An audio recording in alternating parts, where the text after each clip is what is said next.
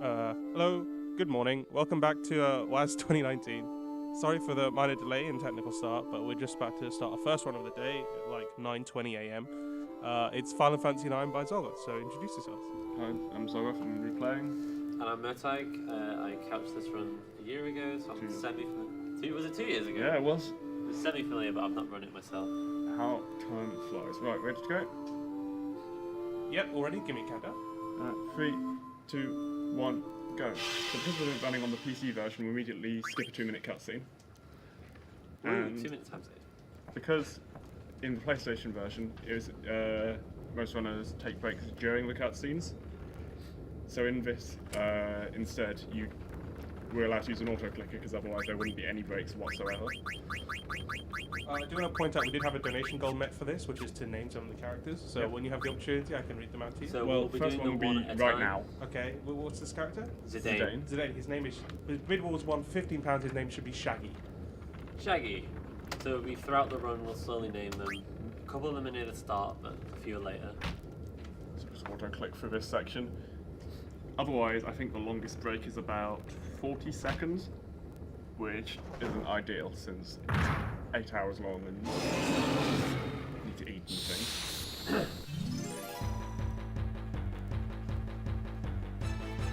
Right, so this first boss can take as long as it wants. Literally. Yeah. Okay. So what we're looking for is a mage masher. This will double one character's damage for basically the next half hour. And it's 1 in 16. There's one risk, that's good, but not exactly what we want. There we are! That was Oh pretty wow. quick. 5, that is good RNG. And then since this fight continues the same regardless of whether we win or lose, we just have every character attack themselves. So that's a really good start. And there's just an extra text box to say, you need to heal when you're low on health. We skip through that. Oh yeah, here's my notes. Last year, 2 years ago, I struggled a lot trying to find where I was in these giant A4 ones. So we've So, updated. yeah. So I'll hardly be using these at all. I've just got to put a load of writing all over them. Just need to line my cursor up with the top of that, because that will click on option 2. With 2 options. You can either play with a turbo or an auto clicker. They're both pretty much the same. Or you can play it normally if you don't want to take any breaks at all. Turbo allows you to select option 1 very quickly, but by moving the mouse to the exactly correct position, you can select option 2 very quickly with auto clicker, which is I prefer. So when does Vivi's name come up? Pretty soon. Yeah, so be ready on closing Vivi's name. So the plot is, in case you missed while it was all going past, that this theatre group are performing a play during which they will try to kidnap the princess. And Vivi here, sorry, question mark, here, is going to see the play.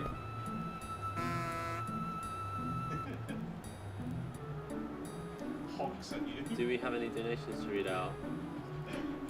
We don't have any new donations, but What about me, Jay? you donate. Let me double check. I'm trying to be subtle here.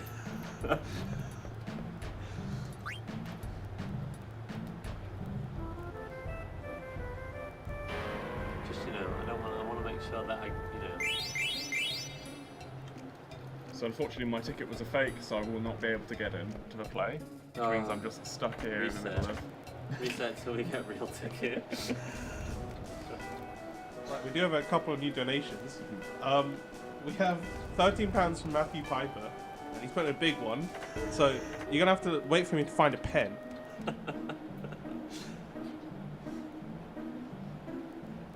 Right, £13 puts this to FF9. £10 for VV being named adorable. Okay. £1. Wait. £1 to Aiko being named my dog. Okay. £1 to Freya being named best rat. Okay. And £1 to Queena being named just eat it. Okay. We also have another £10 donation from Cognition saying to name Vivi Roxas. So Vivi being Roxas is in the lead at £30. Ah. So I might be trying to decide whether to snipe that now or not.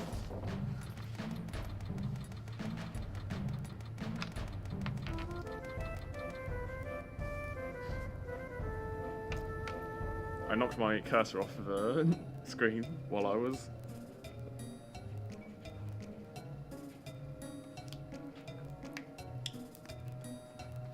So just to clarify, it is quite unusual in a speedrun to allow them to make a turbo or an auto clicker, but because all of the actual FMV, sort of like proper cutscenes in this game we can skip because we're on the PC version, all of the downtime really is just clicking dialogue boxes. So like right now, Zoggoth would normally just be mashing A, and like he'd be doing that for hours in the run if we didn't use any tools. So rather than just have 8.5 hours of he can't leave for a single second, otherwise he loses time, the rules actually allow us to use tools to be able to go through the dialogue without having to press any buttons ourselves. Right, Vivi's name coming up now. Vivi, the current winner for Vivi's name is Adorable. Oh no, Roxas for £30. Yeah. There we are. Thank you very much for spending all that money to sending it to charity.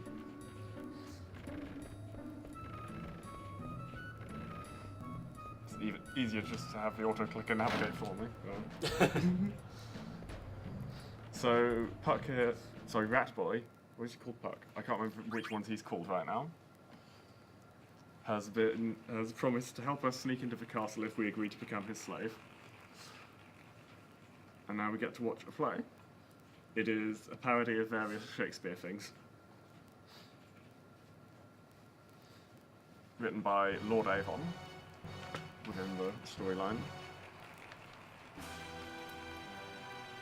Unfortunately, you cannot skip through any of these dialogue boxes, because otherwise the music would have to sync, I guess. And that would be terrible. It would. Let's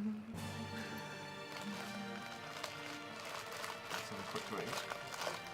Is that coming through on the marks? That might be bad. It is, but I'm Okay. sure the viewers will sympathise with the fact we just had to get up, get here, and start running before anything. Yeah. So, in case you didn't think about it, this is an 8.5 hour run. That means that we need to think about things like nutrition, bathroom breaks, sanity in general. Like, there's a lot of things that are going into this run that don't go into a normal speed run.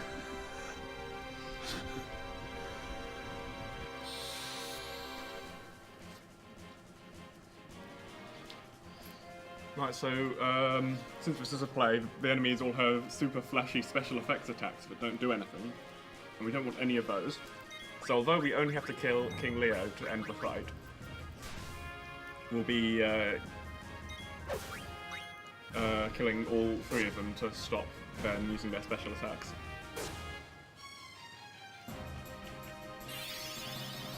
So if we equip the Mage Masher to today, We will not have done that yet. So by doing this, this ensures that Zidane will get an attack before King Leo. So King Leo attacked, then Zidane attacked, but because I slowed down the movement of the... Oh, it doesn't matter at all, because Sinner got a high damage roll.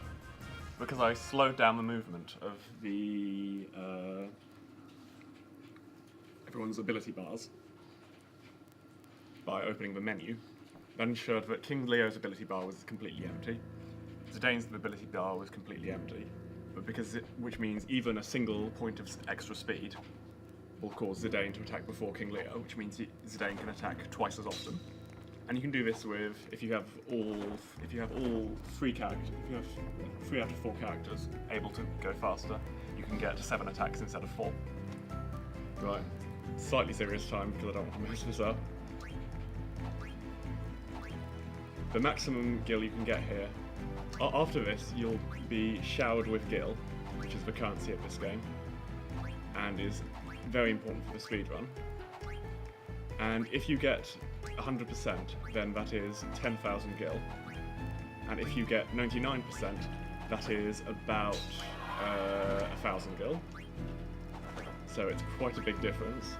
You don't need to get every one exactly right for 100%. I'm not sure quite how it's calculated. It's a combination of the speed in which you press the buttons, as well as your accuracy in getting the right button.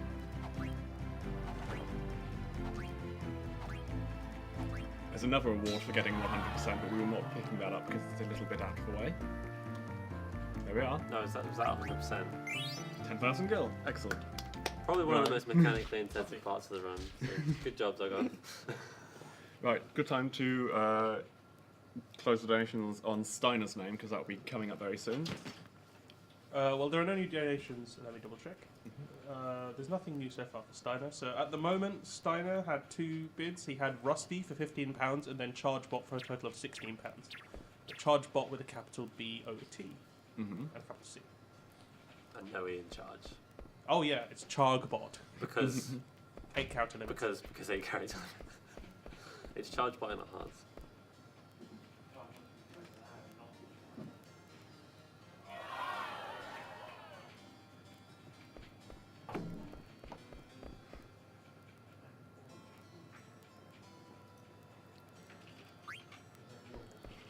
I'm glad I can remember where I'm meant to hover the cursor every time. Have you got notes that tell you where? No, somewhere on my laptop, but I never needed them, so I didn't print them out. I just have to remember. Well, I believe in you. So while we're trying to kidnap the princess just ran past, trying to escape. Not escape us, escape the castle. So now she's trying to escape the castle, we're trying to help her get out, well, I'm trying to chase her down. And these 2 weird comic relief characters are trying to prevent her from escaping. I wish they were comic relief. I still have PTSD for their boss fight. It is such a horrible boss fight. And much worse when you do it like I did. Yes. My notes for that, somewhere in here, my notes for that include screaming.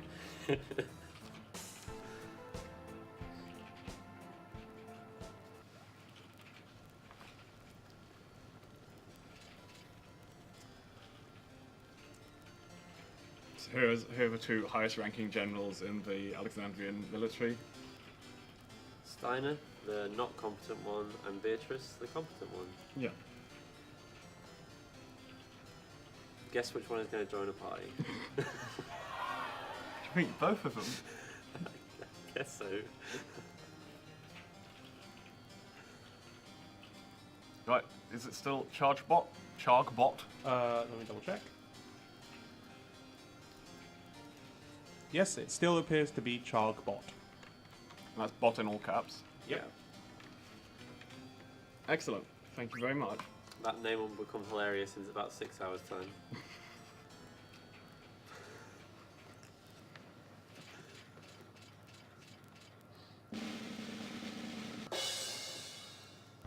So, in some games like this, having short names is helpful, but because the text boxes here all come out in a single frame, it doesn't matter. I think there are 3 characters whose names are spelt out at some point, one character at a time. I think it's Aiko, Garnet, and Zidane.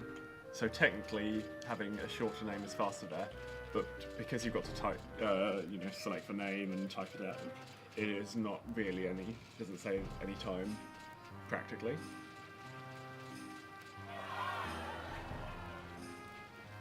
So that screen I navigate by listening to his footsteps. You take 3 steps down, then 3 steps down and to the left, and then you go left all the way, and that lines you up to exactly exit without having to crash into any walls. Probably not any quicker than just going vaguely in the right direction, but it seems kind of neat, so I always kept it in. So yeah, Zoggoth is actually making all the movement look like you're on rails going around the area, but that is not true at all.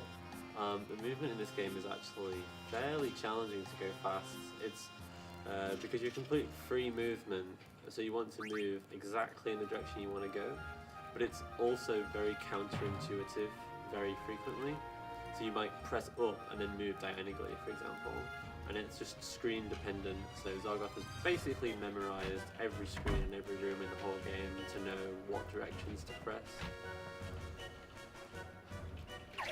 I didn't think I had it memorized, but then I went through like various bits of it in practice and realised that I just happened to know which direction to go whenever I entered anywhere. It was a very strange experience.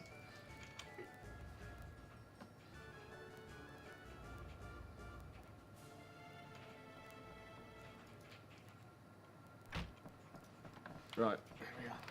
So now,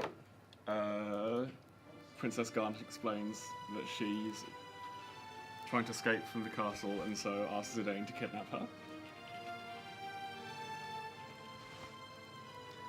I don't know why she doesn't say, like, save me or something, but no, she's like, please kidnap me. Also, she's in a white mage outfit, which I think was from the original Final Fantasy. Yeah. So, we'll see a lot more of this, but Final Fantasy IX is very much supposed to be a homage to, like, all Final Fantasy games previous, so it's very traditional in a lot of ways. Like, we have a black mage in the white mage outfit, and a very classical style in a lot of ways. Because the previous two games had both been relatively futuristic, 7 and 8 are both. Yeah. And after that, they're pretty much all futuristic, I'm pretty sure. Yeah, I'd say that's probably pretty fair. I guess not 11 and 14 less so, but they're the MMOs, so they count.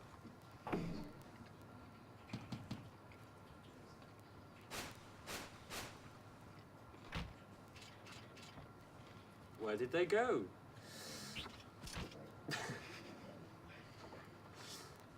I don't know why he's slightly off-centre. It happens all the time, but... Just wondering, the main character Shaggy, what species is he? Because he has a tail. He's listed as, I think, tailed human. We'll later find out, well, in 6 hours we will have learned a bit more about that. It is an important plot point, don't worry, we'll get back to it. Is there racism? Is there any racism? I mean, I don't know. Well, I mean, people... Everyone seems fairly cool about it and doesn't really mention it. Just don't mention it and the racism will go away. People really don't seem to mention it. Like, Steiner's not mentioning it right now. I mean, do people refer to Clarence as rats in a...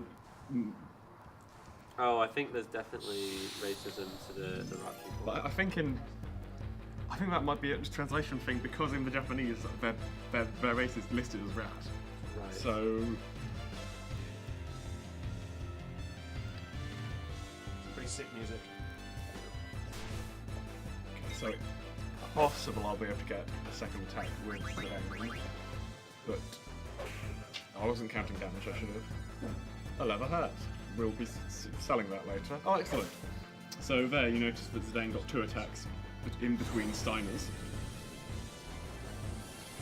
And that shouldn't be possible again. It's by pausing their ability bars.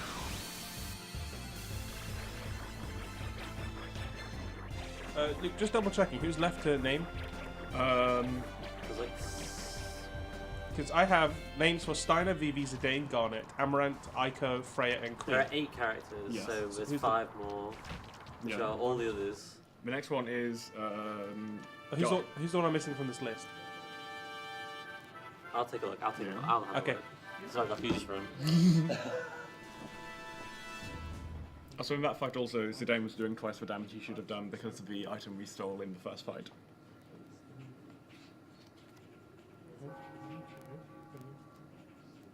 Oh, we do have names for the characters, don't worry. Okay. Yeah, I guess the bid war is still open though. Yep.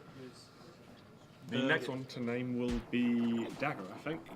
Yeah, Garnet. I don't know if she's listed as... How far is she's it? listed as Garnet here, and the current winning bid for Garnet is to be named Velma. Okay. At £9.80. So if you donate larger than £9.80, you can have Garnet a different name. There's quite a lot of time before she'll be named. Right, yeah. The other names currently winning for Amaranth, the winning bid is Blaze It for £4.20. For Aiko, the winning bid is My Dog for £1. For Freya, the winning bid is Best Rat for £1. And for Queena, the winning bid is Just Eat It for £1.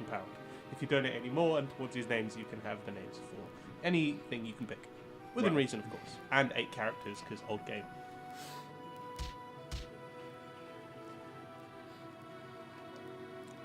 Oh, so here Stein has actually accidentally wandered up on stage, so Garnet knows how to act properly and knows the script, but Steiner does not, so he's not sure what's going on right now.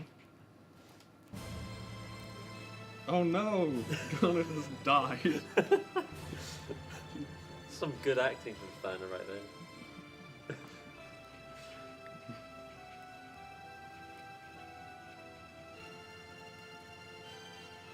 I like how Steiner just fell for the good old, like, sword under the arm trick. Isn't he meant to be a knight or something? You'd think that... Of all people, He's a might knight, notice. not an actor. He doesn't know stage direction.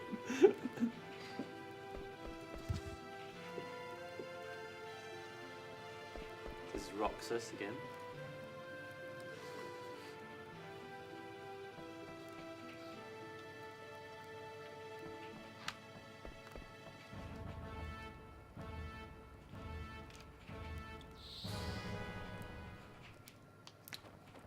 He just sets Garnet on fire for some reason. Let's stop the people chasing him. Because he broke into the theatre without a ticket.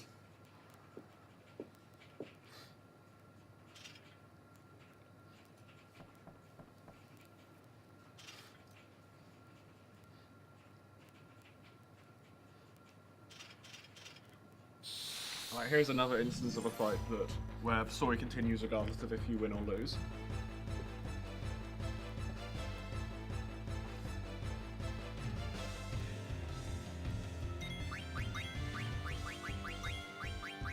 So I just have these 3 people attack themselves. Garnet, because they're chasing after the Garnet, they're not going to attack her, so once everyone else is dead, the fight just ends.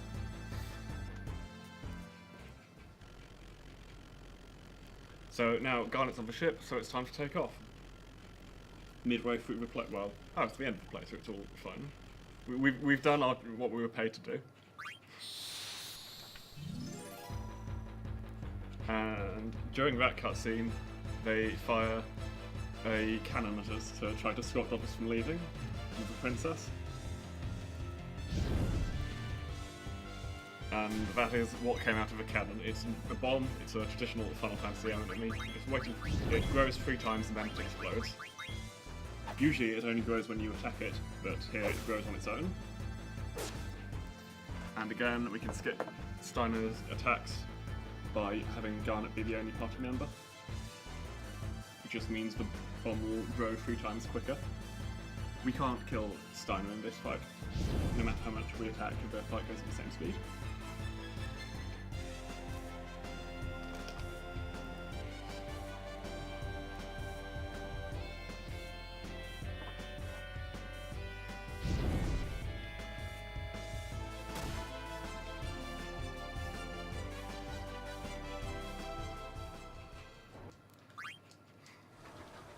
Cutscene, dialogue box, cutscene.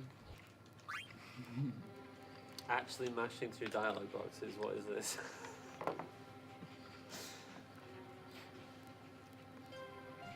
Of course, if you're doing auto-clicker mode, you're not allowed to mash through a single dialogue box. That's cheating. Yeah. This one is animated differently from all the others, so it's not skippable. Because they're using the actual character models rather than full video. So our airship is crashed. Yep. And now everyone's worried that they're not going to be in trouble for kidnapping, they're going to be in trouble for murder instead. Because no one knows where Garnet has gone.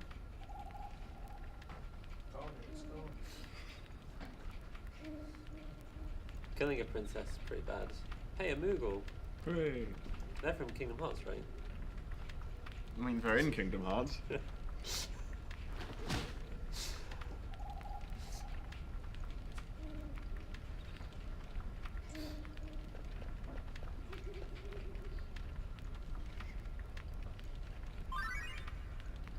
Oh yeah, the ATE system. But so this is the way they do little cutscenes to show you where the rest of your party is. Since your party changes so often, they want to keep you updated on where everyone else is.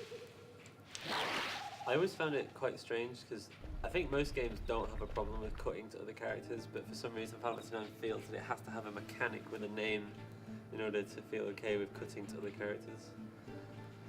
Here's the first screen where you can get random encounters. A random encounter here, although, well, it's not very, it does take quite a while to load in and to load out. It's not too bad because we do need a little bit of experience early on.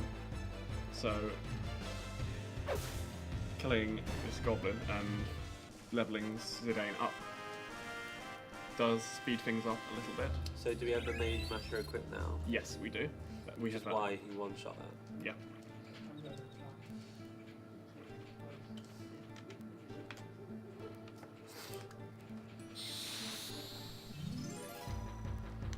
So if we hadn't got that, then we might have needed to deliberately get an extra fight later on to level Zidane up to level 3 before the next.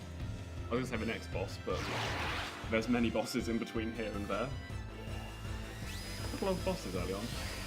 Well, forced fights, I suppose. So this is like the limit mechanic in this game. When the meter below the ATB gauge fills up, you kind of go purple, shiny, look a bit different, and get to do like your super move, basically. Ultra Instinct Shaggy. Exactly.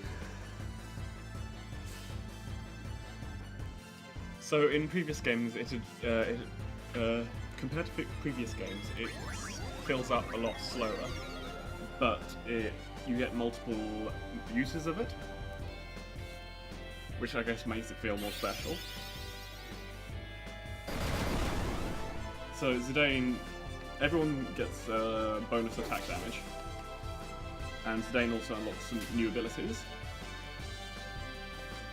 There's two of them. One of them does a huge amount of damage to one enemy, and one does it to all enemies. If you target all enemies there, you'll hit Garnet, which is inside that prison cage, and then you will get a game over because Garnet is dead. So you need to make sure you always use free energy there instead of Firestorm? Tidal Flame, that's what it's called. Also, that fight went slightly quicker. Because Zidane leveled up, he has 3 uses of his trance ability rather than just 2. Because that's what you'll get unlocked. It's based on your spirit stat. And that meant I didn't have to sit through a detrance animation before the fight ended. So this one, Vivi is actually useful, unlike Garnet. No, Roxas is being drained. Wait, sorry, Roxas. Yeah. You gotta stick with the names, you're donated.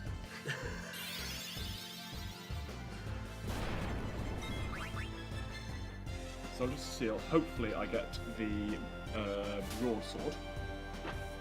Hooray! So that means you can. In this game, you cannot de-equip your weapon. You can only equip it. You can only go to a different weapon. So you can't never have no weapon.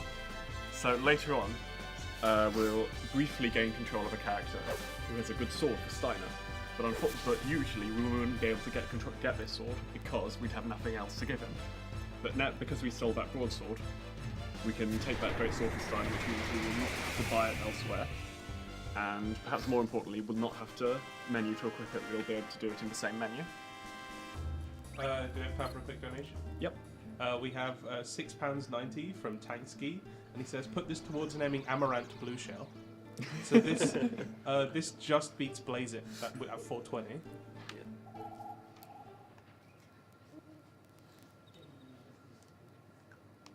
I just need to write down how much that I got that, so I'll remember.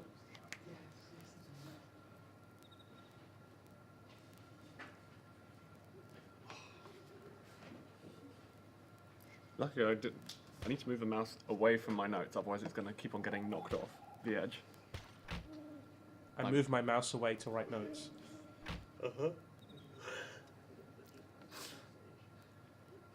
I've got quite a lot of extra gil so far.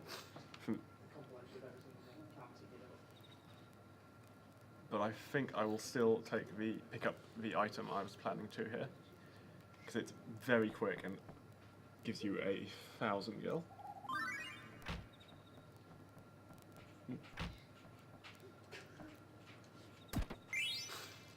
So Vivi and Steiner have, Roxas and Chargebot have both been had seeds implanted in their stomachs, which will grow into plants and kill them. That's how the monsters in this forest breed. It's pretty harsh. Yeah. So we've managed to find a potion, but they've been told to rest. Flashback to 10 minutes ago or so. Similarly, we're worried that Garnet will also be ill, so we need to go and save her. But we've been told we're not allowed to wander off and risk everyone splitting up and dying, so we're not allowed to split up and look for clues. What a shame. The gang's nearly all here. So Zidane has a think, do I want to go and save her? If you decide not to save her, then he'll go and have another think and then decide that he will save her, and you don't get a choice in that one. So we need to go to convince Baku to let us save her.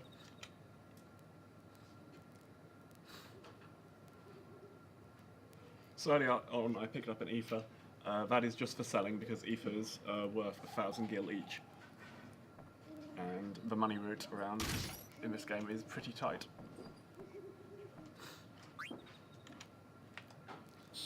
Ethers will be used later on to restore MP, but for now.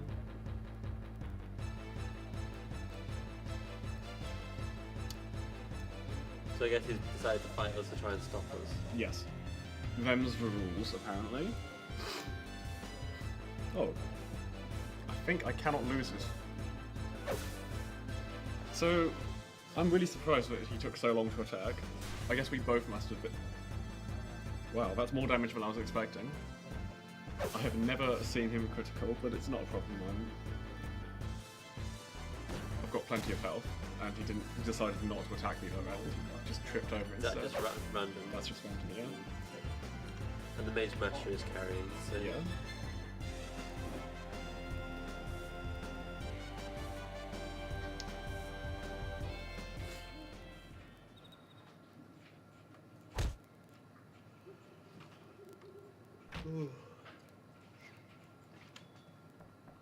Right, now... Good choice. We've now convinced him to let us leave, so we're gathering up everyone else we think might be helpful to go and save the princess.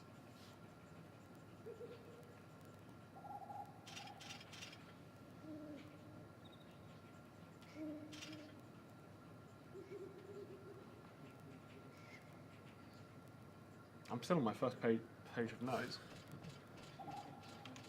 Got a lot of run left yet. I guess it's because I don't really need much info this early on. So Steiner agreed to come as long as we brought Vivi as well. Chargebot agreed to come as long as we brought Roxas instead as well. I'm gonna say. Yeah, it's going to be tough to stick to. Yeah. I'm not used to this.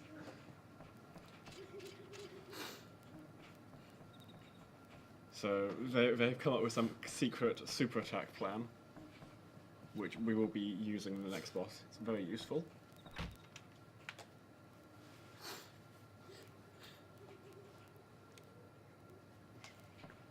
It is actually useful. It sounds like they hatched a terrible idea, but it's not. It's a great idea.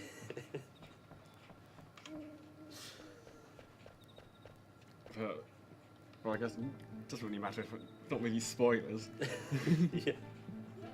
So their plan is to cast magic on Steiner's sword, and then Steiner hits people with his sword. Chargebot hits people with his sword. Oh my goodness. I'm going to correct myself every time, I think.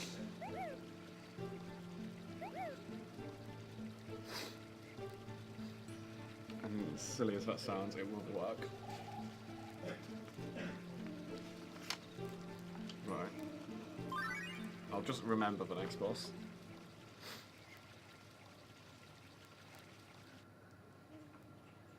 Is there any menuing before it? No, there's a menu immediately after it though.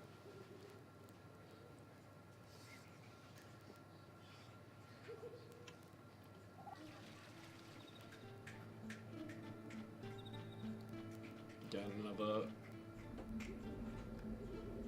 I don't really know what the difference is between the skippable and the non-skippable ones. I mean, visually you can tell they're quite different, I think, but I'm not really sure the reasoning. It might be because the game is doing something in the background. Like, since it was quite a short one, it might have been loading like this area or something.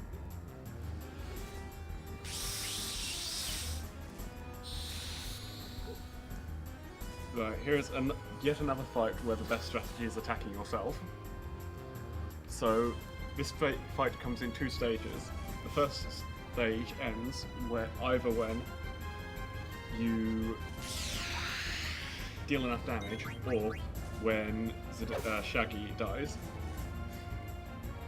Shaggy can never die. Not in our hearts.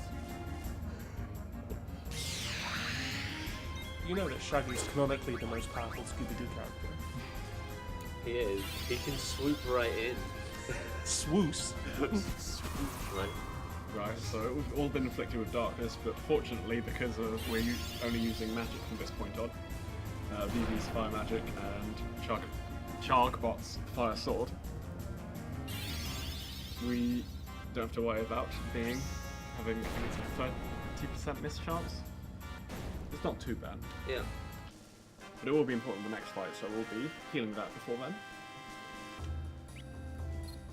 Why does Chargbot always look so unhappy? He's just like that. He'll be happier later. What's that? Just spotted your t-shirt. Can you show it to the camera? Perfect. It's not Final Fantasy 9, but... Voice acting was a mistake.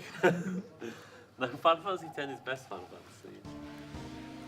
Right, so we equip.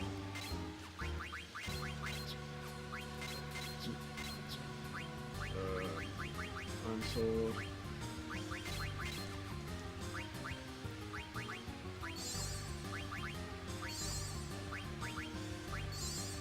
Who's Blank? Is he a character name? No, he's not- a side not- character. Oh, he's just here for the ride for a bit. Like, spoilers, but not going to be around for... Oh no. So I do heal Zidane here because he's only level 2 right now, and for the next boss we want him to be level 3. So we'll get some experience on him. Currently has 23 experience and he needs 47. So he will need all the experience from these ones.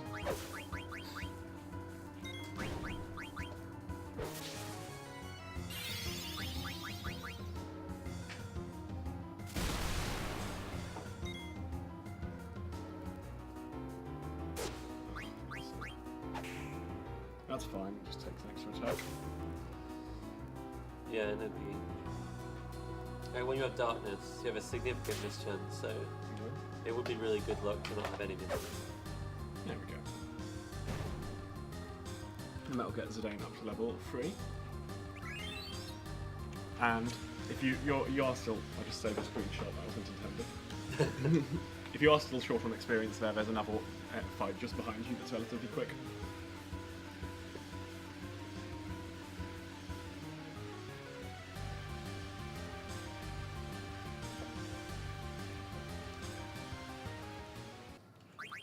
So in that cutscene, the forest slowly turns to stone because of we killed the boss of the forest.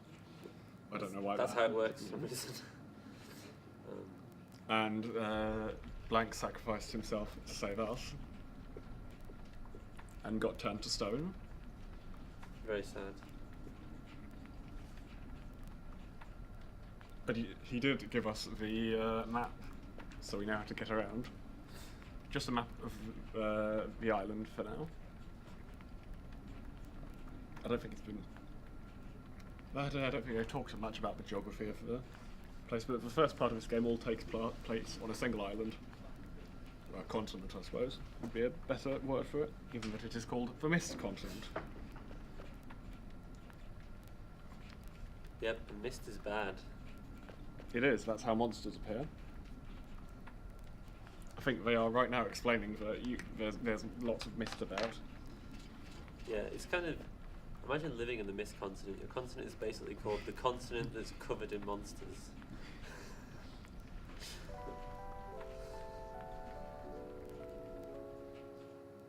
To be fair, the other continents are just as bad. If not worse. Well, they're later on in the game, so presumably they have Yeah, stronger monsters.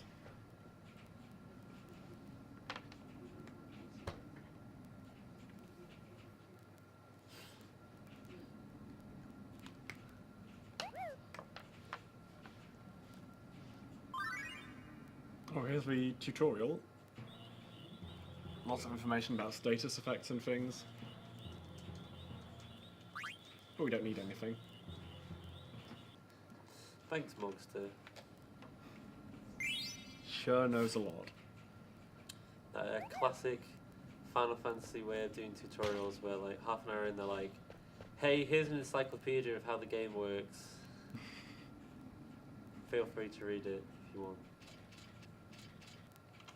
Right, so although you can get encounters while you're travelling around the overworld, you cannot while that mist continent is on screen, so we don't need to worry about that. Later on we will have a trick of avoiding encounters while on the world map.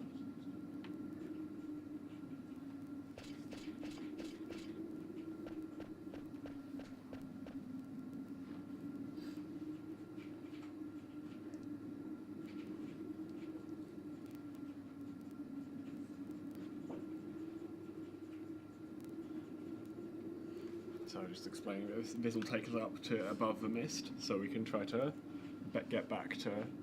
Well, I don't think anyone really knows where back to. Some of us are trying to get Garnet to Limblum, where we were originally trying to kidnap her to. Steiner's trying to get everyone back to Alexandria to face justice. Yeah, Steiner's a bit of a third wheel or fourth wheel here. Like, Zidane and Garnet are trying to get away to Limblum. Vivi's rocks this along for the ride. And Chargebot's like, hey, everyone, like, you're under arrest. Like, Right, so... Oh, we managed to avoid all the encounters. So that mist you see coming out of the walls, if you crash into it, is an encounter. And there's a little bit of randomness in the cycles, so... But fortunately, we didn't have to wait for it to go. There's meant to be encounters here, but because the PC version has a significantly lowered encounter rate, they are unusual, but not unheard of.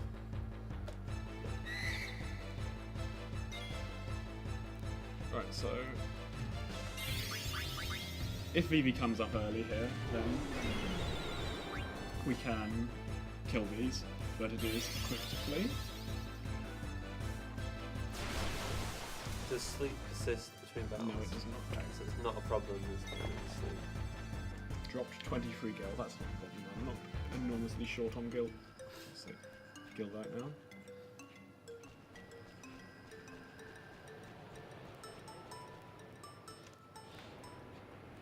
Well, actually, I'm not 100% sure how much, because I've got all the various gil sources written down here, but I'm not 100% sure how much I got from one of the unusual fights in the random encounter we got in the Evil Forest. Against the goblin. It was against the goblin. You can look that up, but I'm not really fussed, so I'll Do you just... want me to? It's fine, I don't need to know exactly, as long as I have a decent idea. So the boss of this cave, wasn't that one of the bosses we did menu for last time, or is that a different cave? That's a different one. That's a different one. We can't really menu for this boss because there's not much to equip. We haven't even visited a shop yet. That is true, that's true. I just, You're worried. if we forget to menu for the same boss again, I will never forgive myself. I think both of the bosses have a pretty... I'm just trying to be the backup.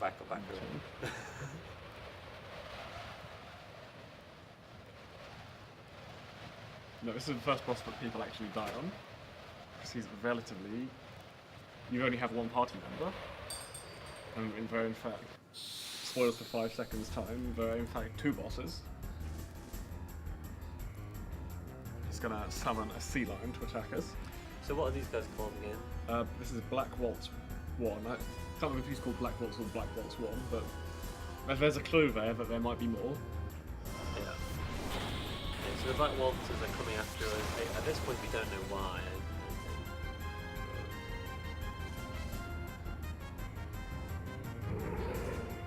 But they're trying to bring Princess Garnet back to the castle.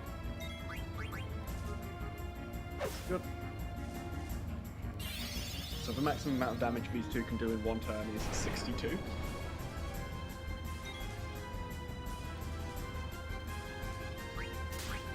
So 94 health, that's fine. We kill Black Waltz first because if we attack Sea Lion, Black Waltz will just heal it.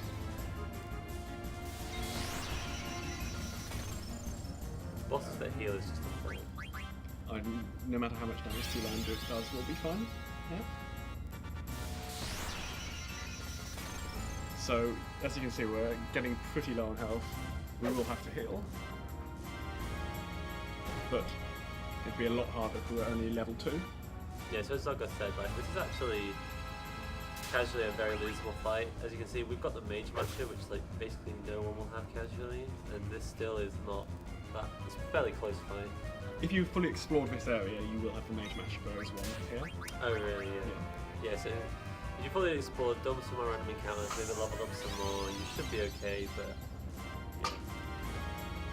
in the worst case, you can sit here, heal, and while your trance bar slowly fills up, because once you've entered trance, this fight is relatively easy. But for us, that would take quite a while getting hit, and there's quite a lot of randomness in how long it takes. We don't really want to do that. Alright, so that was a counterattack, so even though the boss just attacked, they get another one immediately. But we're still at good enough health. counter-attacking with Lazara is pretty unfair.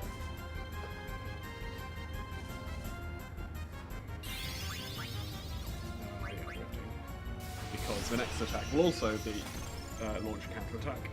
36, that's the maximum damage, so even though I'm quite low, I knew I'd be fine.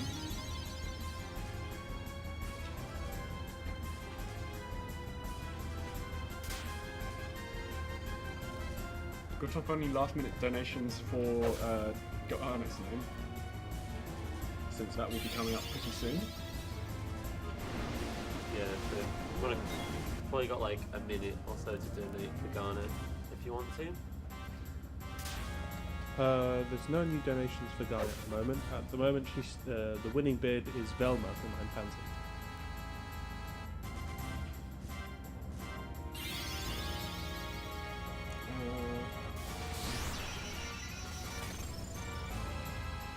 Will this kill him? Yes, it will. Here we go. Nice, well done.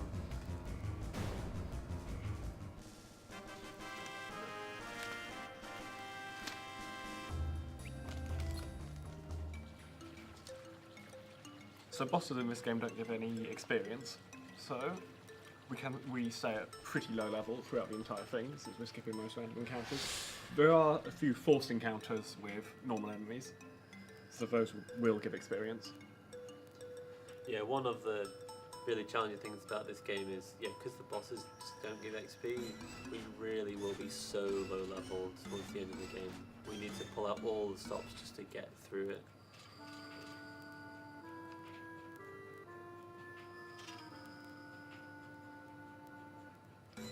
So Zorn Form just turned up to explain that although Black World 1 has failed, 2 and 3 will bring back the princess, so at least we now have a real villain, we know who is chasing after us. Maybe Chargebot is a Black Waltz in disguise.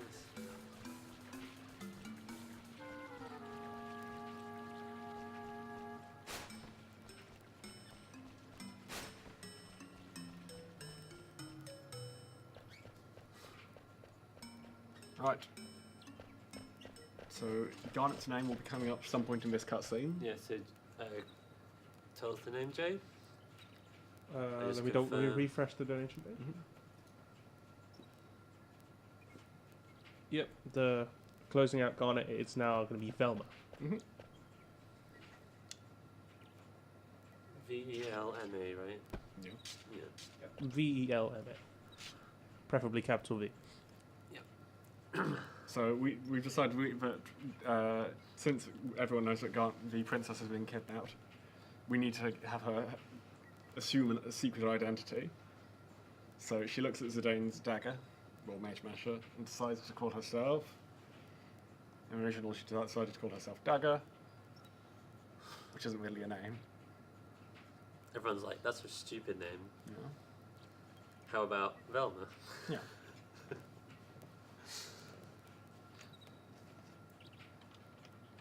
Thank you very much for donating for that. There we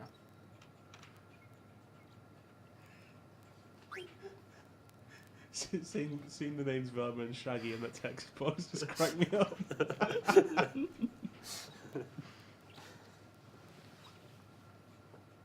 Yeah, so that's 4 of our characters' names. There's still 4 more, so if you want to get a super hilarious name in, there's still plenty of time. Yep.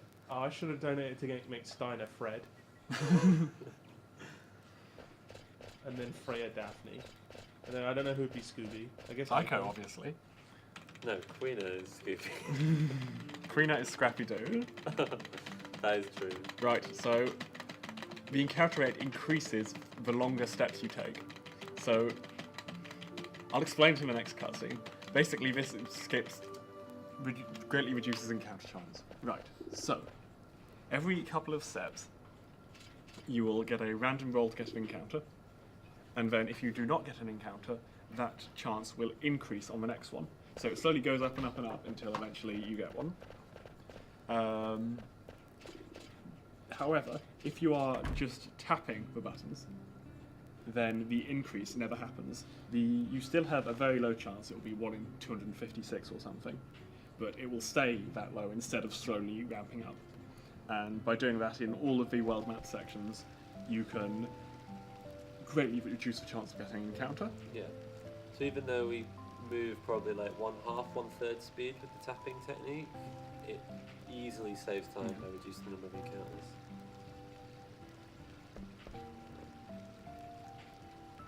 Yeah, but as Zoggoth says, it doesn't make it 0 every single time he taps. There is a very tiny, something like 1 in 250. I think it's around that low. It's not every single time you tap either. It's every couple. Right, every couple of taps. So it was probably possible to get a random encounter there. Obviously, Yes, Miss Constant was on screen. Couldn't get an encounter the whole time, but there was a little bit at the end. That misconsonant is a bug. That doesn't do the same thing as the usual Right. one. Yeah, so he could have. It was just been a bit unlucky. That will be there for the next 2 hours or something, whenever you're on the world map, but you will still be able to get encounters. It's only the first one. Right. It's because I guess they don't expect you to walk just straight to where you're meant to go. You're meant to explore a little bit, but we don't have time for that. Who do they think we are?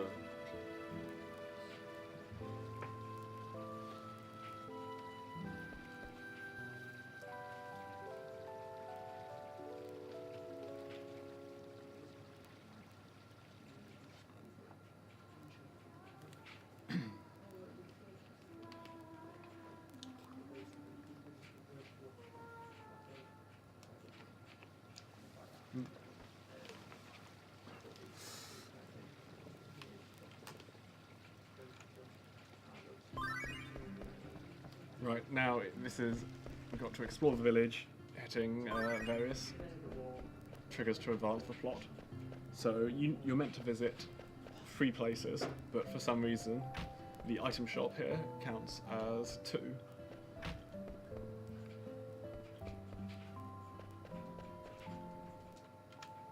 Then talk to Vivi, Roxas.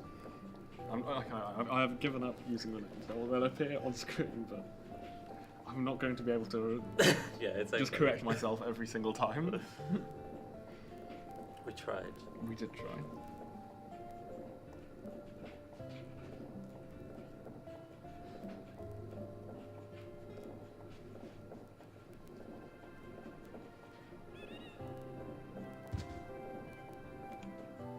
Oh, I forgot there's still dialogue here.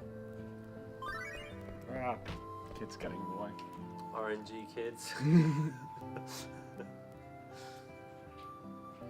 Right, another positioning thing to choose the faster dialogue options. So can you move with the clicking as well in this game? Yes, you can. It's occasionally useful if the screen is really weird and wobbly.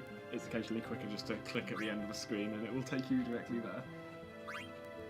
But Most of the time, actually using analog stick is faster. yeah.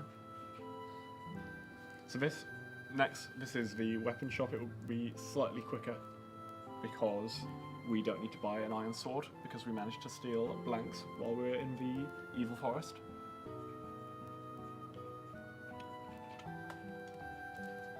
Which, as Zoggoth said, means we can take the great sword off Steiner, which means you don't need to buy a great sword. Let's go with 17. So we do not have enough people to equip all those wrists. They will be turned into... Later on in the game you can combine items to make new items. And as it turns out, there are a few where it is cheaper to buy all the pieces, put them together, and then sell the item than it is to... no. You make more money that You way. make more money that way. And the most profitable one is cotton robes, which cost 1,390 to make and sell for 2,000. So we will be buying, throughout the run, about 17 of those, I think.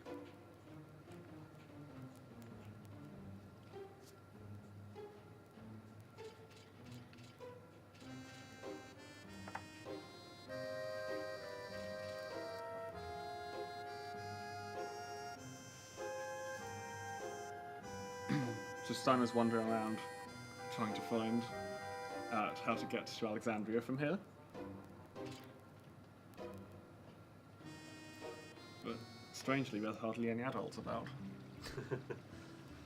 for him to talk to, so he said to ask all the kids instead.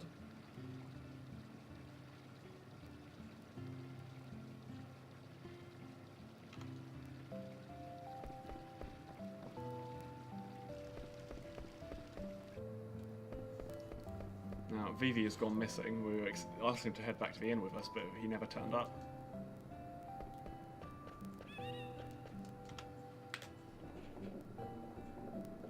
So now we need to go off and find him.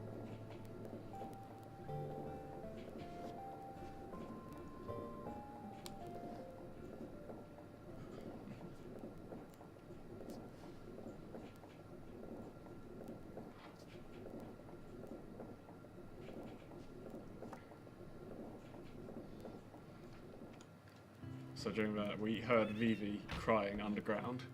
So now we're saying that he'd been kidnapped. So we need to find out how to get underground. Well, that was quick. So there is something going on in the town. Some dark secret. Which we now need to investigate. Shaggy and Velma. Off on... Oh, there's just a chocobo here. Yeah. It's not anything weird. Shaggy and Velma looking for clues. Yeah.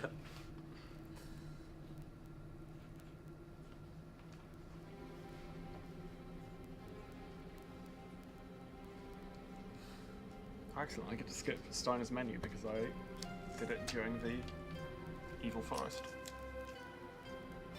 Yay, one less thing.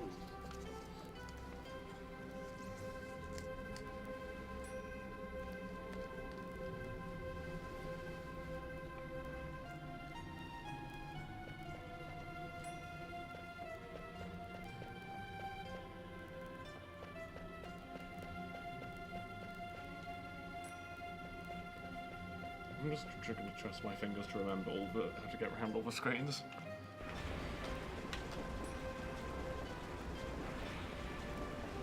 Right, we're now in a room full of mysterious machinery and a talking box. And also mist coming out from the back door.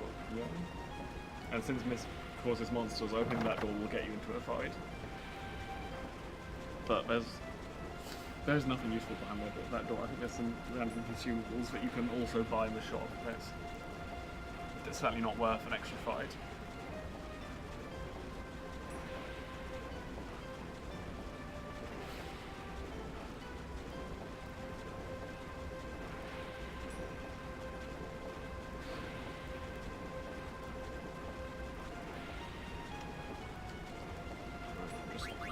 make a small change to our equipment for the next fight. So VVE with the silk shirt because that provides resistance to lightning. So trick here. Okay. That was slightly slow. So by walking there instead of running, if you run, you have a little animation where he slides to a halt to have a look inside as he spots something. But if you're walking, then he doesn't slide. Is there any other instances of I don't believe so. Interesting, this is a one-time thing. There's one other instance where walking makes a difference, but it's not like it's not at all similar to that one.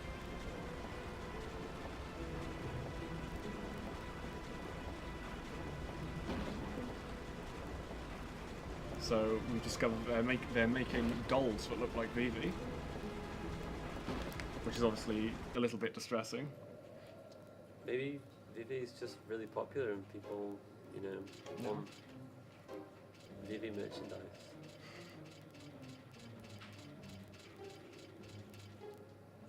So we have to wait for this guy to come down the stairs before we enter the house. Very reminiscent of Yeah. So as long as he's off the stairs by the time you enter, it's fine.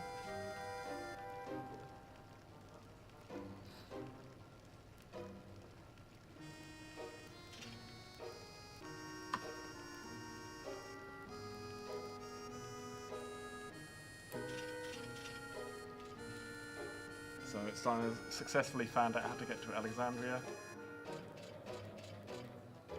And so now all he has to do is convince Garnet to get onto the ship, Velma, and he can finally take us back to face justice. Yeah, I don't see why they would do that. Yeah.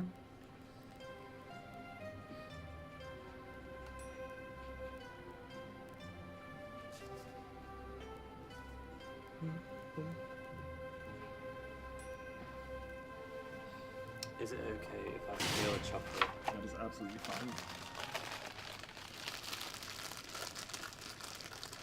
Right, you've got to decide, does Steiner observe the barrel, or does he poke it with a sword? As much as I want to stab everyone in this barrel, I'm sure just observing it is slightly quicker.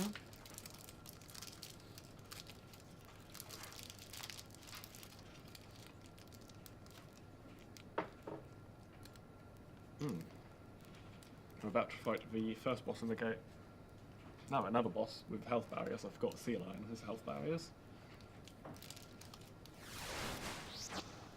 But this one will be skipping the counter through quite a weird method.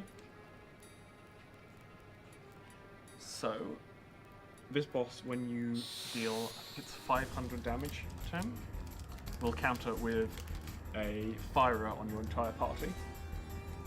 But because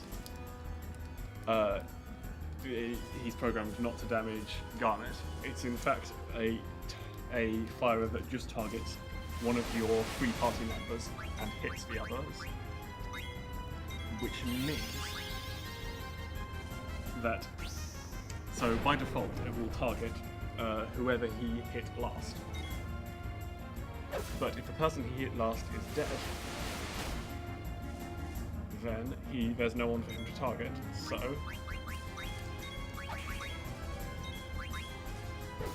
and we've now skipped the counter. If you notice, Steiner is doing quite a lot of damage. This is because I've equipped, not only does he have a more powerful weapon than he would otherwise, but I've also equipped him with the bird kill ability. Obviously he's fighting a bird, as you can see. And it increases damage to all flying enemies by 50%. And quite a lot of bosses in this game are flying, so it's one of the more useful killer abilities. There's some for killing for doing bonus damage to humans, bonus damage to stone enemies. Only 1 ether there, that's a shame. So you can get an extra 1,000 gil from him depending on how many ethers he drops. Unfortunately, I only got 1, which is the minimum.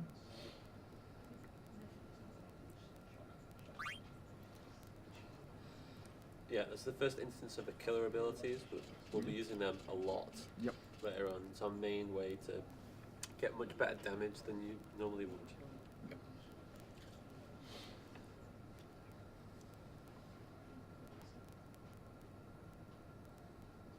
Oh, Dialogue. sorry. I shouldn't have been checking my notes, I should have remembered, but there are 2 dialogue options in that.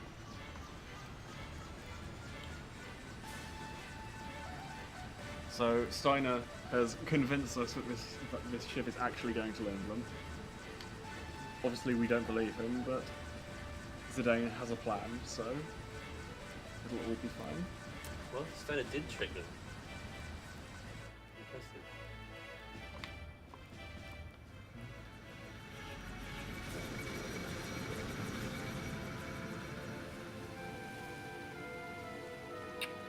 Yeah, I have very fond memories of this part of the game where they're flying towards Lindblom.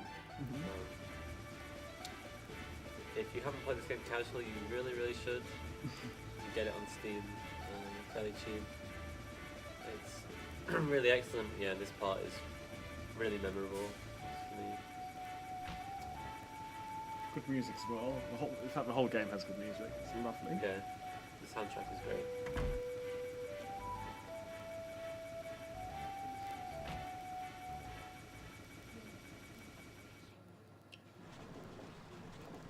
Even more distressing than having dolls made of you, they're moving dolls. There's a little bit of RNG in how the Black Mage here moves. Oh, excellent, we got the best one. Nice. So there's Vivi will follow the Black Mage around, which means if the Black Mage walks to the back of the room, then you've got to wait for Vivi to walk all the way to the back of the room and all the way back to start this dialogue. Unfortunately, the Black Mage just stayed where it was, which is the best case.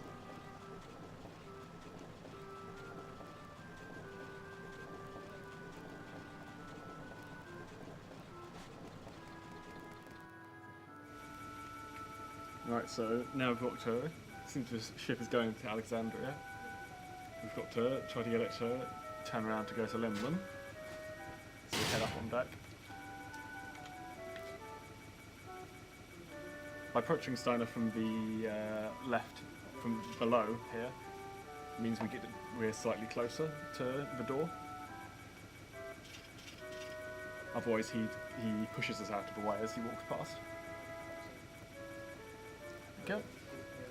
So Steiner is very happy that he's successfully got all the criminals on board, on their way back to Alexandria. Nice cutscene where we turn the airship around and a sinister figure watches us from a mountaintop.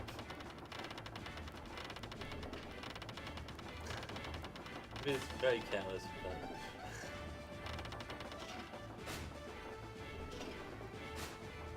I'm surprised he can hold himself up on that tail. It doesn't seem very... Yeah, that is true. Very strong. There must be a body weight. Because as you get bigger, you get heavier. Quicker than your tail gets more carrying capacity, I'm pretty sure. Yes, because the strength of it would be proportional to its cross-sectional area, whereas... So it's the square cube law problem. So here's the sinister figure here to attempt to bring Garnet back to the castle again. This is Black Ops 3? Yes. The spookiest one. Absolutely. That cutscene is terrifying. Yeah. Master Roxas. Apparently Roxas is a Keyblade Master now. I'm not up to date on Yeah, Kingdom Mark Hearts. of Mastery exam completed. Well done, Roxas. I was too busy practicing this to play Kingdom Hearts 3, so...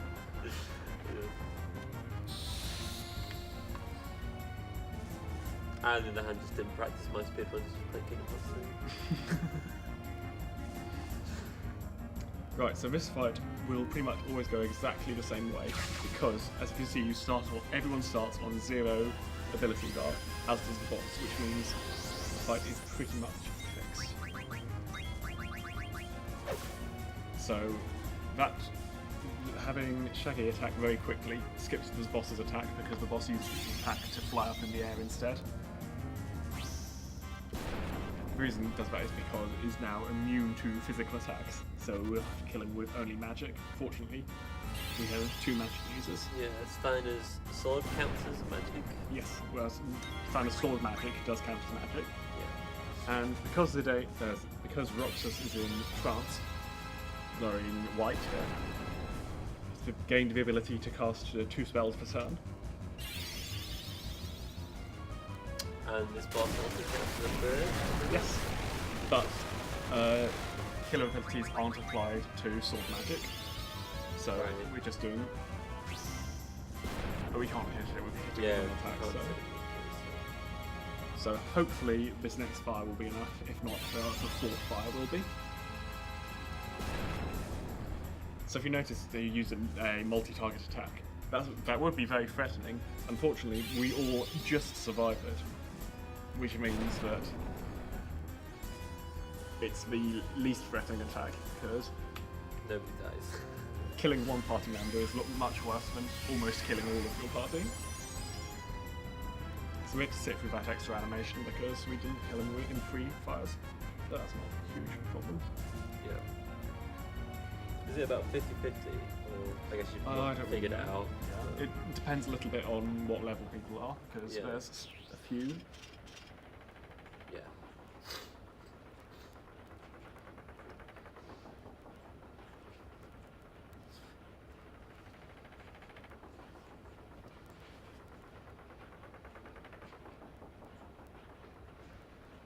Good time for donations if there are any. Hit that refresh, Dave. No new donations. Okay. As of yet. It's pretty early though. Yeah, that's fair Yeah, enough. It's like It's all good. It's like middle of the night in America. So I wouldn't expect someone to be like, right, So it's 9 AM on a Sunday, time to get home and Yeah. donate.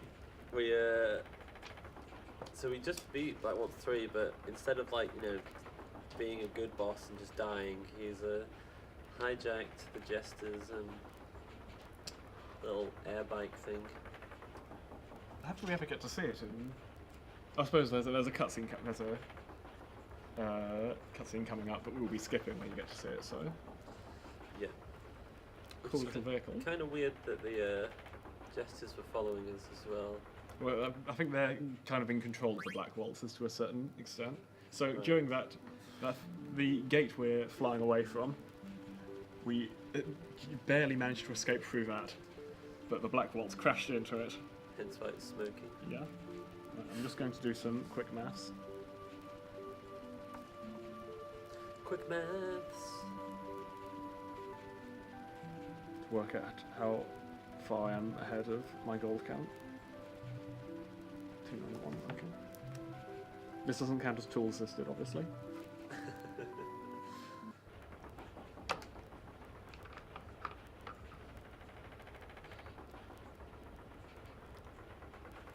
And I also have 2 additional wrists. So we're ahead on Gil, Yes. even though we only got 1 ether drop from the... Yeah, well, I assume 1 ether drop. That's Right. Yeah. well, this route is intended to work on absolute minimum Yeah, drops. worst RNG is you just don't know. You just would get to skip stuff, I guess.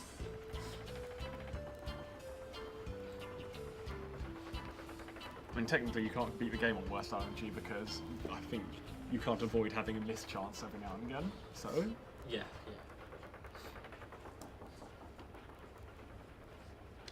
but worst Gil RNG. yeah. Is acceptable. Just about.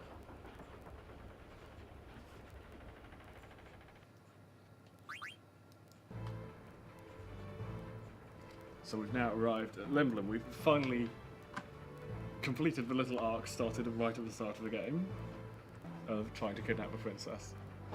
She is now successfully here.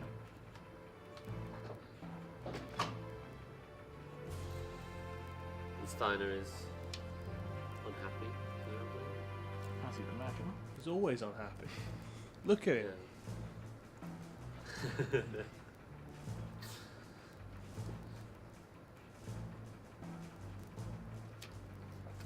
Wish these notes weren't quite so bendy.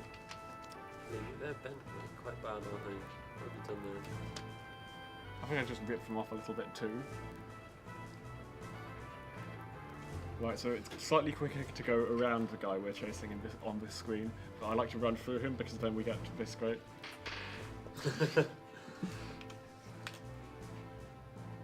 He just Worth the completely phrase. vanishes.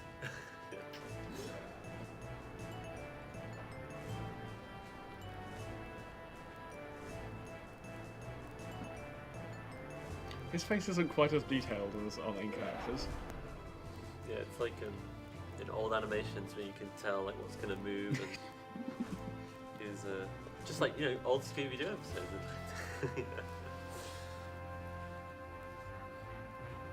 I watched the first episode of Scooby-Doo recently. Like the very first. Very first, and you know who done it at the start. It's the only other character that they have met. Nice. So this is the Regent of them? Yes, that is Regent Sid, who has been turned into an oglop. Someone snuck into his house, kidnapped his wife, and turned him into a bug. He does still have his magnificent moustache, so it's not all bad. Yeah.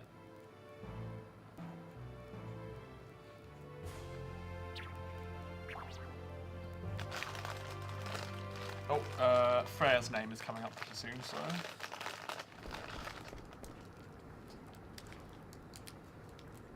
Currently, the leading donation in the bid war for Freya is Bad Rat for £1.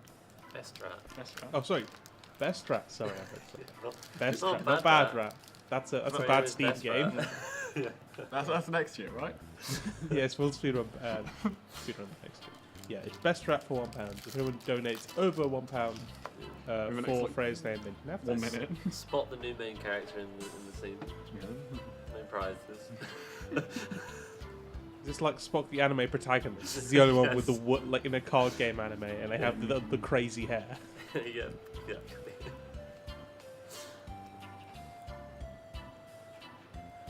Clearly the answer is to name... He tries to guess her name a few times, and she... But what happens if you choose one of those names? So, Best Rat. Like that? Or do you want a space? No. You can't have spaces. Can't have spaces. Spaces are banned. I just realised that picture on the left of Freya is... I mean, it's not spoilers, but like... It's significantly later on in the run. You're rather like an hour and a half, I think. Yeah.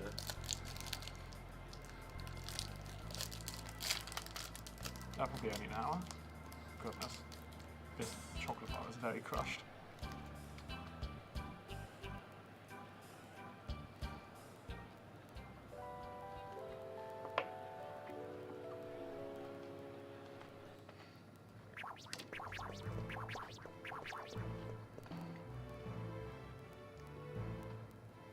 I need to iron my notes. I should just get an ironing board and just do it for you in the background. Oh, so Regent Sid's just explaining that in fact his wife was not kidnapped. She caught him cheating, and so she ran away and turned him into an oglop. So Sid's the bad guy. Maybe Sid is the bad guy. I don't think that is very likely. Unfortunately, since he's an oglop, he's not able to work on his airship science. So he's trying to work out how to make airships run without mist, sorry. Because currently it means it's very difficult to get outside of a mist continent because you can still go by boat, but I don't know why no one bothers going by boat. There's probably like giant sea monsters, knowing what this is like. Well, you never find any of those, so... Right, it's time for the first big shopping trip of the game. Now we're finally in a big city.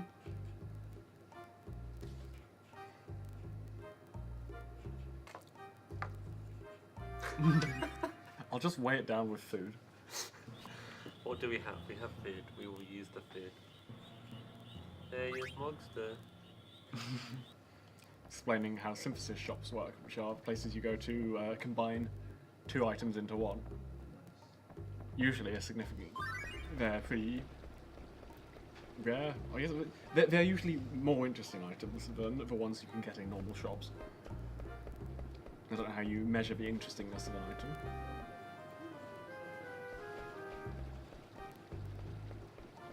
Right. So I need to sell a whole bunch of stuff first.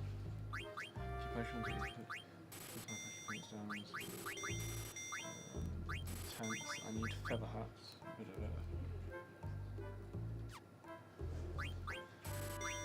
And I need wrists. I need tents. I need potions, phoenix stones. Yes.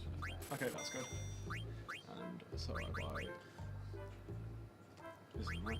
I buy 2 mage mashers, a glass armlet, a leather wrist, a leather plate, an iron helm, a headgear, and 10 steel hats.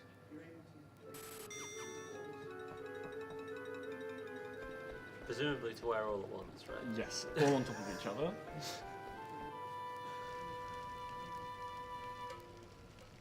And here's a synthesis shop where I'll be combining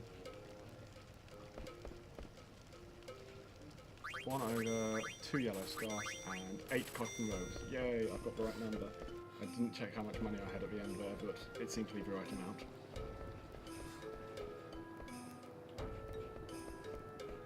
So yeah, all those cotton robes we will eventually be selling for a profit of 610 gil each. And that's how we turn all of the money we got in the... Right at the start of the game in the play, we got 10,000 gil. So most of that will be turned into cotton robes. Yeah, so that 10,000 gil will probably turn into about 15,000. Something like that, yeah.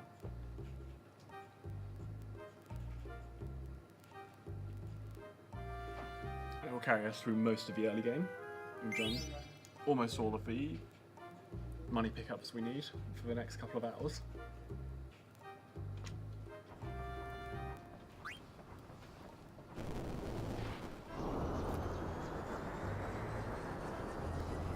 We need to get a heater in here, do. I've got lots of layers on. I'm fine, but yeah, pointed at no fair. I'm trying to remember where I'm going. Theatre District is the correct place. Oh, that's right. I'm going to the Tantalus hideout to see if anyone else has got back from the Evil Forest yet, despite the fact that we took an airship, which is probably a pretty fast method of transport. But maybe someone beat us back. Nope, no one at all.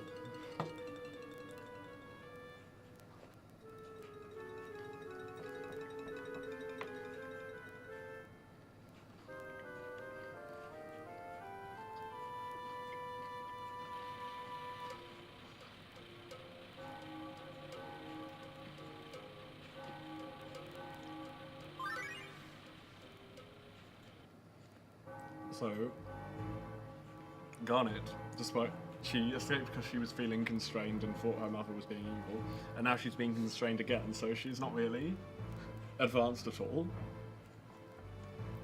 Regret. Turns out when you're a princess, people just don't let it go. That wasn't even intentional, I promise. Right. So those 2 kids have told us that we're not being assertive enough. We should go tell the princess how we feel. Because of course the Dane's in love with her. They're the 2 main characters. It's required. Linden Castle. This is that's a very bad menu mistake to make. If you go to the wrong place, you have to sit through this entire animation of it going all the way there. Yeah.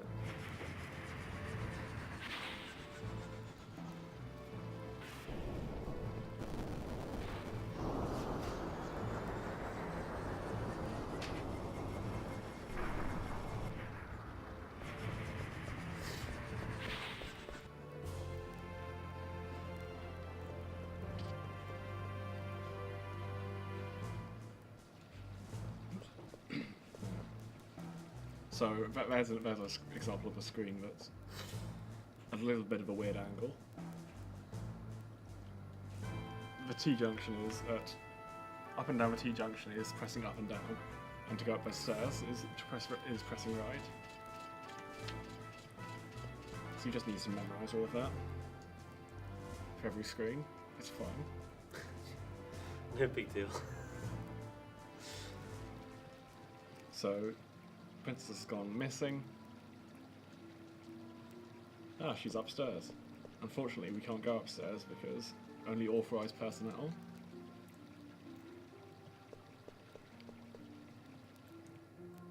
So in the second instance of Zidane disguising himself as a guard, we're going to steal this guy's uniform.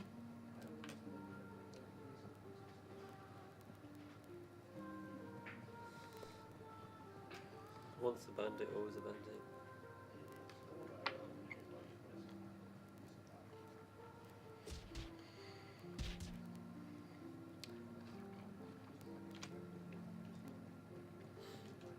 Weird stray text box here that I always forget. Right, and there we go. Now head upstairs to find the princess.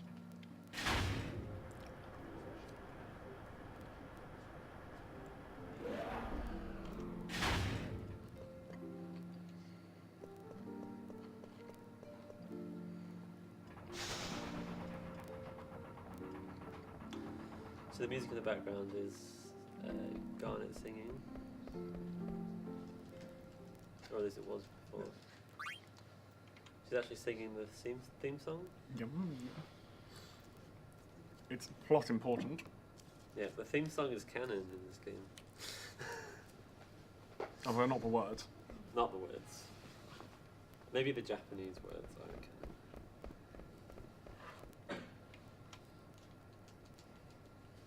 canon.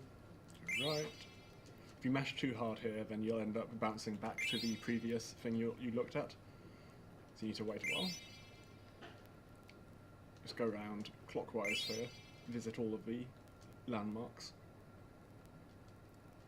Just to give you an idea of where everything is, I guess. Yeah, I think the game's trying to give you an idea of like places you've been, other places, kind of the world. Yeah. The world map in this game is actually pretty big, so it doesn't let you see the whole thing for quite a while. Because usually in the way they restrict your progress through the game is by how you're able to travel around. Yeah. So early on you're just walking, and then later you might get a boat, and then later on you might get an airship, and then the game opens up completely because you can visit everywhere. Mm-hmm. So it won't be until about 5 hours in that we're able to properly explore the entire world.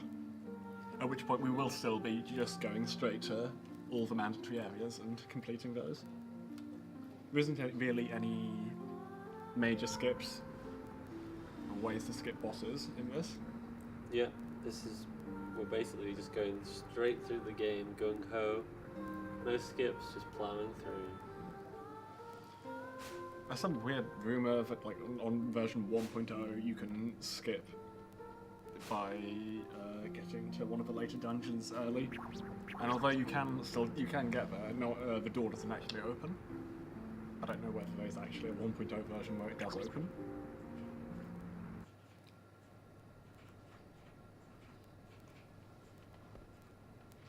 That would be PSX only though, wouldn't it? Yes, it would be.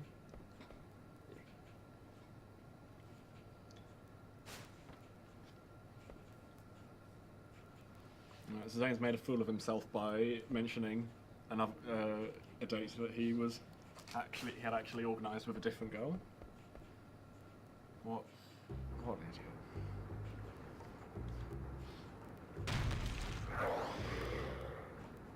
Oh yes, this is the Festival of the Hunt. They let out loads of monsters, and then you go out hunting monsters. Yep. So it sounds really stupid. It is really stupid. Everyone gets injured. People presumably die.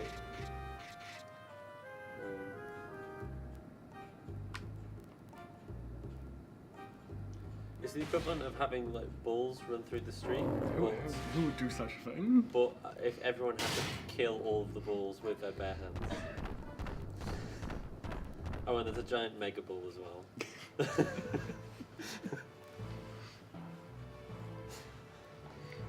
So Zane and Freya have signed up to show off. And for some reason, Zidane has also decided to sign up Vivi Yeah. to risk his life. Which feels like a bit of a dick move. So, any of those 3 people can win. You can set it up so they win. So, if you go around killing monsters and getting loads of points, then Zidane will win. If you don't get enough points, Freya will win. And if you do a particular series of actions to make Freya turn up to help you fight someone, then you can have Freya attack herself, which means she's no longer eligible.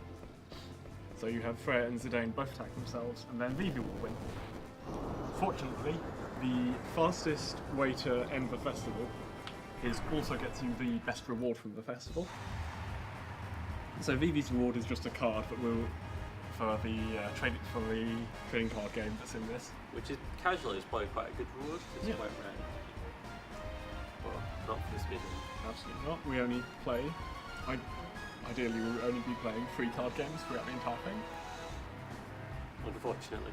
And it is a very good card game. Freya's reward will be an accessory that is very important. It teaches us 2 very good abilities. It teaches us sleep immunity and man-eater, which deals 50% bonus damage to humans.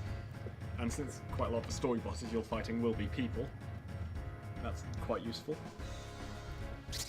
Oh, that's pretty bad. Ability bar.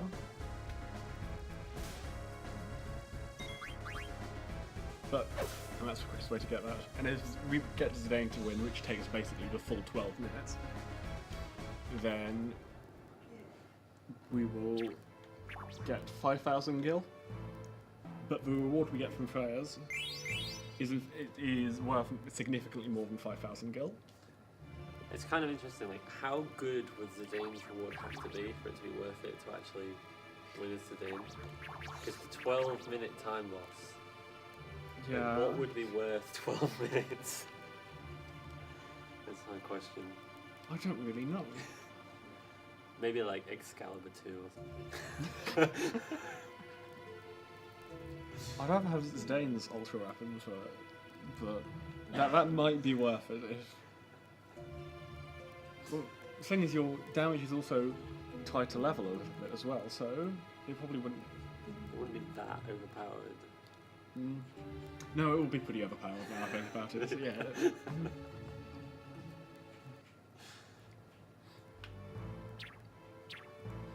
Can't believe I didn't think of that. Just give you an ultimate weapon for winning the festival. Yeah. So celebrate with a feast. Yep.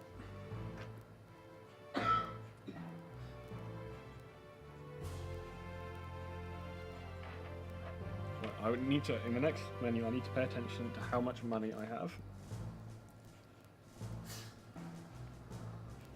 Because I'm slightly off on this number, because I wasn't paying attention earlier. I will try to make sure I'll check as well.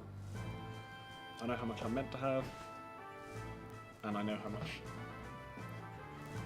all the others are meant to be.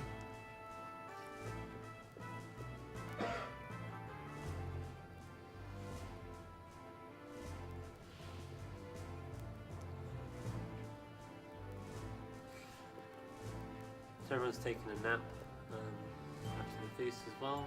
Yep, because Velma slipped something into the food, which Simon assumes was poison, but it was in fact a sleeping. Which is totally perfectly safe.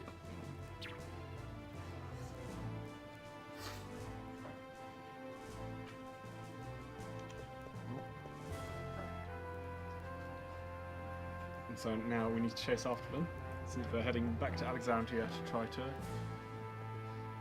After all the effort they went to get here, they're going back to Alexandria to talk to the Queen, try to convince her.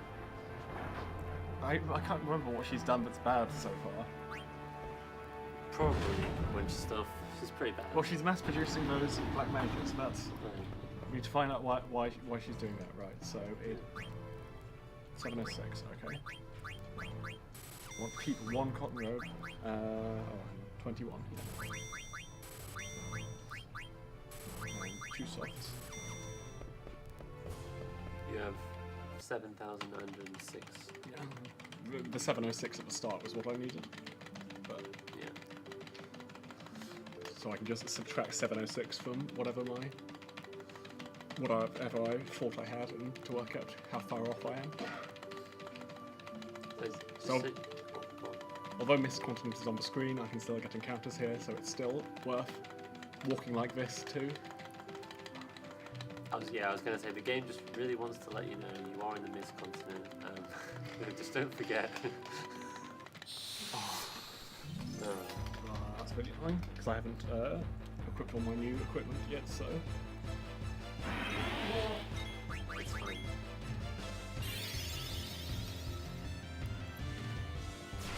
Was that really good RNG on the ATV games there? Yeah, so it doesn't take that long. Yeah, it's only 18 gil as well. I'll just walk the rest of the way.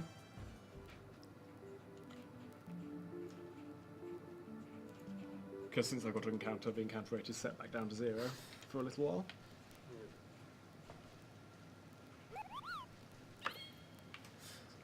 So this isn't required as part of the story. The reason we are here is to unlock the ability to call chocobos on the world map.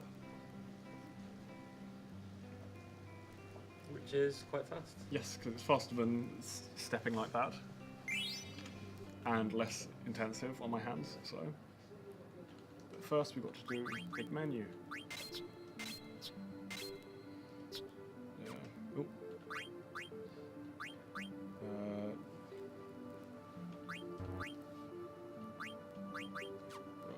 What have I done wrong? I've messed that up. What's the easiest way, the quickest way to do this? It is go back to the title screen, because I haven't got the full... I really messed that menu up, so I don't want to have to think about... You start on fair, optimize, menu...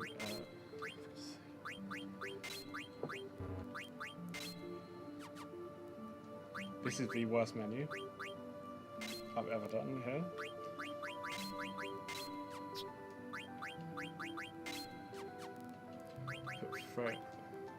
Put Freya on the front row, and then arrange my menu and use the Geisel greens. Right, they're done. So usually you'd go back to the Chocobo Forest to buy some more Geisel greens to replace the ones you've just used, but because I've managed to cut out one Chocobo trip, it is quicker. Rather than go through the cutscene you get when you turn up to Chocobo Forest the second time, it is quicker to pick up Geisel greens from within. They're just the ones you happen to walk past.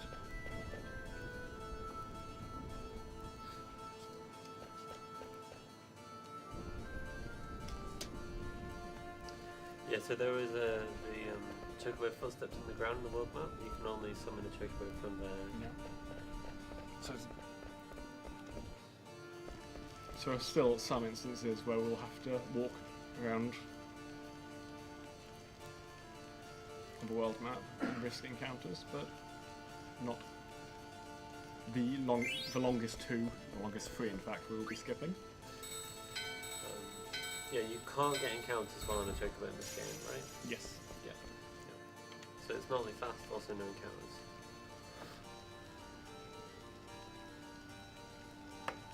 So at first I thought they were just dolls, then they were Pilots. pilots. And it's like, okay, maybe they're just pilots. Now they're just shouting kill, kill, kill. This is seeming pretty unredeemable. Hey, and it's the Queen's Jesters. You know, just so there's no doubt into what's going on here. Yeah. This is the Queen's doing.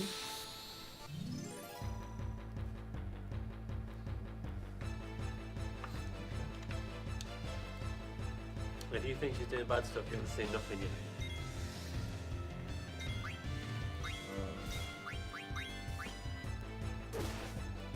Yeah, I could have skipped that. Because Zidane is slightly faster than the Black Mages, so as you can see he gets ahead of Freya. And there you go. So you saw there Zidane overtaking Freya.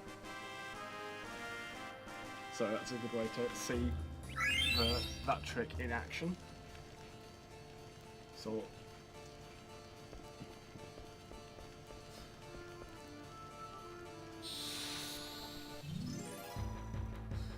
Yeah, so I believe we synth the ogre, which Yes. is the weapon that Zidane's using right now, which is really strong. It's really doing so much damage.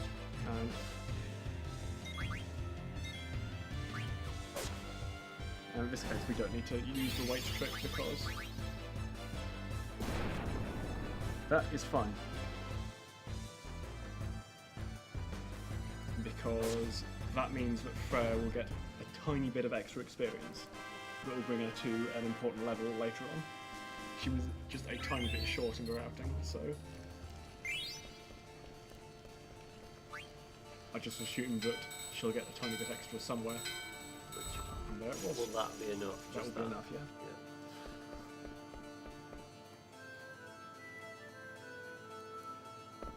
I think it's 39 experience she needs, because experience is split among your party members.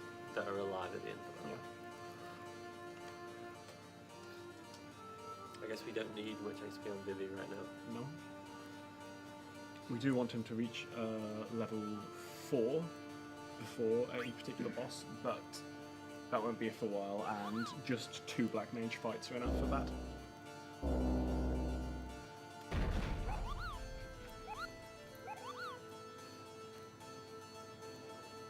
Yeah, so you're already starting to get an idea of like how low level they're going to be. Like, you know, we are casually like hours. If you were in a casual playthrough, probably be like. Don't.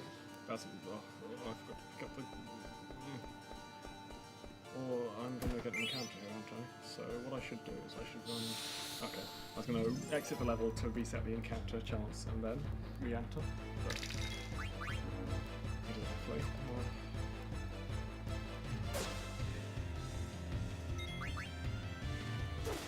This is horrible. That's fine. Okay, it's fine. Also means I don't need to recalculate the amount of gil I have because I didn't lose any gil while fleeing. Right. It's okay. My notes here say Right, I this will is the get this, dungeon. yeah. I will get the Queen up first and then I will.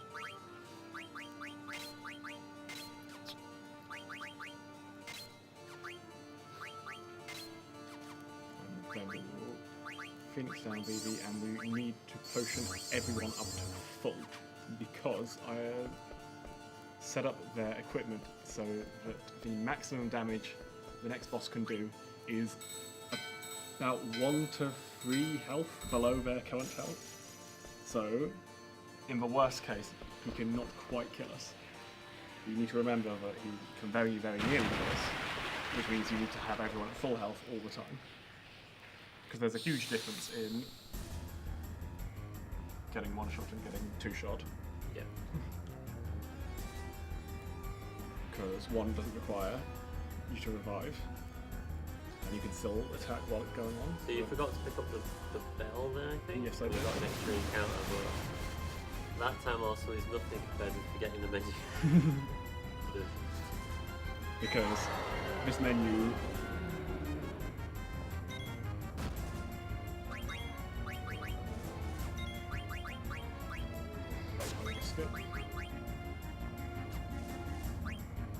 So this boss, there you go, counter attack. I forgot to do the thing at the start of this boss. Oh no, that's really annoying. Okay, yeah. So those first 2 attacks were wasted because what you meant to do right at the start of this boss is throw a load of tents at it. Tents can be used to heal in battle, but they have a downside of inflicting status ailments. But it's not a downside if you want to inflict status ailments. The entire reason we're doing it here is to inflict status ailments on the boss.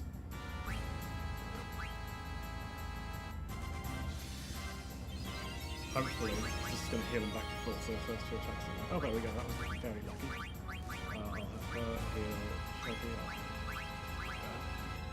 So now he's silenced, so If he tries to use magic, he will miss. He'll just skip his turn instead. And also blind, so his attacks have a chance to miss. A higher chance to miss.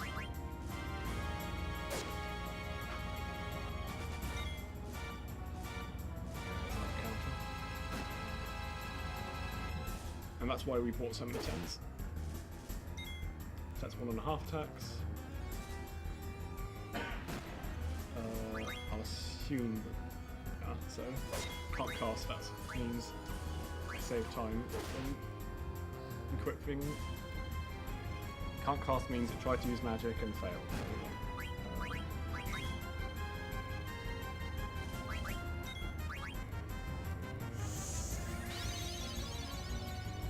This is going really well, other than the mess up at the start.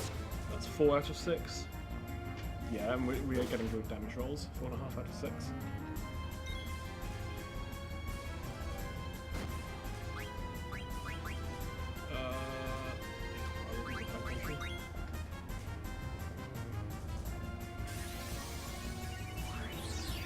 So, Freya's attack should kill.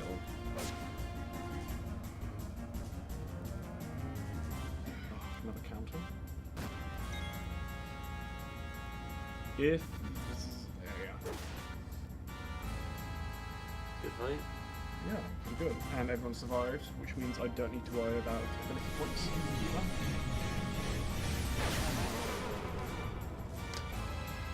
So you're starting to get an idea of like how the level we are. Like casually, you're probably like 5 hours in at this point. You'd have an extra party member.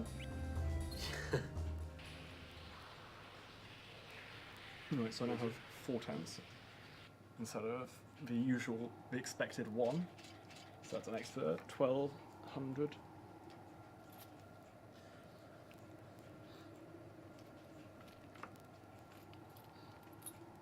Which is very good. I'm sure to find some use for that.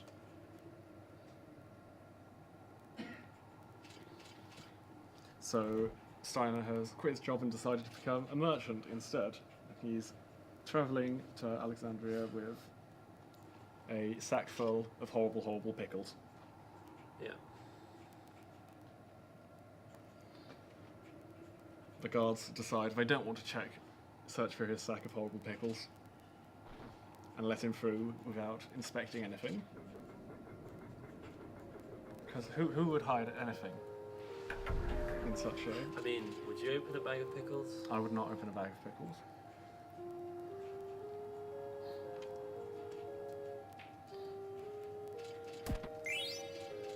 Nope.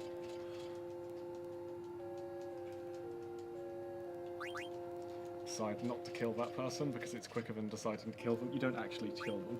Instead, your bag of pickles decides to kick you.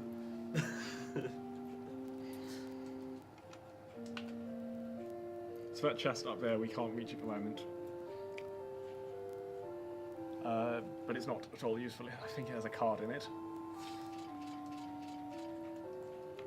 I mean, I guess technically all cards are useful because they make the free card games we do play a little bit easier, but it's hardly going to make a difference. So we got kicked there, didn't you?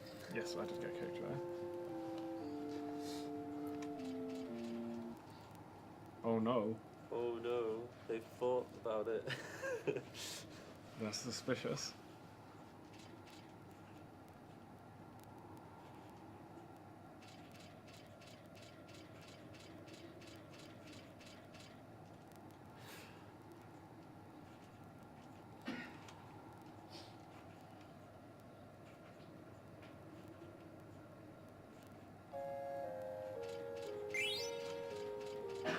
Just giving us our ticket to get through.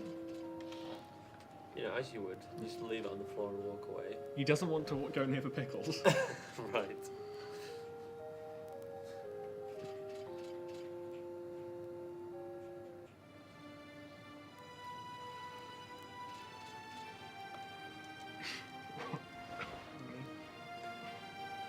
And our pickles magically transform into Velma.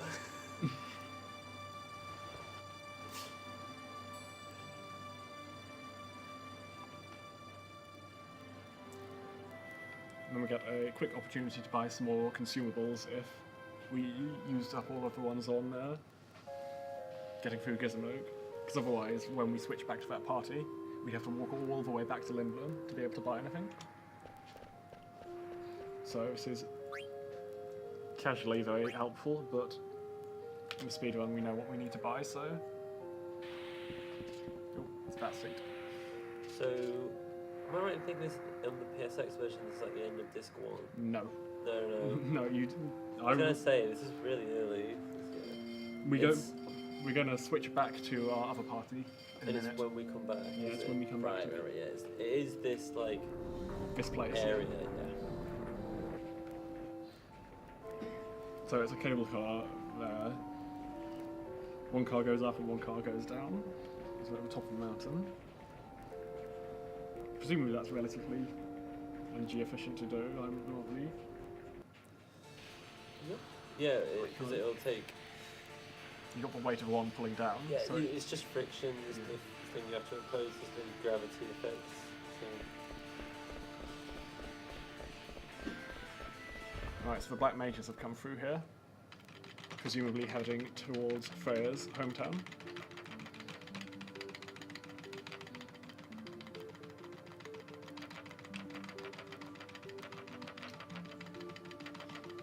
Where it rains all the time. For some reason, every single drop of rain rolls the RNG, so any intention to try to manipulate RNG at all here completely goes out the window. Wow, every drop of rain manipulates the RNG. Yep. That seems like overkill. I mean, I guess it's because they need to decide where to put it. Yes, I guess so, yeah.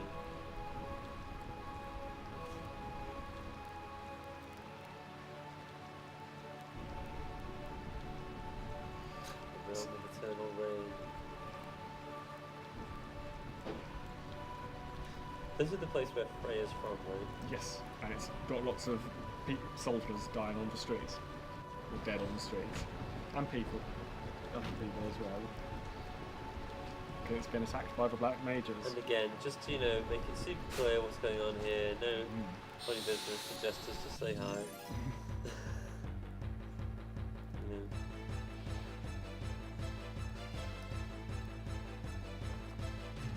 Right, the zone is slightly under damaging here because I've changed his equipment, but he should still be.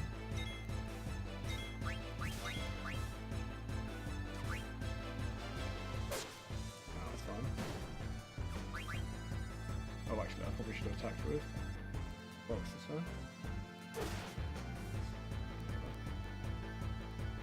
And again, another instance of Ziane getting 2 attacks between the Black Mages because I messed about with menus in between the attacks.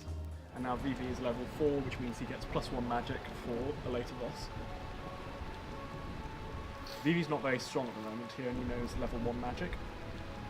The Fire, Blizzard and Thunder. It's not until he gets Fyra, Blizzara and Thundara that he really becomes a force to be reckoned with. Hug the back wall, because otherwise you can also walk across it to stop it from falling down. But walking is slow. Yeah. Hugging back wall is also quite slow. So we're just changing equipment, not to give Freya Thunder immunity.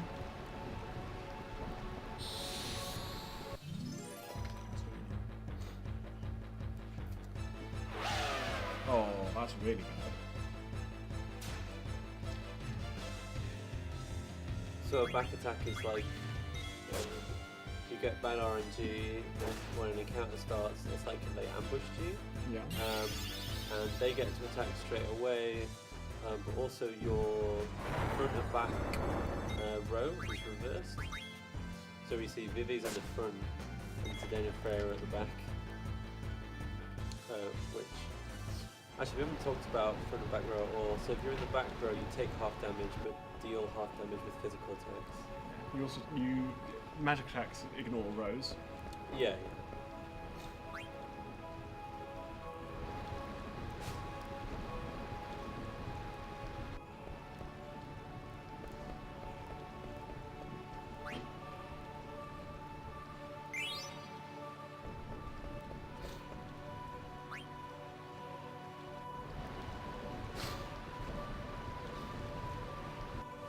So at the moment, I have Vivi in the back row and Freya and Zidane in the front row, so they can deal extra damage. Yeah, but we're not really doing any physical damage with you, so we don't need him in the front row. We can just happily take half damage at the back.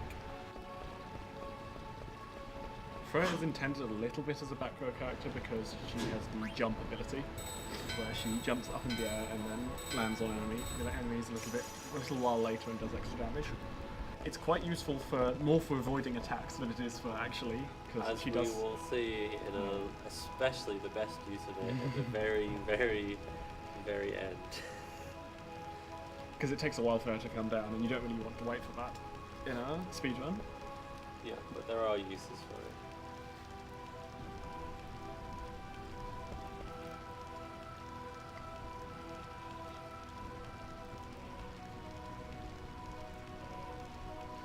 In fact, we might see very soon her using jump to avoid an attack.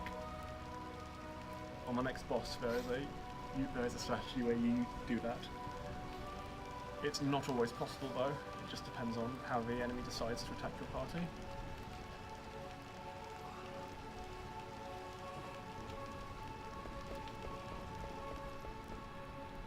So here we're just going through the city, helping people escape.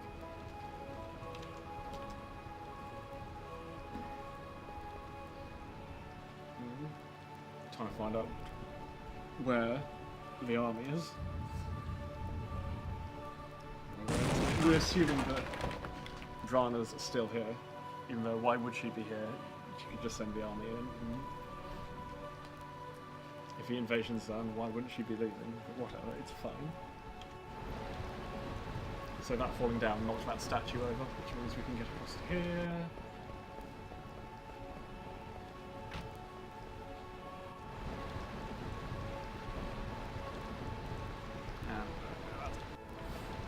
No more encounters here, just a few cutscenes. So we're here at the palace, then the door's closed so we can't get through. So we've got to go all the way around up this statue, but that's done automatically for us. So I have a little bit of the break.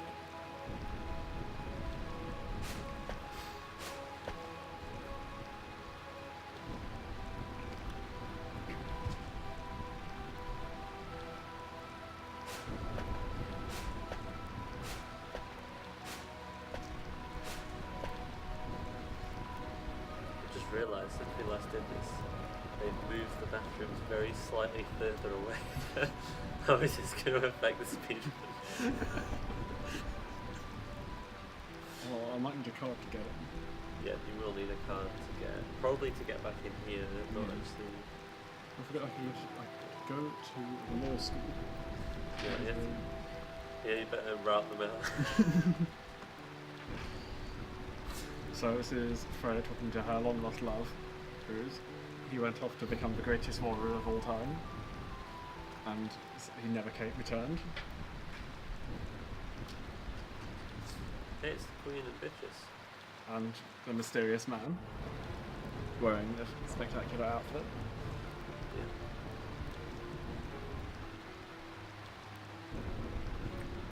Yeah, it's coming up as another super memorable one that we're not going to get to see. Such a shame. When are you going to run PSX? When we get to see them all? Oh. PSX doesn't have autosave, so if I die, I actually die. Yeah.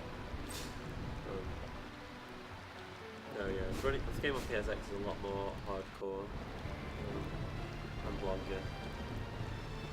Particularly if you're going for good times, because then you're not allowed to save because saving takes so long. Yeah. So here is another fight where it doesn't really end by you killing the enemy.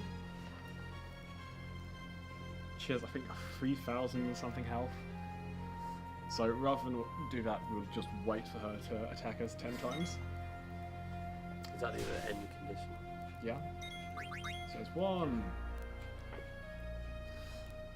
I need Phoenix down. 2. Ha ha ha ha. So she kills us with less than 10 attacks and it's game over. Whee! Ha ha ha ha. and she has a few good items, so we'll try to steal them off her. None of them are required, though. 4! Ha ha ha ha.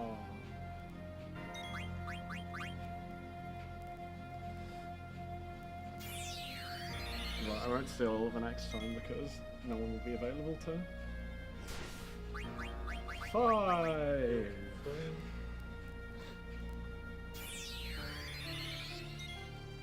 Now if she's very kind around her 8th attack, then I can do a small flip of 6.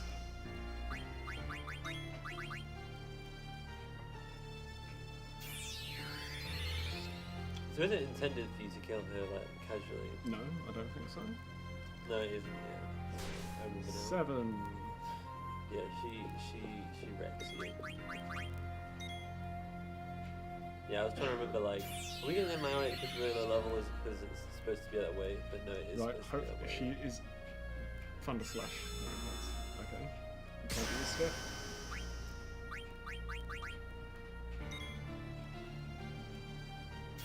That's 8, so 2 more. And we don't need to do any more healing because even if one person survives, then that is a 5-1.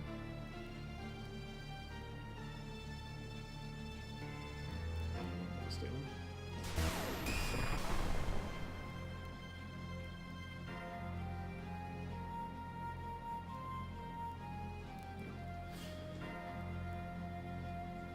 So even if you deal 3,000 damage to her, then she'll just use the stop break and end the fight.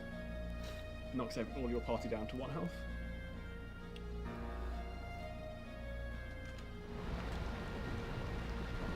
Get a brief moment of the previous scene for some reason there, as it's loading in. And we didn't steal anything nice there, I don't think.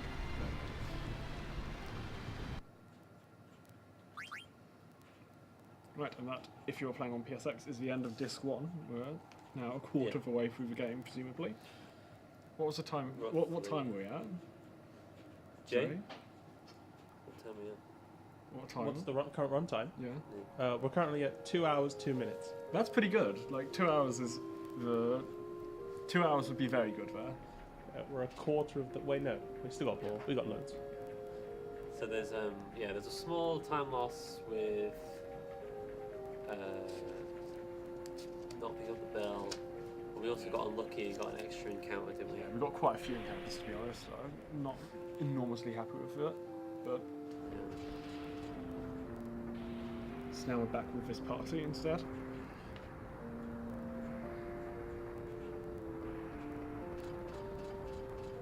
Anyway, so this is. We should have known when we were in Limblom that we were going to have to split up because suddenly we had 5 party members, and that's more room than there is on all the menus, so there needs to be some reason for us all to split up.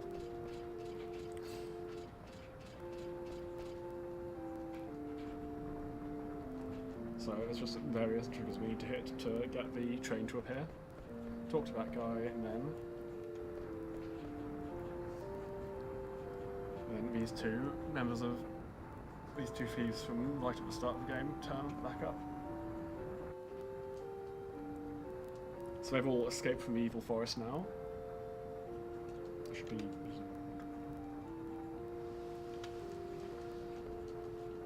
I told you mashing isn't allowed.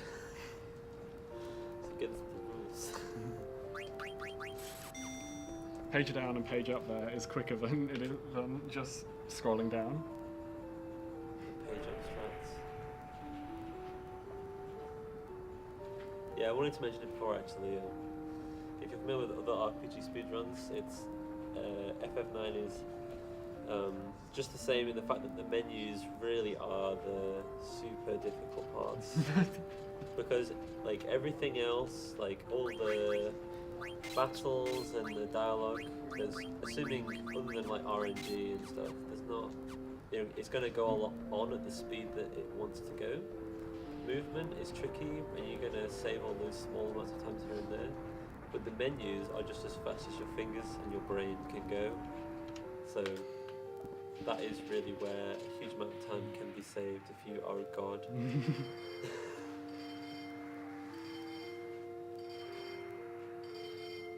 Steiner not getting any encounters. That's so significant of time because you've got to load in, you've got to load out, and you've got not getting encounters, but there's nothing we can really do. I mean, we do things, but after the things that we do, there's nothing we can do.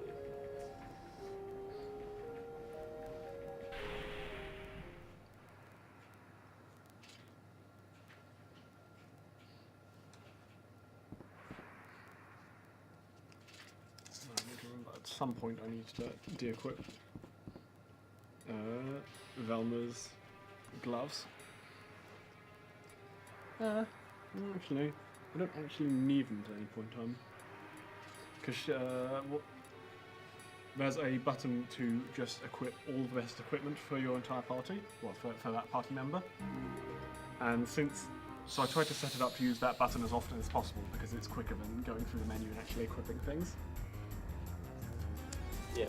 But that means that she has she has some gloves equipped that she doesn't necessarily want equipped.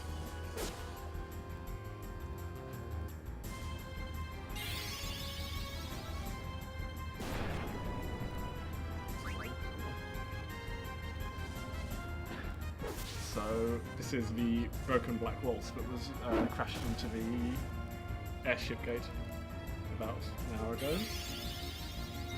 Yeah, Black Waltz 3. Spooky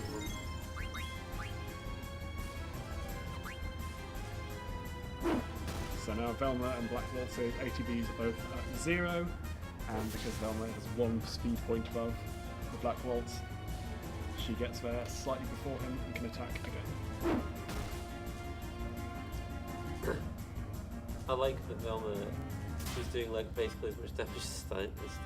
That is because she has a feather hat equipped, and that gives her 50% bonus wind damage, and she has a wind weapon equipped. Unfortunately, you didn't get to see that. If everyone except Garnet is dead, the boss will just attack itself because it doesn't know what else to do. That's part of the plot. It's because it was damaged in the crash. Yep. Previously, in previous fights, you couldn't just kill everyone except Velma and have her attack because then the Black Waltz would just put her to sleep and the fight would end. Presumably with her being kidnapped and taken back to the castle. I don't know how the plot would continue from that point though.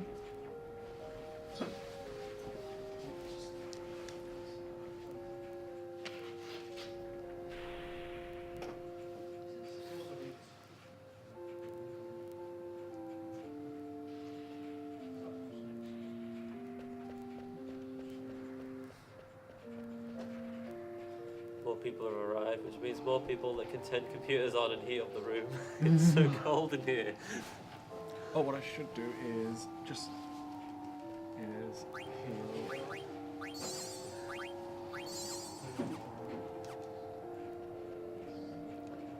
Yeah, if you can't tell by my constant huddling for warmth, it's not very warm in this room. It's not like showing what tide is.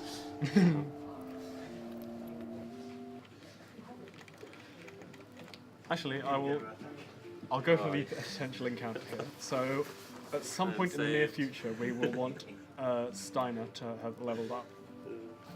So what I will do here is deliberately take an encounter.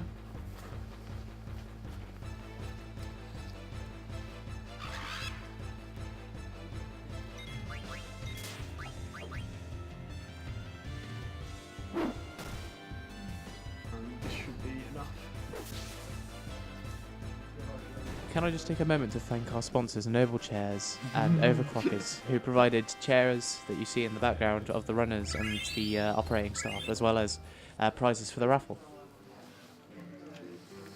That was an excellent. I got the encounter exactly where I wanted it, just before the town.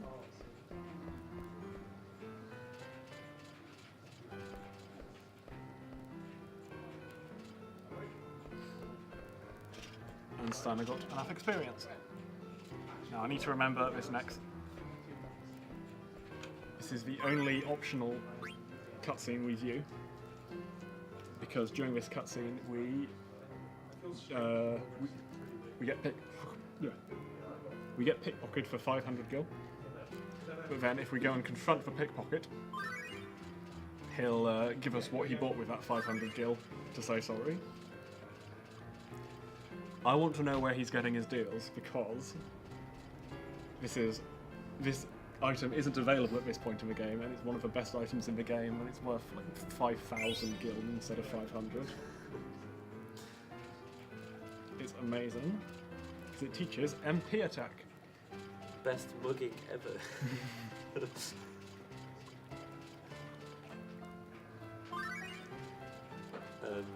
MP attack means all of your normal attacks use up your MP, but in exchange they deal 50% bonus damage, and that stacks with the 50% from Bird Killer or whatever for 125% damage. So the way abilities work in this game is equipment gives abilities. So for example, that belt gave MP attack, and then we can use AP to actually equip that. So we can't just equip every ability we have at once, which is a big reason why we have to do menus before bosses, because we want to equip specific abilities. But also if we use and do a bunch of battles with equipment, then we get to keep that ability forever, even if we aren't equipping it. That should be fine. Yep.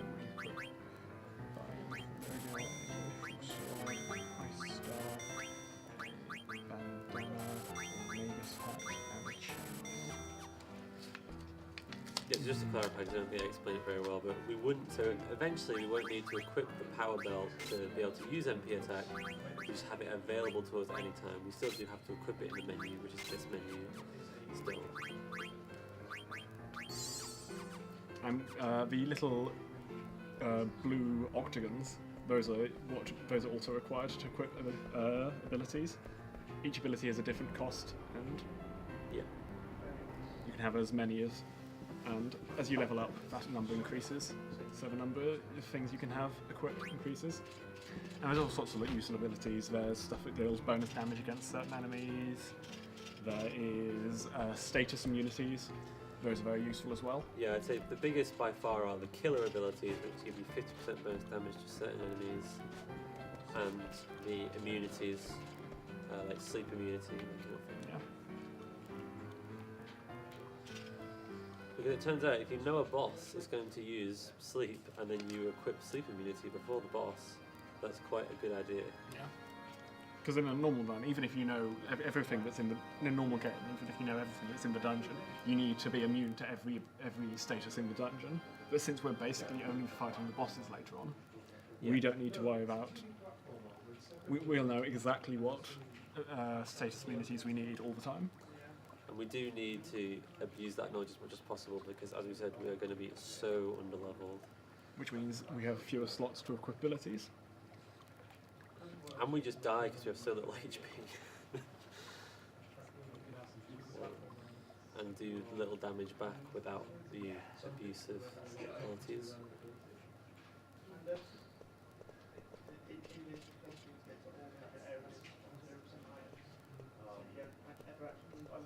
I'm trying to think what other abilities we actually end up using in the game. I guess there's a plus 50% experience ability.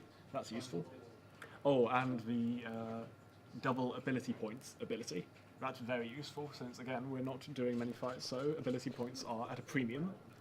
Yeah, and ability points are the thing that you need to have that ability become available all the time, even if you don't have the equipment equipped. Because there's a limited number of equipment slots, so you do need to learn things permanently if you want to have a complete set of nice abilities. Yeah. Otherwise you'd have to have MP attack equipped the whole time, and we don't have that many power belts.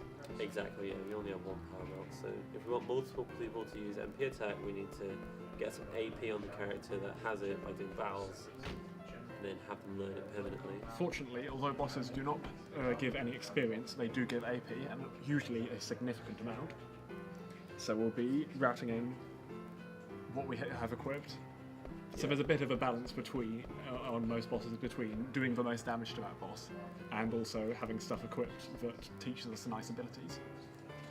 Yeah. Which is makes the menuing before bosses ever so more important, so you get the AP on the right thing. Yeah.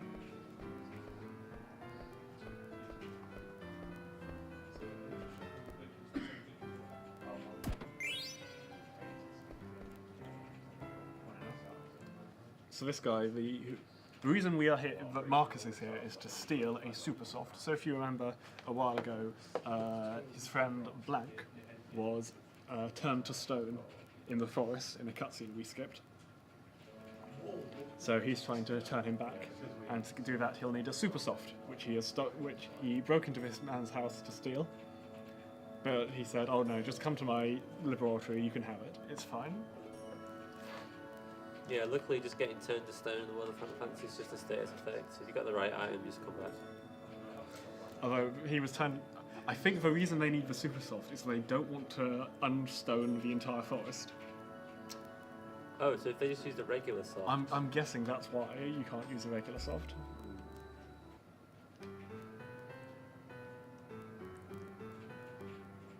Because there's quite a lot of horrible spider monsters that were chasing us down. We don't want to start that again. Yeah. Why can't we just learn a multi-target attack and then kill them all? It'll be fine. Yes. So now we're going to take a secret route back to Alexandria. So through some ancient tunnels that predate airships. It's a fairly interesting mode of transport. Imagine if this was your commute to work.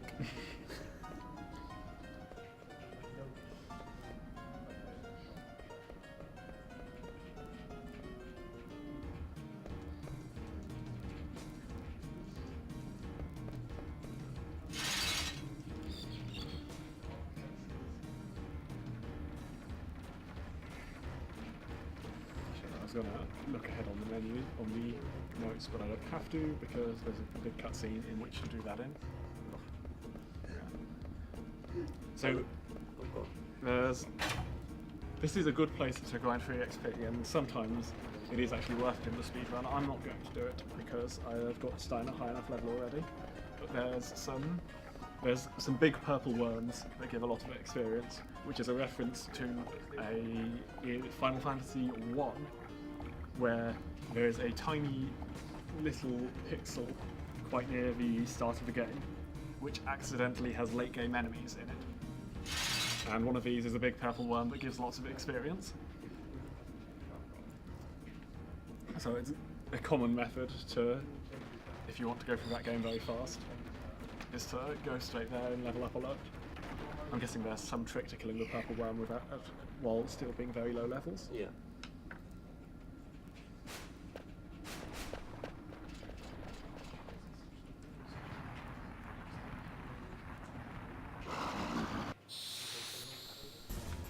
So we're off on our way to Alexandria, but we've been waylaid by...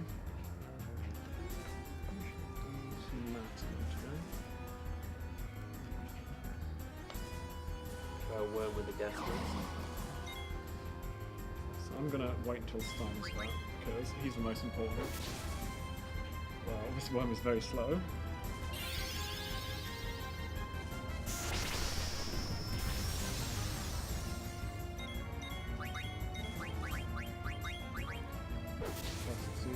That's about an average of about 500. This boss has 2,300 HP, but Steiner is by far doing the most damage, and hardly any compared to him.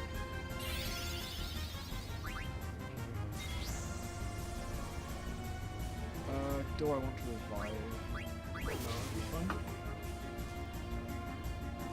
Because only one more Steiner attack will do it. This boss doesn't give any AP because instead of being killed, it escapes at the end of the fight.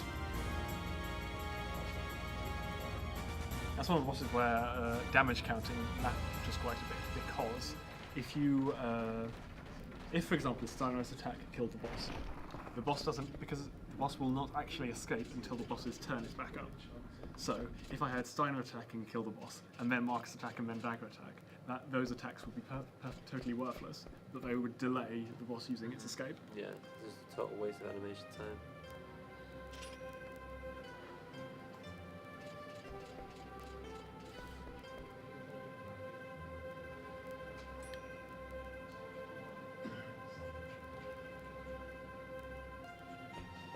Okay.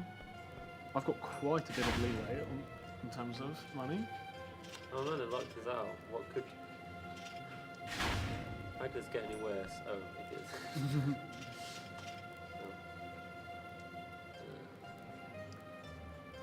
Okay, in that case, since I will have...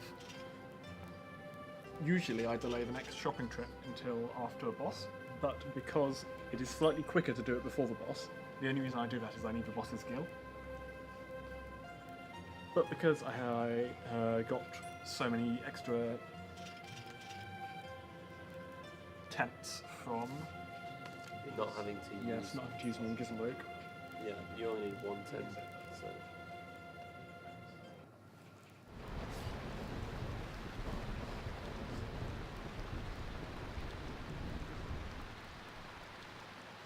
I can just save a little bit of time.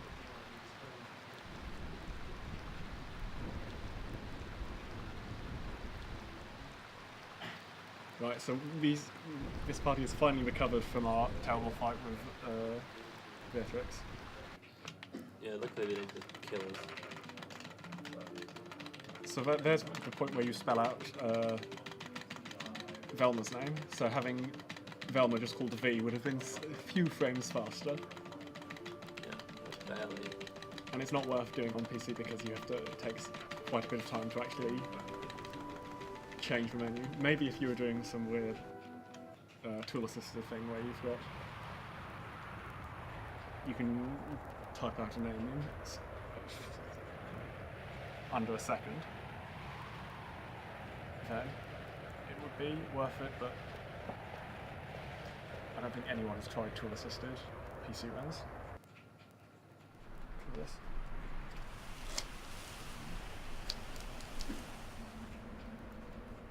So, at some point in distant history, the Mysians and the Clarens had an argument about we don't know what. And so the Clarens have sealed themselves off inside this giant tree with a sandstorm around it. But the sandstorm has subsided, so we're able to get through. Since we suspect that the Mysians who survived the attack will have fled here.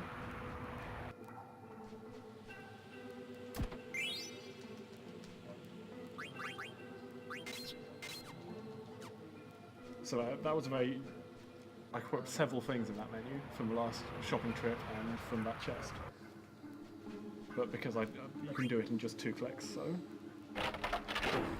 Yeah, the optimize button actually complicates the menus a little bit just because the order in which you click optimize matters. Like if you had equipment, which is your best equipment, the person that you click optimize on first will go to them. So you need to be very precise with exactly what you're doing.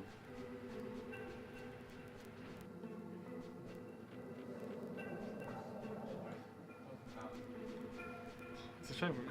This place you don't get any encounters here. There are a few, but obviously because the encounter rate is significantly lower on PC.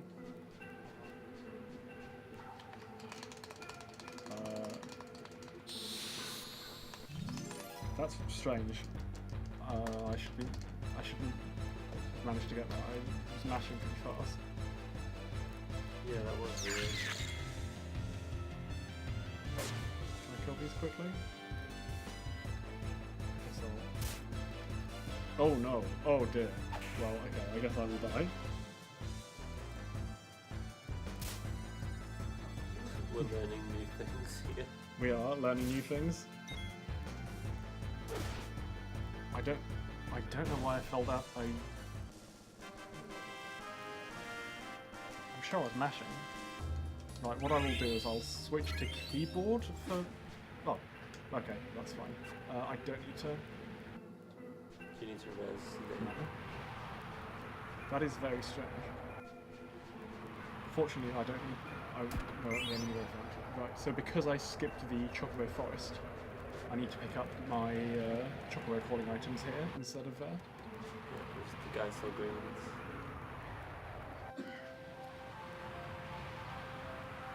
Right, now I'm definitely overexperienced.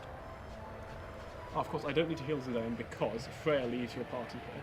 So just in case Freya was your only party member who was alive, they don't want your party to die because the only person alive left. Just game over in this cutscene. Freya leaves. No, I do not want the 2-minute tour, which you cannot. You say no, I do not want a 2-minute time save.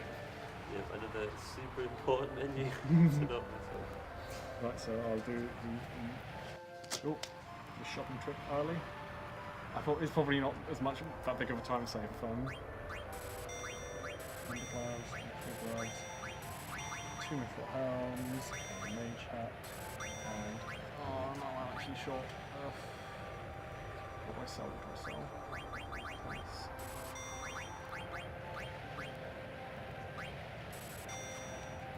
So yeah, that was. Yeah, you forgot to sell the tents before you did it because that's what we needed. That's why we could do the shopping trip earlier, is Because I had extra tents, but I forgot to sell the tents. Right, and there's the last Geistler Greens that I need. That's okay, that was only a couple of seconds in time. Maybe it was still slightly faster.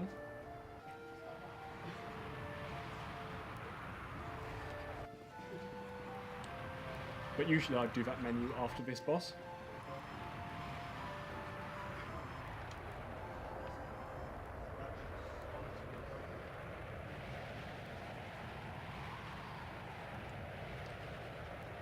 And it just means that it's slightly more out of your way.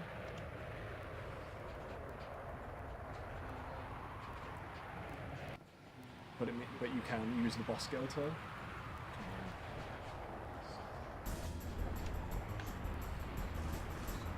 Oh no, it's Rat Boy from the start of the game. Is he second best rat? I guess so, yeah.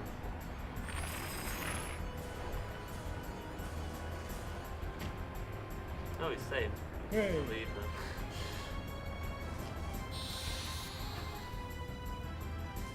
now. Yeah, as a reminder, the donation bid war is still open for the remaining characters that haven't been named yet, which are Amaranth, Aiko, and Queena. So in the last menu, Vivi got super buff because he learnt his first level 2 spell, and he also got a hat that boosts ice damage, and also this boss is weak to ice, I think. So That staff also? yes, the staff is what taught him the ice ability. Yeah. So it's the first time we're doing over 1,000 damage. And hopefully the boss will use its very threatening attack. Do-do-do-do-do.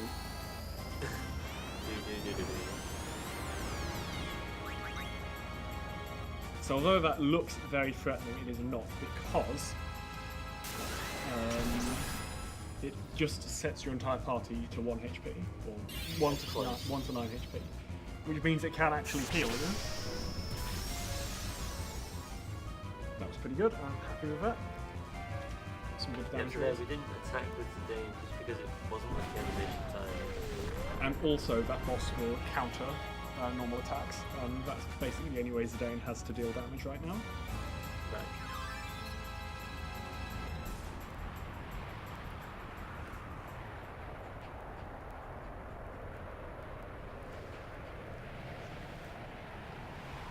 I wonder how much extra I got of that Scorpion that I had to fight.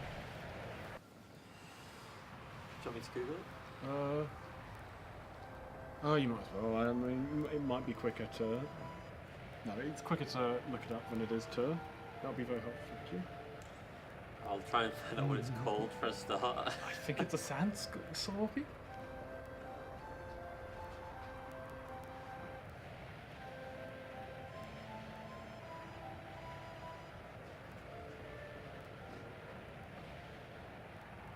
So if you're on the PlayStation version, here's a lovely break because there's no text boxes. Nice little cutscene here. Here's very nice. Some So evidence here. because the sandstorm is waning, they've decided this is the dance they do to get the sandstorm working again. That's totally the guy, isn't it? Yeah, that's a guy. That is the guy. Right. So what do you want to know? Gil. Gil. 350. Yeah. Thank you very much. Do you want to know XP or AP? No, I don't need to know that.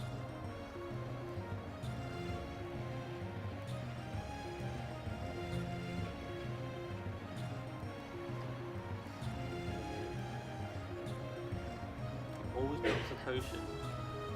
Sometimes an anity. What, sorry? An anointment? An anointment. Anointment, sorry, yeah. It's split over 2 lines. Rarely a hyper potion, extremely rarely 2 hyper potions. Thank you for letting me know. It knows fire. Oh my god. Spooky. And eat. Oh, if you eat it, you get level 3 defenseless. What a terrible ability that is. Blue magic is not great. By eating enemies, one of your characters can learn their abilities. The worst character. But-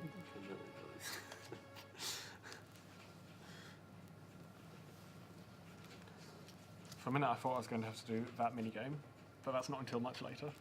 I'm so happy. Until we have to do it, then we won't.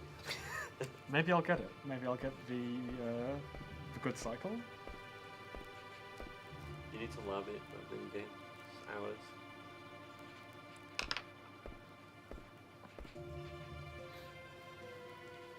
So I've got loads and loads of gear. I'm very happy with that. Because usually I'd have only 300 at this point. But instead I have almost 2,000. Yeah. Thanks, Scorpion. More importantly is the tent going off first time against Gusenvik, because it's only a 50% chance. That's why I bought 4 tents for it. If you bought 4, that means there's There's a 1 in 16. 1 in 16 chance that none of them work.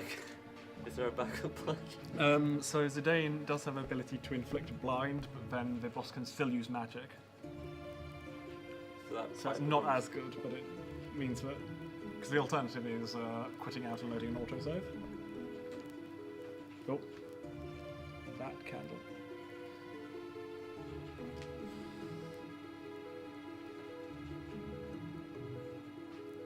So, Garnet asks why she's...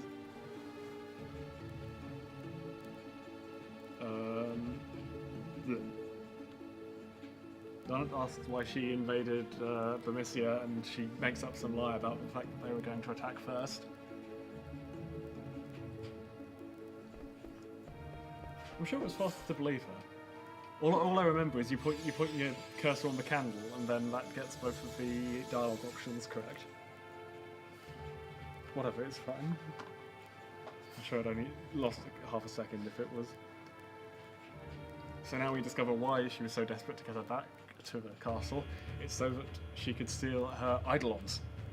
So Garnet is the summoner in this game. Most Final Fantasy games are someone who can summon magical creatures. One of 2 summoners. Spoilers. So early on in the game, they all have very high MP cost. I think it's artificially doubled, which means just to stop you from casting them.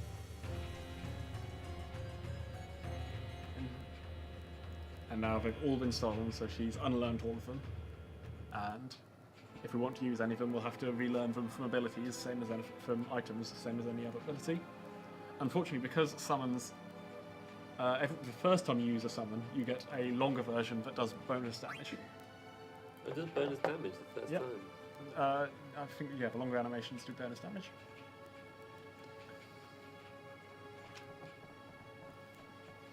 But that's a longer animation, and it's not worth watching the speedrun, so...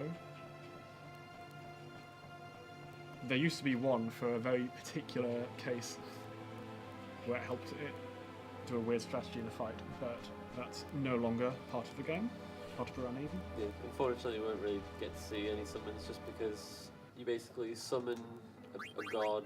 It does a really flash animation, does a bunch of cool stuff, but it's a long animation. We'd rather just hit people. Weapon 1, accessory 1,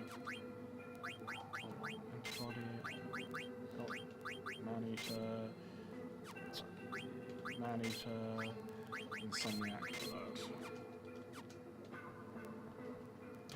What does alert do? Alert means you can no longer get back attacks, which are one of the things that happened before. yes. I mean, encounters are pretty rare anyway, but it's just for safety. Yeah. Paying attention to Freya's. I won't take the risk, so I'm not 100% sure whether Freya can one-shot these enemies. If you almost kill one of these, if they're at very low health, then they will run away and you will lose their experience, which is pretty bad. So what I will do is I soften up with VV and then have Zidane or Freya attack. Yeah, it's possible. That's very bad. What do I do here? Answer?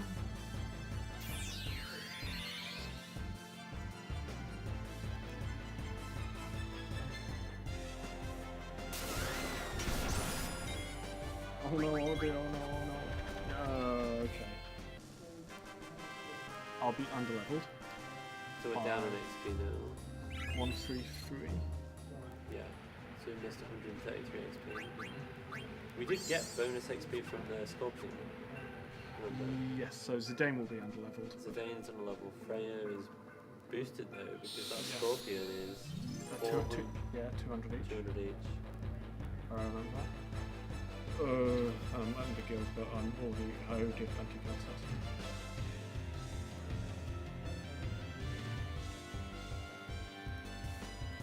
I didn't even pay attention to whether Freya could.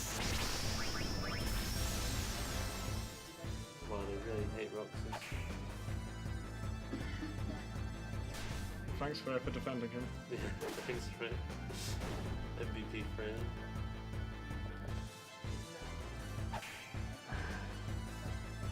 We will be fine.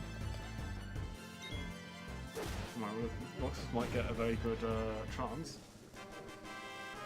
Usually, because the little bar, when it goes full, you get a big animation, then you get bonus attacks, right? So, right. Freya can now 100% one-shot enemies. I've checked. Zidane can't. Zidane cannot. Zidane needs to be level 10 before he can.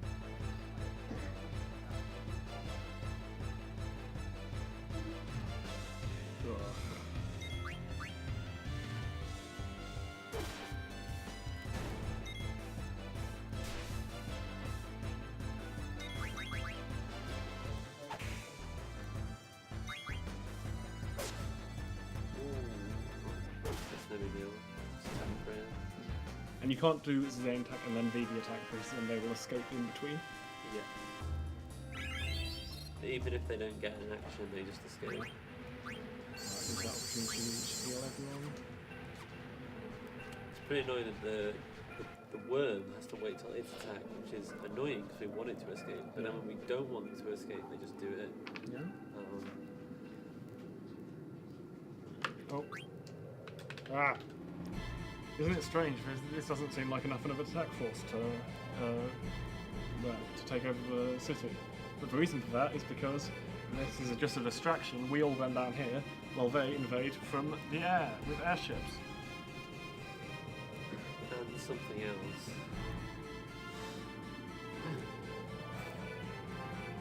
I need to keep an eye on Zidane's level to make sure she can.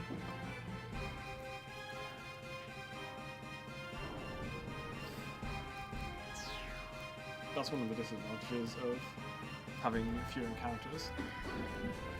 If I could reliably get an encounter on the way up player, it would be a lot safer for Zidane to kill everything in one shot.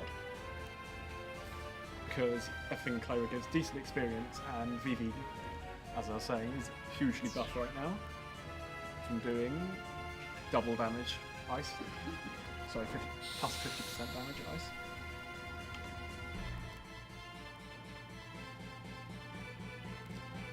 He'll be carrying us for a little while. For every boss, unfortunately, because we don't want to use him all the time because all his abilities use up MP, and that's a little bit short.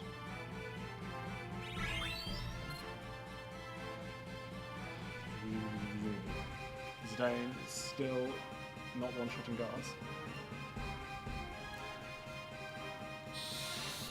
but he will after this. There's a bit of damage randomness, so I don't go for it. If I worked out the lowest damage roll, if you get lucky, then you can. Then Zidane can still. But I'd rather not take the risk. Yeah, it's not worth the risk of going into crime. So, God, don't get any more attacks. I'm hoping that Shaggy goes into trance against Beatrix. The next boss. Spoiler.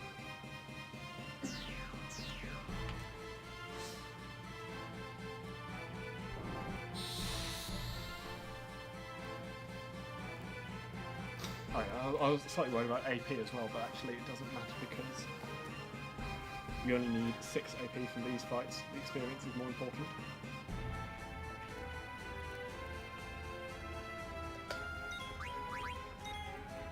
Oh my goodness, these enemies had very... Did you see how long I was waiting and they did neither of them got to attack? I guess They were very patient. They got terrible rolls.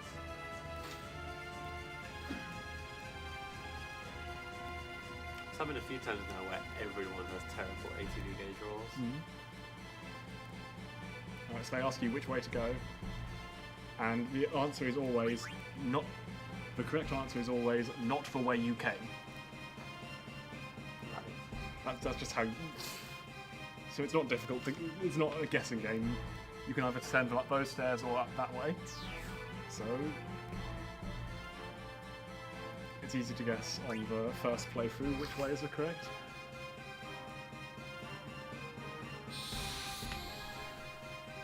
Because if you send them the wrong way, some of them might die. And then you wouldn't be able to get their items, which they give to you at the end of the sequence. Which feels like the opposite way around that it would be, but you know.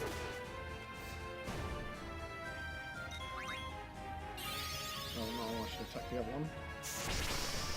Because then I'd be able to skip. Yeah. So now this one's going to attack, whereas if I'd done it the other way around, it doesn't matter too much. Yeah, it's just fights. Hey, I got a mimic card, that's good. I've been getting some pretty good luck with getting some decent cards. Oh, give me Between- game cards, I didn't pay attention. And I got a Zagnol card, I got a mimic card just then, so hopefully the card tournament will go nicely. If you get terrible luck and like don't get any cards, is it how bad is the card tournament? Well, you're sort of...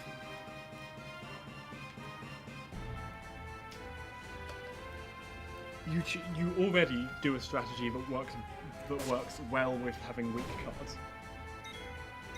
Right. Oh no. So yeah, Oh, he went into trance too early. So if this was so one early. fight later, then he'd be super powerful, he'd be great, he'd be able to kill the enemy faster, but unfortunately, you just get a big animation and then the fight ends. Yeah. So, yeah, it's actually one like really sucky thing about like I guess the mimic mechanic in FF9 is you don't activate it yourself; it just happens immediately. Yeah. So like that can happen casually as well, where you're just like, oh, like that was a big waste. Mm-hmm. Because as we talked about it, it charges very, very slowly. The problem is it's not at all reliable because the amount of charge you get when it charges up whenever you get hit, and the amount you get is any number between 0 and your current spirit, which is one of your stats, which is used for. So there's not only the randomness of whether you get attacked, who will get attacked, but the amount of trance you get each attack is so random. So even though like most of the game in a speedrun is relatively predictable, that isn't at all because Yeah, so it's very occasionally you'll get great chances in the boss fights or places where it helps, but sometimes you just have to sit through an animation.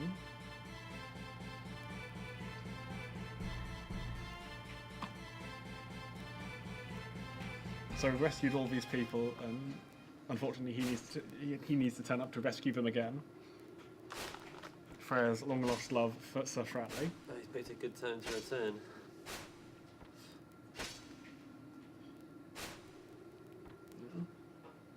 What a badass. He's got the poses down, that's probably what he's been practicing while he's been away. But unfortunately, although he's learnt how to pose, he has forgotten who Freya is. He's lost his memory.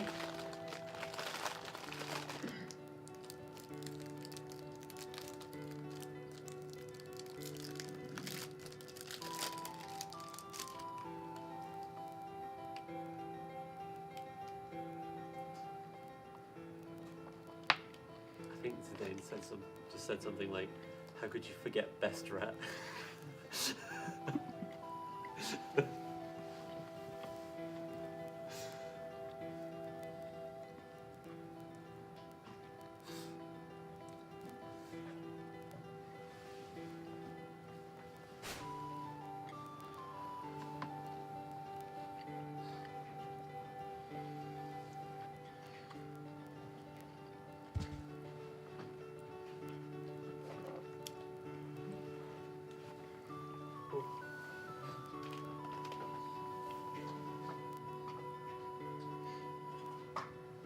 He's wandering around asking everyone to explain the plot to him. He doesn't know who Puck is, he doesn't know why Freya's crying, he just turns up and tries to work out what's going on. Certainly Beatrice. So here's the reason they were invading, to steal that magic stone.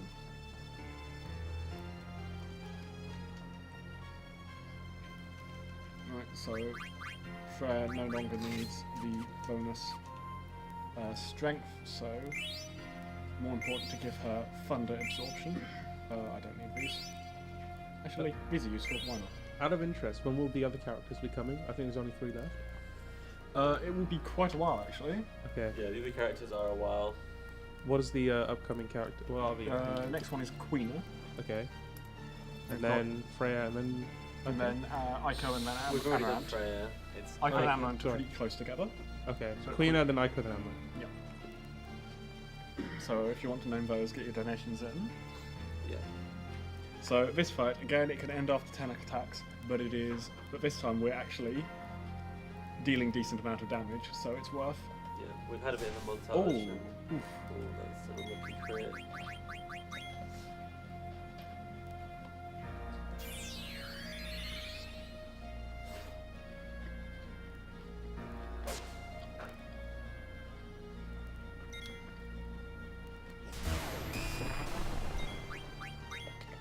Yeah, so we've got is it Man-Eater?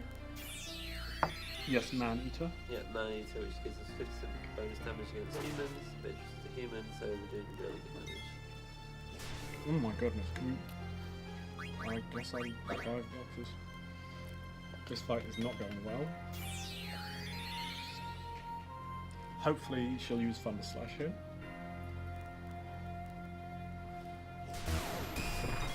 Perfect. Yeah, so one of our equipment on Freya gives her absorption to thunder attack. Yes. So you just want to see that as quickly as possible. Also, Freya currently will block attacks for low health people. And if it's thunder slash, she'll do it. Did I manage the cure skip by accident? No, I didn't. So, I'll use the next cutscene to explain cure skip. Oh, hang on. I haven't been calculating damage, so I think that will have killed her. But then Blizzara's gone off before she could use her. It's like Kind of, around, yeah. yeah. Yeah, so there's a bit of wasted time there. We got a bit distracted by her like wrecking us earlier. So cure skip. So she will, once she goes below a certain threshold of health, she will cure herself. But it replaces her next move. So if she already has a move queued up, then she will not be able to queue up cure. Which means it will be the move after that she will use cure. So by making sure you damage her put her past that damage range while she has a move queued up, you have some extra time she will use a normal attack instead of cure, and then the cure will be delayed. Which means you may be able to kill her before she uses cure, which will save time. But not only do you have to get past the threshold of like fairly accurately, but also damage her very quickly afterwards. And it means that she does an extra normal attack, which isn't ideal because you get hit. Yeah. It's faster, but it is safe. It is faster to not go for it. It is faster to go for it, but it is safer to just have her cure herself instead of attacking you.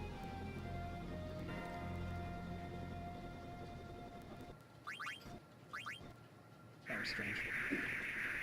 I'm sure it's fine. So in that cutscene, Clayworth was completely destroyed in a ridiculously over-the-top dramatic manner. Yeah, so they summoned Odin. She had a little ball of darkness in front of her, which she used to make a giant horseman appear from the sky. He shot a spear through Clara, and then it blew up completely. Yeah, so Freya is understandably very distraught. After we went through all that effort to save everyone and get them into the cathedral.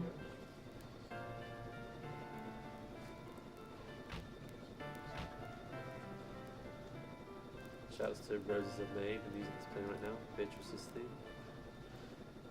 Which has many different names, depending on how exciting it is. Yes.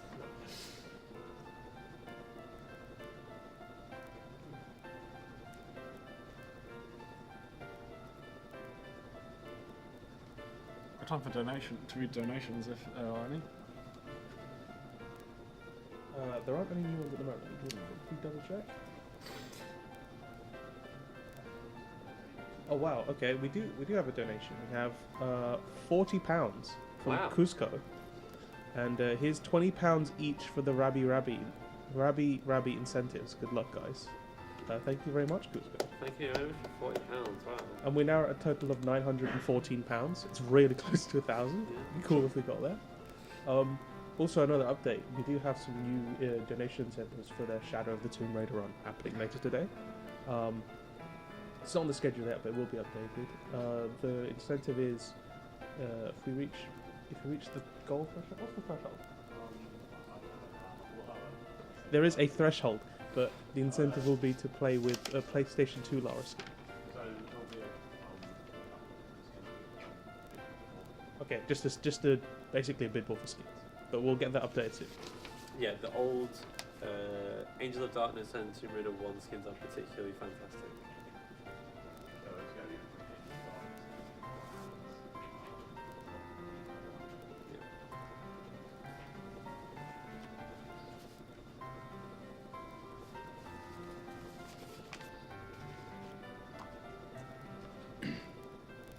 So Brana was just explaining there that now that they've got all the Eidolons they need, Garnet is going to be executed for treason.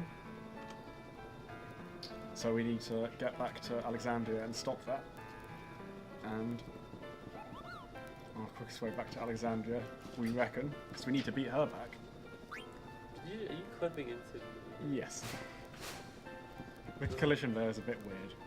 Is to take these things, which were used to teleport the army earlier. No love for rocks.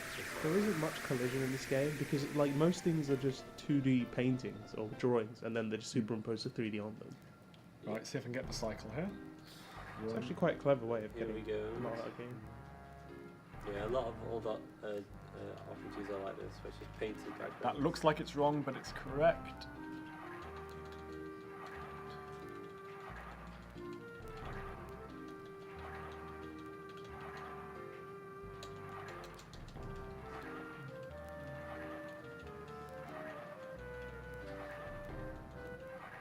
Oh, that might be it.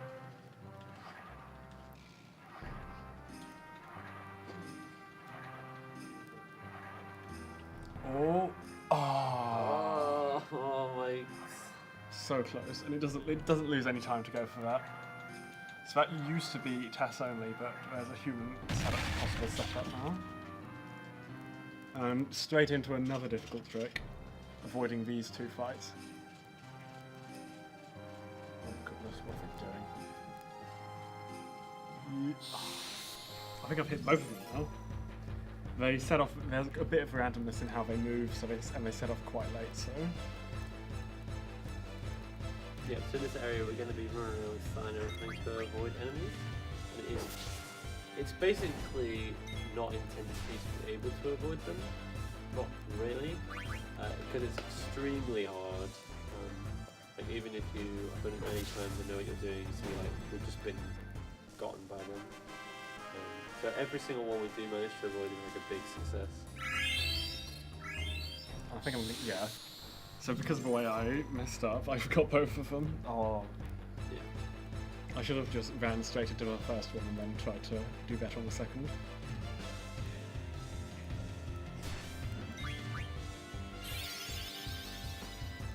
Is that going to be okay? No. Okay, now that's...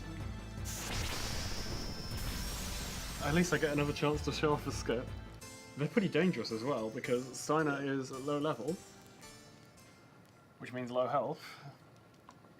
So even though he can one-shot them, I mean, they can almost one-shot him.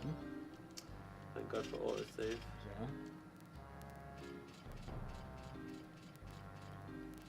See, that's much better. They're further apart, so I can just... Goodness sake, then...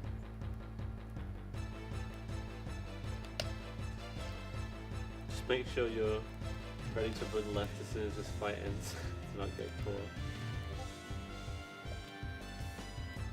So I just hit Discord. It's fine. I just hate Discord.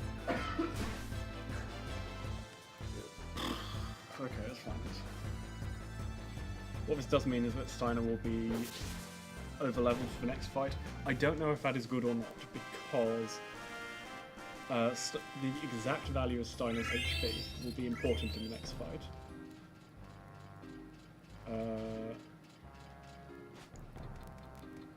the guy's like, oh, ladder. How are you supposed to deal with ladders? Like Daleks as well. How do they do it?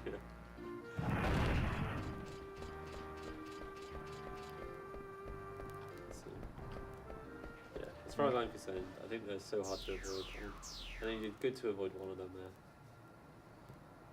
I mean, ideally they set off at a particular, in a particular pattern that allows you to go around the first one in the first bend and the second one in the next one. Yeah, if you get great RNG and perfect execution, yeah, you can get past both, but that's probably quite ambitious. So, we're trying to convince Steiner that the princess is actually going to be executed and we need to save her. But we've only got 30 minutes? Only 30 minutes. Are we going to make it? I don't know.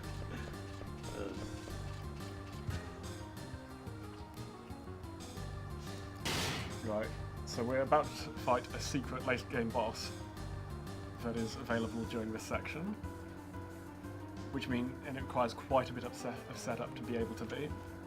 So just leave her.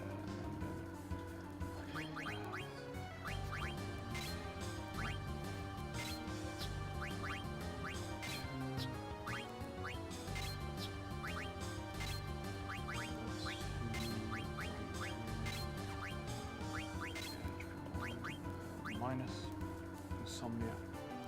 Oh, of course, minus cover plus insomnia.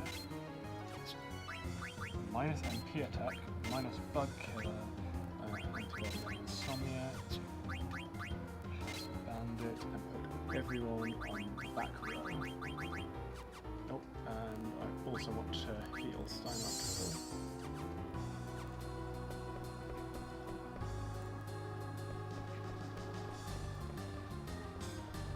That's just one example of quite long, intense menus. There's going to be a lot more of them. I spend more time looking at my notes there than I do at the... Alright. So So is it intended that you come back and do this boss later on? Yes, that is the intention. You have two opportunities. So, this boss has very high defense while closed, and you need to do 150 damage to it while it's closed, and then it will open up.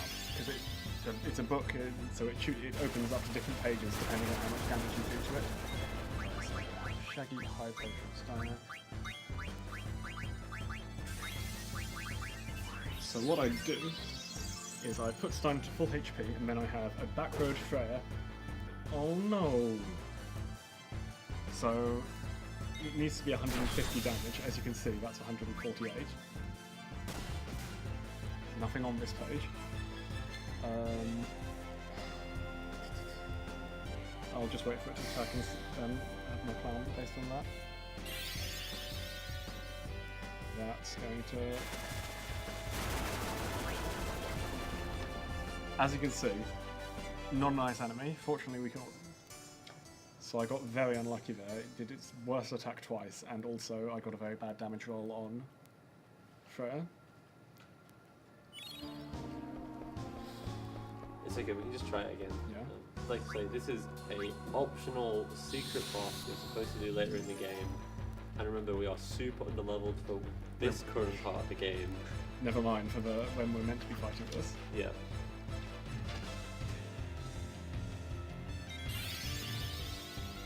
Again, open Paper Storm. Right, what I'll do differently here. Freya. There.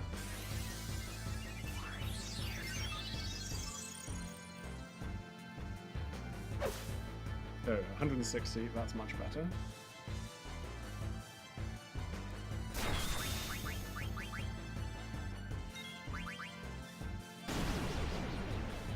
So while in this form, its only ability is antibody, is poison. But we equipped most of our party with anti-poison, which makes them immune to poison.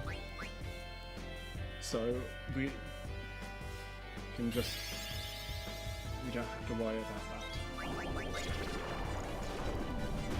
Now our main... since this boss closes again once you physically attack it, we'll be using mostly magic.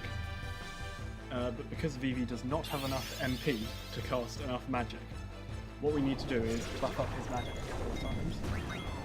Which is what Focus does. That's what Focus does. It's I think it multiplies your magic by plus 20%, but it's plus 20% over and over again.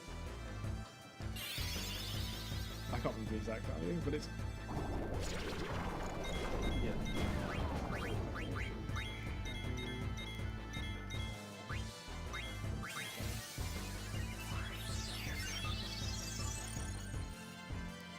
So, unfortunately, it's not convenient to equip Shaggy with antibody right now, so we don't bother.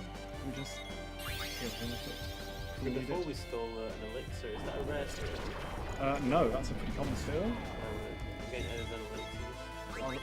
The rare steals are cool items. So this is the fourth focus, I believe. Yeah.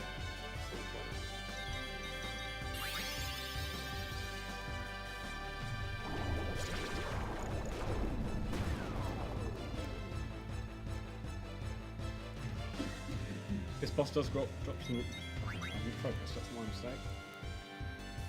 Oh, it's fine. As long as you get it before the boss, that's fifth focus, right. Closes again automatically after a short period of time, but then we can just open it again with Steiner.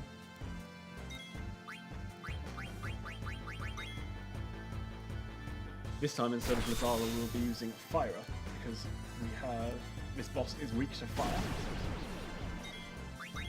which is plus 50% fire damage. Because it's made out of paper. Yes. You know, just casual 4,000 damage. Like, what levels is he? Like, I believe he's level 7, yeah. possibly level 10, I can't remember. I know it's one of those two because that's when you get bonus magic, and I've deliberately leveled him up to get that. Without a better. Someone in chat called Helitas, I can't pronounce that right. He's really approves of the bootstrap. Of my My what, sorry? Boots strat. My boots strat.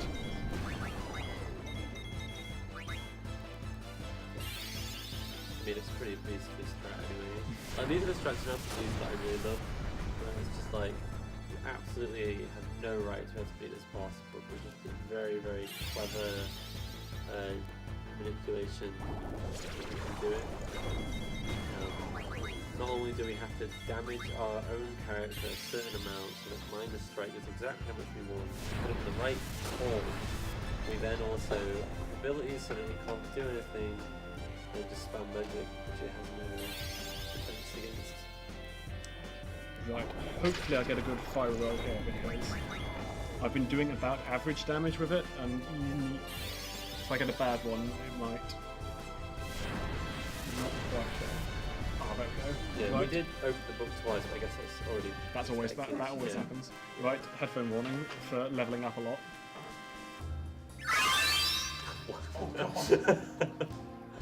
I heard that I've not been wearing the headphones. Yes, how many times have we just leveled up?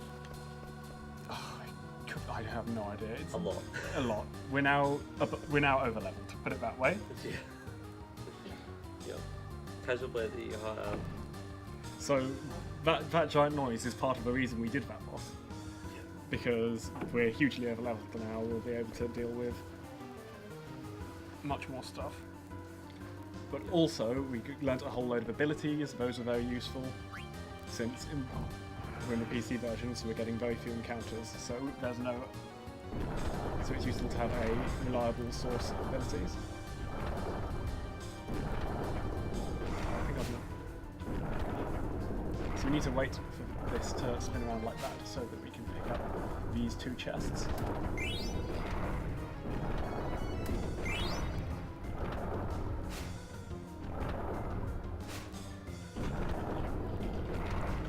Can't find a good opportunity to make.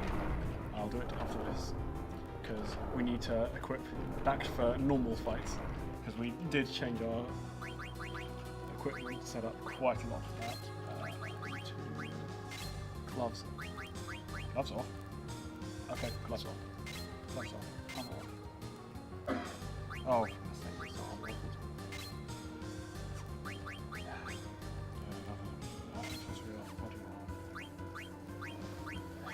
Two.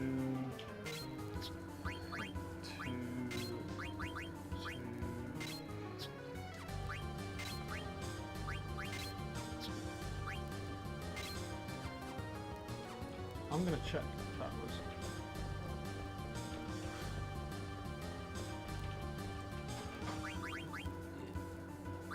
Oh, I didn't. Right, what I will do, I have no idea where that menu went wrong. It did go wrong somewhere. It's not, this is why you always want someone. I should have taught someone else the route, so that. Yeah, I know. So. Weapon 2. Accessory. Oh, yes, okay, I understand where I went wrong. Gloves off. Gloves off. Accessory off. Body 1. Helmet 2. Helmet 2. Accessory 2. Optimize. There we go. And we do want Steiner and Zidane on the front. Oh, I'm very sorry about that, but that is now we now have the correct menu, and we're not going to discover an hour in. We're not going to discover in an hour's time that I haven't learnt an ability I was meant to learn, which is the main worry. Like having a slow next boss is fine. I don't mind that. It's missing out on AP and not knowing where to get that AP back or where I've gone wrong is the problem. Yeah, because it's really not very obvious how you would recover that. Like, I didn't even know where I went wrong in that menu. All I know is that Zidane had the wrong accessory equipped. Yeah, it might seem ridiculous to like go back to title screen because of a menu mistake, but it's so the way that we do the menus in this game, where we say, okay, we're changing this thing to another thing, this thing to another thing. If something goes wrong, it's very difficult to know. Unless you just happen to have memorized every item that you want in every scenario, what actually did go right. So these two bosses, you're meant to. Whenever you attack one, they power up the other, and then if you wait too long, you will use some superpowered attacks. But since we just target the weaker one and kill him as quickly as possible, and if the other one's target is powered up, then attacking them disperses that power. So we just have our weak party members attack one, and our strong party members attack the other.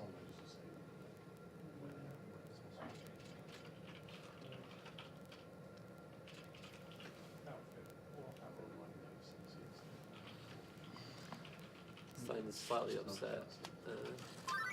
Go on it is Yeah. Not waking up. yeah. So if you remember ages ago, we picked up the super soft, and now Marcus is running through the forest to try to use it on Blanche. It doesn't look like a very petrified forest to me.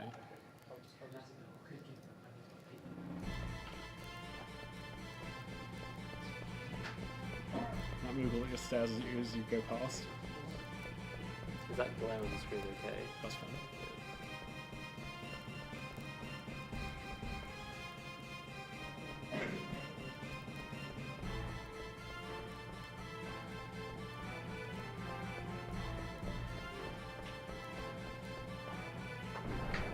Trying to look at the big screen on the side of the room to see what time I'm on.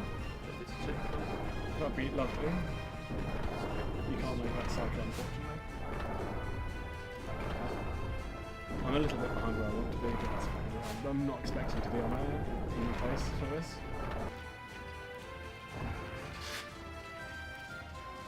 Yeah, we're at like 3 hours 12. I can see that from you. Yeah. You have better eyes than I do, clearly.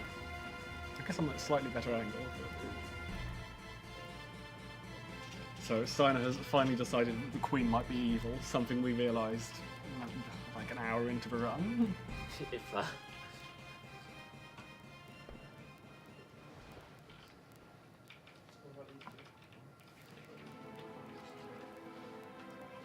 Now, although I'm lots of gil behind, because I've managed to route out most of the gil sources I pick up, there's not really much time to save from having lots of gil. There's an extra weapon I can buy that I don't otherwise usually need, but oh well. Oh no, my speedrun is too optimized. I cannot optimize it anymore. Yep. Actually, there are things I still want to do with it to try to. Rather than saving money, saving shopping trips, because then that's the real thing, not having to actually go into the shop in the first place. Right, 5, 7.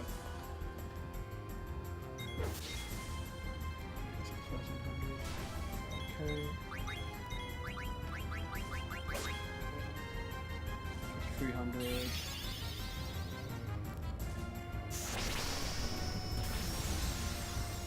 3,000. Right, hopefully she doesn't kill anyone. Oh, that will kill someone. Please be fair. Oh, that's great. Oh, that's so good. Oh, he doesn't have MP. Okay, that's fine. That's 5,300 out. Right, that should kill her. Excellent. Nice. Fine.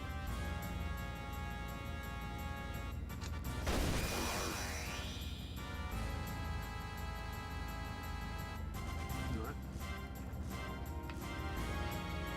So again, that could have ended after 10 attacks, but she only ended up doing 3, I think. So, So she's Clim Hazard there. Is Clim Hazard a limited cloud in FF7?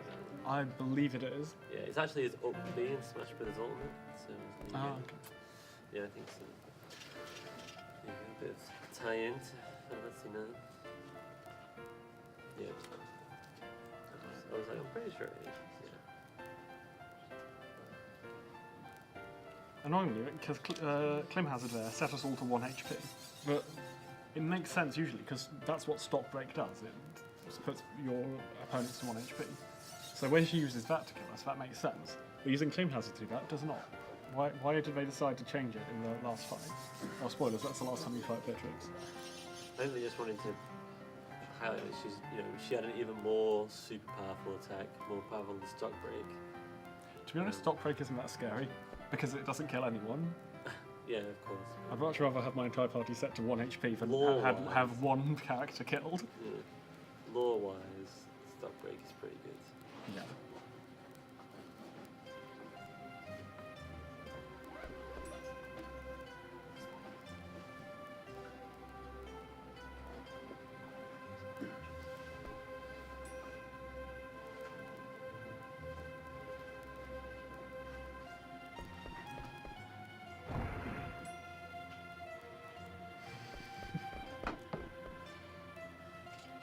Right, so Beatrix, only seconds after Simon, has also realised that Queen Brana is evil. And so we get to fight some fluffy doggies. Totally regular fluffy dogs. Also, Beatrix is on our team now. And we get to use Clem Hazard. Beatrix is such a good party member. She has some great abilities, and she also knows white magic. How cool is that? Yeah, Beatrix is kind of a boss.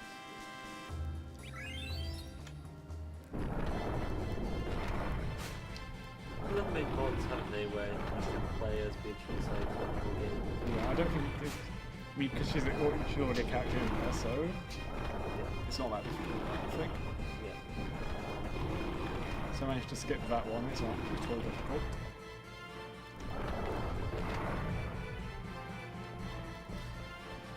This scene looks very silly because he's just standing there ready while they're still coming around for ages. Kill. Now, hopefully, Garnet will be kept alive for.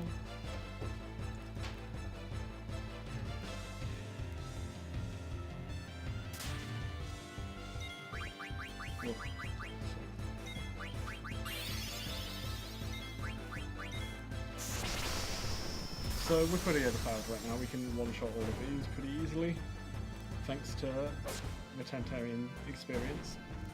The Tantarian was the secret boss. Yes.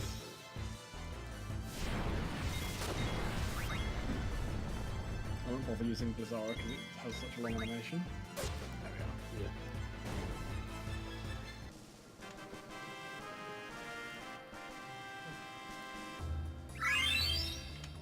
I'm actually kind of happy that Garnet got experience. Usually we don't super care about her because she isn't going to be doing much damage for us again. But having her at higher health does make her more difficult to kill. Which is helpful. It is helpful. Her other stats don't really matter that much. Seems like some sort of circular loop. Like you don't care about Garnet, she does low damage, so you care about her less, so she does less damage. Yeah, I mean, Yeah, like, that's fair. one thing interesting about Final Fantasy IX is we don't just fully invest into one character. Like you've already seen several times throughout so far, different characters have been our best character. So there's no carry. There really isn't any carry, especially in the early game. Late game, there's more carries, but especially once we get charge. Yeah. But we'll see. It stays roughly even. And then the charge bot will truly be in full effect. Exactly.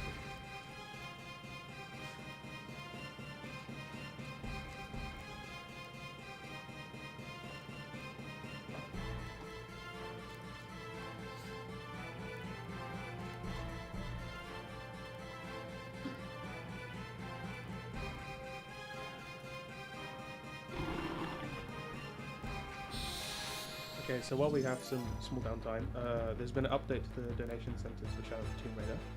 It's an outfit bid war, so you can donate to, you can go towards certain outfits for the right to play in Tomb Raider with. The options are regular, Angel of Darkness, Tomb Raider 2 default, and Tomb Raider Bomber Jacket default. I'm vying for Tomb Raider 2 default because it's all like PS1 polygonal and stuff. You can see the options on the donation page, and will still be updated on the schedule as well. So if you want to see a specific outfit being used, your donation's in. Is that the run after this? No, after this I believe it's Crash Team Racing. Right, yes. But just because it's either way, it's going to be a while because we're going to be here for a while. Yeah. The implying that after this is soon.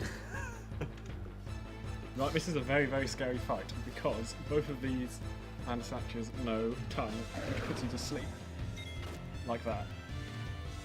Shouts to Black Mirror. Bandersnatch. Oh, of course. So, all my other characters are immune to sleep.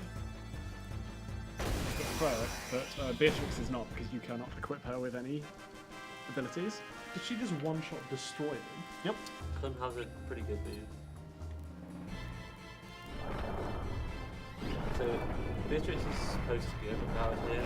The whole idea is that you've been basically getting wrecked by her every single time you fought her, but now she's on your side. She's really overpowered.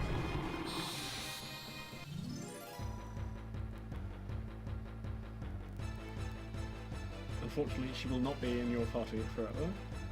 Unfortunately. So this one isn't as scary because I have Steiner, we have Charge Bot with us. That was not the right ability. I messed up. Okay, it's fine.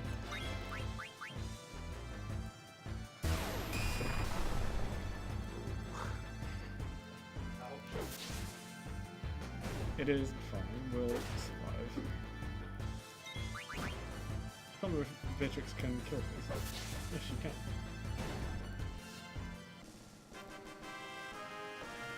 I like how Freya got a crit and just tickled it. Yeah, we have de-equipped Freya's good equipment because we want to sell her.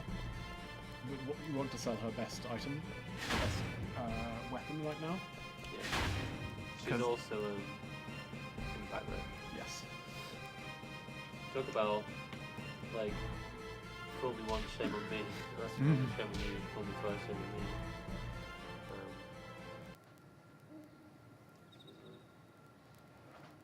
Quite silly. Yeah, we've taken off quite a bit of Freya and Steiner's equipment because we want to end up. They'll be leaving the party for a little while, so we won't have access to it. And by the time they rejoin, we'll have better equipment for them. So we'd rather sell their stuff in order to buy them better stuff. And for our inventories to be less cluttered when they finally do join back. Keep talking about the menus being pretty complicated with knowing what's replacing what, and that's part of the reason I want to sell everything. Isn't just for the money; it's also to have it out of the inventory so that I'm not have to mouse over it all the time. Yeah. Because otherwise, what I really don't want is for what's in my inventory to be inconsistent. So, for example, this next boss, I could steal some nice equipment from it, but I don't really want to because then my inventory wouldn't be. I have to remember exactly how this affects all the different inventories. Yeah, so we wanted to sell the next opportunities basically. Yeah. So not a purple worm this time. So it's like a green wormy thing. I think the purple one has turned into this green wormy thing. I think so, yeah. I don't get to show off. So, as you can see, one of Roxas's ability bar is yellow, and it's filling up significantly faster. And that is because an item we won off Tantalian. It's basically the main reason we fight Tantalian, is to get that item. Yeah, it does the auto haste, which is pretty awesome. It means that many more bosses that would otherwise be too fast for us, we're able to do the double attack thing on.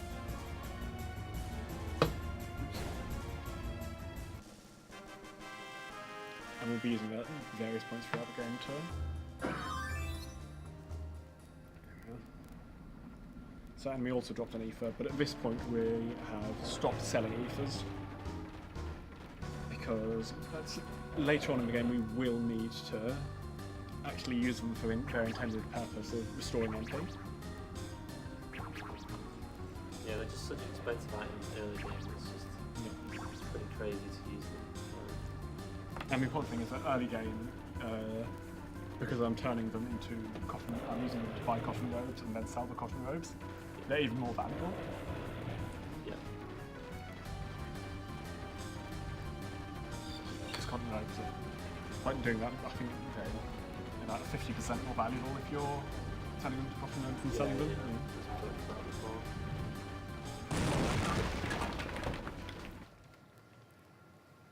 This isn't the last time we will do that though. There's another shop coming up in about half an hour where I'll also do some of that. Which is why my inventory is still full of wrists, which are one of the components. I'll use this opportunity to calculate how much money do I have.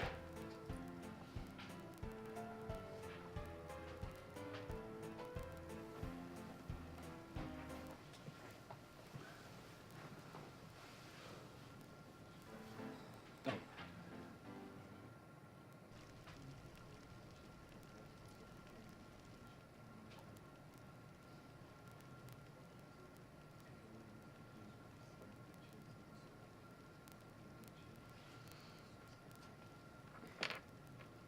I've got about 2,000 extra.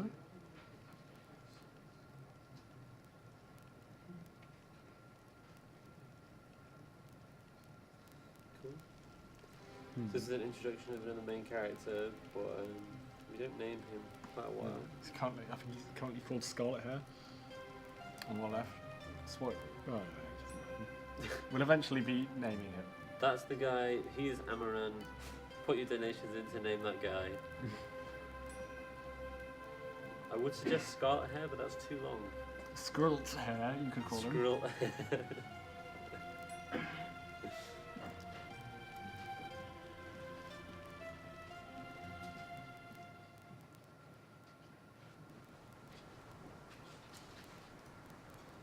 That's a nice impact font there. Never unsee that. Some lolcat memes.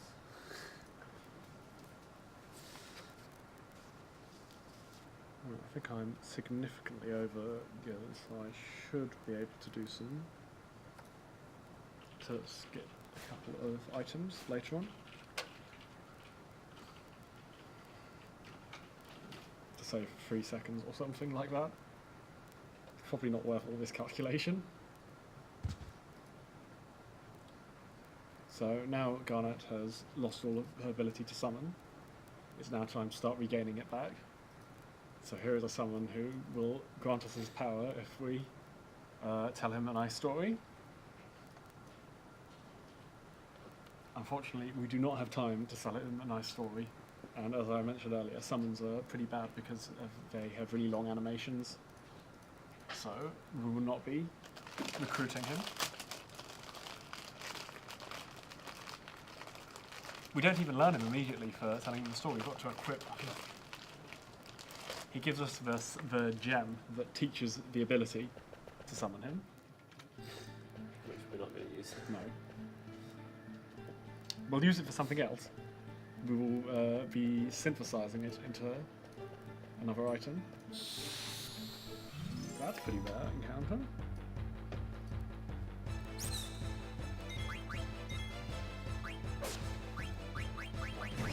Oh. Okay. And because we fled, reason so we give up searching for this because we need to find the 3 parts of the story, and then we need to put them in the right order.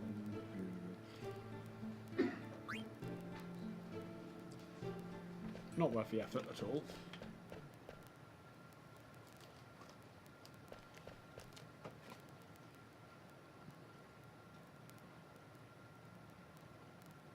Velma, Shaggy. Such a shame we don't have the whole gang. That is true. I mean, it's still not too late. We could have the whole gang. There's still 3 left. Oh, yeah. Anyway. Speaking of which, Queen is coming up pretty soon.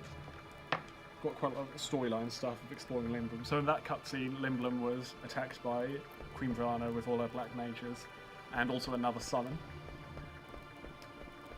So now, Limblum is in the ruins as well.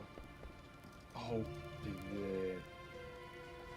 this is skippable. I should if you hug the wall a bit closer than I did, I messed up. Then Relatively small time.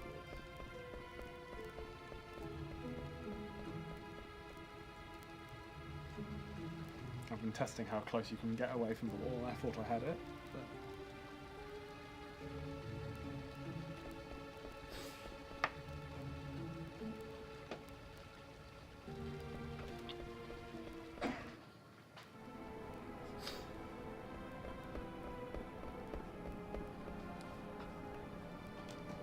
Princess Garnet? Don't you mean Velma? Oh my god. she has many different names throughout the game. I can't remember where the latest point people are still calling her Garnish is. I think eventually everyone gets the memo. Yeah. Oh yeah, so they captured Vivi thinking he was a black mage, but Sid's convinced them that he was in fact a spy sent behind in disguise as a black mage. Totally. It's not a very good disguise look. So, are we, is Sid come back to normal? Well, no, he's, as you can see, still an oblong. Oh yeah, sorry, I just like, I was reading the graphics along there. I was like, To answer Zena's question in chat, the remaining names we have are Freya, winning with. Freya's No, already Freya's gone. done, sorry. We've got Amaranth winning with Blue Shell at £6.90.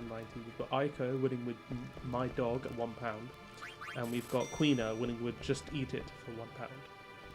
So, yeah. So Amaranth, Freya, and Queena are the ones left to be named. So all we've been given 3,000 gil to go on a shopping trip, but the only thing we do is we sneak in, we buy a new weapon for Zidane, and then we leave.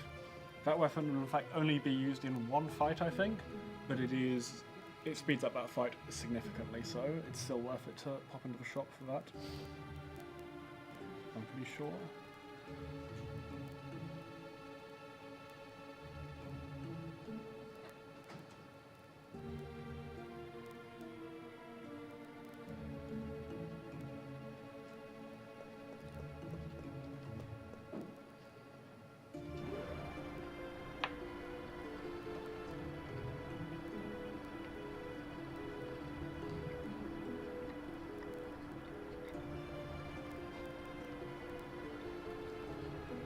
Yeah, I forgot the actual storyline. So, now that we've escaped from Alexandria and to London, we're trying to deal with Kuja, who we're pretty sure is behind some of this. He's the mysterious man we saw in Bernicia. I want to say Birmingham. Mysterious man from Birmingham. Can we get Brommy in my next Final Fantasy, please? Where's Vanille in Final Fantasy 13? Where's her accent from? oh, that is a good question. What about the accent? That reminds me, there's a lot of variety in English accents in Xenoblade 2, isn't there? Yeah. Xenoblade Chronicles, yeah. So every island is a different part of England, a part of Great Britain, I guess. Oh no, yeah. Yeah. There's the Welsh island. Yeah, full of cat girls. Yeah. There's the North, the North Island, and the other places in England Island. Who's the main character from Xenoblade 2? Because Rex, Rex, who's yeah. from the Northern Island, so he's The North. North. Sounds northern. Yeah. Well, I think it's Dragon Quest IX, where they're each different parts of. I think that there's Australia in that one as well, so it's not just the UK. Yeah.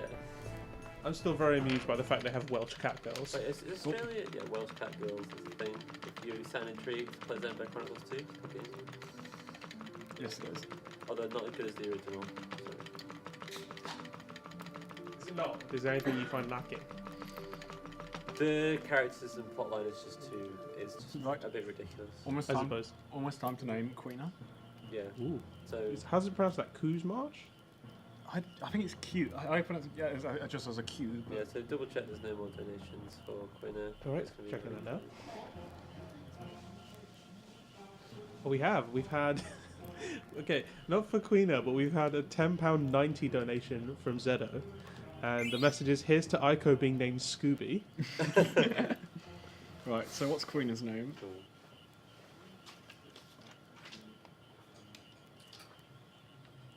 Just eat it, right, Jay? Yeah, it's Yeah. Queen's name is capital JST, capital EAT, Capital IT. capital I, and then a T. There you go. Just eat it. Like that. Yep, Yeah. like that. I like how it says age between 70 and 90. Something. There we are. Old. Old. So would anyone disagree with me if I said that I think Queen is the worst main character in any Final Fantasy game? Ooh. In any Final Fantasy. I'm sorry, was that an opinion? Oh, what is it? Can't have them these days.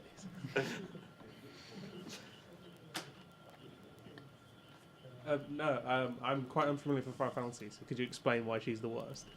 She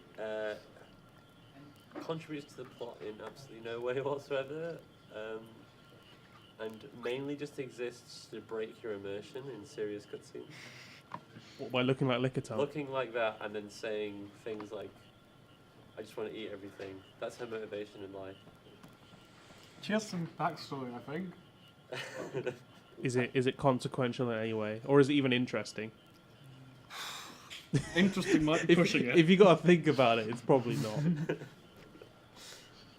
I mean, do most Final Fantasy characters have something like?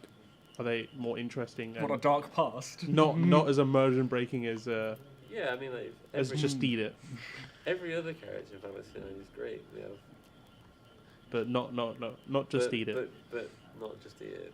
Fair As you enough. can see, no one could even be bothered to donate more than a single pound to.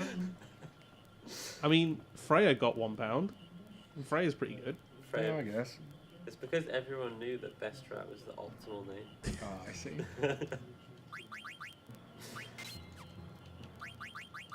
I will just de-equip Velma's wrist.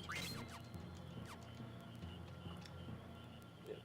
So, since for some reason they decide Quinn needs to be on the front row, I guess she doesn't. She's a blue mage. When she eats enemies and she learns her abilities. She's a slime. Yes. That's a good description in multiple ways. Wow, that's so cool. I'm sorry, but I have to joke with it. See, look, her desire to eat frogs has moved the plot along. That just makes her mandatory, which is even worse. Yeah, she's at this point she's essentially an NPC. I want to eat frogs. Give me frogs. She.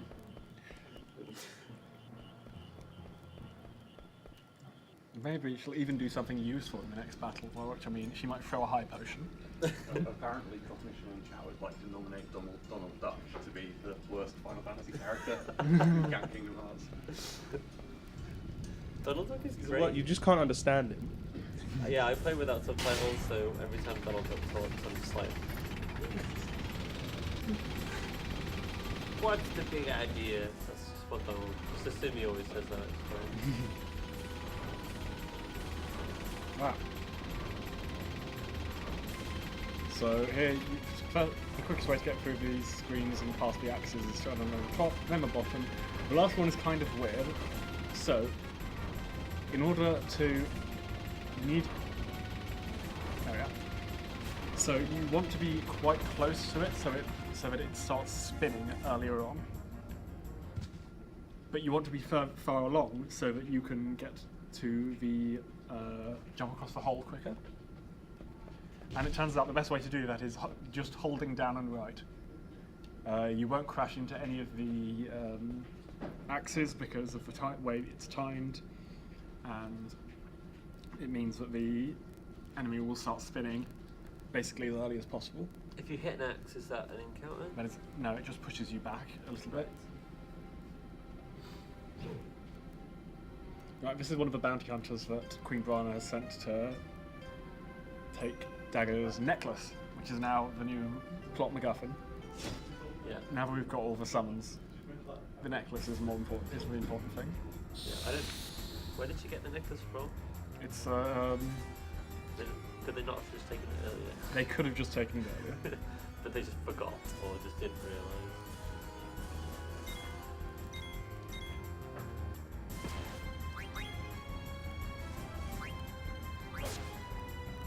Oh, that's really good. Wow, 3,000 damage crit.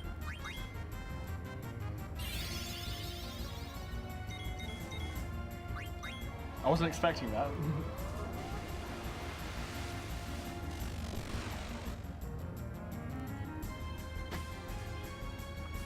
So, because she's sent here to attack Garnet, she'll always, if Garnet's alive, she'll always go for her first.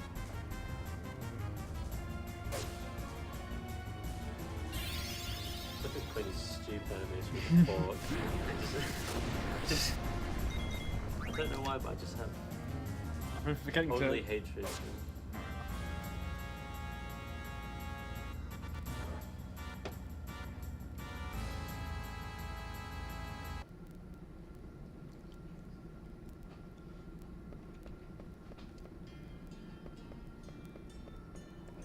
Right, this is a puzzle dungeon, but since I know the solution to the puzzle, it's pretty quick, and there's not really a lot to do here.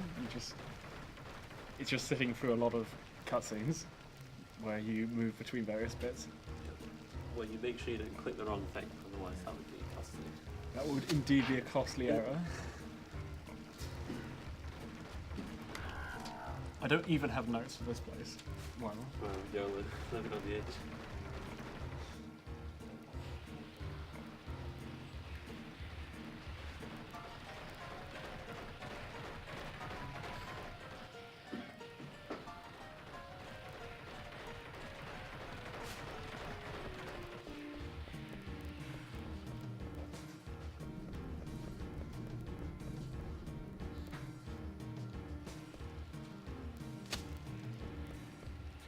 some of the screens here are absolutely horrible angles compared to what you expect them to be.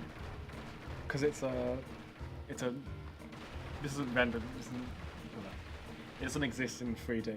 There's a 2D painting on which you can move about,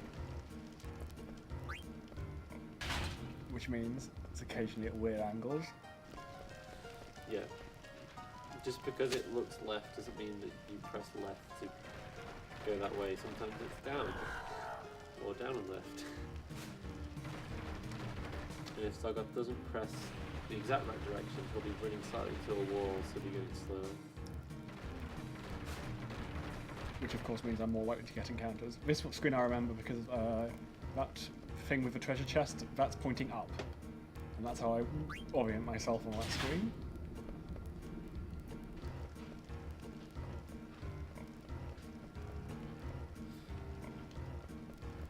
Those stairs are down and right.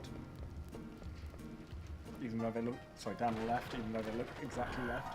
Oh, and the way you find this out is you try to walk at right angles to whatever it is. Because if you're walking at a direct right angle, then you'll be running up against the wall and you won't be moving at all. And that's how you work out that you're pointing in. That's how you work out the correct direction.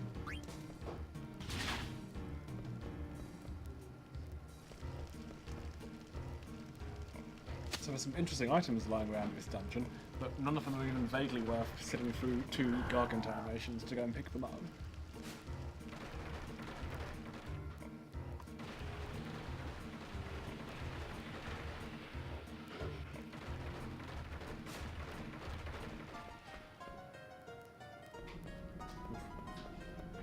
Forgot that screen. Which screen I was on?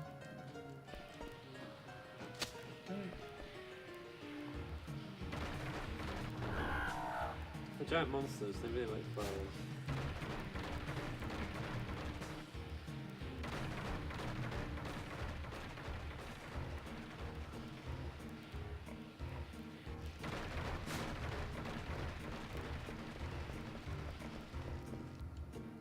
No, you don't pull that switch. Basically, the way I remember this dungeon is that at the first T-junction you go up, and then you just go in the obvious direction, pressing all the switches you come across apart from that switch, and then this will take you straight to here. So these things, if you go, they will shoot water at you in certain places, so you need to maneuver your way around that, which is why you don't go straight up. Then we do want to be shot down here. Nice. no encounters either. This is a bad screen for encounters. So here there's lots of enemies that teach you Knight if you eat them. So there are quite a few routes that will learn Knight here. This is Queen's ability. But I don't think it is worth it on PC because it requires all of your party members to learn Sleep Unity. Because Knight inflicts sleep on every character, including all the enemies, and you use that to make some of the bosses less dangerous. But I don't think it's worth learning sleep immunity on everyone and having it equipped. It just seems too much effort. So we're on another continent for the first time? Yes, this is the first time we're on another continent. As you see, the map's changed. They gave us a new map while we were in Lindblom. Yeah, as you can see, the map is huge. So even though we can see all the other places, we're not able to visit most of them. We can only. Yeah. It's not until we finish. So we get to the chocobo footprints. They're a bit hard to stay on the ground. Use some of the ghostly greens we picked up. And we've done pretty good on encounters recently. Oh. I tried to navigate this backwards rather than turn the camera around. Oh, I jinxed it Oh so my hard. You didn't get any in the puzzle.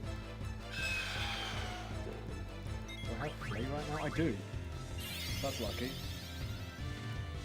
Oh, I know where I like play. After Tentarian, you have flee all the time. So you don't. 60 gil, if that matters. Yeah. Doesn't really matter. I can memorize that.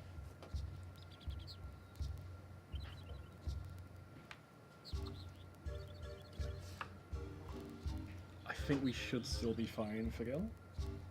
We have generally been pretty good at Gil.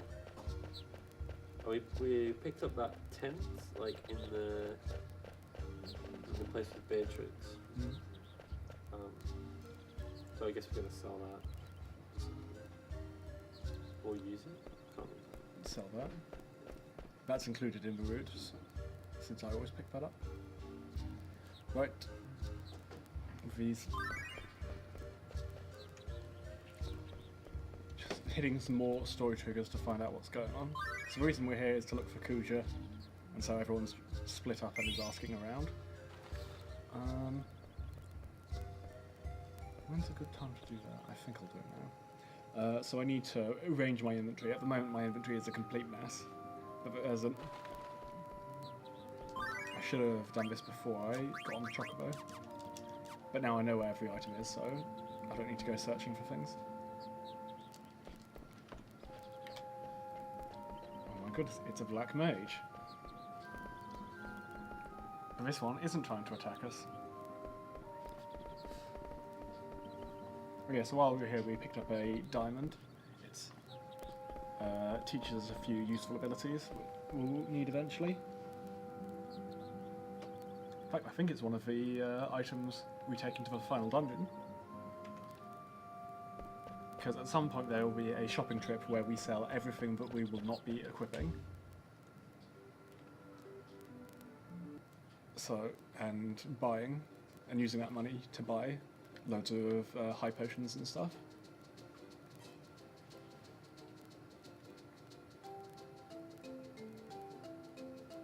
So usually we try to keep the inventory quite empty, but after that it'll be basically nothing. Right. Another puzzle that I know the solution to already. So that sign in the center changes where it points every time the screen changes. Okay. I expect one encounter here anyway.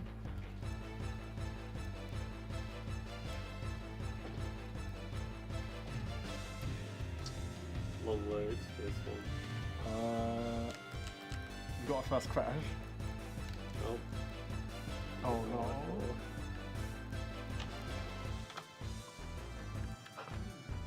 Oh my god. Yeah, okay. Well, that sucks. It's not closing. Control delete.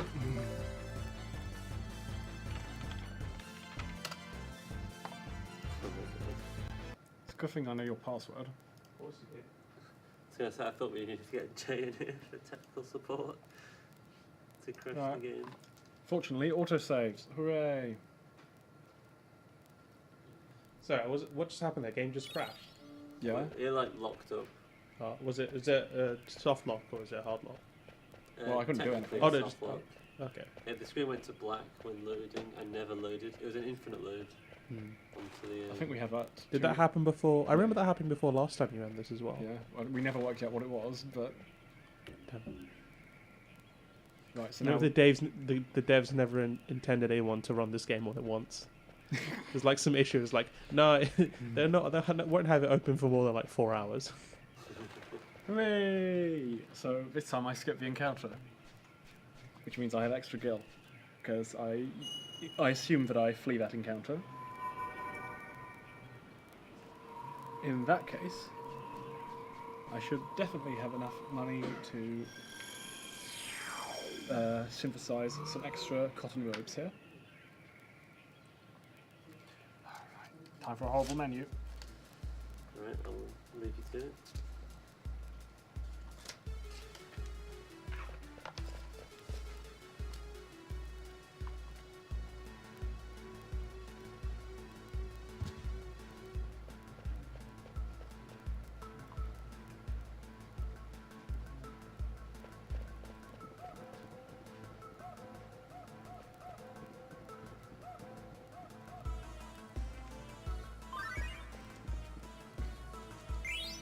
I'll pick up that elixir. Technically all elixirs are safety elixirs, but in a marathon run I'll pick up all elixirs that are easily accessible. So I will need to keep Iron Sword and Mage Staff, and I definitely need to keep Wrists.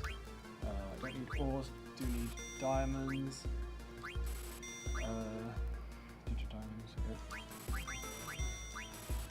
I do need my Iron Helm, I do need my Mage's Hat, I do need my headgear, and I do need my wrists. That is it. 3 mithril daggers, a gladius, a stardust rod, a magic armlet, 2 bone wrists. Where's the secret hat? There's secret hat. I think I need 11 of those. Ram's tiara, admin vest, magician's cloak, then we go hit some story triggers to advance the story and find out where.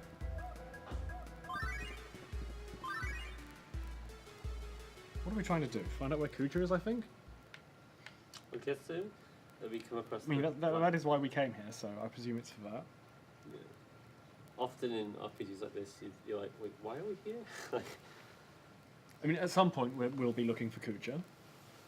yeah. But we've come across a very strange place. A cemetery. I mean, the Black Mage Village in general. Oh, I see. Because up to this point, we've seen Black Mages kind of mindlessly pilot a ship and also just kill people, shouting kill. But here, they seem to be like real people with like families and personalities and running a shop. And So at some point, these are all ones that have sort of woken up and gained. sentiments. Yeah. And as you might have expected, run away from the army. And generally try to keep out of the way of humans, other than to buy food.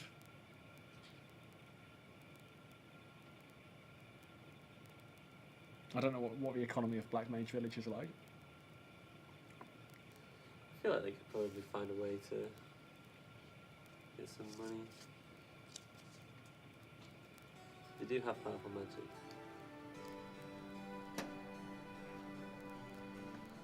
Here's another instance of where we go through the dialogue too quickly, and the game has some weird visual bugs.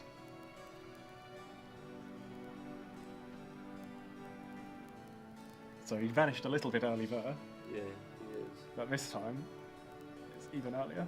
Oh, Where did he go? where'd you go, Shaggy?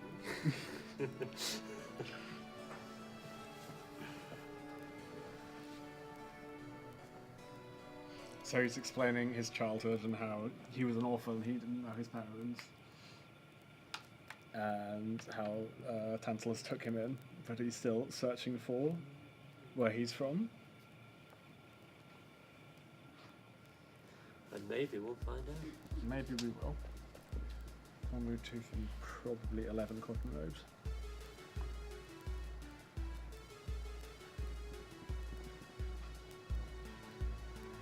I have no idea how much gil I'm meant to have after this, but I'm sure it'll be fine.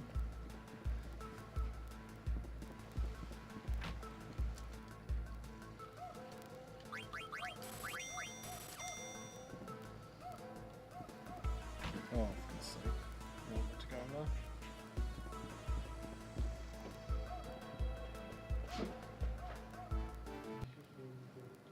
So it's almost time to name Aiko. So if you want to... Is Ica coming up to be named? Yes. Okay, let me just double check the donations. Well, so there's a little while to go. There's still a... So Okay. if you want to... Well, the currently winning name for Ico is Scooby I forgot. There's a new... at £10.90. There's a new Chocobo route. You stop with the Chocobo there and start to set the rest of the way. This is because we will be coming back here. And by doing this, it means that we save one Geisel Green. And because we are now picking up like Geisel Greens on the... in chests and things, rather than buying them. We actually are really limited. Yeah. Oh. Well, this is fine.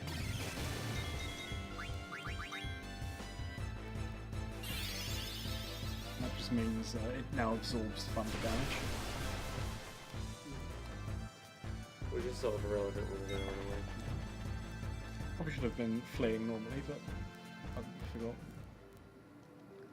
Too busy talking about my amazing new boot.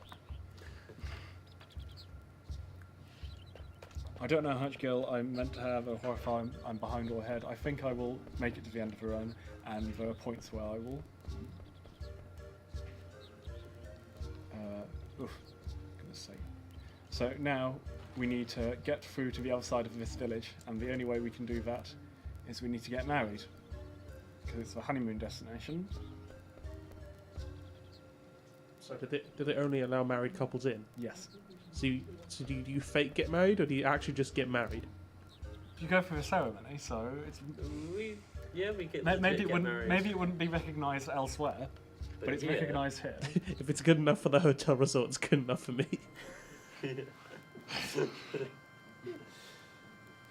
See, I now pronounce you room 443.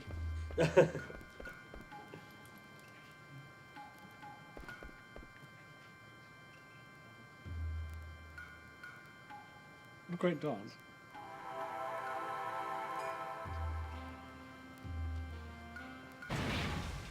As you can see, not very married. Have we just ended up recreating a fan fiction where Velma and Shaggy get married? Yeah, I think we did. Oh, goodness me! It's a good thing my cursor wasn't in a different position. Otherwise, we would have sat through the cutscene where Vivi and Queena get married. Oh god. It doesn't take a while. We have a question. How much do I have to donate for blindfolded menuing? I've got something else to do blindfolded. Don't you worry about that. I will not be doing blindfolded menuing. Okay, so I guess you guys just have to Sorry wait about for that. another 4 and a bit hours Yeah. to see. The problem with blindfolded menuing is that no one else here knows the run. So if I mess up, I will not know because I was blindfolded. Yeah, I know vaguely how the run goes, but definitely not to the detail of like what you should be equipping at each point. I mean, I could give you my notes, but I'd have to teach you how to read. Yes. They're quite compact. I have to teach him how to read. Yeah, and you sort of also need them while you're doing Right, them. we now have 5 party members, because Aiko is here, who will be named... The winning bid is Scooby, capital SCOOBY. But don't worry, we don't have 5 party members, because Queena has just run off. Fortunately... There we go. Is Aiko just a cat girl in this? No, that's a No, headband. but that is a headband. That's, That is a headband. was- Oh, I see. I think it might be a bow actually. Oh, Wait, yeah. is she wearing angel wings on her as part of a? Angel wings are not. They're not real. No, the horn is. The horn is real though. Oh, she's like a oni, or a devil, or She's something, a summoner actually. or a demon, or whatever. Traditionally in Final Fantasies, summoners have horns. Okay, It's she's pretty summoned. weird. It's but- usually part of the outfit. Yeah, you're normally part of the outfit.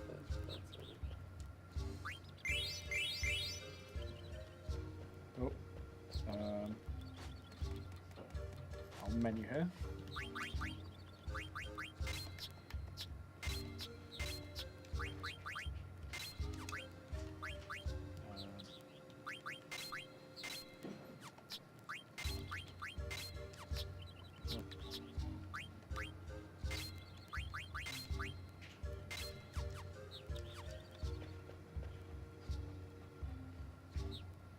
I like that menu because you just go around, you optimize the equipment to 3 people, and then you're basically done. And just need to mess about with people's abilities.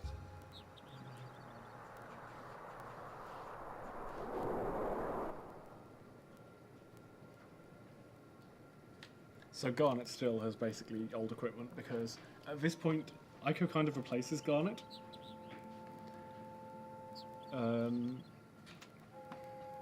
Because they both are summoners with white magic and the ability to summon things.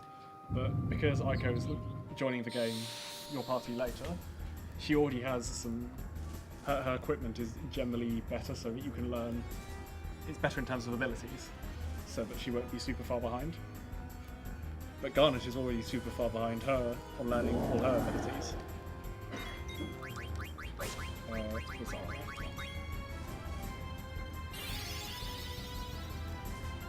Which means Ico's better. She also has better summons, in my opinion.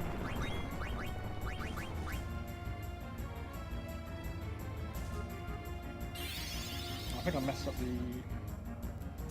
Yeah, it doesn't matter. I messed up the Curaga skip, but the.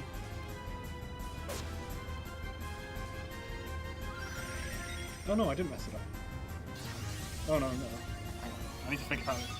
Whatever, I'll just attack it very quick. I'll hit it very hard, and I'm sure everything will work out.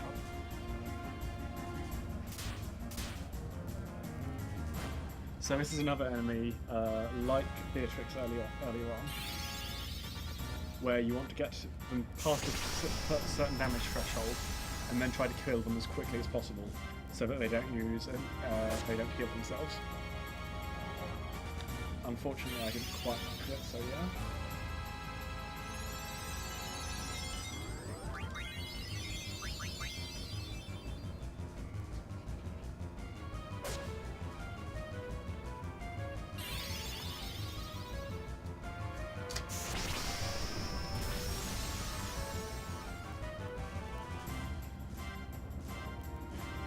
That's really not. I thought doesn't matter. there we go.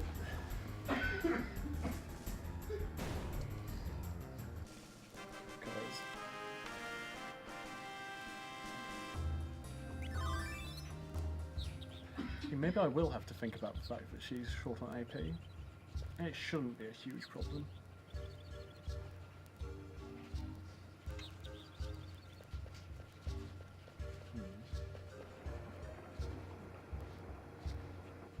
We're entering a good time for donations because there's quite a lot of cutscenes. It's just me wandering around.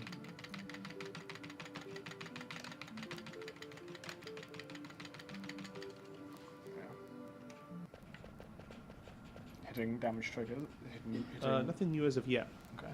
Hitting story. As a reminder, we do have a couple of donation incentives coming up for the next couple of runs. If you type in !donate in chat, you'll be able to see the full runs, the donation page with all the incentives on the page. The next one upcoming is for Shadow of the Tomb Raider. There's a bid war going on for the outfit that Lara can wear. Are the options listed on the?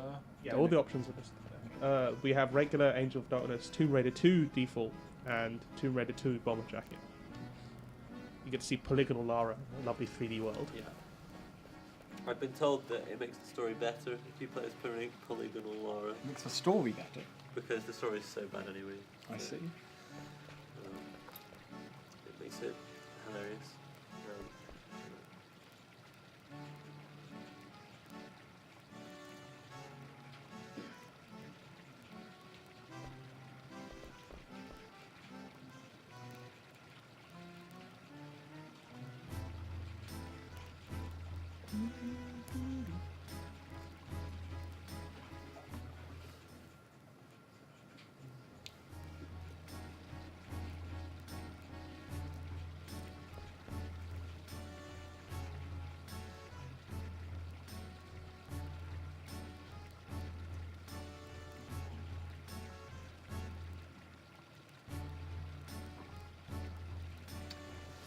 Okay, if I steal another chocolate bar. Absolutely fine.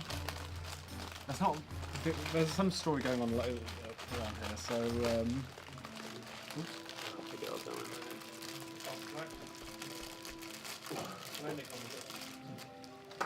Oh, funny one.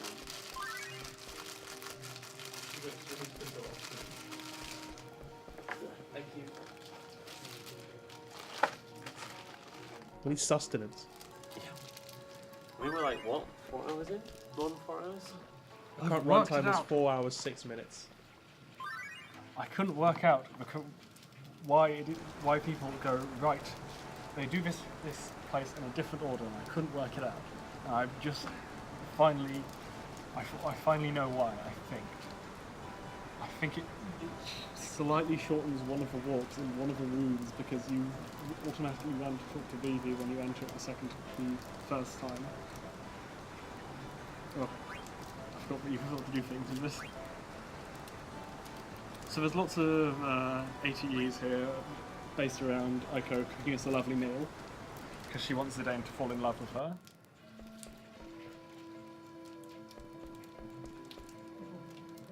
I like the idea of Scooby cooking Shaggy a lovely meal. More than I like the idea of Scooby wanting Shaggy to fall in love with him.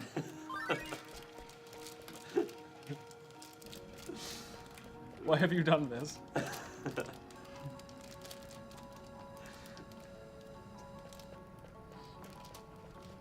This wasn't the love triangle that I wanted. It could have been my dog. Instead it was Scooby.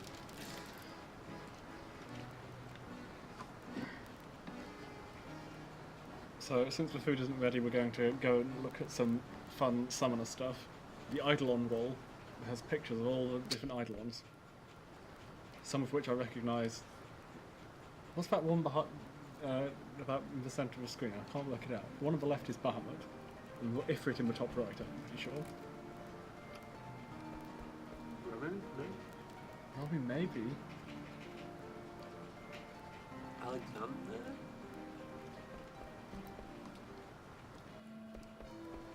I feel like Alexander would be in a more important place since it's such an important Eidolon.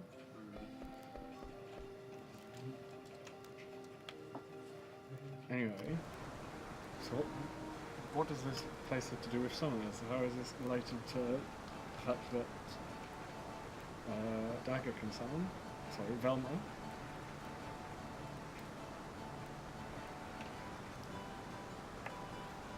These questions will eventually be answered when we come back here again. But at the moment we still need to just...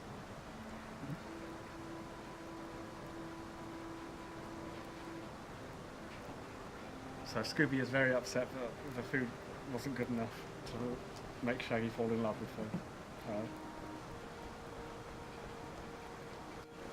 And Queen has appeared out of nowhere. She turned up in an ATE that we skipped.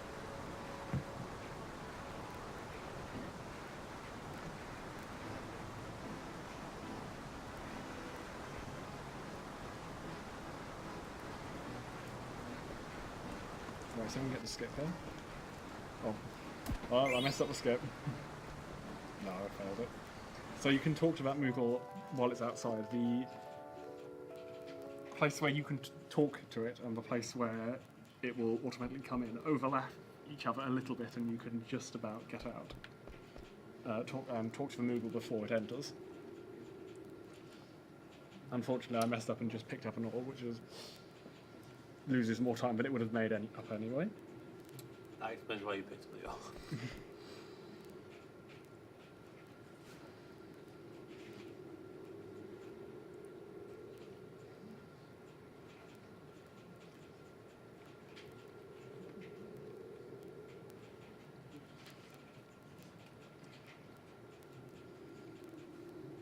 Other than that, there aren't any actual good items to pick up here. There's no shopping to do. It is just advancing the storyline, which we are now done. And we can head on towards the Ether Tree, I think it's called, which is where Kuja is seen heading towards. Yeah, pretty important place. Story. And I can decide if she's coming with us.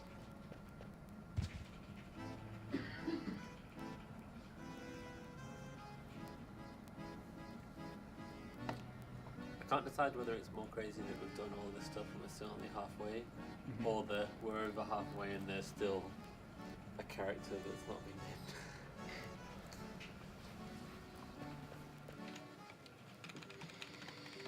named. Ugh.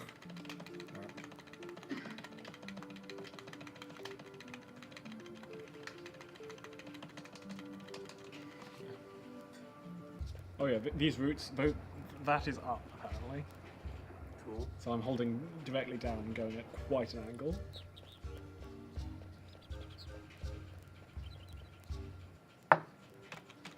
This place is even worse.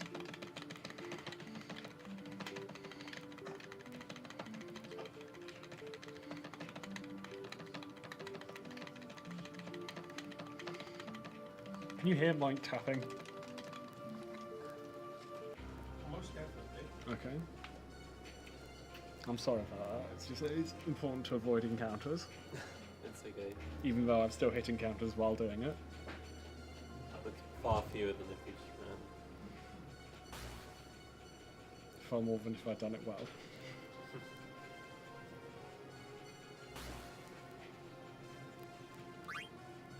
Right, you have two options. You have three options there. Two of them don't do anything at all, and and you just have to sit through. Zidane trying to body slam his way through a magical force field.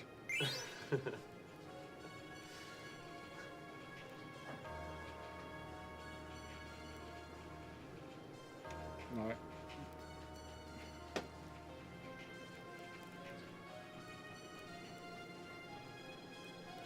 Hopefully I won't get any encounters here. I do... Most encounters here, there's a quick way to kill them. But hopefully I don't get any anyway. This room is horrible.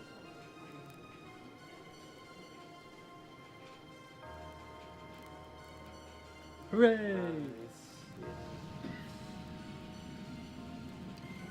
This room you just hold up and... Does the step count reset every time you transition room? It does, doesn't Yes, it does. Yeah. Ooh. Like this.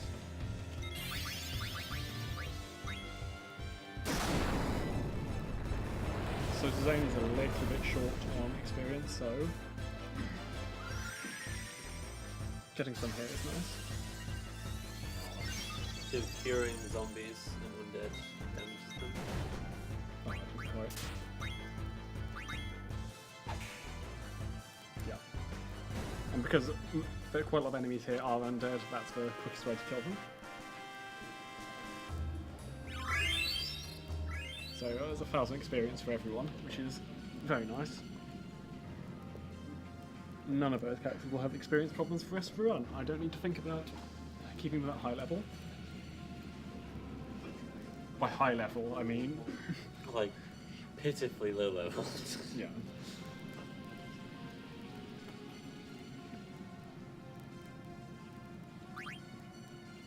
Try standing on it. There's an important symbol on that. That weird triangle thing. Eventually it will explain what that is. So there's lots of dialogue boxes there, but I'm skipping through them so quickly. Oh, no, they're not even appearing. Wow, you must be mashing really fast to get that.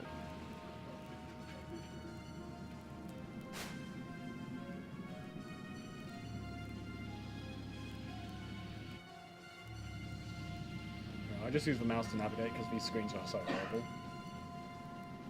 There's another use of auto-clicker, you can just have it. This one's fine.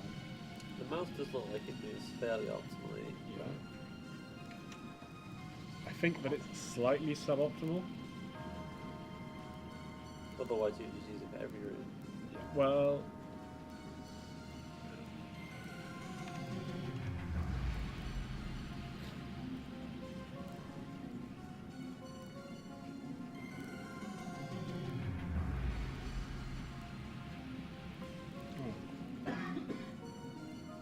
I was gonna say I wasn't paying attention to how much gil I got from those zombies, but it doesn't matter at all because I will just the next big shop I will do, I'll just look at how much gil I have at the end of that and work it out based on that. That'll be fine. Yeah, I can look it up for you if you want. Not, do not, because I didn't know how much I had before then, and Oh right, yeah. it's just uncertainty upon uncertainty. It's not. So the tree turns out to be pretty spooky. Yep. It's like zombies and stuff everywhere. I mean, they should have the title text that came up when you arrived. The Ancient Tree of Life, I think it's called. I mean, that sounds pretty spooky. Yeah. More like Tree of Death. That is true. Quite a lot of undead things here. Maybe they were dead and they've been brought back to life by the magical life-giving tree. Well, depends on your definition of life. This time, I will. More like unlife.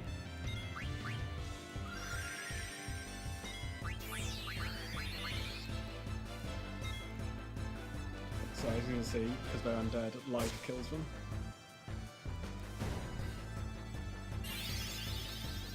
And fire should also kill them. There we go. So that's a force fight, you can't avoid that in any way.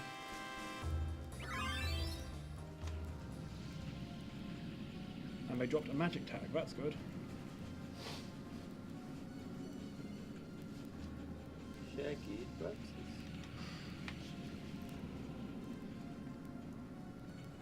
So magic tags cure zombie, which is a pretty nasty status effect that stops you gaining any AP or experience.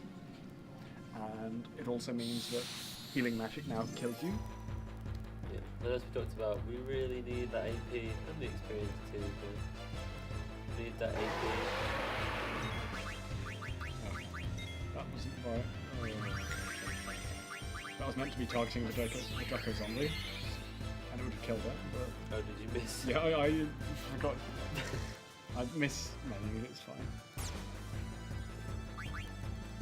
Because Zidane can't one-shot this one.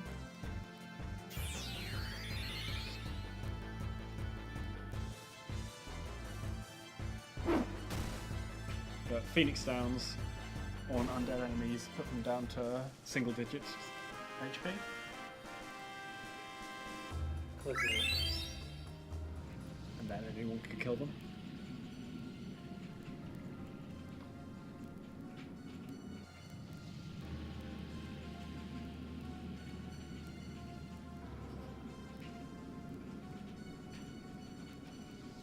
I'll use more mouse maneuvering, yeah. I think. It's a big spooky heart. I'll just try to go around. Right. So there's a chest hidden here, not very well hidden. I definitely can't see it. There's one you actually can't see here. Oh,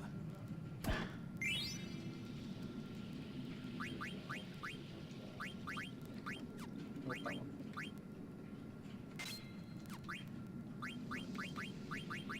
De-equip ability up, de-equip alert. So now, thanks to ability up, Zidane is getting double AP from all fights, which is very good because AP is a pretty short supply. And that, we just got that off the armor we found behind the tree, behind the spine thing.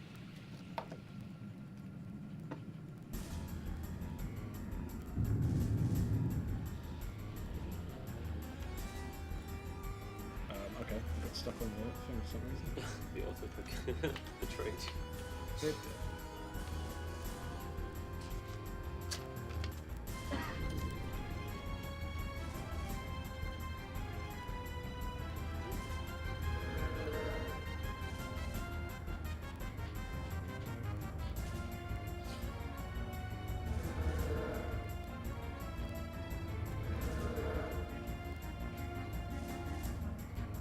So this thing works the Kuja in some sense and separates out souls.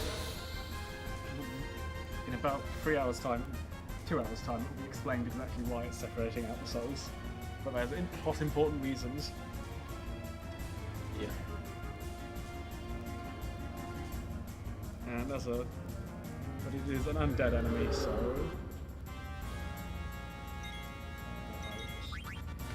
Again, this time I target the right one.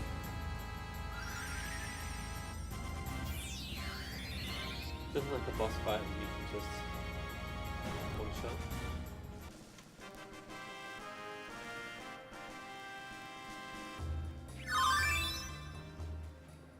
So the mist that has been spawning all the monsters is made out of souls, split up by that guy.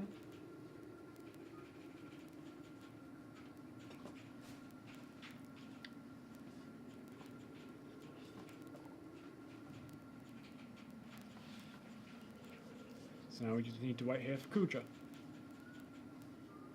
Oh, and because there's no mist, you can't make any more black mages because they're made of mist. 2. So Vivi is feeling very guilty about that.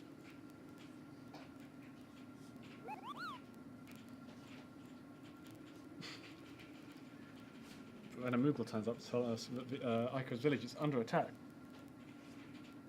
Oh no.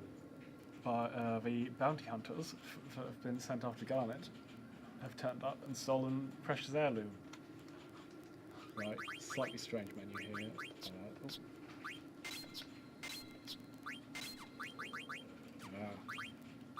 Sapphire.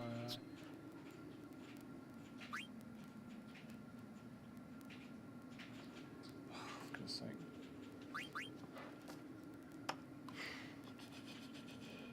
I'm going to look at the original because my notes have been too mangled accidentally, and I don't want to mess this up.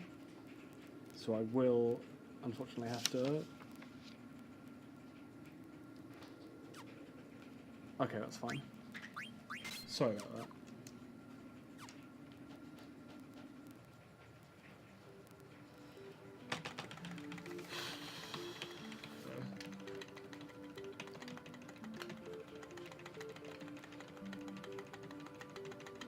Oh, I understand. What I thought was a smudge was a message to myself that I misread.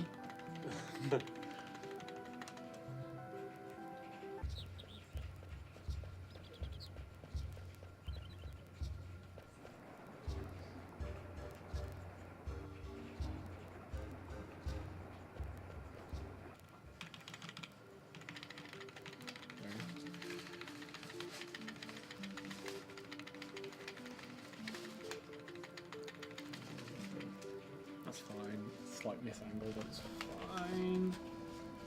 No encounter, so it's fine. It might be worth it to just walk that distance rather than sort of step it since it's so short, but I'd rather not take the risk of getting an additional encounter.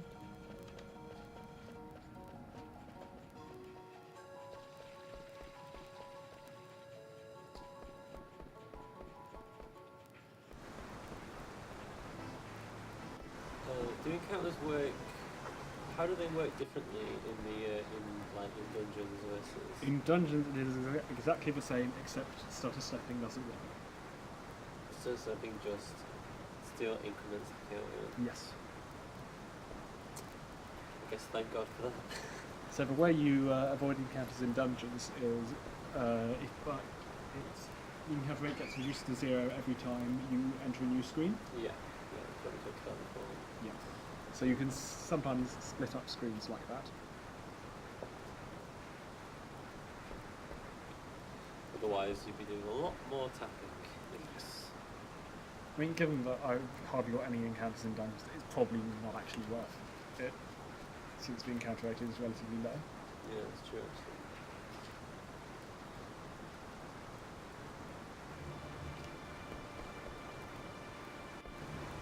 It turns out the thieves are still here, and now they have kidnapped Aiko. Oh.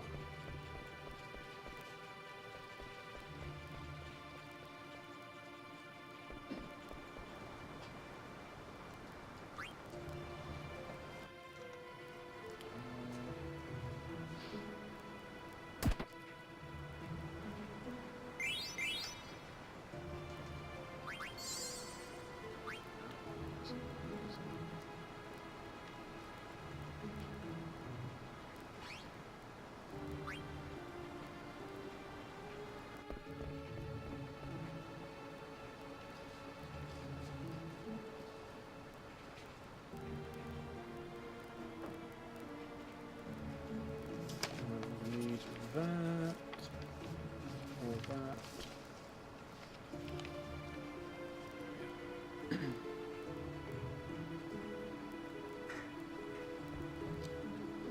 So, she'll only give up Aiko if we give her... I can't remember which magical gem it is. There's 4 magical gems that Queen Brian is trying to collect. And only combined can their power be realised. And I think... And that's why these bounty hunters are here.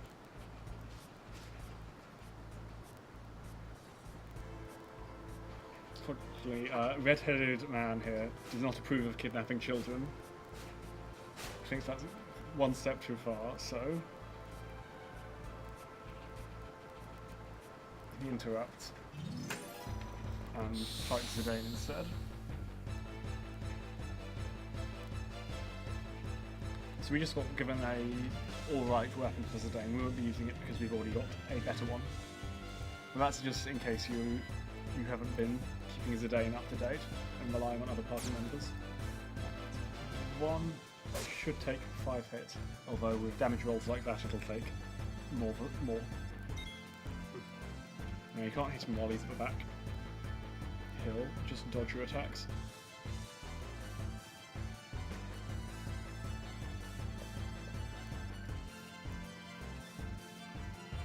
Two. Yeah, okay, we're going to be 6 attack. 3.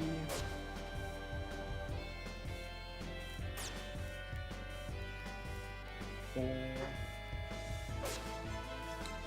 And if we do the 5th one now, he'll jump away. So what we'll do instead is we'll wait.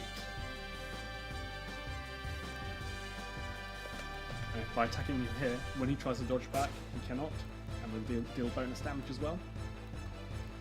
I'm guessing the reason is that there's a pole in the way that he can't dodge back into. It's not really explained. He looked like his back to the wall, so... So he'll soon be joining our party, spoilers, and then we'll need a name for him, so... There might still be a little bit of time to donate, but you'll have to be pretty quick. And speaking of donations, we have one. We have £6 from Rhiannon, saying, here's the Zealot choosing the default Lara skin for Shadow of the Tomb Raider, because the other ones are way too old school and blocky. So that £6 will go to regular.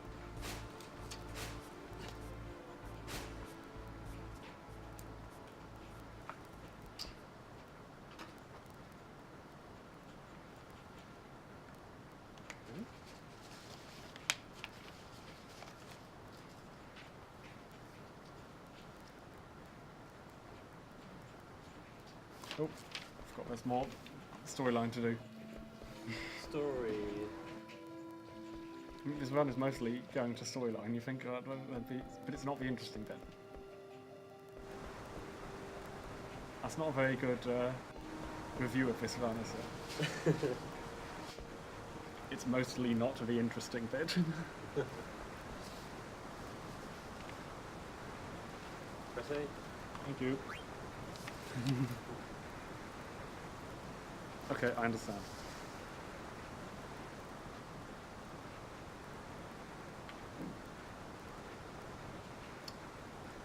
So she reckons that it's her fault that the jewel got stolen, although we have got it back now.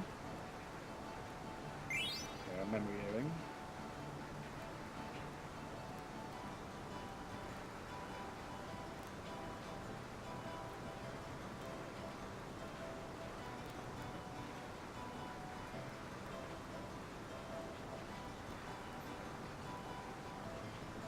We have another donation from Rhiannon for £2 saying name the next character Reba. I don't think that's quite enough. I think there's still a... Wait, yeah, hang on. What's the next character? The next character is Amaranth. So the donations we have, the top donation for that is £6.90 for the name Blue Shell. But yes, we now have started the new one, which is Reba. Yeah, and then you want there's actually 3 names in the running, isn't there? I mean, okay, there's in the running we have Blaze It for £4.20, we have Blue Shell for £6.90, and we have Reba for £2. He does introduce himself as the in the original the Flaming Amaranth, so it would be the Flaming Blaze It. That's just one of his moves. Yeah.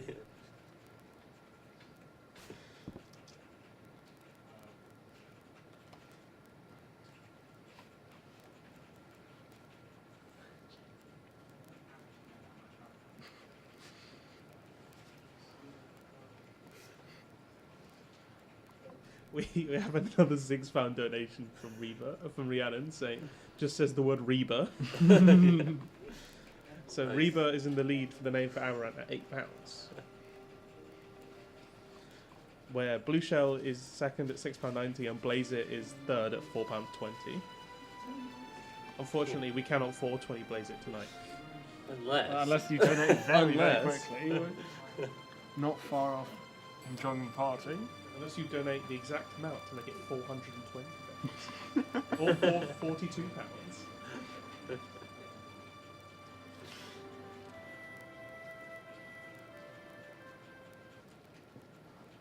Right, so we now discover the reason that Garnet can summon. Yep. That was Good strange. cutscene, but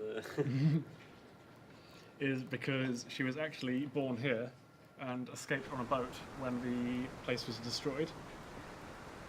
Because as of right now, Aika's the only one alive here, other than all the Moogles, of course. There's probably a good reason all the Moogles are here, because it's very close to the actual place where all the Moogles live, Longnet Central. Which we will not be visiting, unfortunately. It takes quite a lot of effort to get to. It's only available through the Chocobo side quest.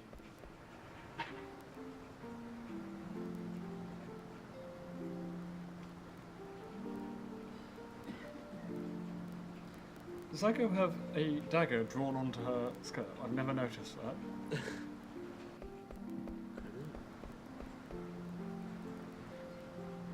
Is it canonically a fake one, or is that just what the model looks like? name the Eidolons. Fenrir, Ramu, Leviathan, Nifred, and Atomos on the far right. Yeah. Just because I don't play with the Eidolons doesn't mean I don't know what they all are. Yeah. The question is Ark on this wall the secret Eidolon?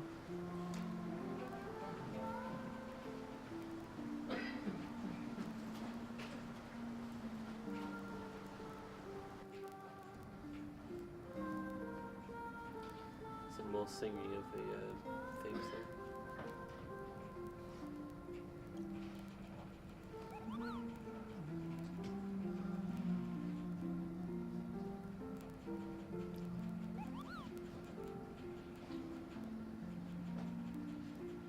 A lovely chill part for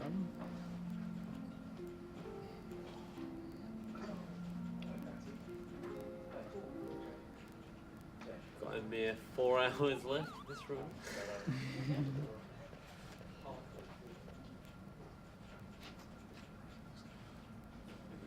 Right, has anyone overtaken? Joe, get ready. Has anyone checked? No one's overtaken.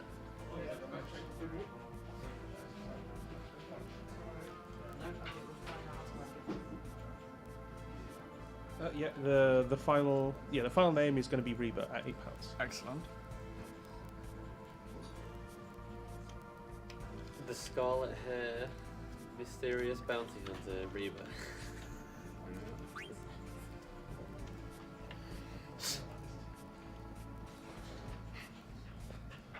Well, there you go. I mean, like, yeah. I mean, look, you could have. Yeah. Sure. Oh, I messed up. That's not good. That's not good. When selecting What I'm quality. going to do is I am slightly worried that I might be locked. No. Okay, I remember now. There's a point to it. I was slightly worried that I might be locked into that party.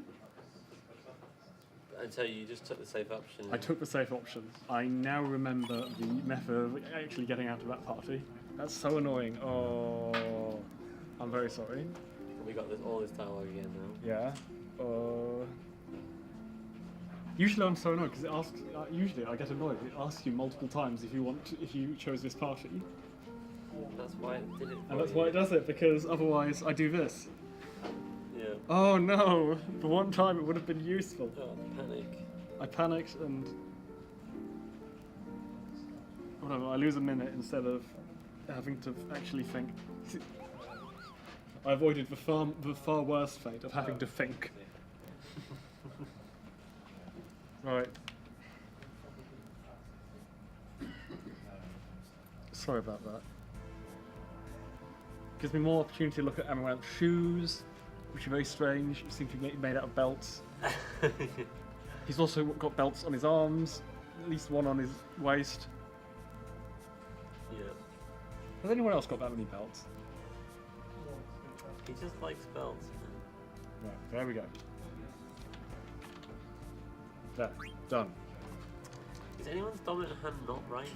I don't think so. Cool. Thanks, game, for letting me know that everyone's See? dominant hand is right. Wasn't that great? That was such a great menu. Just Yeah. Just Good click. job. Yeah. First time. Oh, Oh wow, we're still like only level 15. We're like, a casual playthrough would be like 20 to 25 hours. And we're just like, you know, level 15.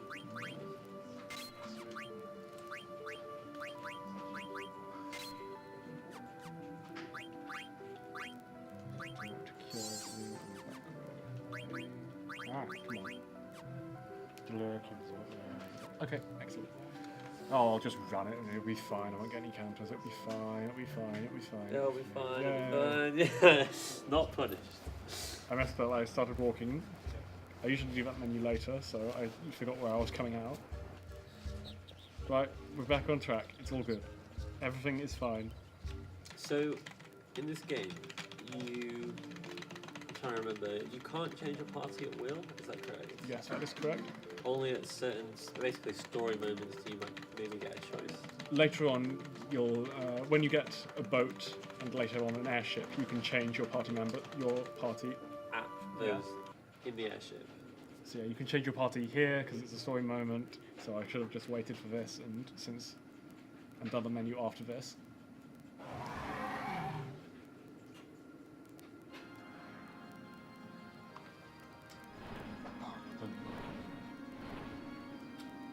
So Kuja has finally turned up again. And he like stands / slightly hovers on his dragon. I'm sure it looked fine on PlayStation 1. Yeah. Like, when this was at PAL resolution, a lot of the like sloppiness was completely covered up by this like, blur. The pixels.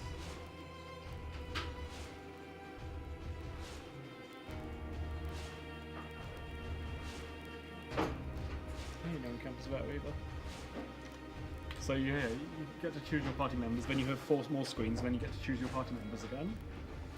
Yeah, just in case you Just in wanted to case, change. yeah. Just who would mess up like that? That would never happen. He would be like, wait, I made a bad choice earlier on. It's kind of important that I have Amaranth here, not just for experience, but he's also quite reliant on the AP that you get here, so... He's not even useful at this point of the game. He's too... We haven't taught him enough good abilities. So who did we bench? Garnet. Rip Garnet. because she is outclassed by Aiko in most ways. She has. Scooby confirmed bad in development. Well, the thing is, she has. Garnet has lots of good offensive magic and abilities.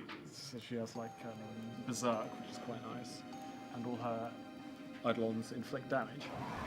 But that's never useful because there's much. We have lots of people who can do damage. Yeah. Whereas we don't have people who can equip, who can do interesting status effects like Aiko has on her Eidolons. Not like we're going to use them. No. The best Eidolon is Phoenix. It's one of Aiko's. It does decent fire damage to the enemy, but more importantly, it casts life on your entire party. So she can just revive everyone in one move. That's pretty good.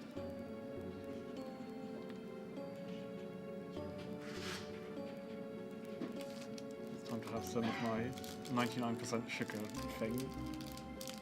99% sugar Kendall mint cake. 1% mint flavour. Maybe it's not quite 99%.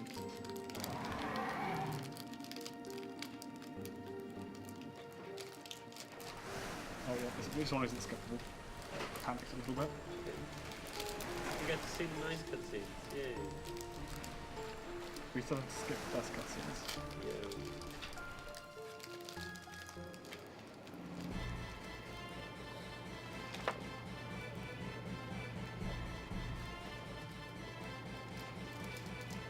I'm reading the back of this big page and it's talking about how I'm going on Arctic expeditions. yeah, like it's like made for like Arctic expeditions and like going up Mount Everest. And it's like also for sustaining speed. So Final Fantasy 9.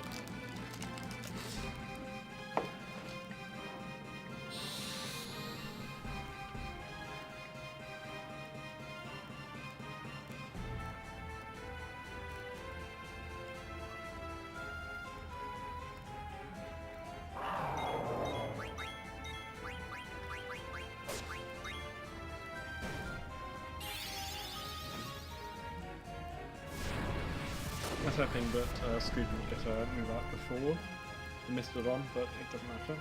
Just a small time loss. Like the outside of combat, you call them all by their default names, but inside combat, I've been trying hard to remember. you call them by their real names.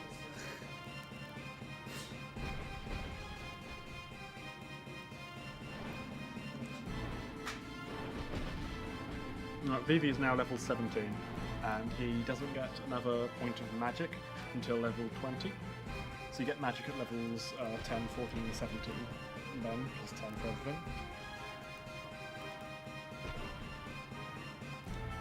And that's basically Vivi's only important stat is his magic. Because I'm not going to be able to get him enough health to be super tanky, so... I wouldn't mind too much if Vivi died in upcoming battles so that my other party members got a little bit more experience and maybe leveled up and got some more health. That would be lovely. Not worth potentially killing. No, I don't think so. Right, because Garnet's been kicked out of our party, this fight is technically slightly harder if, for example, we were using Garnet, so they only give us one. You know, just in case. Garnet's run off with all your good equipment. Which is quite nice of them, really. So they gave you what? So you only have to fight one Mistodon there rather than two. And then they give you an opportunity to save and heal here before throwing you into loads of Mistodons.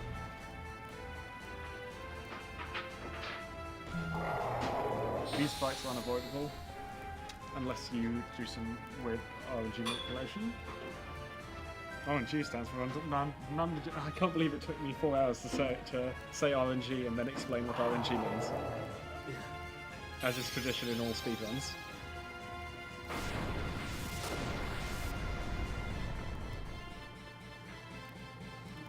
So it's completely RNG how many Mistodons you get here?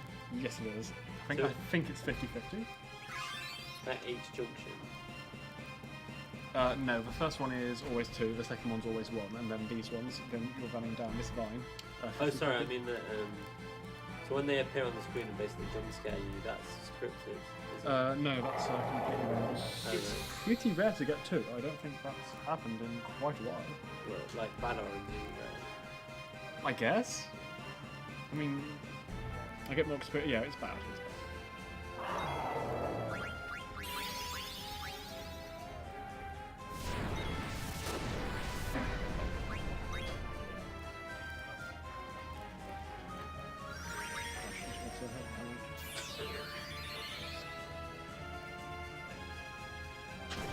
So these enemies are undead, so they die to life.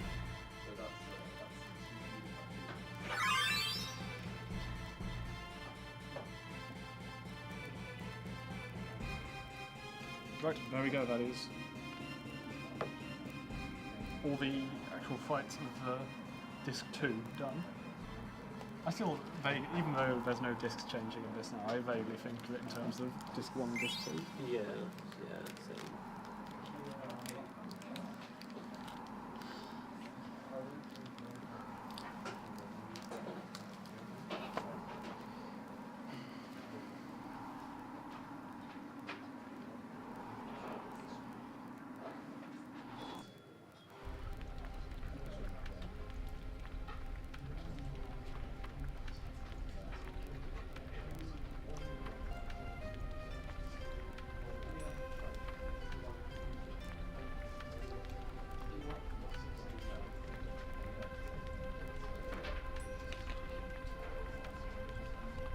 I'm not sure what's killed all these black mages.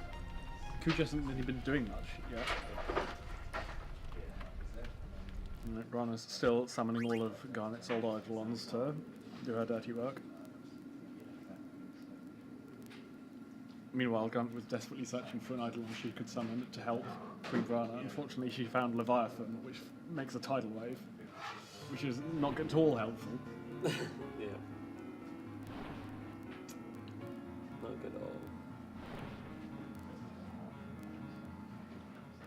I mean, if it was actually in battle, it would have been fine.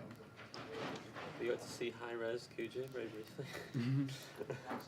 So he summons a giant eye from the sky that that mind controls Bahamut and makes it turn on Queen Grana. Dun dun dun. Bum, bum, Double bum. brawls. Kuja once again pulls another random ability no one knew he had. His entire character arc is him just looking for new overpowered abilities to use. So summons the giant eye in the sky. Yeah. It's a good character motivation.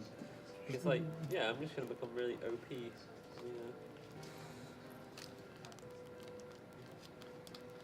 Let me just summon Eye real quick. Take control of Bahamut.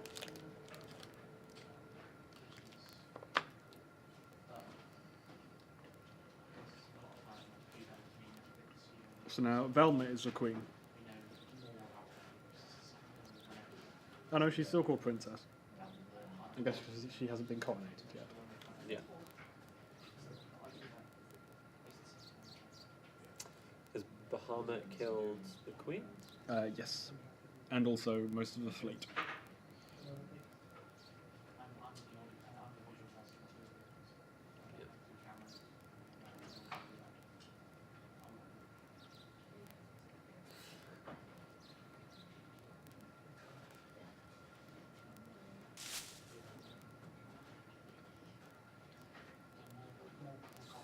You were evil, but take this ring of roses. Oh, but she was fine at the end. She was really nice.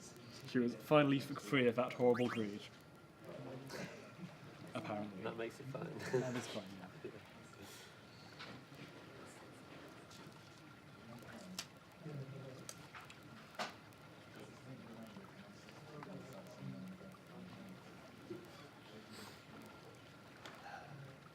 More lovely chill stuff. There's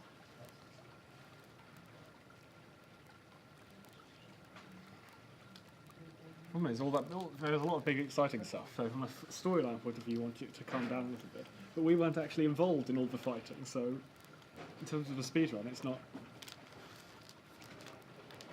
I guess we do unlock a whole load of mini games right now, which are fun.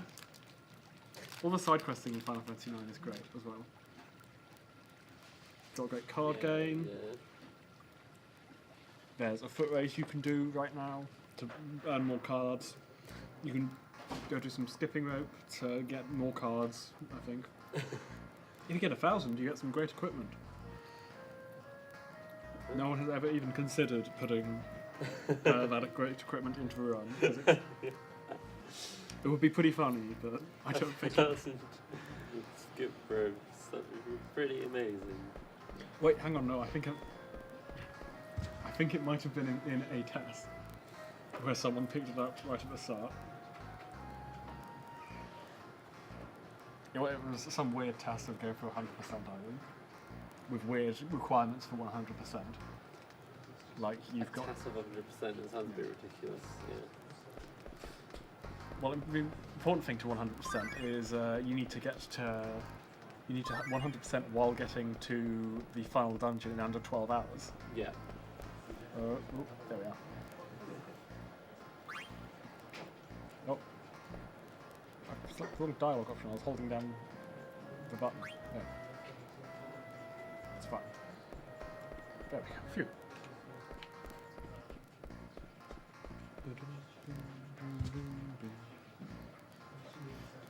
It's really hard to get into there because that conversation only starts if you're very close to the edge of the area. It's very easy to accidentally walk off.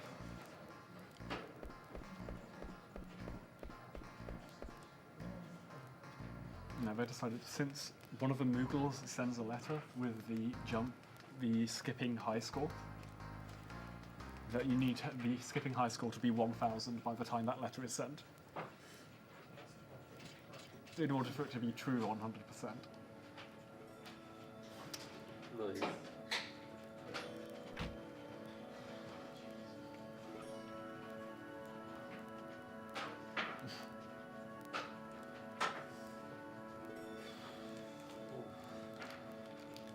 Falling asleep a little bit here, not gonna lie. I'm very sorry. Not because it's running boring, but because sleep. I'm not getting enough of it. Sleep Too much is speed important. running.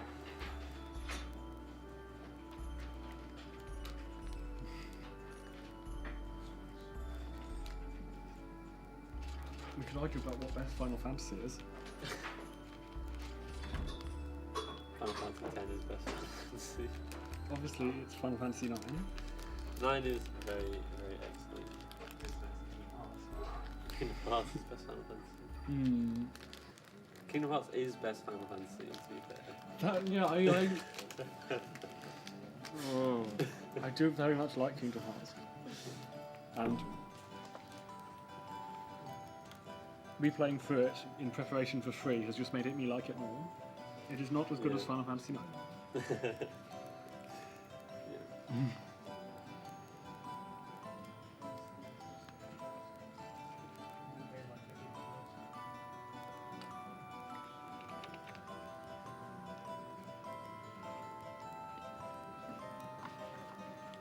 So there's all sorts of weird side plots going on.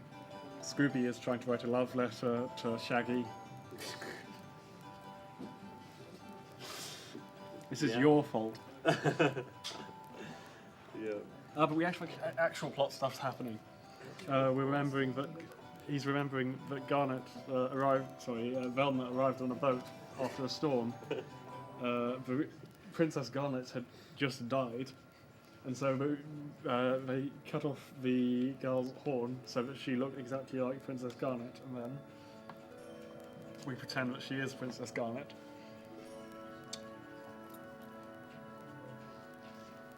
That is She appears to be breathing. It works for goldfish, so.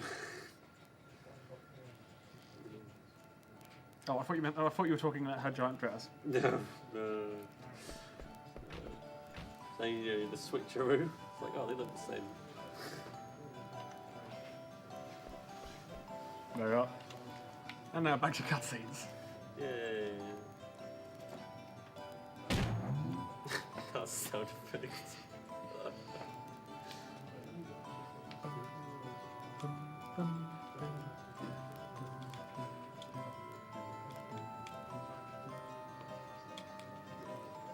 And that's also, yeah, of course, Madensari is also where this song comes from, which is why it's part of Ico's theme, and also that Velma knows it.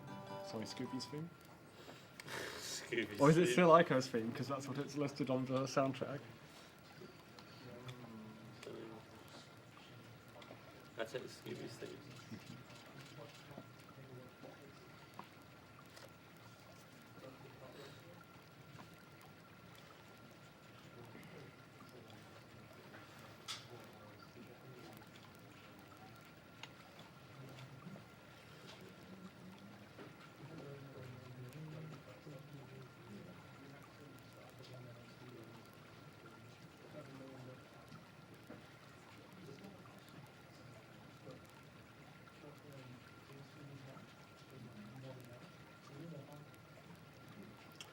I just found this a bit of a weird, like, dialing down of the...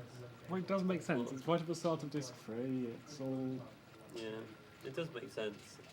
Like, I don't think it's a bad thing, it's just kind of like quite a shift in tone of, oh god, there's like a tree of life that's trying to destroy everything and splitting souls, and Kuja is killing everyone, and now we're just writing love letters to people.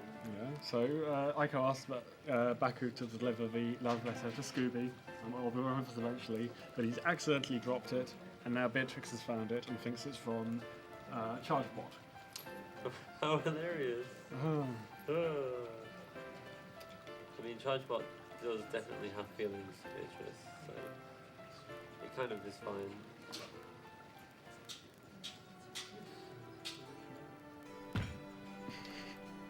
Meanwhile, Dane, I do like the bartender here, just occasionally looking over. like, are you talking to yourself? Are you? Are you okay?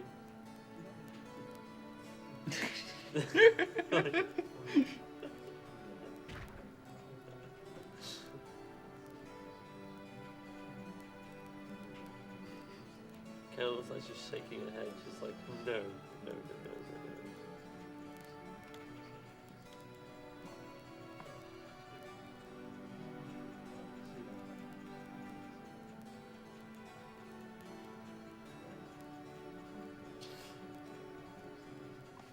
no. Right, there's a break coming up.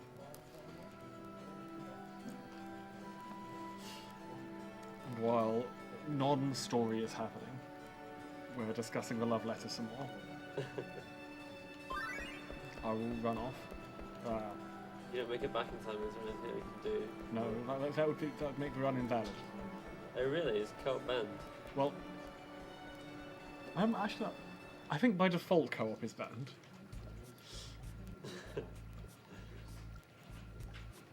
I'm not really sure.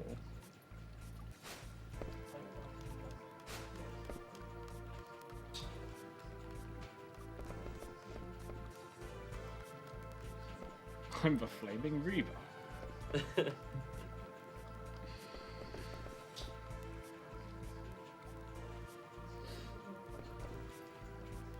So this is all the various parties that we had wandering around have now all met up in Alexandria again. So quite a lot of people are meeting for the first time now.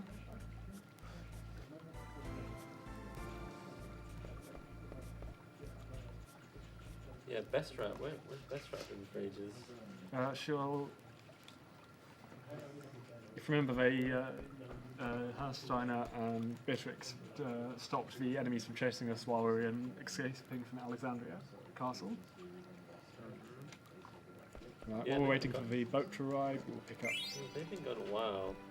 4,000 gil, which is great. And even better, I will remember this one. I've never messed it up, but if you do mess it up, then I have no idea how to fix it.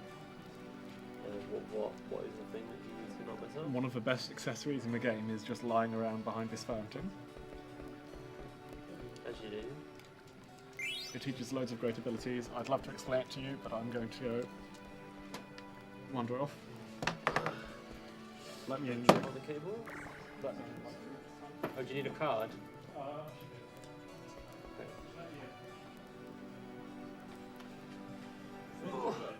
I will make sure that Zoggoth gets back in. Is this a big scene?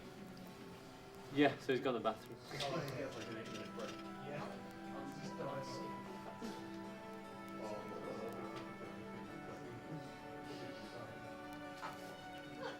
So to add interest, the closest bathroom is actually outside and then back inside of another building, so it's a bit... it's definitely a bit of its own speed run. Speed bathroom break. Exactly. 80% is not allowed, 100% sounds good.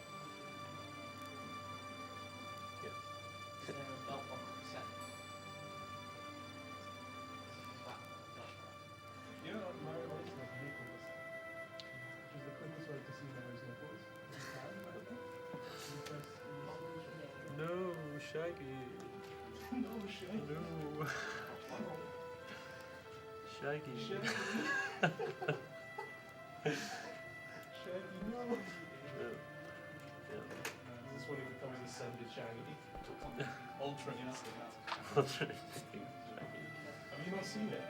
There's a video of like him from one of the new Scooby-Doos.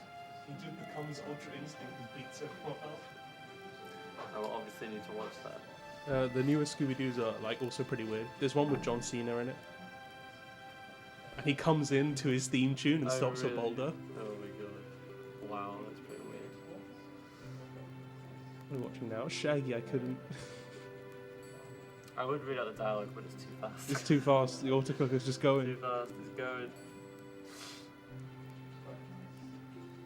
Yeah, if you're just joining us, the runner has gone to a bathroom break, and we're now watching the autoclicker just go through the dialogue. And we've named one of the characters Shaggy and one of them Velma, and one of them Scooby. We haven't actually mentioned it since like, the very start of the runs. There's probably a couple of people that don't know what we mean by autoclicker. So Final Fantasy IX is a bit unique in the fact that you're allowed to use either turbo presses or autoclickers for the PC speedrun. The reason is because we skip all the FMVs, so the only like downtime in the game is the dialogue, like this.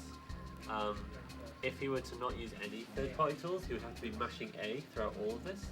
So not only would that be like horrendous RSI for about 3 hours of mashing A, but also it means that he couldn't leave his computer at all throughout the whole run without losing time. Unless you do a tag team run, we just have the dedicated A masher. Yeah. So instead, we allow the community Final Fantasy IX allows autoclickers so that it creates natural downtime, like for example right now. And I need to make sure that Zoggoth can get back in, so I'm gonna run. No, I can do that. Oh, are you sure? Yeah, entertain. Oh no, Ben's going. Cool.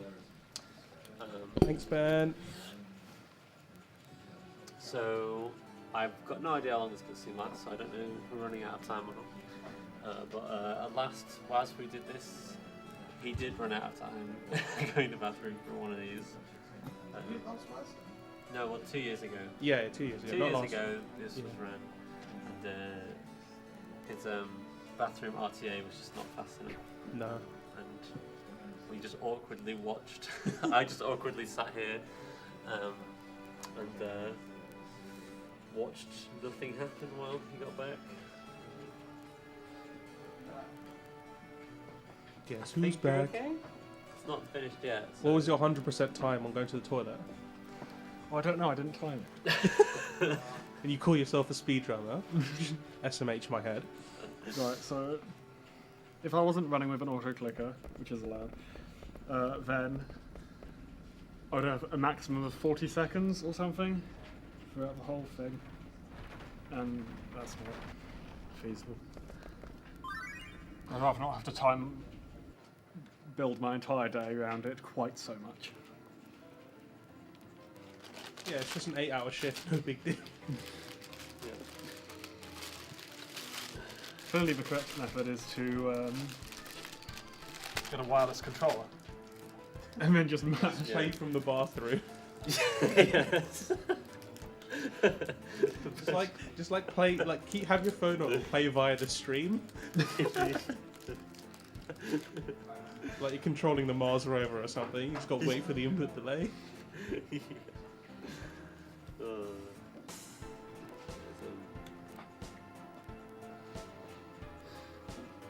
Is this the longest dialogue, pure dialogue in the game? think that would be one longer.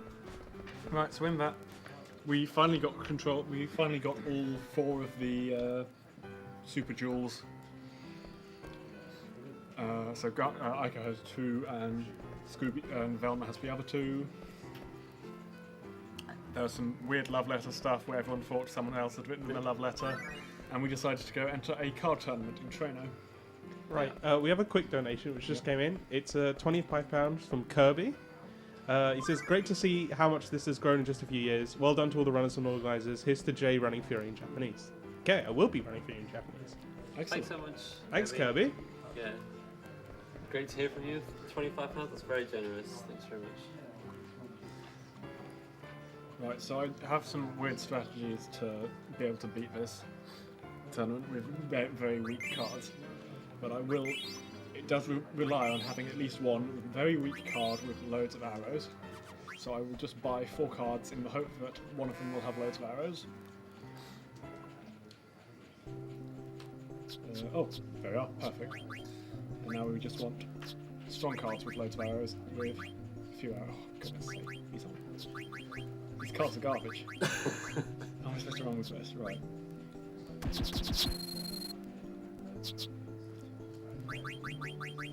So.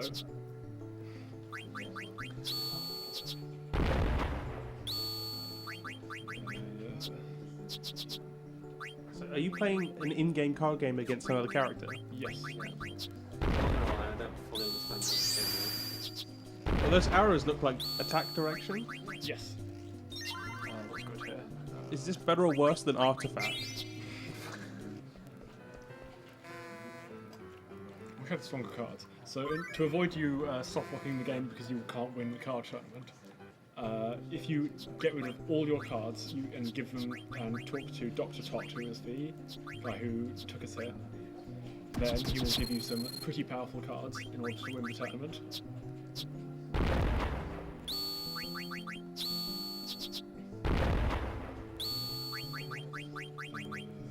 Put that there. That there. So if you notice, I win against a very weak card, and then it immediately, all the other arrows it's pointing at, it then wins. Oh, that's a draw. It's not a huge problem. Just remember the best cards I own. Okay, I'm going second now, that's great, because it means that I get the last turn for that.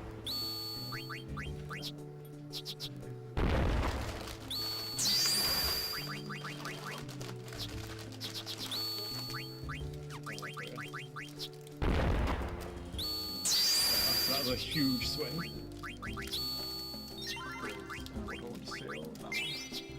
Hey, look, it's a sand scorpion. That's like our favourite thing, right? I have no idea what happened. Right, so the tournament continues until you win 2 rounds, and then you get into the final, regardless of how many times you've lost or drawn. Yeah, so we did get 1 draw there. We had to play an extra round.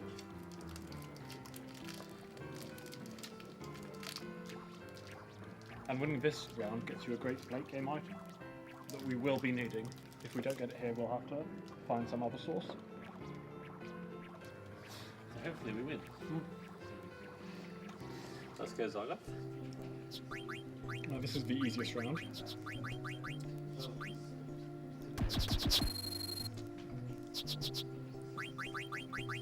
And I'm going second.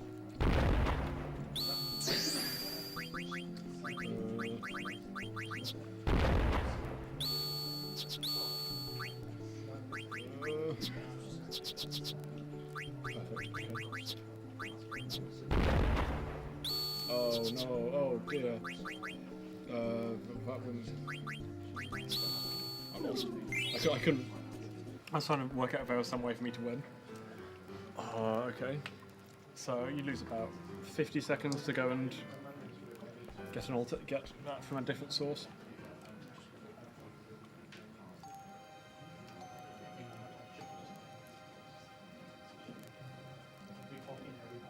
Yeah, that sucked. You said that was the easiest round and you didn't lose any other rounds.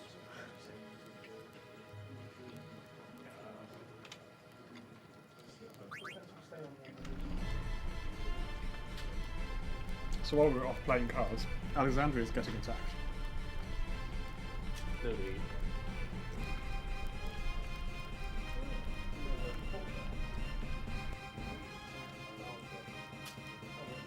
Didn't even lose that quickly. If you losing and have to spend time thinking about it is the worst one.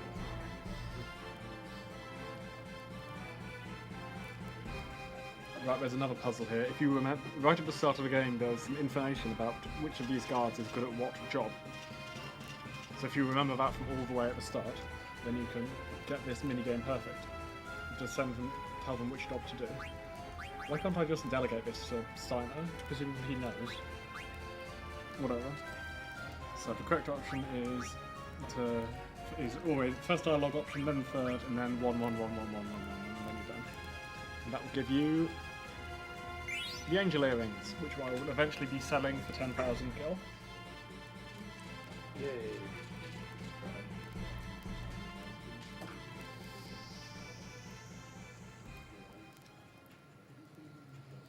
Right. So now Beatrix is joining our party again. This time we can have access to the menu while she's here, so we can take off all her equipment and give it to Steiner because we didn't bother to buy him any good equipment.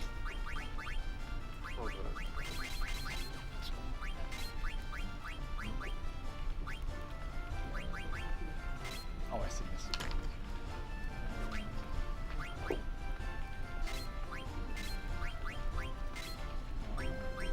Minus 9 plus 7 killer, plus 1 killer. Minus Insomniac, plus 8 here. Minus Antibody, plus 8 here. There we are. There's 2 skips to do here. One is you stand here, wait till it's stuck around the corner, and then you walk all the way around this way, and you can just get out before it catches up with you. And presumably it will be eating all the townsfolk up there. That is an acceptable loss for the 20 or seconds it seems. So there's another. If you just try to run straight towards the exit, you'll crash into a Mistodon, but you can just edge your way around it and exit the level without having to fight it. No, so you skip both, skip the wall, Yeah. Mistodon's there, so that's really well played.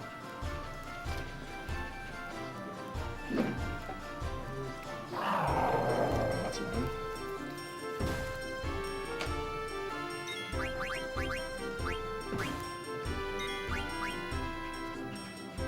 I guess since Steiner took both hits, I will heal him here.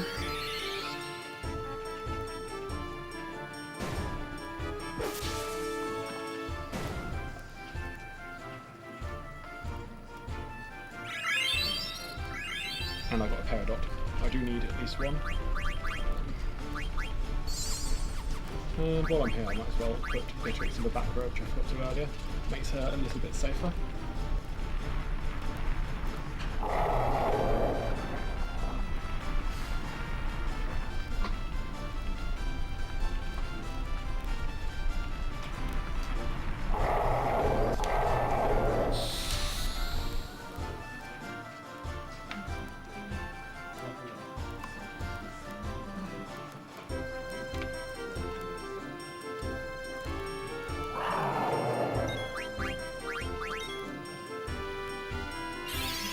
Maybe I should have had a charge bot for this one, but it's not worth the risk that it gets an attack off, because the attack animation is relatively long. So I'd rather just skip through and have Beatrix go for the life animation, which isn't.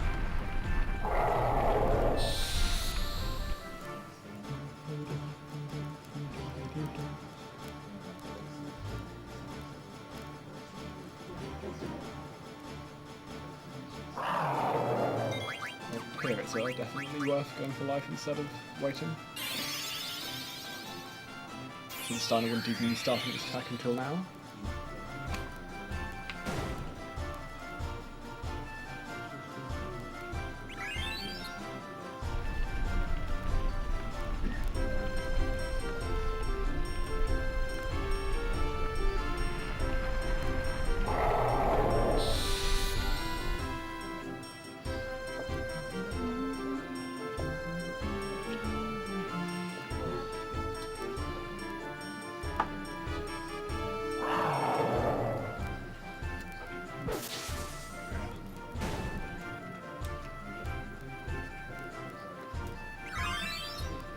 So because Steiner has MP attack and undead killer, is I think the one for these, he is doing 225 times damage.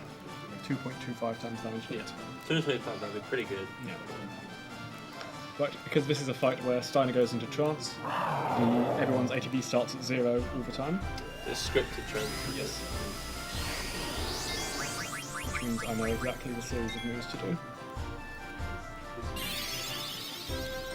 For some reason, the left Mastodon is slightly slower than the right Mastodon, so Beatrix can do this in between them.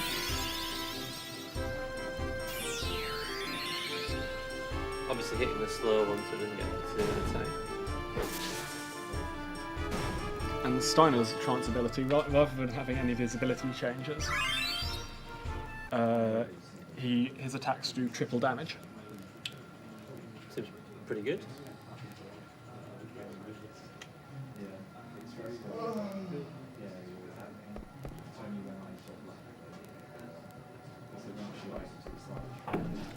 Yeah, I find it kind of crazy how little we see trance in the whole run. Like 8.5 hours, and I mean, like, we're halfway. How many trances have we seen? Should have scripted Zidane.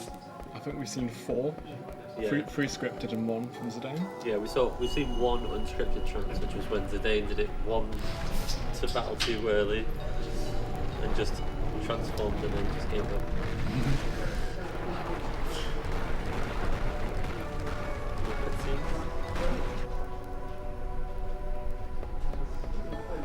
We're out of the big cutscene portion of the game. Yeah, we're gonna. Because we have the actual fights now. Soon we'll have some shopping menu in 2. Hooray! And then we'll be into actual threatening boss territory, which will be fun.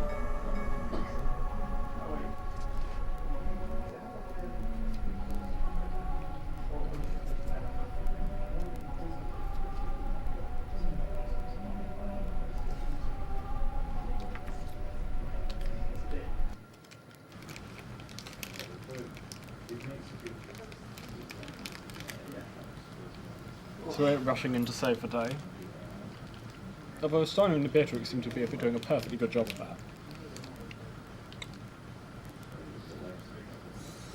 Yeah, I mean, like, both of them just one-shotting all of the Mastodons.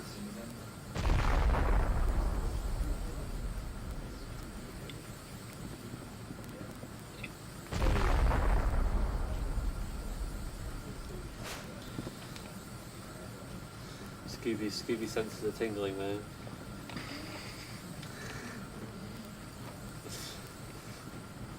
T-poses off the edge. So her magical gems that Valma gave her started glowing and they've been drawn together. So it turns out these are the 4 magical gems used to summon Alexander, the most powerful Eidolon in the game. But was so powerful they had to seal it away in 4 separate gems.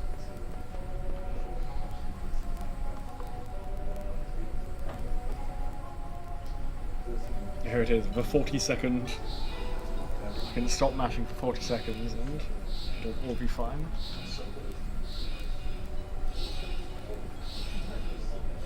Yeah, there are very, very few times in the game that it isn't either a cutscene you can skip, or you need to mash A, or play the game.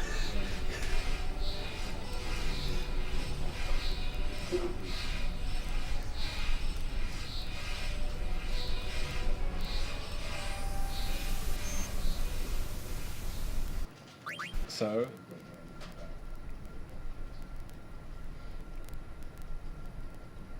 Alexander appears and starts fighting Bahamut, and then the magical glowing eye appears in the sky. So this time we take a look inside the magical eye to see that it is an airship with Garland inside.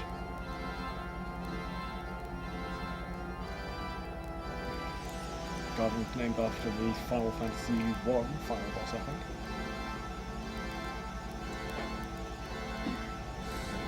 He looks like he's a good guy. He says some vague things about Kuja's mission. So it's, probably nothing to worry about. Yeah, probably just random NPC. Right, so if you remember, however many hours ago we fought Tantarian, this is when you're meant to do it. Yeah.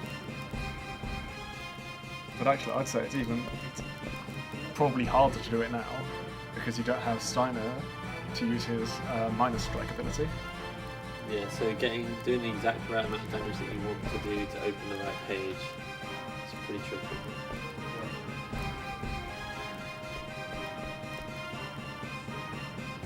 And it's not like we're enormously powerful, because we haven't been training at all. It's just been straight to every single boss. We're like level 19 or something. Probably the level you're meant to be when you were here last. Yes.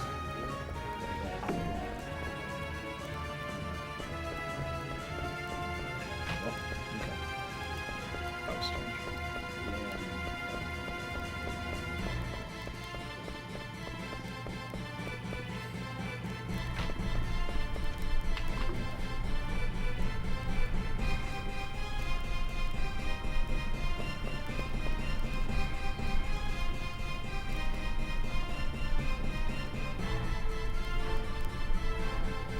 Sid looks very, very strange.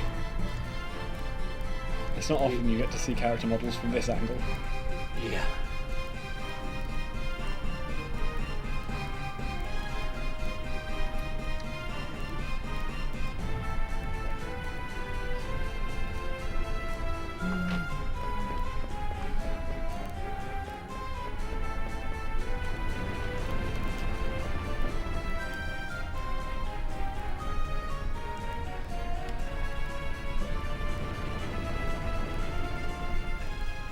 So skip some more cutscenes where Zidane rescues Velma and Scooby. I remember this. I didn't remember Shaggy. I remembered Velma and Scooby. By the end, I will have said everyone's name right at least once. And then Alexandria is destroyed, mostly. More souls have returned. So this is coming back to the Soul Cage thing, talking about dividing souls up again. So Yeah, which is the boss that we just cast life on. Yes. And killed it. I am an all-powerful god who separates the souls.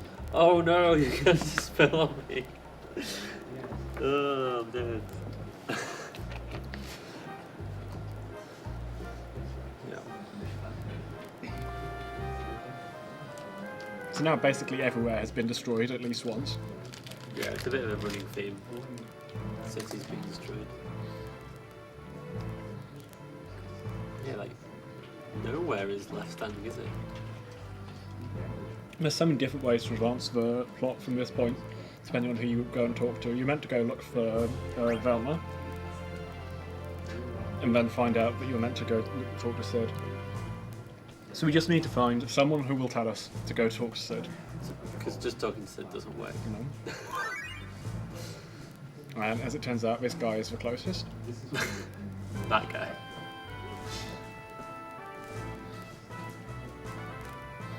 Well, Who knew that guy was so critical in Singapore?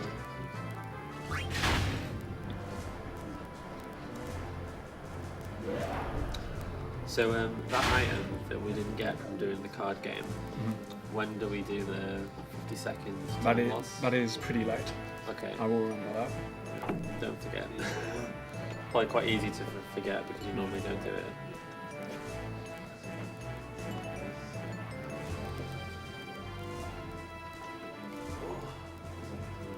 What item is it?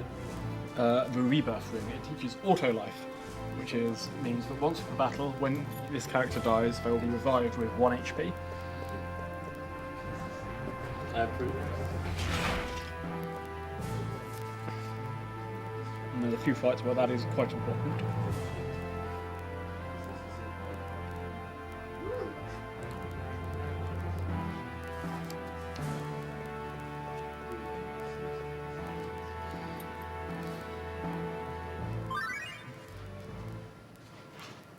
So, Velma is very upset about Alexandria being destroyed and felt that she should have been able to stop this. Since she's a summoner and she managed to summon the big super thing. But the super thing just Well, too late. Really. No. In fact, the super thing got taken control of and then backfired. Right, by the eye. Yes.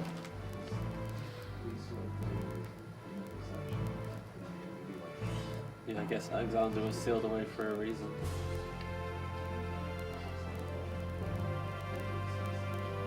I'm trying to remember which game Alexander is from. I think it's 5. I think it's 5. It's a big tower with wings.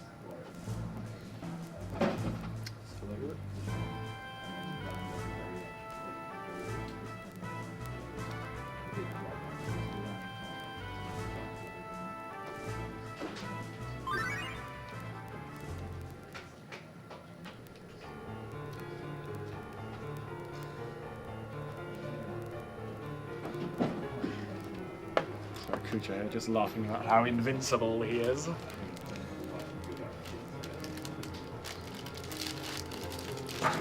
last chocolate bar. He's from Final Fantasy VI. Or 6. Oh,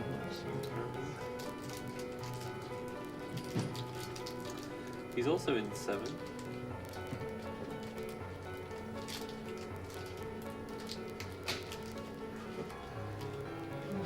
And in 8. And of course, no.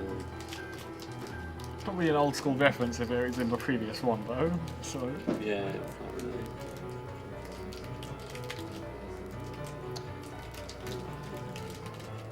I think.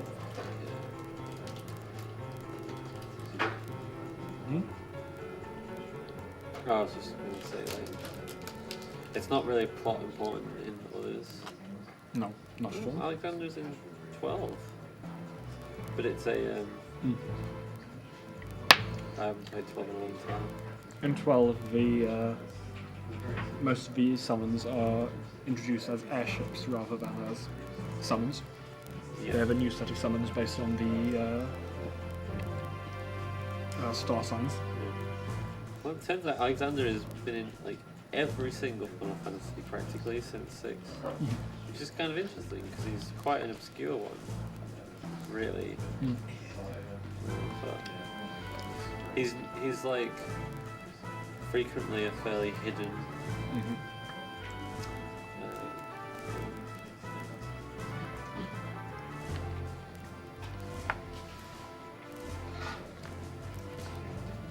Oh, think about it. Treno is basically the only place that doesn't get destroyed.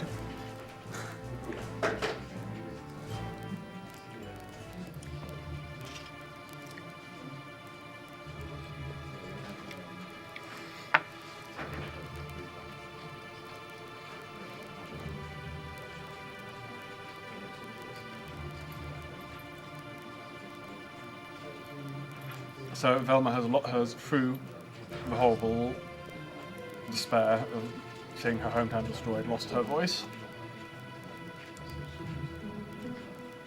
So we have to go find it?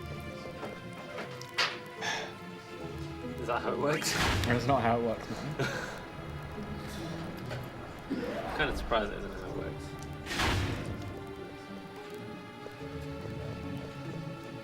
Which means she has a weird status effect equipped for quite a long time. Silence. It is not silence. She can still cast spells. Oh. That doesn't make any sense. It's just she sometimes fails to concentrate and then it'll skip her turn entirely. Just like loafing around.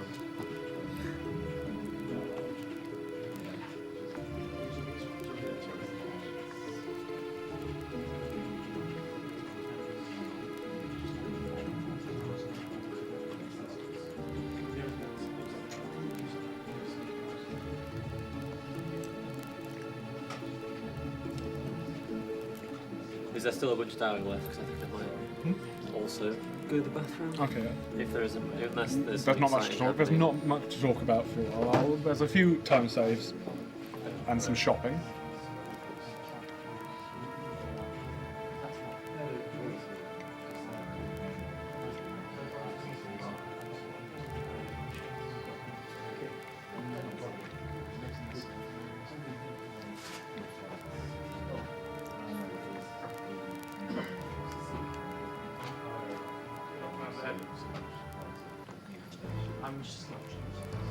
So it's now time for Dr. Tot to do the reason he's actually here, which is to try to turn Regent Sid back to a human so that he can work on his airship, which would be quite useful for us in getting around and solving the plot.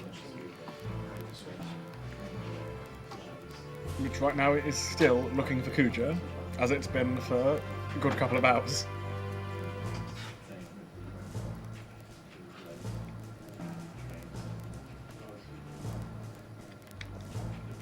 I think it's strange that we are still looking for Kuja, given that the 2 times we found him, it hasn't gone very well.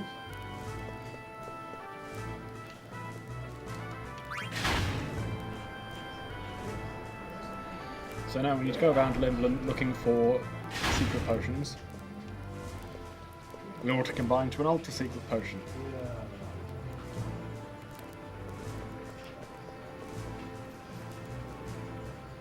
There's a small time save here by going in a particular order, so we want to go to the Theatre District first. When you talk to people, if you haven't found the potion, all the potions yet, there will be a short animation where Zidane thinks about whether he wants to talk to them normally or ask them about the potions.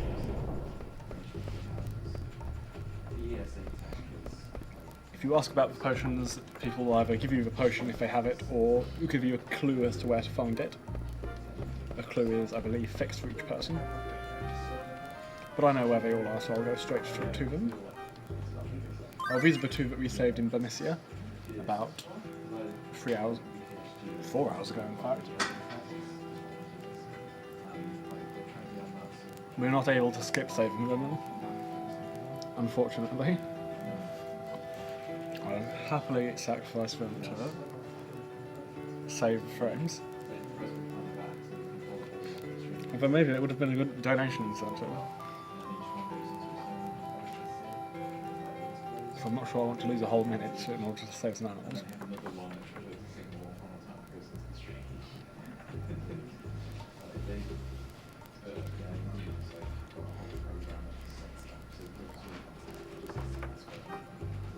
All this time lost. How could they?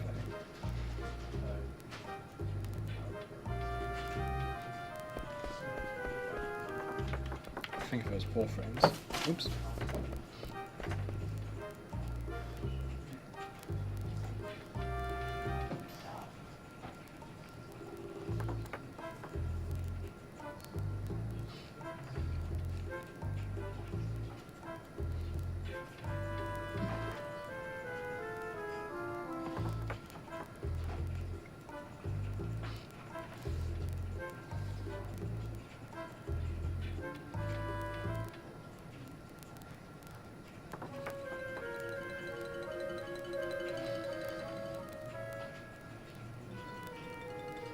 There's one potion.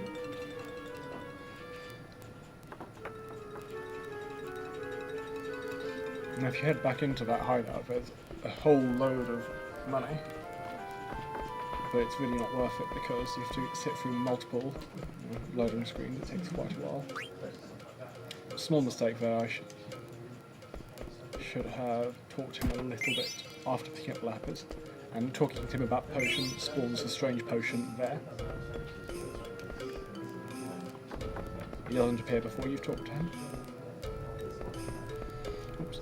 And now on to the business district.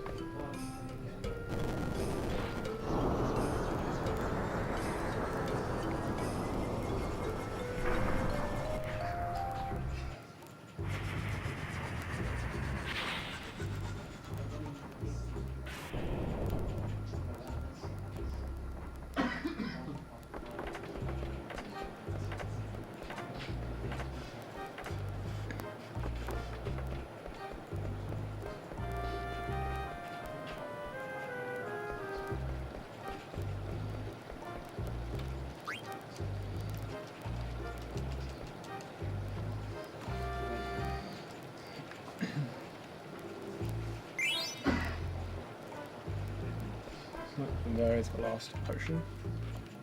While we're here, we need to buy a coral sword. And quite a few things in the synthesis shop. These are all theoretically skippable if you're doing different routes, but I decided to keep them in.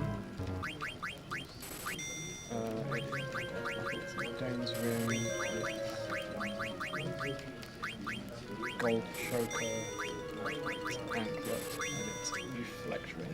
Give me 6, 6, 1, 7. I'll be trying to have that.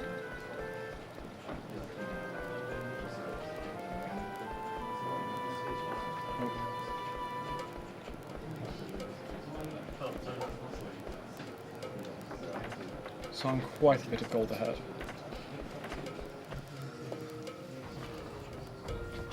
And back to Linwood Castle. I did some shopping. I saved a few seconds of animation by picking up potions in a particular order. Cool. And I bought some items that are theoretically able to route out, but haven't quite worked out how to do it yet. A long time ago we talked about there was that place where you walk to avoid animation. You said there was one other place where walking matters. Oh, that's in Burmisia. That's because if you walk across to one of the... Oh, it was this thing that collapses. Yeah, the thing that collapses when you run over it. But you actually don't walk, you just run around the back instead. Yes. So that first time was actually the only time we walk in the run. Yes, I believe so. Need to talk about Soldier before you're let in again.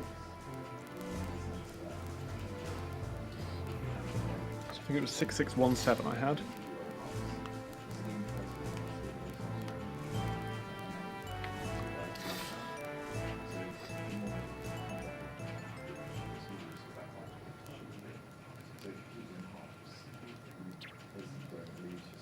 Which means I have 6,000, about 6,000 extra.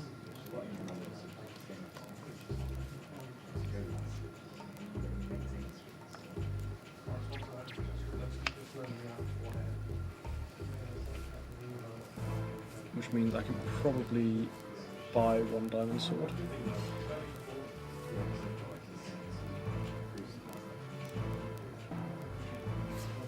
In fact, I'm significantly more than that ahead.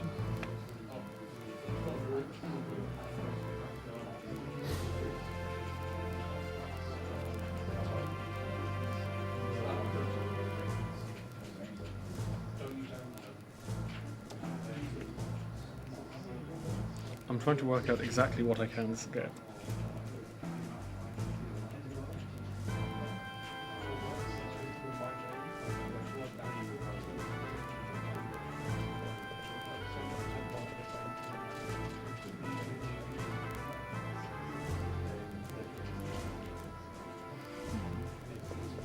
Anyway, although we failed to turn Regent Sid back into a human, we have come across a rumour that Kuja's been seen with black mages, talking black mages.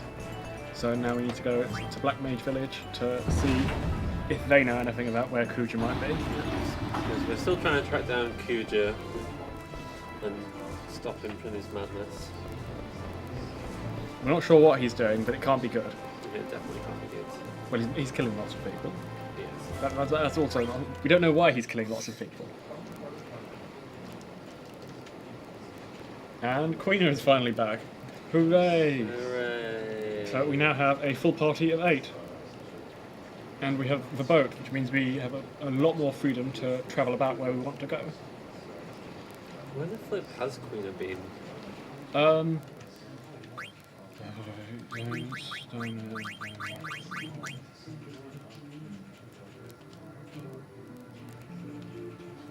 we just go directly south here.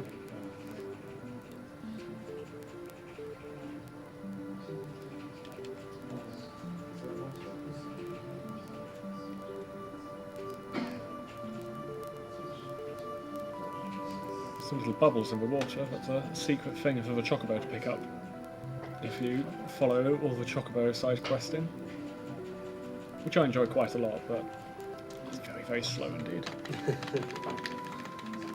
Right, so we've left the Chocobo here. That guy's been there for 2 hours? Something like that, yeah. But, he's all good. Equipped He's been Steiner with weapon 2 it says, and reflector and equipped Zidane with the glass armor.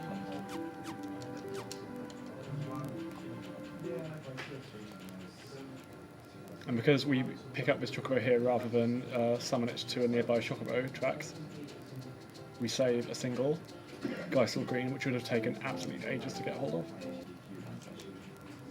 This time we don't need to go through all the mess outside of Black Mage Village. Yeah, thank God.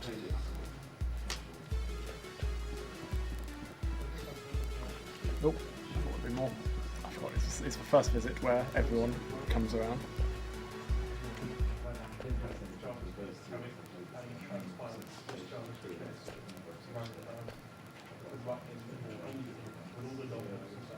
So they won't tell us where the other Black Mages have gone. That'll be betraying their trust.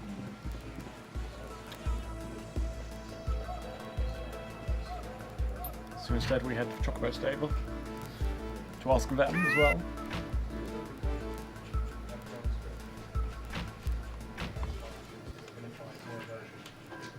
And there's a sweet baby chocobo. Aww. Baby chocobos are the cutest.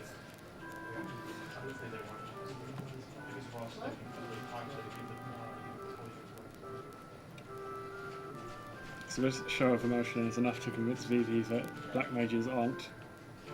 That Black Mages in fact do have souls.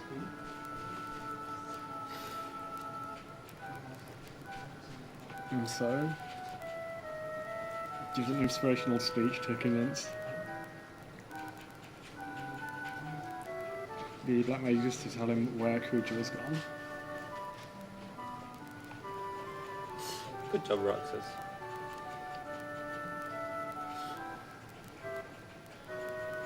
Is that a reference to Kingdom Hearts 2? The fact that Vivi appears right at the start of it in Roxas' section. Is that what this is referencing in some Maybe. oblique way?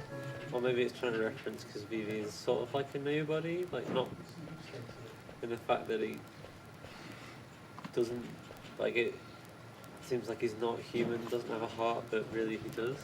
Something like that. Oh, you're going into the deep Kingdom Hearts lore? Deep Kingdom Hearts lore, yeah.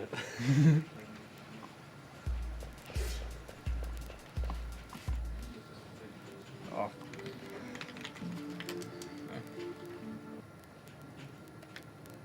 So, we're told that Kuja is in a desert to the east. I already knew that.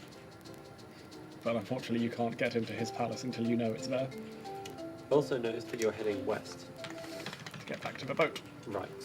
That makes sense. 3-point turn.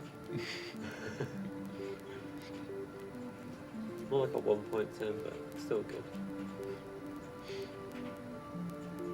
And then short turn here.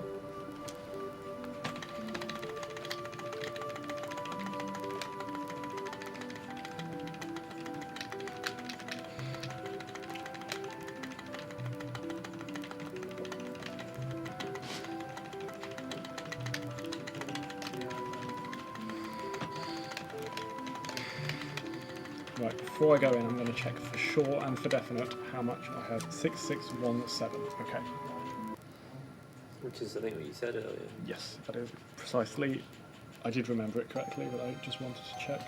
Right, so I should have 733. In addition, I also have 2 extra cotton robes that I will sell. So my total gil that I have too much of is 9884.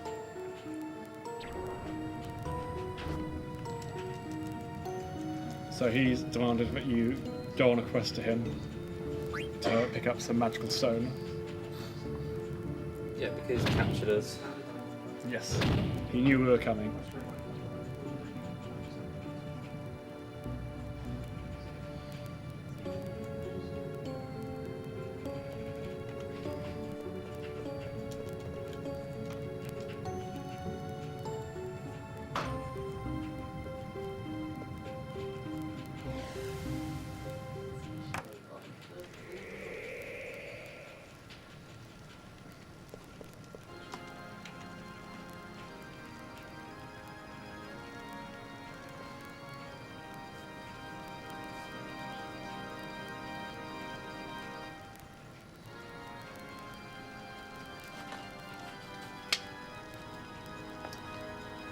Coach got quite a nice place.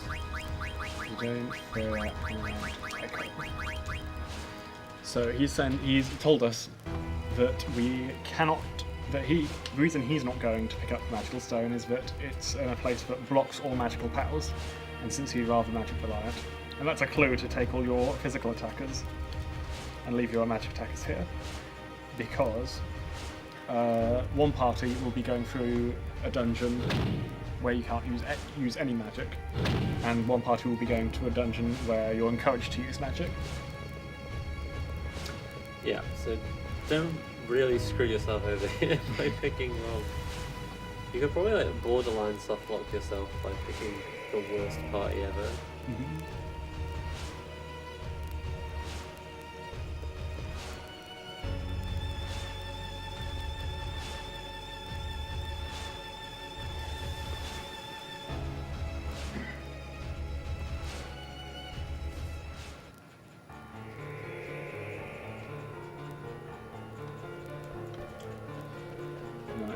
Very easy to get encounters here, so it's such a long screen, so the encounter rate gets very high by the end of it.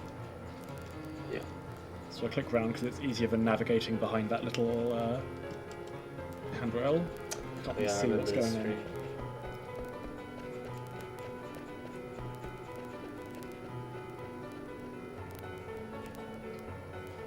Nice, Very nice. happy with that. That is quite lucky to not get an encounter on that screen. You saw how long it was, and his chance of getting an encounter is basically going exponentially up as he walks. I'll have you know it's going quadratically, I think. Okay. Everyone. Well, the encounter rate itself is going. Hang on, I need to think about this. If it's going up linearly, then it would be. Look, it's a nice bell curve where you get your first encounter. I know that. Yeah.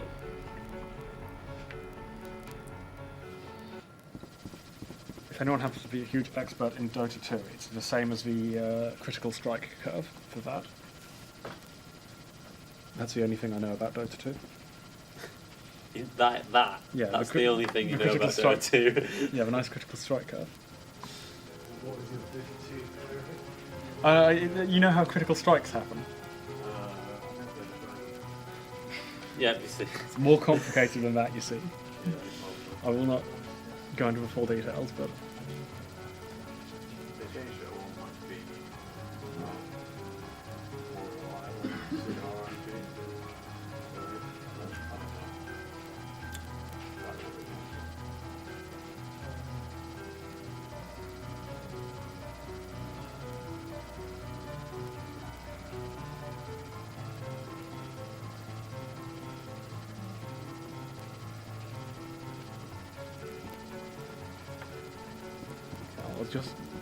Instead of keeping track of all sorts of weird things, I'll just keep track of this is the amount of gil I will have after the last menu in the game, and that is 1,502. The last shot in the game, I mean. And then every time I miss things or gain things, I will change that number and no other number.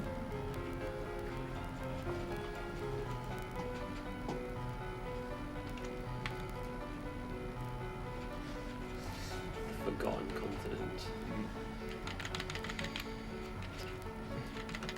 Oh, the text disappears before you get out. So. Yes. You to start. Just something immediately, you don't get to skip any encounter. Alright, so the place we're heading to is right at the south of the continent, but it is about 5 seconds faster to head all the way back here so that we can get access to the chocobo. I think it might be even 10 seconds faster. If it was 5 seconds faster, we wouldn't do it because it takes 5 seconds to pick up the Geisel greens.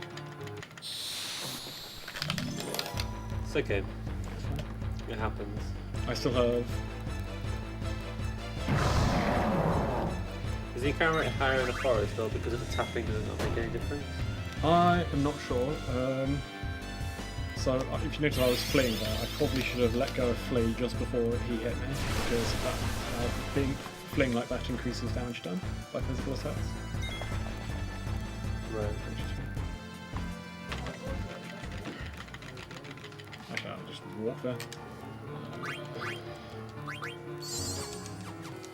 Do you need to know how much gil you lost there? 142, wasn't it? Yeah, 42. That's fine. I have some leeway now, and I know exactly how much. And yes, I have counted with the fact that I missed the rebuffering, because that costs, I think it's 9,222 gil in the various things you have to buy. Because you need to synthesize one. Right.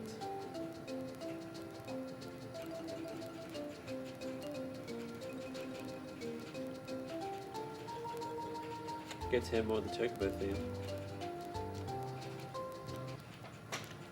Not much more. Okay. I think that's the last overworld map of the game. We won't be doing any more stutter stepping, unfortunately. They've all gone pretty badly, to be honest. I don't encounter most of them. Oh well. Right, now we get to go to the Mog Shop, because there's no other place to shop nearby here, so we just decide to give it to the Moogle. Right, tents, Phoenix Beans, Sold, Exploder. I need to keep Ice Brand and Mage Staff here. I need to keep Diamonds, I need to keep... So I need to keep Lapis and Diamonds, but none of these other things.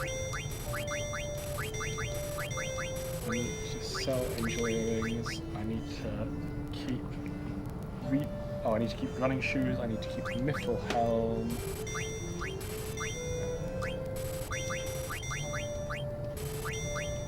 Mithril Helm, I need to keep the Iron Helm, and everything else gets sold. That is everything. Excellent. And then I will buy, I should have ripped this off immediately before, I will buy 2 diamond swords, a trident, a magic racket, 2 Eos a diamond glove, 2 pinwheels, 2 green berets, and 11 high potions.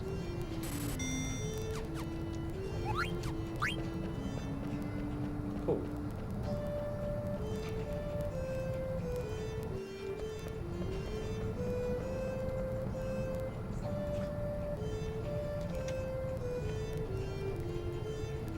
This is another slightly weird screen, so the direction directly towards the door is in fact up. Nice. But the quickest way to go through the door is to press up and right. There's an item there we bought instead of safety elixir.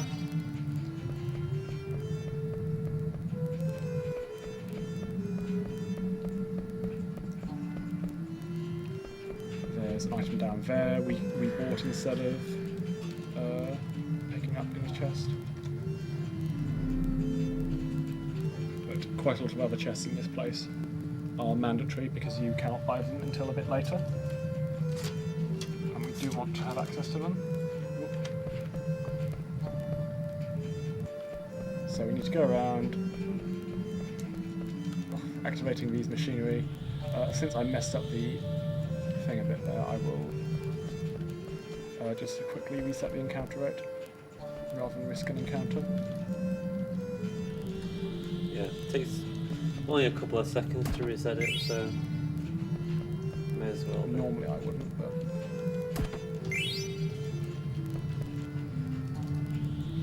it's explaining about some prototype airship that was I can't remember what happened to it.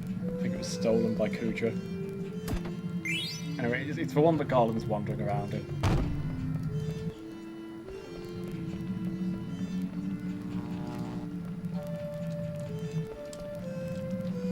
This is going into a bit of the history of Terra, which is a very plot important history. You get some nice pictures showing where people, what the towns look like.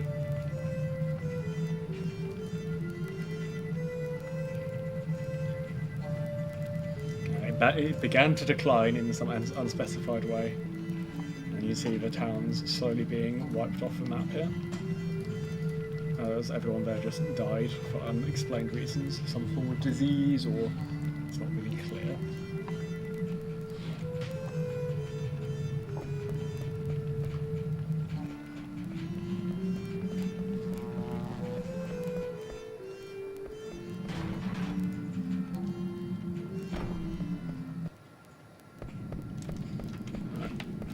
time to do some more writing. If there's any donations, that would be lovely right now.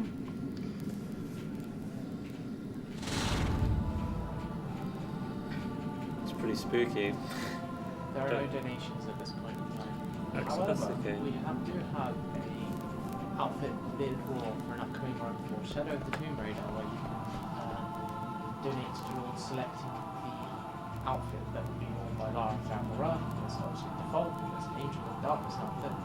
Tomb Raider 2 default, Tomb Raider 2 Bomber Jacket.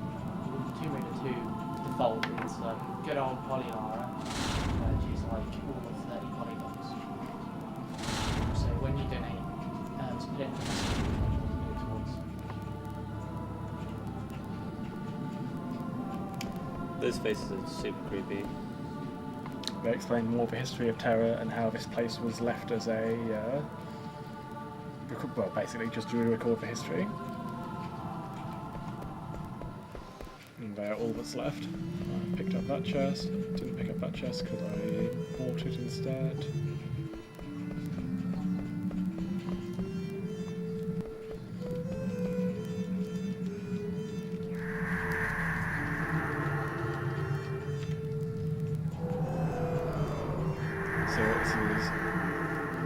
We're not told what any of the text says here, but it's 2 planets fusing into one with 2 moons. Which is implied to be our planet, since this one has 2 moons. Right. I hope for epitaph. Epitaph. I guess I will. Oh, right.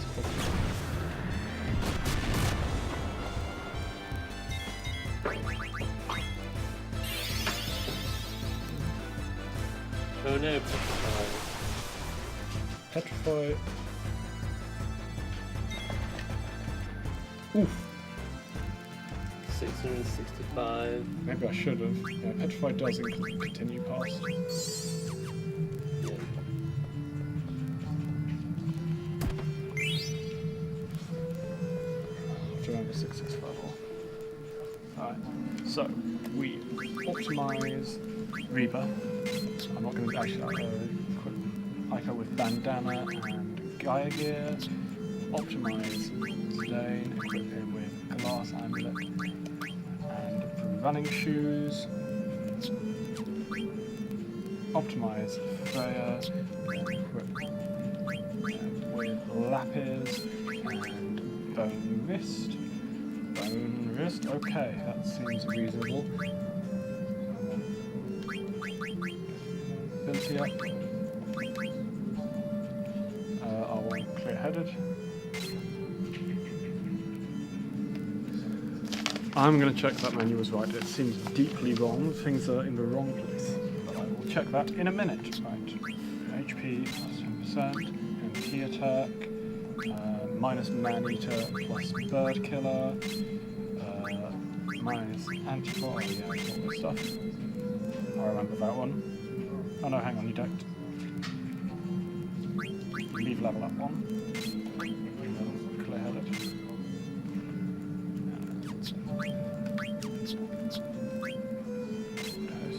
I see. Is there more? Of course there is. Water haste, L1. The minus undead killer. Plus bird killer. Minus man-eater.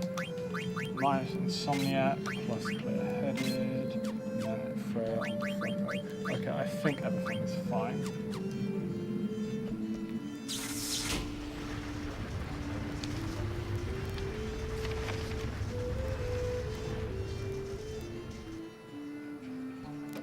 Okay, yeah, that's fine. Freya on the front row. Okay, yeah. It's quite dark. Okay, seems okay.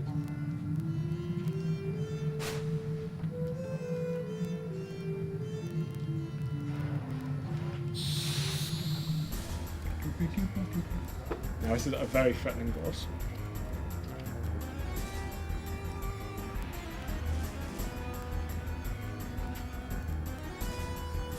Now that I think about it, it's slightly more threatening than usual.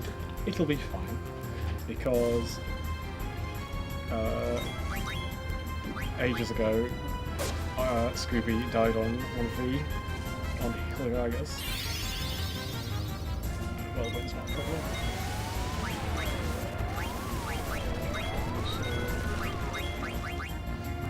So because Zidane has auto haste,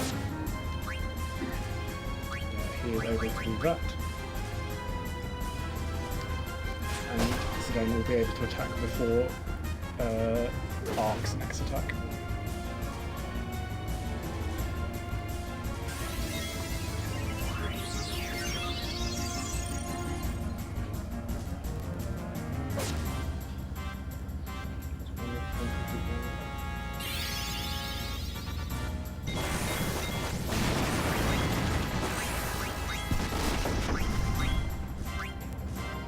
Again, just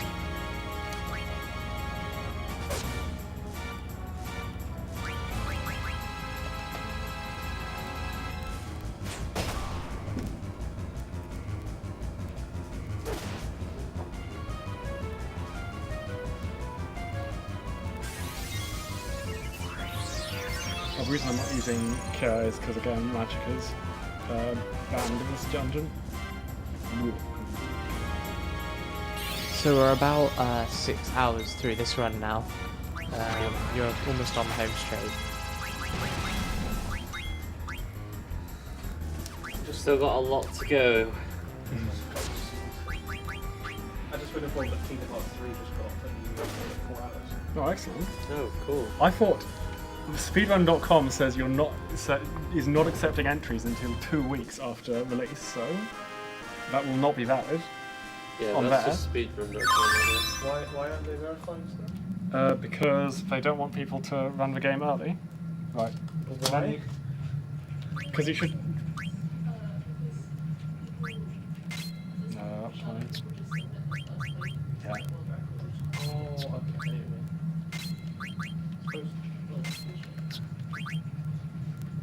It's accessory 1 for diamond, and then. Oh no. How do I fix this? How do I fix this? How do I fix this? How do I fix this? I can't go back and... That's so annoying, it's so annoying. Off, diamond off. Have him equip the diamond because that's meant to be his. She's meant to have a lapis, and then he's meant to equip what power vest. Okay, that's fine, that's fine. Level up, and minus clear-headed, plus, oh sorry, accuracy plus. Minus clear-headed, level up, minus clear-headed, plus antibody, and that should be it.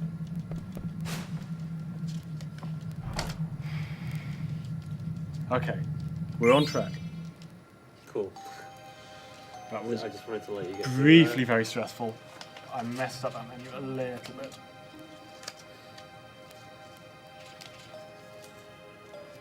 I don't even know what order these come in.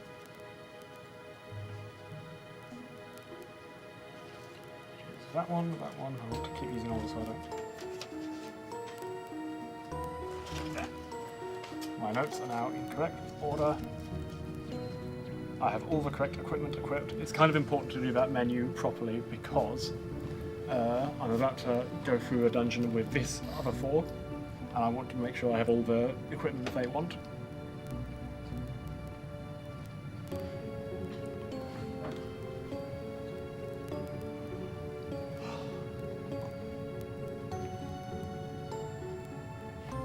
So they're just explaining how the next minigame is going to work because they didn't want, rather than put a tutorial in. Let's just acknowledge. Whoa, and suddenly Sid's a clever character. Very briefly. Oh yeah, this minigame. Oh my god.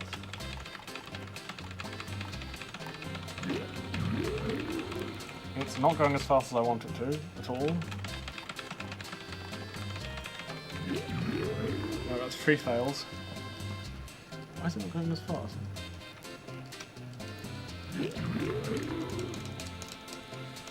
4 fails? Yeah, 4 fails. You want to fail 5 times because it makes it easier. There's a balancing mechanism. Yeah. I think my controller is a little bit broken, so I you to. You can do it the first time, but it's hard. It's much harder, and if you mess up, it's costly. Because it will turn around more often and more quickly. He's trolling you right now. Yeah, this is pretty good.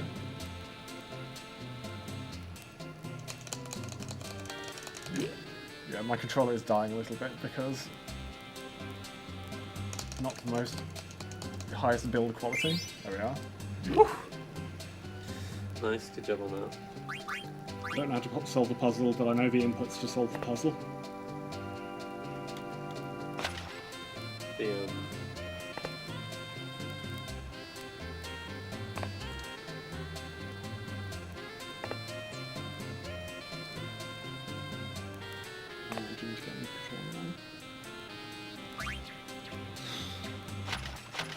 There we go. Fortunately, I won't be needing the controller to be that good. As long as it accepts some of my inputs, it's all fine. I won't be mashing that hard. You got a good look to see what Sid looks like. Close up for a second. Excellent. But yeah, that mini game we have to sneak up on it is like way harder than it looks. Like you move really slowly unless your mashing is really good, and then he turns around so much. So yeah, it's really tough. Like Zoggoth said, like if you don't just like suicide into it 5 times, it's actually extremely hard enough that he doesn't even go for it as a speedrunner. It's barely faster either. It's dependent on how often he turns around. Yeah. So it can be faster, can be slower, even if you do it perfectly.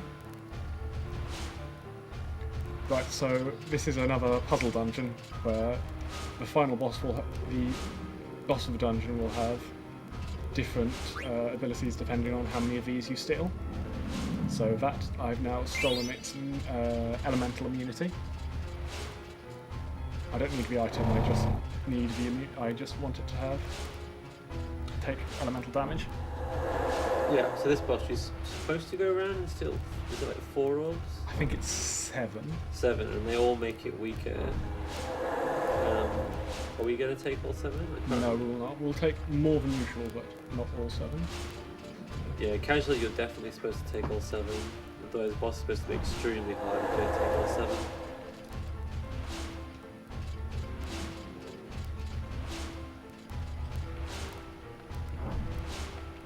Nope. So I was mashing too fast. There we are.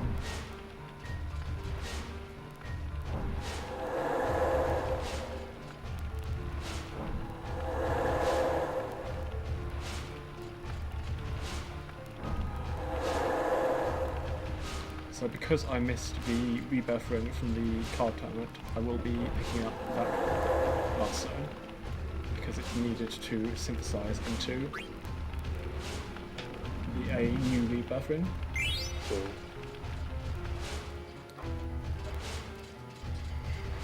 I'll also be taking this because this greatly reduces its defense. Obviously good for killing it fast. Because although you're intended to kill it with magic, magic is slow, has long animations, so we'll be focusing on Steiner's physical attacks. And, hopefully I'll get killed. That was lucky. Didn't deserve that.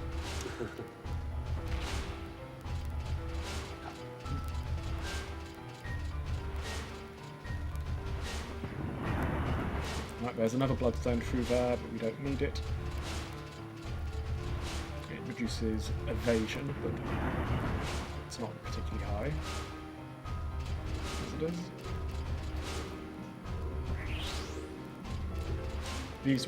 These candles are the requirement to make the boss appear in the first place. So these are required.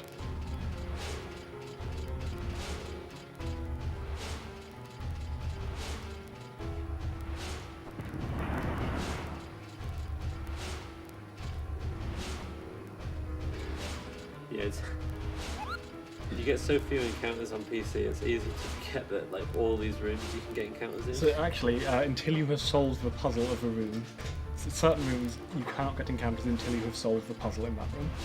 So Right. every room with all the torches that you have to light. That one Yeah. with the little bowls. Uh-huh. That one doesn't get encounters until you have lit all the bowls. And also the library with all the sliding bookcases doesn't get any encounters until you've got the bowls. I think all the others have encounters all the time though. Yep. And light front candle and the defense system activates.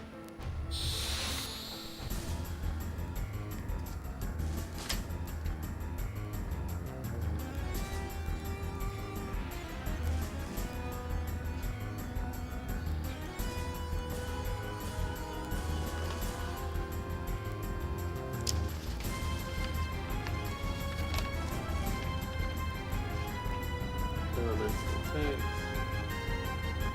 Elemental down. Elemental down.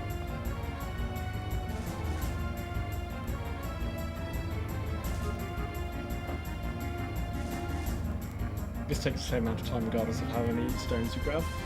Because it either fails or succeeds. Yeah, so it has both magic defense, magic evasion, and evasion. Oh, that's good. That deflection off just Really? We're inflicting Steiner with Berserk. This means the only thing he'll do is attack, but that's the only thing we want to do anyway. Okay.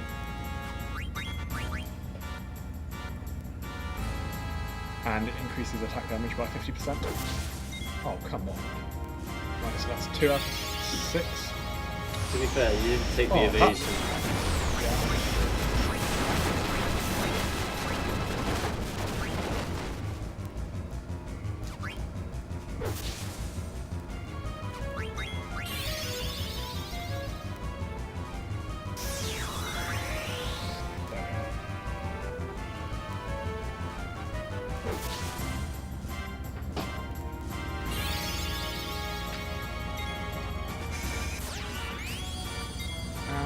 I think that should do it. I will play it safe though. No, I didn't manage it. Just one more attack. Yep. Excellent.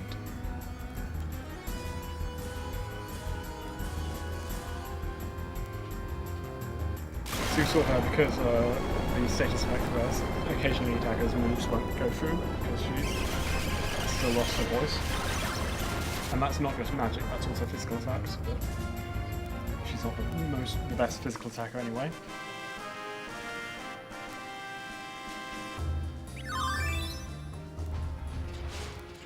So ethers and elixirs, both very nice items eventually. Elixirs fully heal and full give back all MP to one character. Yep.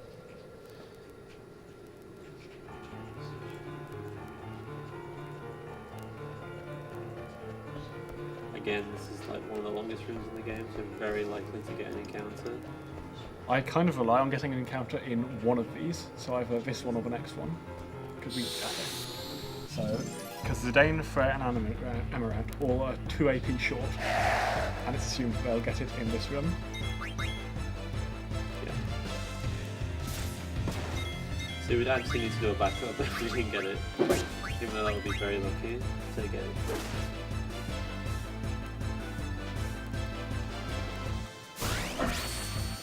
There we go.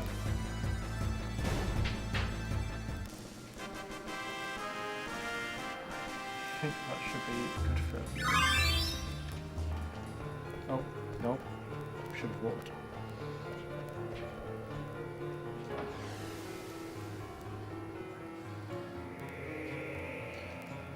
Good thing I remembered I need to do a menu now. It's on written here, so I should. Yeah. Do a menu. So Amaranth and Zidane are both overexperienced. I think Freya might be slightly under the ideal. So So if I do get another opportunity, I might take it. Because he's got the Lapis Lazuli equipped, and that's a very good item, and we don't want it. He will not be in our party shortly, we're switching to a different one. By choice this time.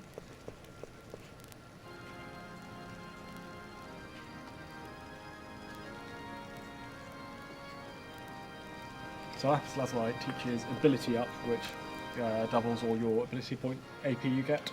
Yeah, I've been using it quite a bit for the last hour, 2 hours. Yeah, very useful. Because AP is in short supply and is required to learn everything else.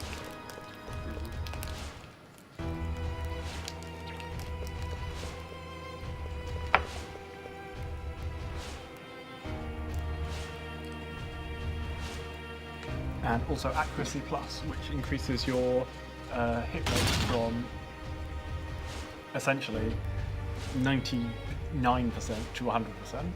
Like, bosses don't have enormously high evasion, because that'd be annoying.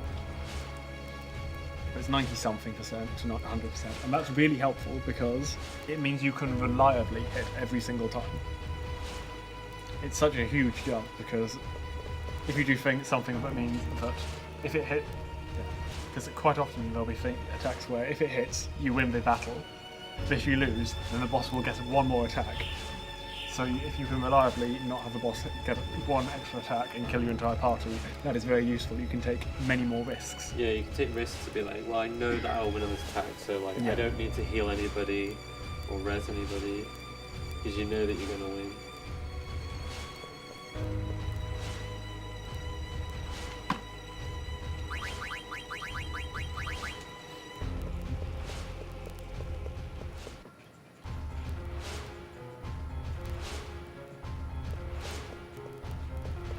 Right, one last. Hello, there we go. That was weird. I knew it was slightly weird, but I thought I had it. I'll just auto-click to here.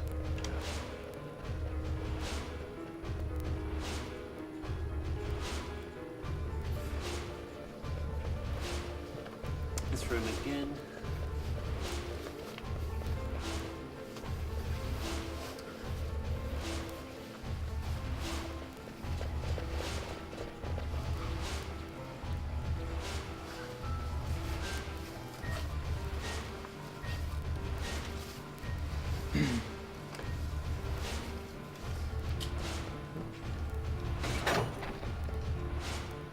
I think I might quickly check how much what level Freya is. She's level 18. That's fine. Yeah, she's a bit short of level 19.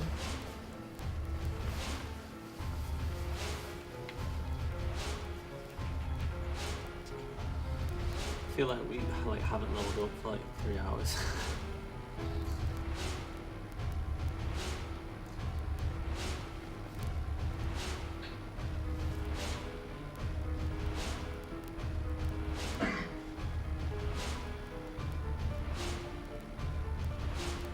Okay, it's fine. She might be I might have to do some slightly strange manuing with her, but it's not a huge problem. Tell you what I will do. I will walk to Estagaza, because encounters. Now that's too much of a investment. I don't need an extra encounter. I will just do the extra manuing. Encounters take ages. Yeah, encounters are slow.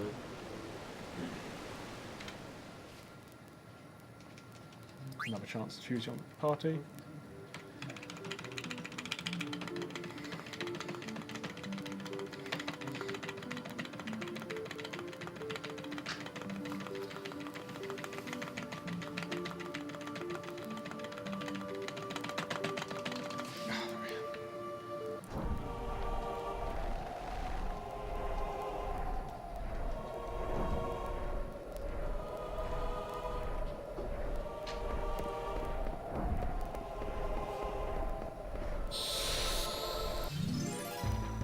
Well, I guess I will take this encounter. I will. Actually, maybe not. Oh, yeah,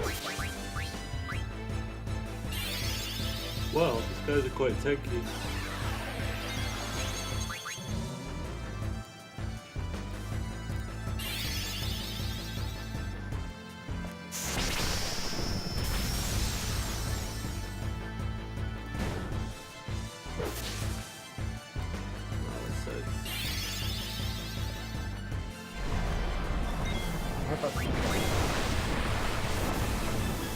That's so annoying.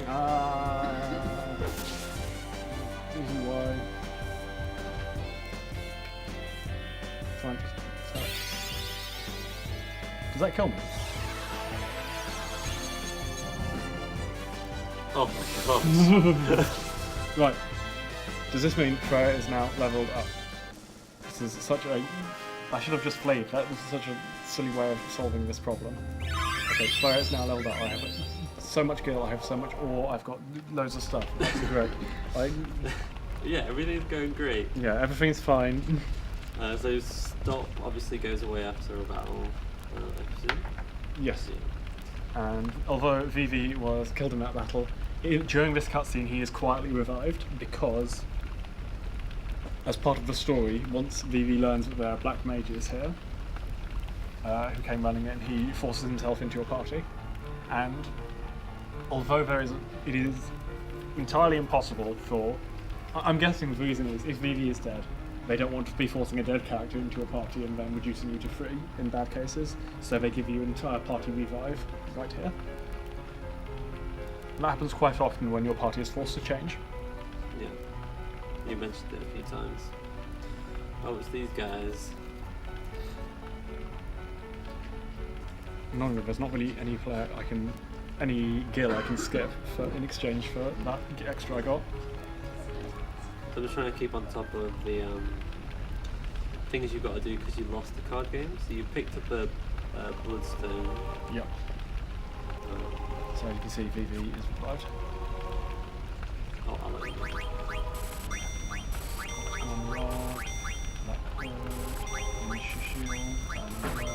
And Kyle. Oh, no. I mashed too quickly and it took me back into the shop. Yes, thank you. I did come again very quickly.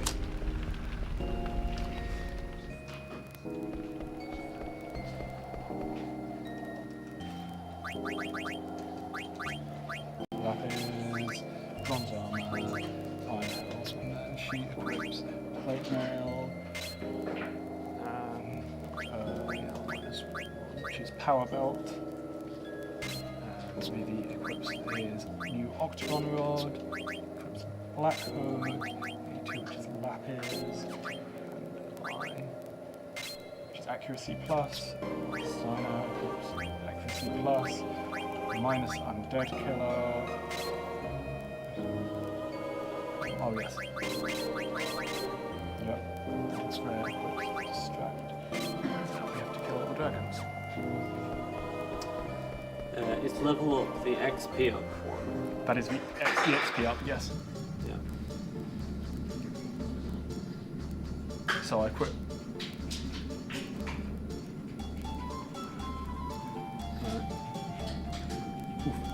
This isn't usually a route. This is the way I replace the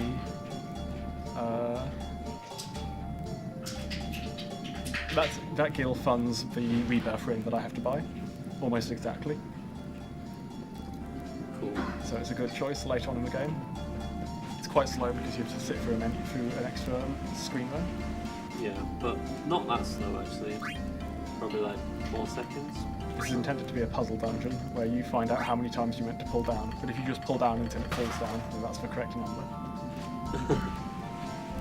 Do we have a second for a donation? Absolutely. We have £20 from Sleepless, who says, donating for the Tomb Raider 2 Lara skin because it's the most expressive. Awesome. Which Tomb Raider 2 skin? There are 3.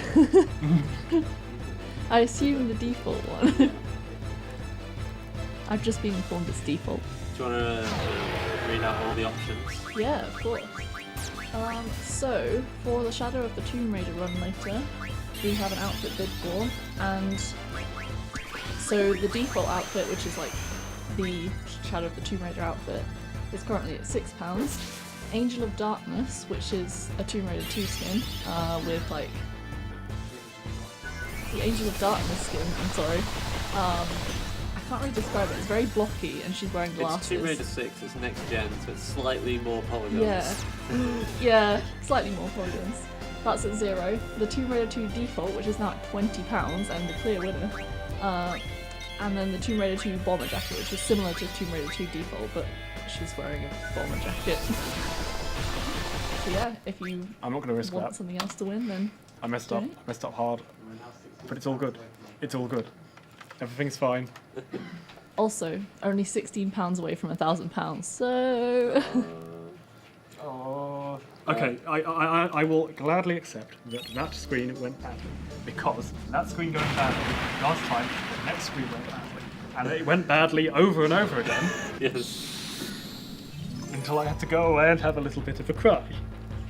Yeah. So what mistake did you make? I messed up. So you are very dependent on experience from this fight.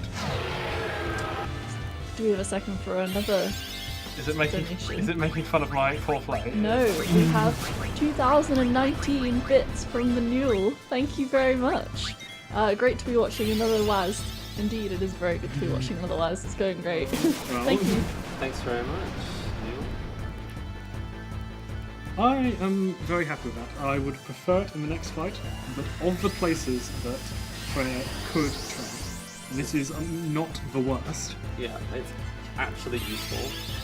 So that's something, I guess. It's not actively harmful.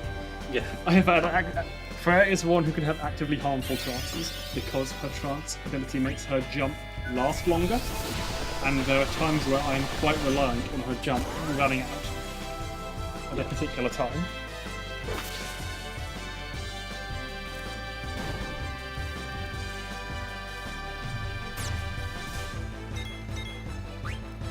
So what I need to do is I have I attack, have Freya attack Vivi, even though he's doing the most damage in our party. Look at that. There we go. Because these three people will be part of my party for the final dungeon. Oh, headphone warning for level ups. Cool.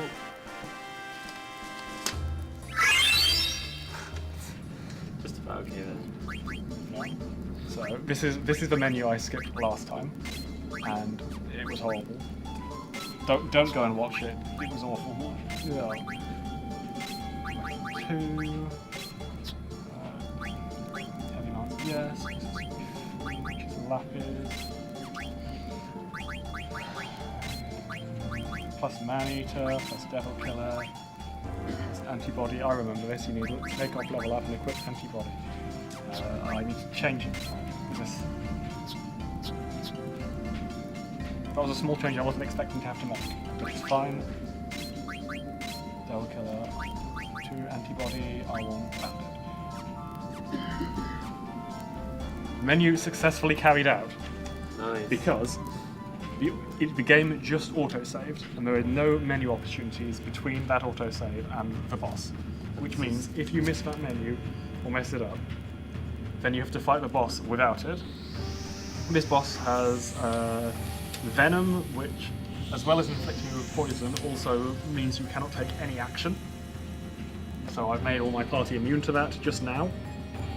Yeah, and if you die to that boss, you have to go through this entire dialogue again. Yes, or most of it. And most of it not being able to menu.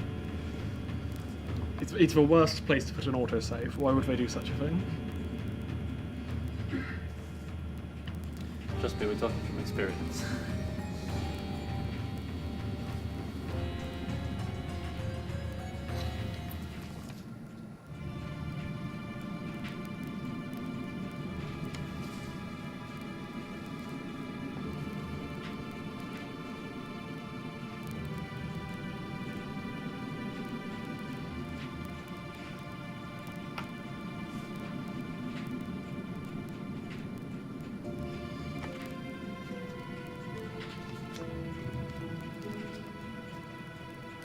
Hopefully this gives me plenty of time to wonder why that menu is slightly off.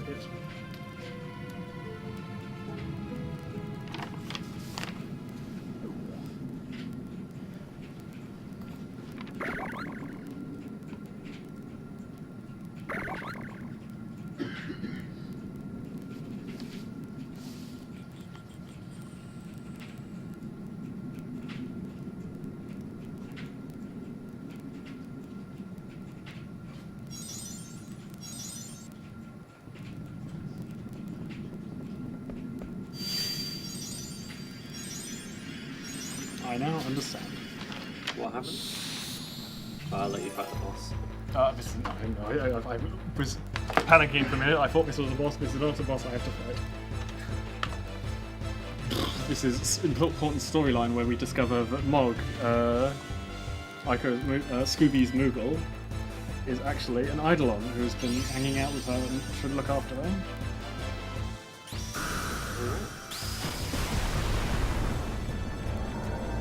Suddenly space. So we do see an idol animation.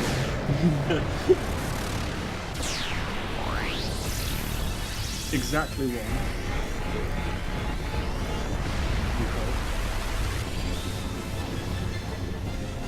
So if you die against the next boss, you have to sit through this again.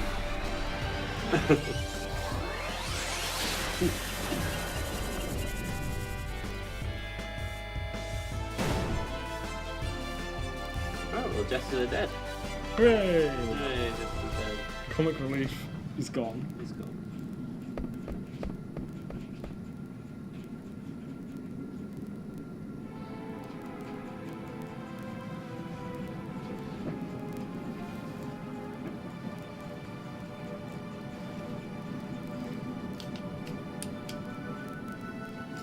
Big announcement.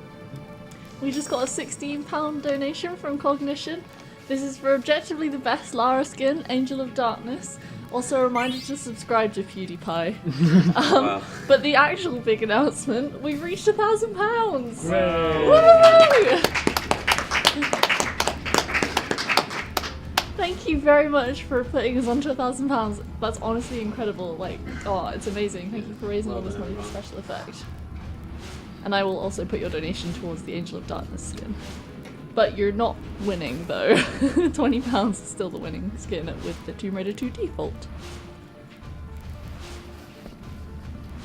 I'm going to look up what the Tomb Raider 2 bomber jacket looks like. Oh yeah, the reason that Vivi is forced into your party, from a gameplay perspective, is that Vivi leaves your party right now, because Aiko is joining your party right now, so they need at least one person who's always in your party when you're coming up into here. Yeah. Like this. This will be cathartic, it'll be fine.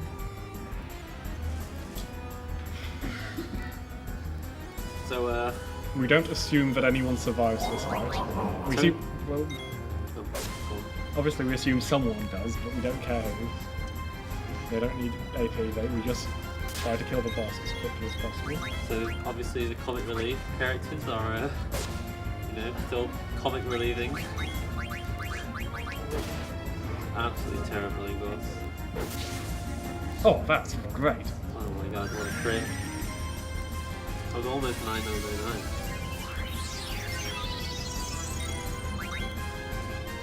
I think Steiner's next attack might even kill. Yay, that was smoke. So this, part of the reason we don't assume anyone survives is because this boss doesn't give any AP, because if you've been inflicted with virus by viral smoke, you don't get any AP. But we're immune. Oh, we're not immune to virus. We're not immune to virus, there is no virus immunity in the game. So you can see it looked like all the party were dead, but actually they're just inflicted with virus. Bit of a low blow to be like, I'm gonna die, but I'm gonna infect you with the virus so that you get nothing from it. Still got Gil, I guess. True.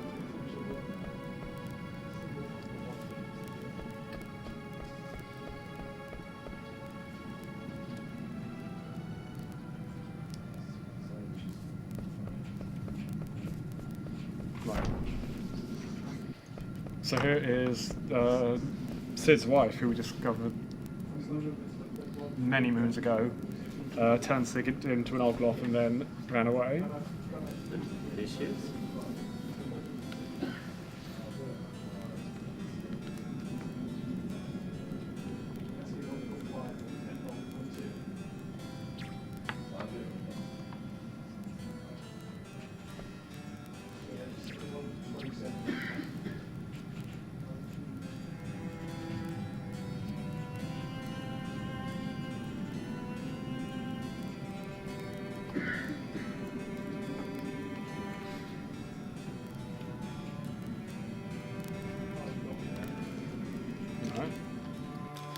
I always think that this is the long cutscene. It is not the long cutscene. There's a long cutscene coming up where they explain the entire plot of what's going on. Well, almost everything. Has some nice character. It's much better than the previous cutscene, the previous long cutscene, because that was 6 minutes of nothing. Yeah. And this one is 8 minutes of actual plot.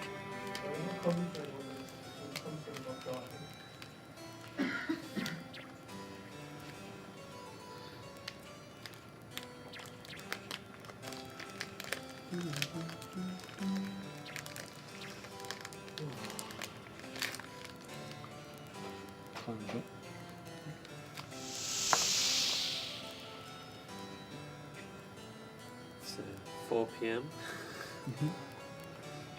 You know, late afternoon. I got up early to play this game. Yeah. Yeah. 6 hours and 27 minutes. In. Do you think you're on pace? Yeah, sure. We're on pace for a good run, definitely. I think we're on pace for underestimate. Yeah, I think so. Yeah, because Before, like if you compared us to the last 2 years ago run, we'd be way ahead right now because we just got past the huge time loss I'm that gonna. we got, and we didn't do the time. We didn't do the loss. time loss, but this is how I worked out my But I did. What was the time loss? Failing to menu before boss. Oh yeah. Which has With- a gigantic cutscene before it as well. But then you remembered. I We remember. remembered. You felt that you saved it. And it's a pretty nasty boss because it has the ability to completely stop a single party member. It has loads of horrible area attacks. I mean, Virus and Virus isn't Venom. horrible. Well, not Virus, Venom. Venom is the horrible one. Venom is the bad. So I go in with weak equipment and not the immunity that I need. Yeah. It's one of the very few bosses with multi-target, non-elemental attacks, which are the scary ones, because if it's single target, then I can just revive a single character and then... If they're it's fine. elemental, you can equip an immunity or Yeah. absorption. I can think of one other boss that uses elemental multi-target attack. Look on.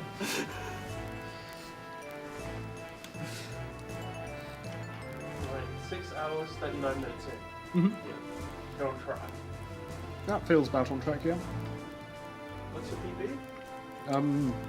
8 hours and 31 minutes? It's 8 hours 36. The reason the estimate's below that is because I've gotten better since then, but I haven't got a PB because I haven't had good load times. Sick. Thank you for your PC. It's alright. Yeah. Keep the power. The Keeper Power is the true carry of the strand.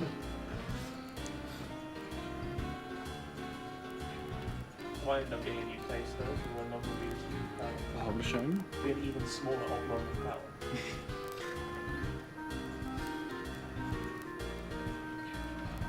So we're back in Limbo? Yep. We don't know where Velma has gone. Maybe she's looking to find the glasses. She hasn't had the glasses the whole run. I know. You make her equip glasses. Are there glasses in this game? I was like, if you're going to make a Velma, you might as well make it auto equip the glasses. I don't think there are any glasses. I mean, Baku seems to have some goggle things, so they do. It's reasonable that they exist. They exist in the universe, but I mean, a traditional Final Fantasy item is the silver glasses, which make you immune to blindness. But I don't think they're not in this game. Blind immunity is an ability instead. Quinner is triggering me No again. one. Just by standing there. It's like, it just... Oh. I can't pronounce this guy's name. I'm very sorry, but a kind user in chat with a name beginning with H says Dr. Tot has glasses. Ah, yes. So yes, there are glasses in this game. There are people who are Good show. hard of Can you equip? hard of vision.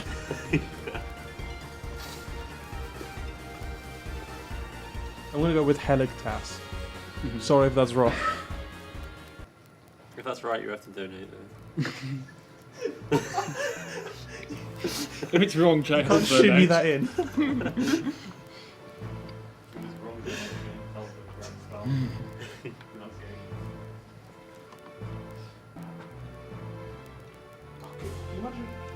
Can you imagine if there was like a speedrun marathon for charity, but every time someone donated, it did text to speech?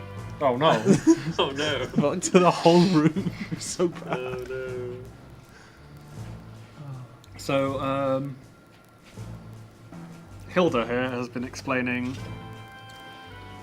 Kuja's evil plan to open up a portal to another world. I don't think she knows why he's trying to get there. And that's why he needed the Gulag stone that we went to get earlier. And that's why he went to Mount Gulag, so...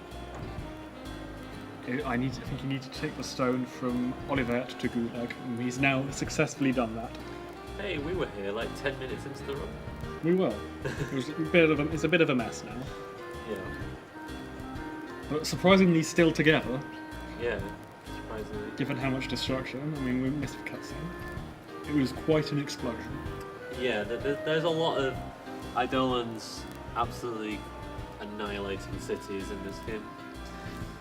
Right, something that just occurred to me. You know how the difference between like the polygonal models and the map backgrounds, they're quite stark, and it's not on like a CRT when the game was originally released.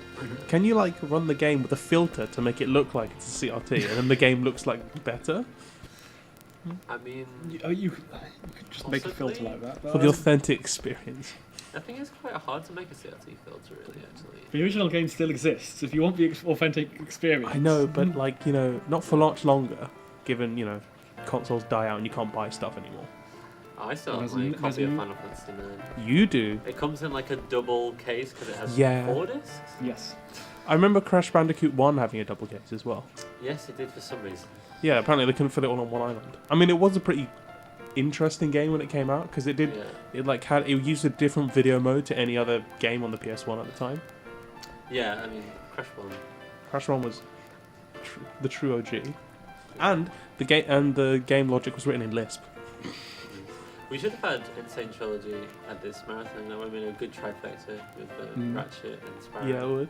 I don't think anyone runs it though. Well, maybe that's the plan. Next year, between all of us, we'll run Spyro trifecta, Crash trifecta, and When- Ratchet trifecta. When's the Jack remasters? That's Oh. the other question. I mean, Is there a demand for a Jack and Daxter remaster? I would probably buy the remaster. And we've got Crash Team Racing representing Crash, so Oh yeah, Yeah. we've oh, got- that's the next one coming up. Yeah, guys, but no remaster because it's not out yet. Oh yeah, there is coming out though apparently. Yep. It's announced this year, I think. It's coming out. What's coming out this year or is it announced? That's this year? announced recently. It's coming out this year, I think. Ooh. I'm hype. Is it made by like the same people who made the Insane Trilogy? Or is it someone else? I think so. Vicarious Visions? Was that? Oh, Studios. No, apparently it's not. It's made by somebody else.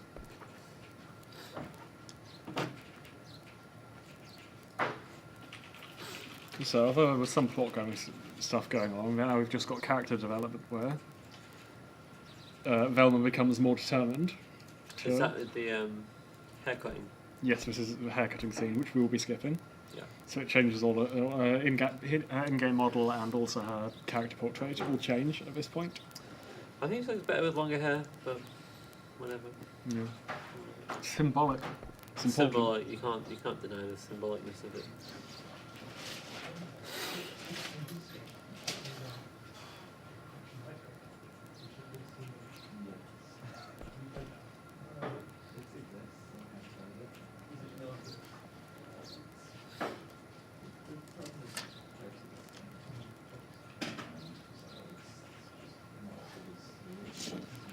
So what dungeon do we go to next? Ibsen's Castle. That's the one that you can get to early, but the door's closed. Right, so that's the one where people are like, ooh. What but if you skip yeah, it the game. What if you could? Yeah. You can't. Oh. Excuse me. You really wanted to watch that cutscene. No, she has short hair. Yep. Sounded upset for some reason. She thinks she cut it because Zidane upset her. Zidane's stand up there, really. And helpfully, instead of... I think if you can have a look around the airship and people will tell you the right direction to go, but you happen to be pointing in exactly the right direction already, so...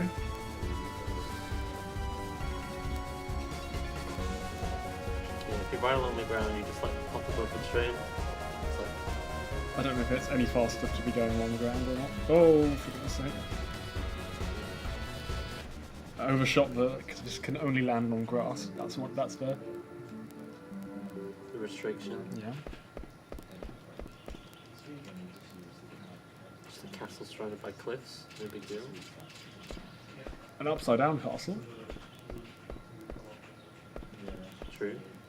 Well, it So seems the like- gimmick of this dungeon is your attack power is the higher it is, the less damage you do.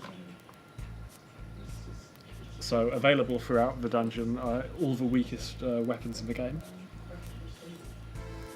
Nice. I mean, Quinner attacks with a fork. What could be weaker than a fork? Oh, I don't know. So Amaranth is not convinced that friendship is magical. He don't need no friendship. So he wanders off on his own. We get to choose our party again, but we just go with the same one.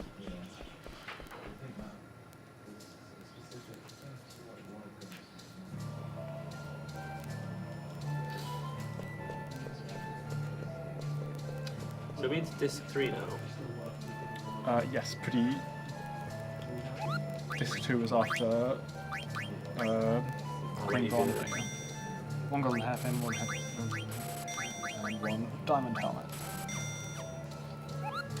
Equip Zidane with his Rune Tooth, we equip Vivi with the red hat, with the diamond helm, equip her with javelin, we equip her with A2, which is diamond, okay, yeah, and we equip him with ice brand. No, we don't, we equip him with cold sword. I think I should have gotten rid of Ice Brand at some point. It's a good thing I remembered that, because otherwise we'd be in a spot of bother. I always ask questions immediately before you're about to do this. You can just ignore me if I do that. When was I meant to sell Ice Brand?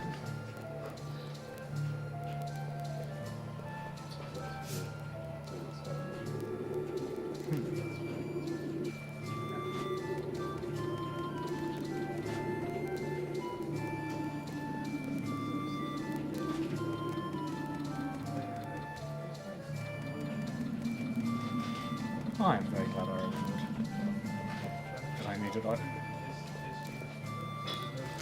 Is Coral Sword particularly critical here?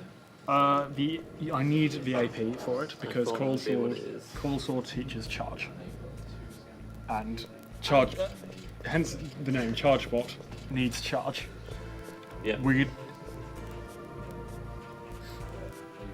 What would I do if I'm at the end of the game I don't have charge?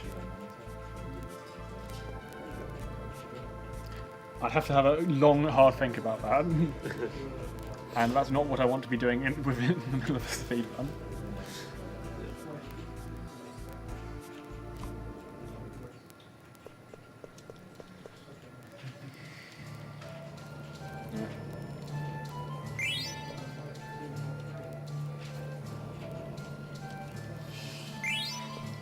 Shaggy's just looking for some clues.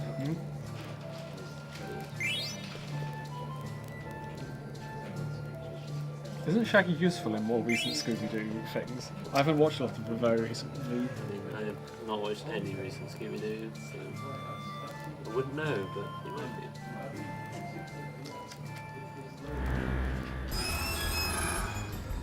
Right.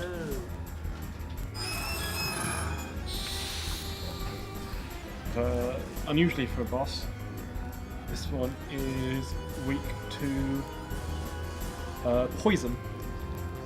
That is So- quite unusual.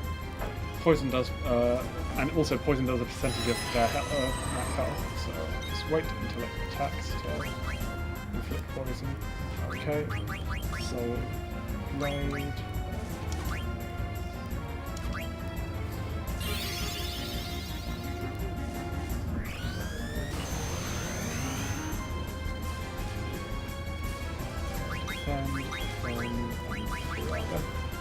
This boss is also weak to fire.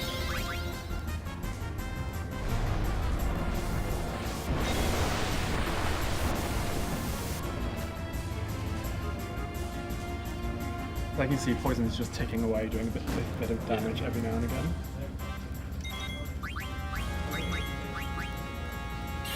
Hopefully, Zidane will be able to inflict poison.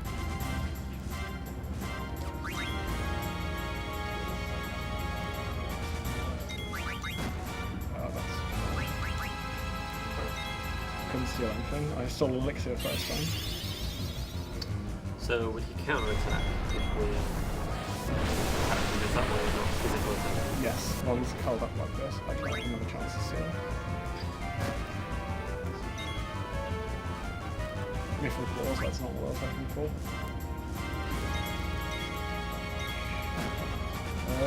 Should be dying. Okay. Just soul blade again. I think because he curled up unusually early. Come on. Oh, of course, because he curled up early. Usually Freya gets an attack in before he curls up.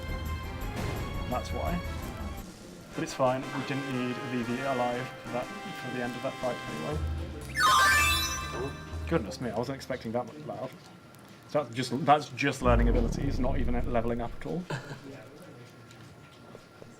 Right, so that's the last time Vivi will carry us. Maybe. Carried us till his last breath. Indeed. Optimize and then equip Garnet. There's a reason for that, I'm sure. Equip Thunder Gloves. There's no reason, that doesn't seem very right, but I will do it. Equip Jade Armlet. And equip the Power Belt. Oh no, Ribbon is the correct answer there. Minus antibody, plus minus bandit, minus devil killer, 3 minus antibody, auto regen, distract, and Z in front. No, that's cards, not front. Oh. So yeah, my menus are slightly different because I don't have Rebirth Ring quite yet, and I'm used to Rebirth Ring menus. So something else you might have noticed Zoggoth doing if you were paying close attention is he doesn't do one character at a time. He like switches between them because it's less input.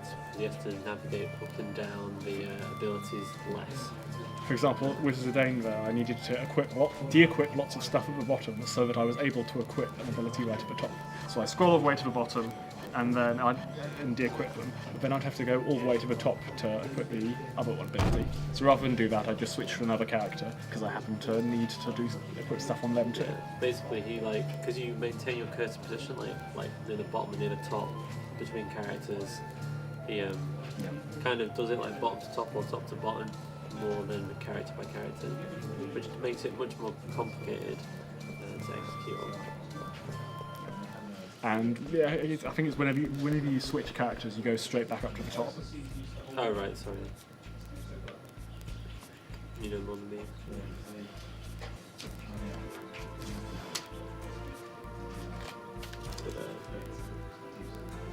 Right. Despite how much friendship sucks, according to Aaron, we are going to go back and save him because he hasn't just managed to get out, though he beat us in front. If he just stayed with us, he would have been fine. Exactly.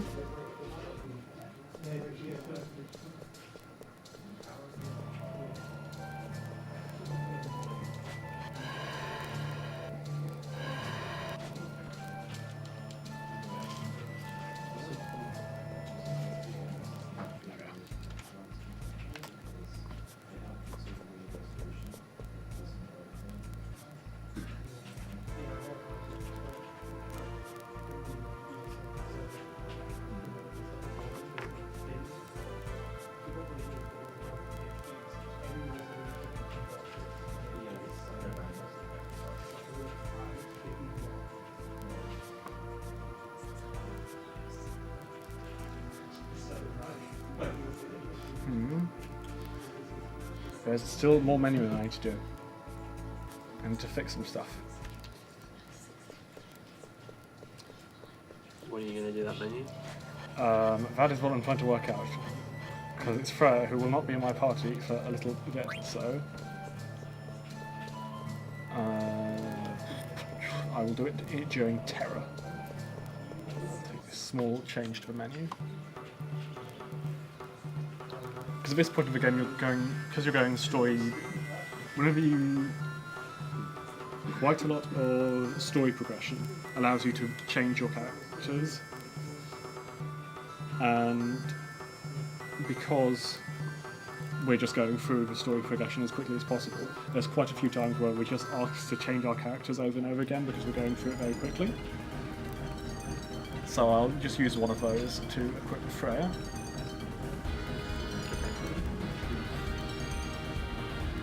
So those 4 mirrors that we collected in that dungeon, we need to take them to 4 different dungeons. So here's the first one. Notice we're pointing directly at it. And they need to be put in at around the same time, I think. I don't know if it's required that they're put in a time or whether we just decide we need to get it done quickly. We have our parties split up, and you don't get any choice in the matter this time.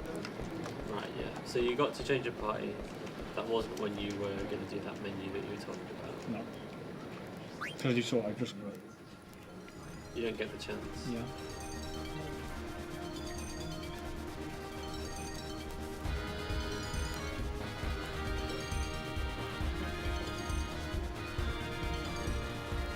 Here's number 2, Bar Shrine. Whoever's gone here has done the short straw by the looks of it.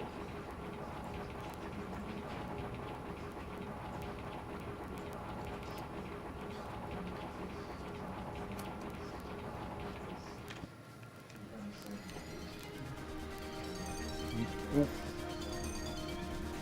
here you want to go directly north to the Wind Shrine.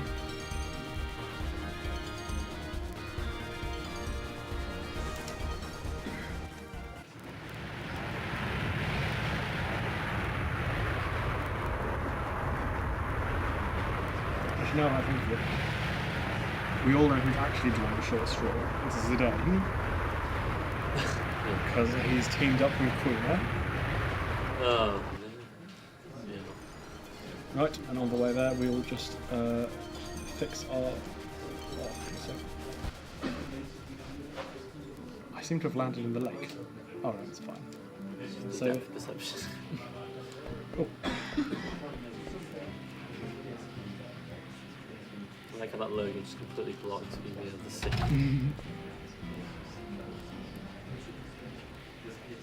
Probably slow elevator. there we go. Rebirth. Right. And that is pretty much required for 2 or 3 fights. So we're now back on track. Yes. To, We have plenty of money. yeah, so I'd say there is definitely a bit of a time loss because we're stopping here entirely just to get it and those way to pick up items earlier on. So yeah, it's about almost a minute probably total.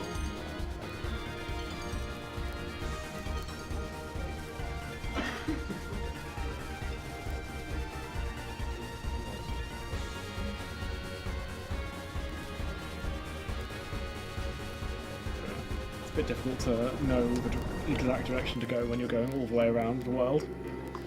Also, because of the way the world wraps, that means that the planet must be donut-shaped. Yeah, yes. Good. Oh. That's the usual shape of planets in video games because it's easier to program donut-shaped maps. Yeah.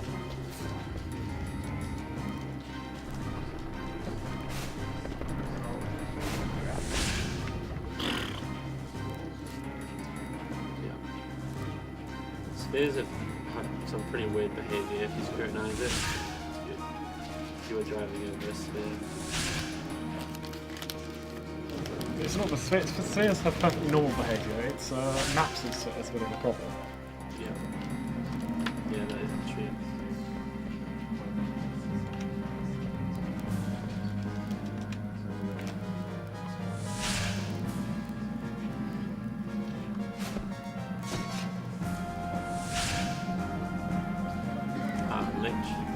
So these 4 shrines are defended by the 4 themes from Final Fantasy 1 again. Fortunately, we only have to fight one of them with 1 Zidane. Everyone else just does theirs automatically. Which means we don't need to give them any nice equipment.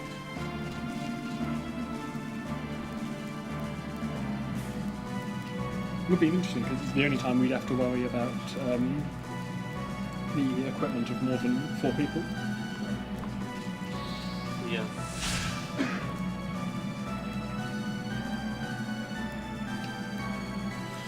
Instead, we just have Quina. She's useful in this battle, and this battle alone. That is true.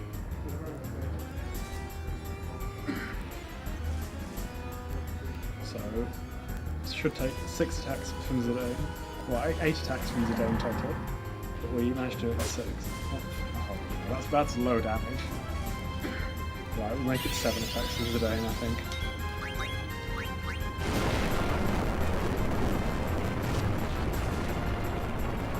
Fortunately, Quina absorbs Earth right now.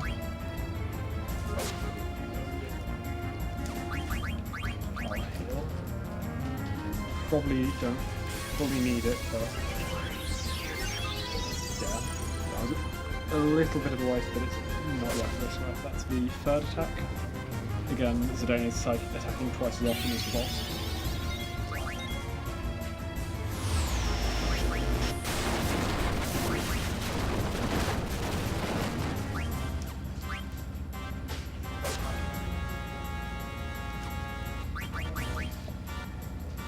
Fourth attack, 5th attack.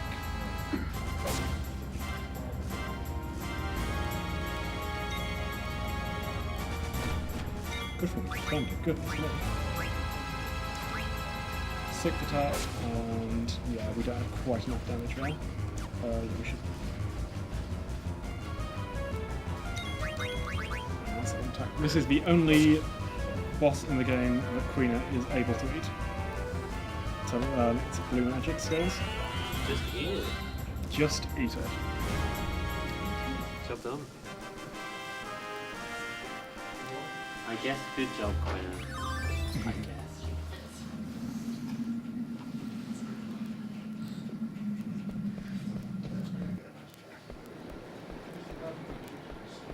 So everyone else has successfully beaten the others while we weren't looking.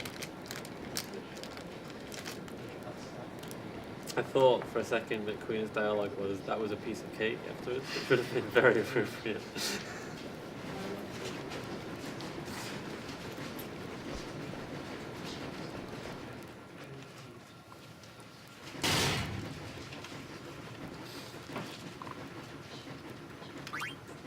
Yeah, it's small time save by selecting the 3rd option instead of the 1st option.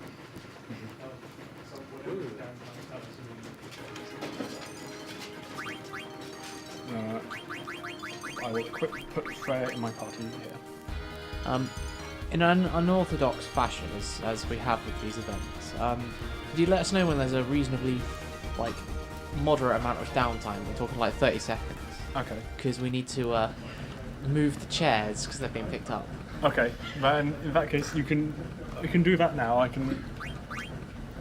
There's more cutscenes coming up, so. Wonderful. Thank you very much. Goodbye, comfy chairs.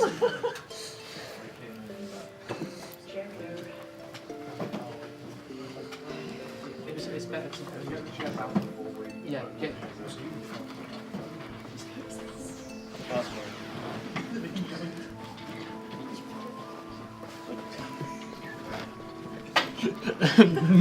We are now Poverty Stream.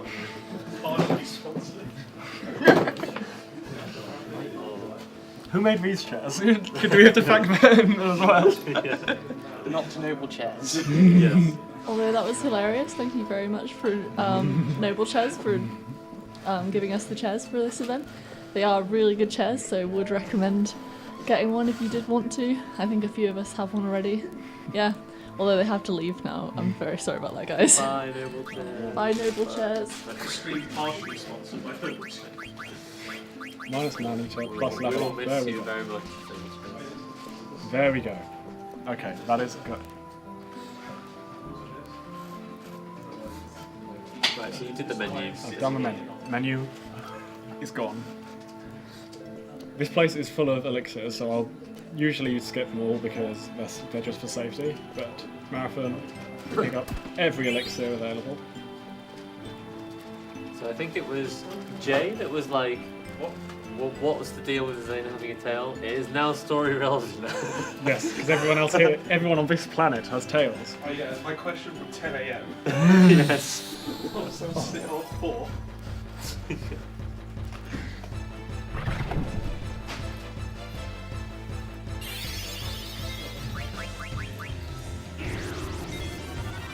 Do we need to worry about Gil at any point? No. So we don't care at all about I have Gil. enough gil right now.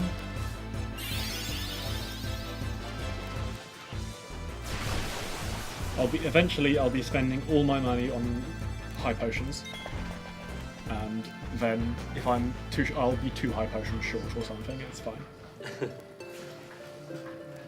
If I run out of high potions in the final dungeon, I'll be moderately upset, but I'm sure it'll be fine. We've been fairly lucky on Gil this run. I feel like we've been ahead basically the whole time. yeah. I forget how quickly that screen loads, so you need to. Especially on the power cube.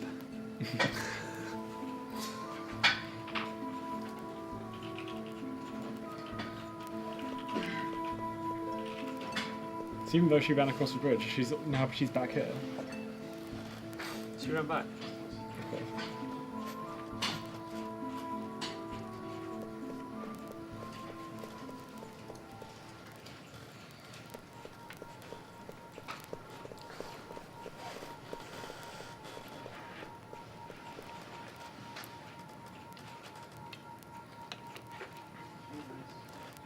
Oh, this is a lovely music hour, by the way.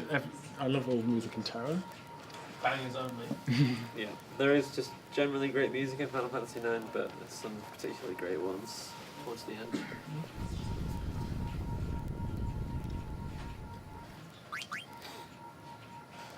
Pelma!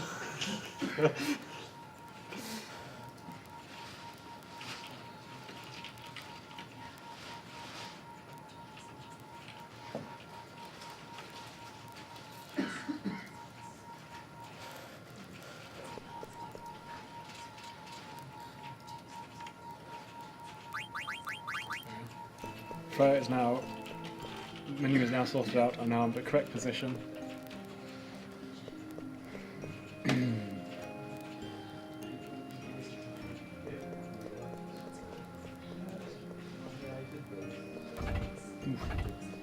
I guess I'll open that chest as well. It's not mandatory. It's got a wing edge, which is something that Amaranth can throw. There are occasions where throwing does more damage than normal attacks. Yeah, we threw some diamond swords and some bosses. By 1 out of Kalkan, and that is it. That was expensive.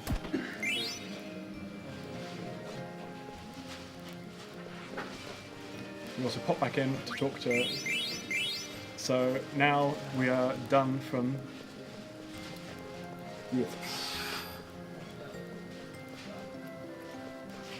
We have now undone the problems of the card tournament. We have bought the diamond that we used to synthesize into a rebirth ring.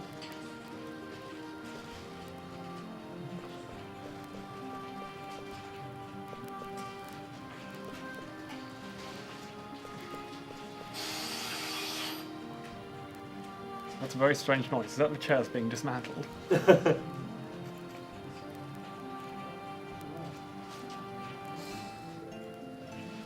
chairs are not happy to be dismantled.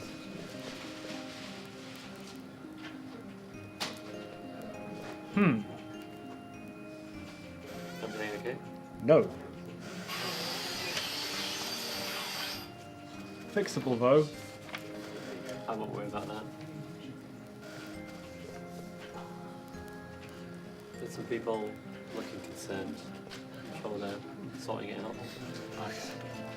Just focus I on don't me. have my party with me. Okay, so I might run into some problems here. What do I need equipped? Might as well to regen. I need bird killer. I need here. Plus auto life. I don't. Oh, that's.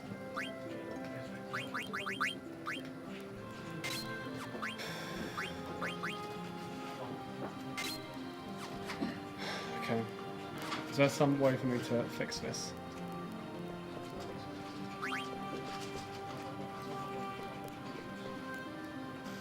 I'm going to. Okay, this is note checking time. I messed up in that I was meant to menu before my party got kicked out, and there's not really a good way to go back to that. Right.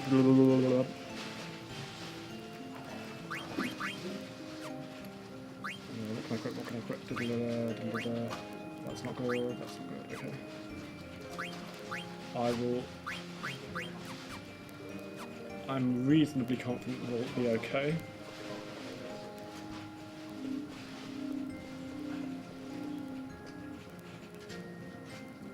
Okay, what do I need to equip on? That's what I need to know. I need a Jade armor. I need a molten knife and wall. I need an adamant vest. I've got that. I need a lapis. I've got that. I need. Okay.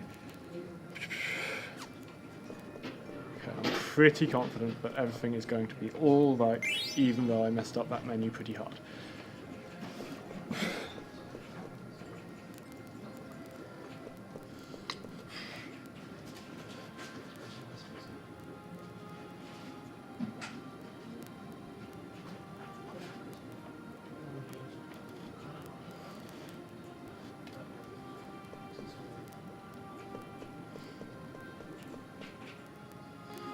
So she's explaining how this is a different planet, it feeds off of other planets in order to survive, but Gaia, while it was feeding off, developed life.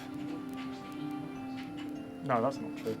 Gaia already had life by the time they started feeding off of it. Gaia being the planet we're on. Yes. We're from,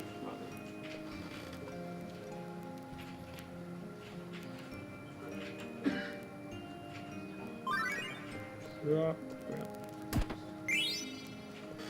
So do you need to do a backup menu at some point? Yes. But not yet. It's not with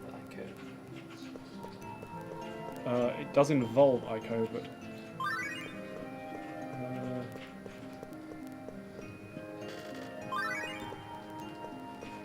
So normally I wouldn't do this, but... We recruit Reba here.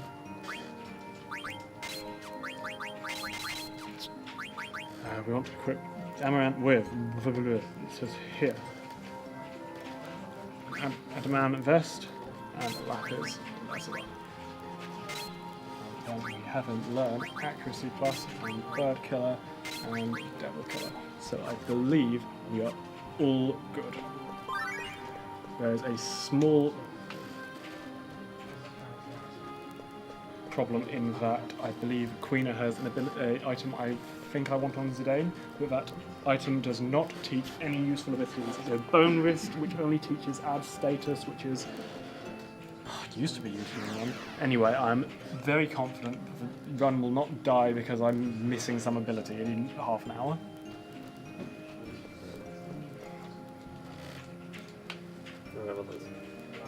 Oh, horrible.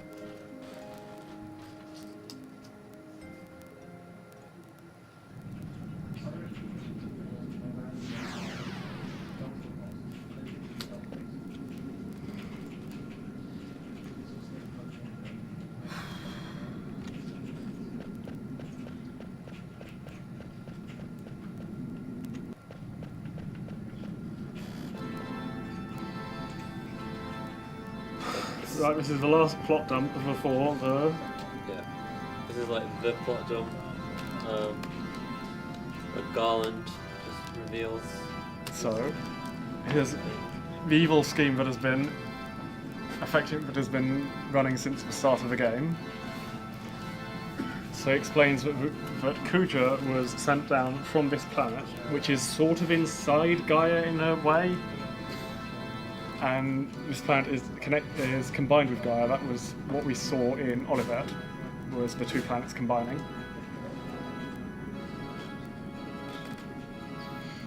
So Kuja is meant to cause as much death and destruction as possible, so that the reincarnation of souls happens as quickly as possible.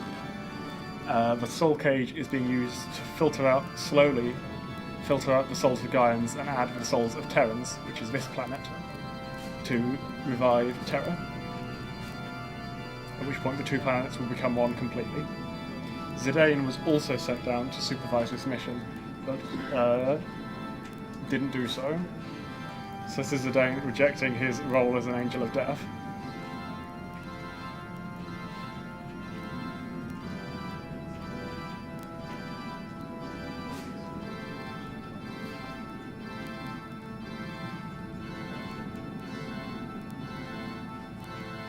And that's most of the plot.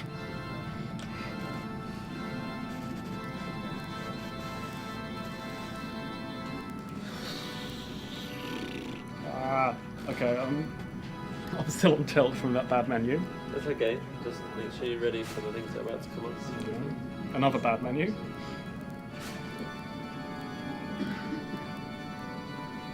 So the bone restless on Queen, we just don't need that. Yeah, it increases Zidane's strength by 1. So we have 1 less strength. Yeah. But it's like whatever. I think the strength point only matters if you have very bad damage rolls. Which we hopefully will. Hopefully not. So Kuja followed us through the portal to this planet. There are various points in Gaia that are connected to Terra. So Kuja's castle, Olivet, Ipsen Castle, Shimmering Isles, and the Ether Tree are all basically part of Terra.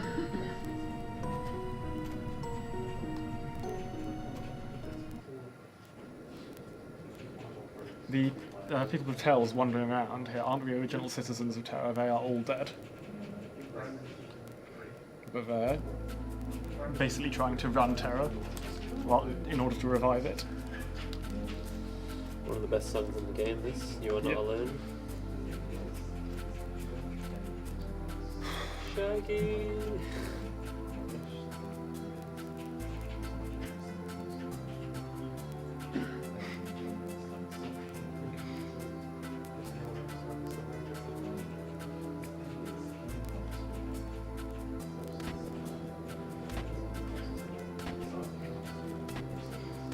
So Shaggy's running around being really edgy. That's what Garland wants.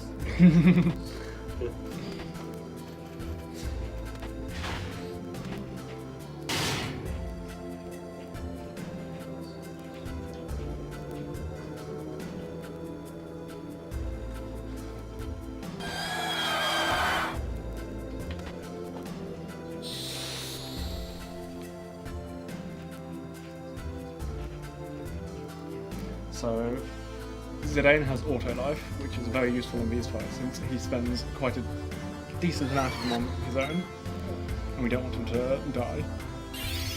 So the first time he dies in any of them, he'll be brought back to life. Is this going to be trans? Yes. Okay. That's fine.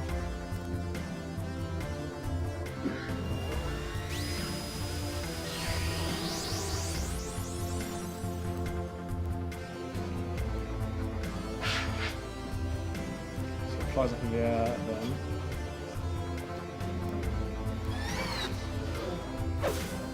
It's because Zidane is from chance, he can kill it in a single attack.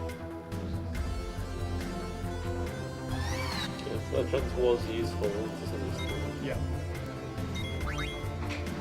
The third non-scripted trans we've had Yeah. in 7 hours.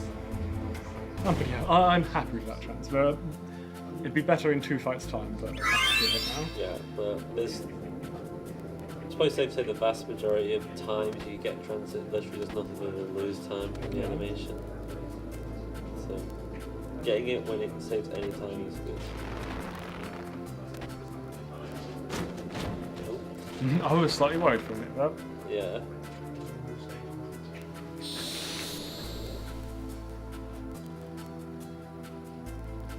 So Vivi and Ico weren't in any of these fights, which is why we've already de-equipped them from all their useful stuff. These two are horrible. that's pretty bad ATB.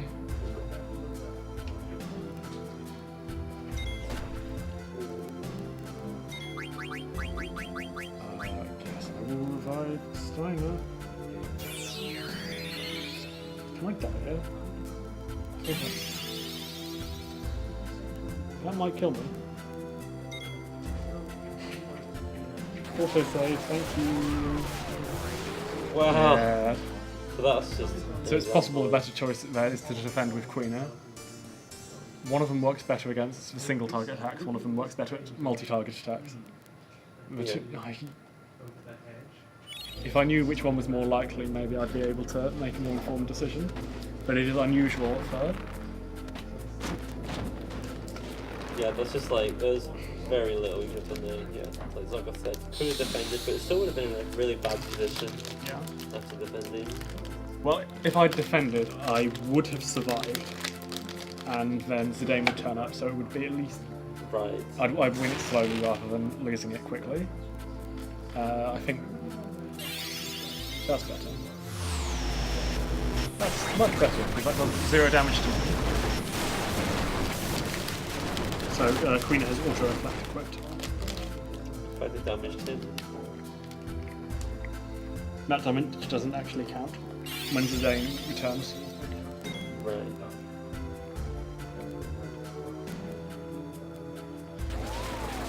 Now that I think about it, it's possible that high wind always... The second move is always high wind, so I should have known that and defended with Queen. This boss takes 3 attacks to kill, and we do want Queen dead by the end of it, so maybe this will turn out good.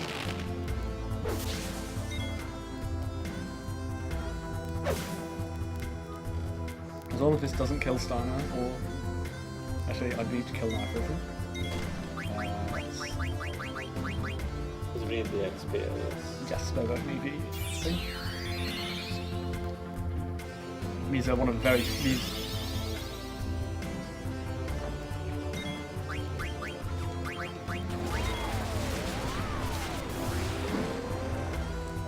Remember, it doesn't matter if Zidane dies because he's auto-life. So if Zidane dies here, then Steiner can just kill Abaddon. He's being a huge pain right now, though. Oh no, come on, why would you... Wow, this I can't remember what Steiner has equipped. I thought he might have. Thunder immunity. very bad RNG right now. Oh my goodness, yeah. Oh. I'm surprised I survived that. Okay, do anything to Zidane. Yeah. Leave Steiner All he has alone. to do is Thunderget or attack Zidane. There, that's fine. A miss is fine too. Done. Yeah. Another huge level up, so I won't be too. This won't be too loud. The first one is the loudest because you've got 3 characters going. That was some pretty bad RNG on that guy.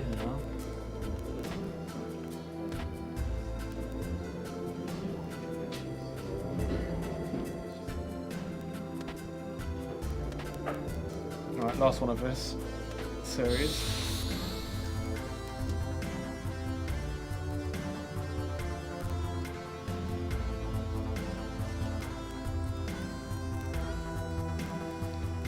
Hopefully, will charge me immediately. I will take the one. So if that puts you down to yellow health, then Dag will turn up. Otherwise, you've got to put yourself down to yellow health by activating your auto life. So you run away so that it does bonus damage. And hopefully it goes into yellow. Yeah. But unfortunately, it wasn't quite enough. So hopefully it doesn't. That's perfect. That's exactly what I want.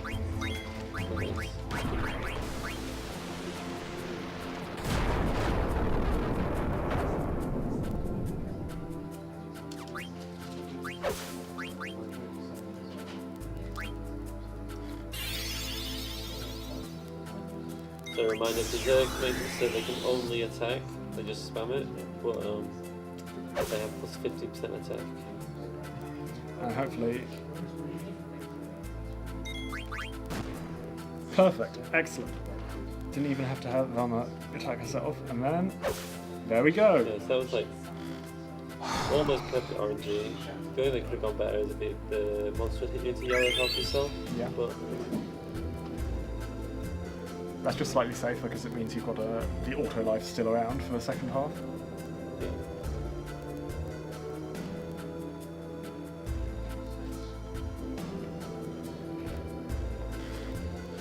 Right, here we go. This menu, which I will not be doing blindfolded because I don't have anyone watching the menu to tell me where I go wrong if I do go wrong.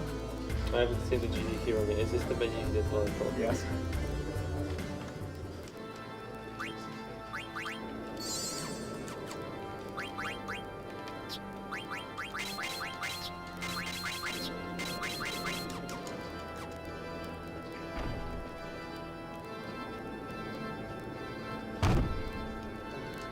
Right, we're now switching to our final party and selling basically everything we have in order to buy a whole bunch of stuff to finish the game with.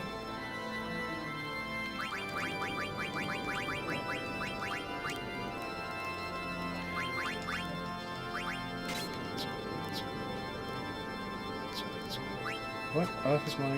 Okay, that's fine, that's fine. We'll-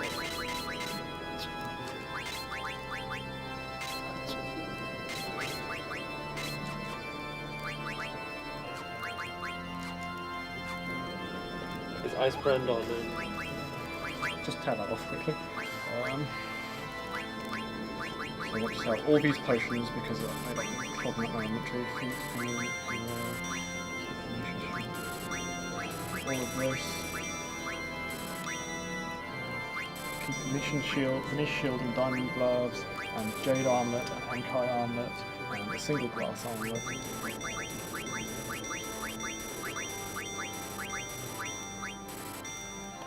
This one we keep Mithril helm, and that's about it.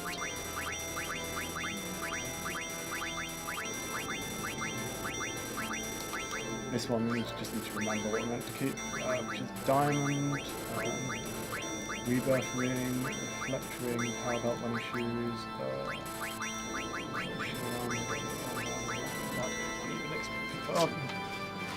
sorry. Have this all set up.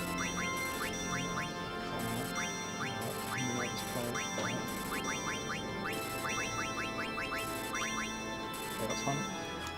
Ah, it's on like 3 pages. Opt.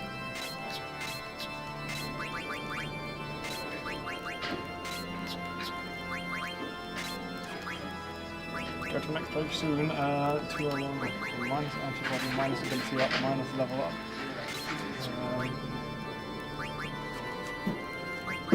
Should have.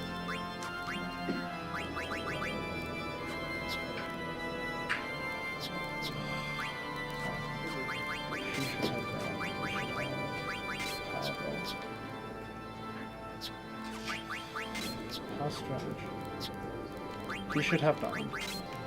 He should have ribbons. She should have rebuffing. Don't know why that went on. So Freya, switch back to her. It's fine. Her should have MP attack, counter, man-eater. Minus auto haste, plus auto regen, plus distract, plus man-eater, plus ability up, plus locomotion. Stunner, wants HP plus resent, minus that, wants man-eater, wants locomotion, and ability up. Freya wants auto life and man-eater. Oh, what am I missing? What am I missing? That looks fine. That looks fine. That looks fine. Excellent. Just need to move Freya to the front row, and that should be it. That's one hell of a menu. Oh. This is where I get pissed. So I made some small mistakes. I'm not sure exactly where. but it is fine.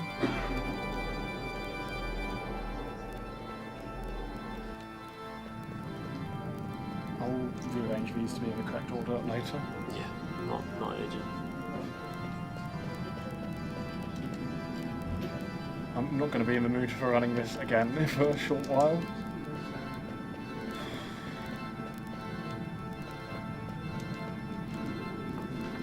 Oh yeah. Right. Another weird wavy screen where I auto-click my way to the top. Rather than just try to follow the circle around. Hey, that's good. That. There's lots of pretty nasty encounters around. Yeah, if I remember, like, because we're so under-leveled, like level 25-ish, which is horrendously under-leveled at this point in the game, right at the very end. The normal encounters can just annihilate us.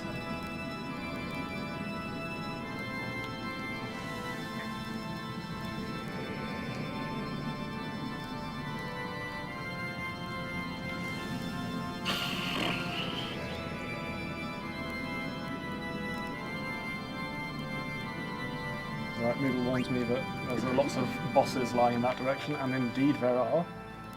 3 in a row with no menu in between.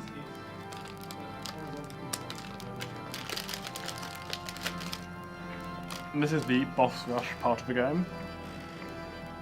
Basically from now on we'll be menuing to set up for the next boss, and then just walking straight there. Hardly any random encounters, hopefully. And very little story progression. So you're saying for the next sort of hour you're just playing boss fights? Yeah. Yeah, we're set into the final boss rush part. I remember this White Dragon is kind of like the gatekeeper of the end game.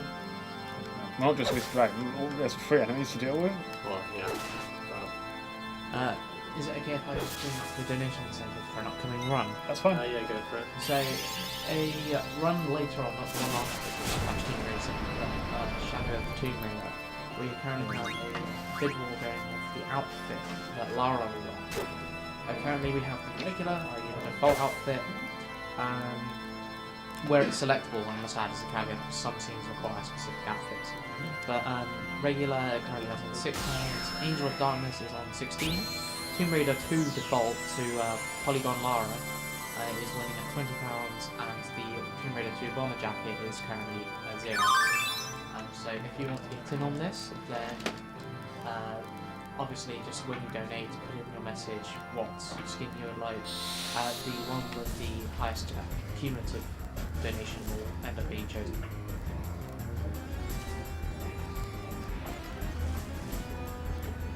So that first one was the most threatening, because it's the only one that knows multi-target attacks.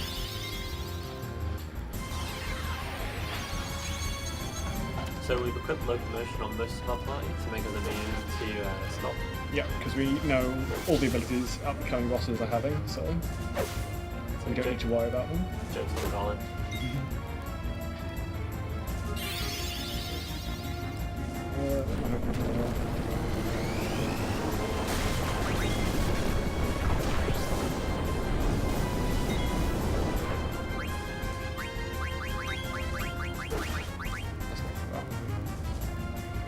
Right, should be 2 more attacks. If I get bad damage rolls, it will be 3.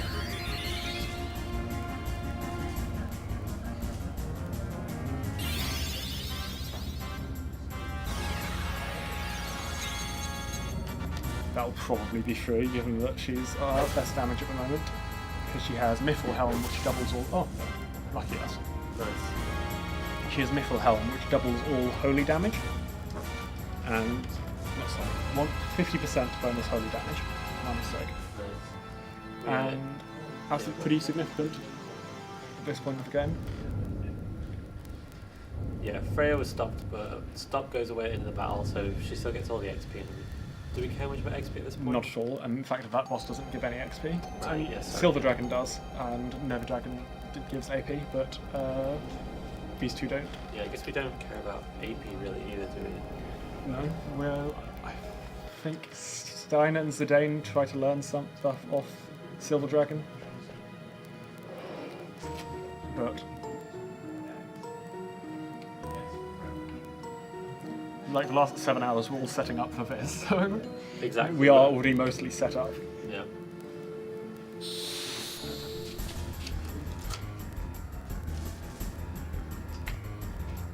Alright, plot-wise, Kuja he's just about to betray God, and he claims that he's doing this to protect Terra, but we'll see.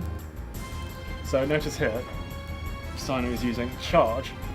This causes all low health characters to attack, which means actually we want our characters at low health. Which is the yellow HP. Yes. Which is below 25%. I think it's 30%, but I'd have to check. Yeah, something like that.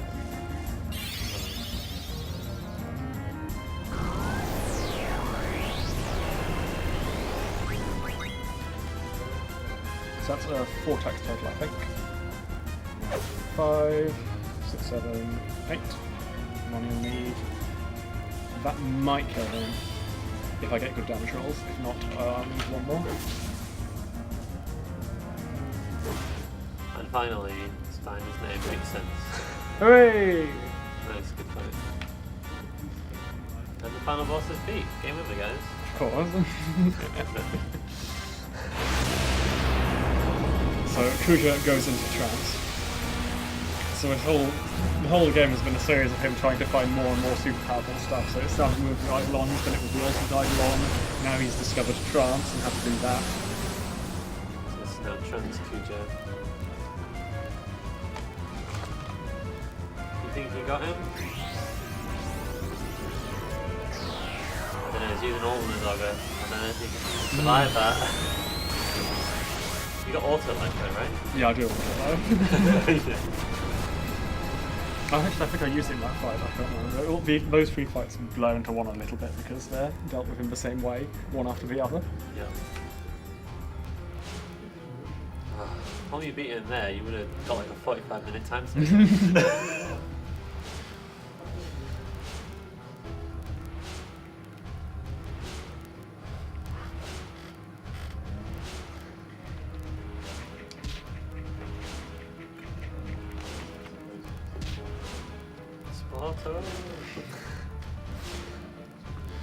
Another recurring theme for this game is people discovering that they have limited time spans. So all the black mages, all deliberately limited. And Kuja has also got a limited lifespan and is very upset by this. Don't you hate it when you find out you're not immortal? I did, yes. Yeah. It was horrible.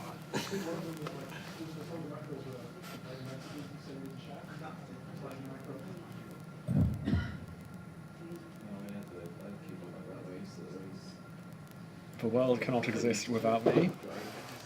Oops. So he starts firing lasers all over the place, knocking down all the buildings,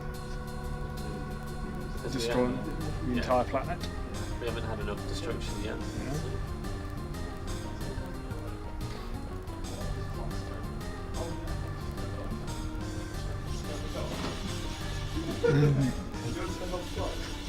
Well, What are you- no, what- we'll be fine. We'll play the game in yellow. Okay.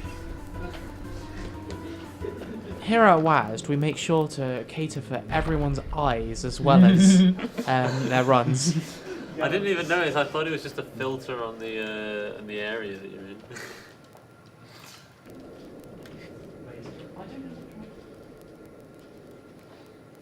Invalid tool assisted. For...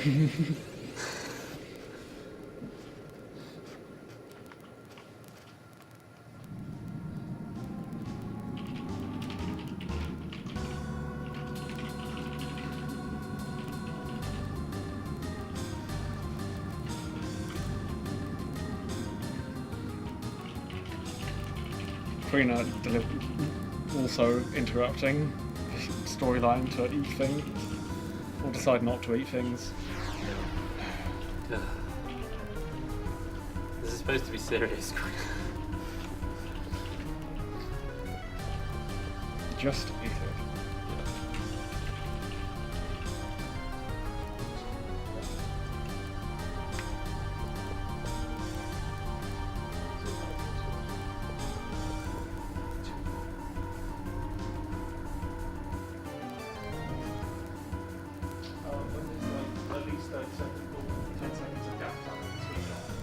there's not really downtime, is there? Because I have to auto-click. Yeah, you can't. There is no downtime that isn't clicking. Is it fluxed on the stream as well? Yeah, it's the whole. It applies to the whole screen. Do you want me to face it? Do you want me? Okay. Press Windows and then type Ignite. Okay. Oops. Just Windows outside. Oh, NIGHT. like. Then off. Oh, there we go. Whoa. Whoa, colours, whoa! This is a very blue planet, all of a sudden. If we miss world record by like 5 seconds, We will not. I know. Yeah, so I think world record is coming up in 15 minutes. yeah, which we're not going to be doing in 15 minutes.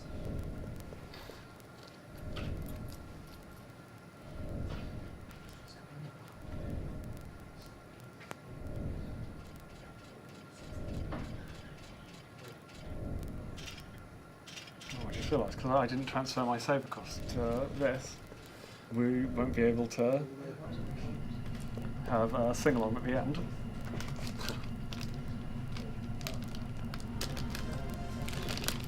Well, I've got something else to show. Oh, you got something else? You have to get underestimated first.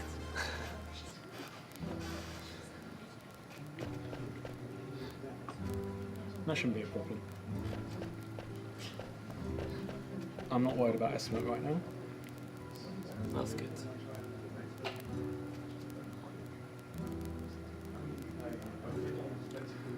And now you've got a couple more ahs to add to your notes for when to remember to menu.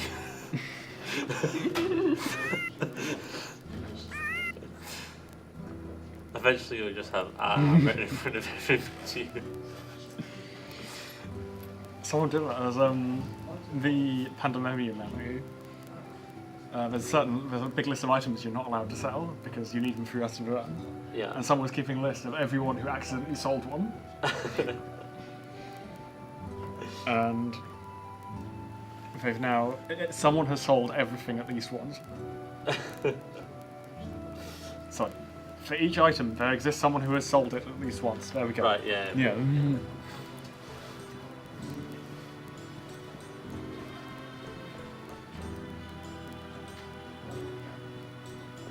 Right, so the next boss we fight will be basically an upgraded version of the Silver Dragon from earlier.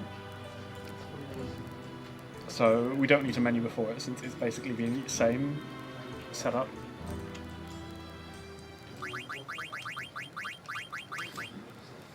And hopefully we're pointed directly in the correct direction. With a new measure. So, We must be on the disc 4. yes we are. So they, when we got back from Terra, all the mist from the ether tree came back, and the ether tree's roots have spread out, blocking off a load of sections. Which means they don't have to put that information on the disc, because the game suddenly opens up hugely when you get the Invincible. Yeah.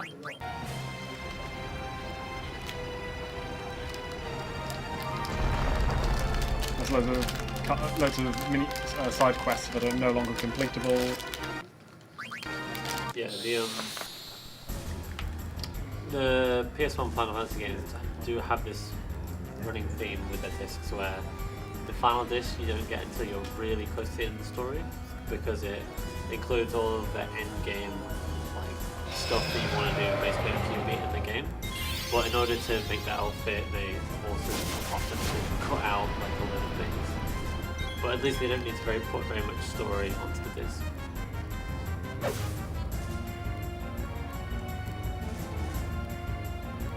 This boss has counters which are horrible.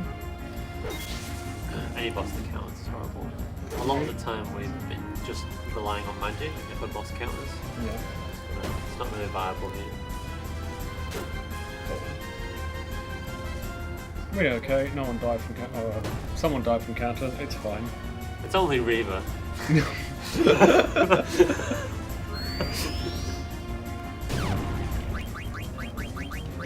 Oh, I'm so happy with that, so...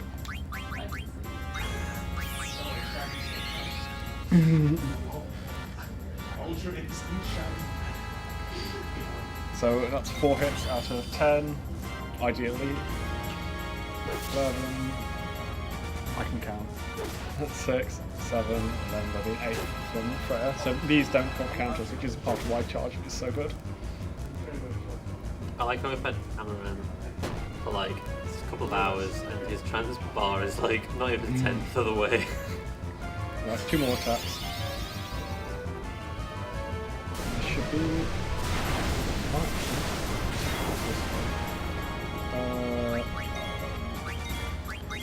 attack with everyone, it's fine.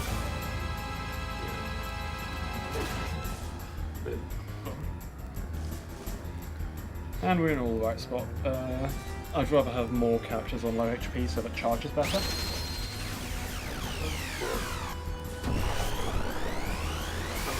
Quite a nice animation. So much for still working on.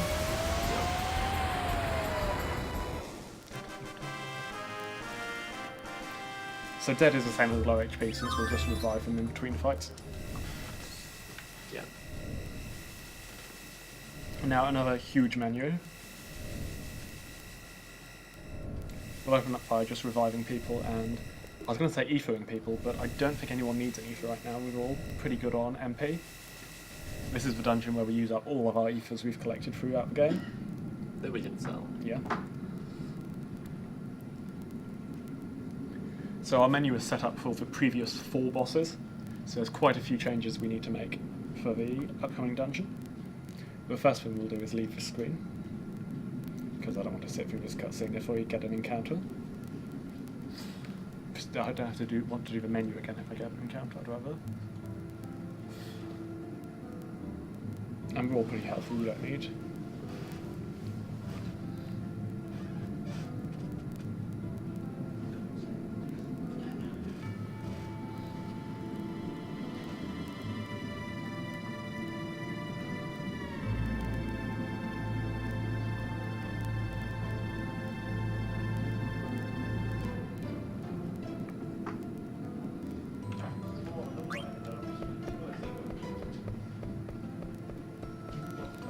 Right, welcome to Memoria. It's made of memories. I don't know what this means.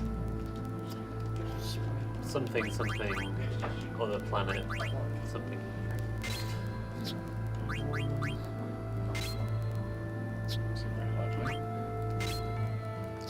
Oh, that's why. So get rid of auto regen, equip counter, de-equip man-eater, equip devil killer, de-equip bird killer,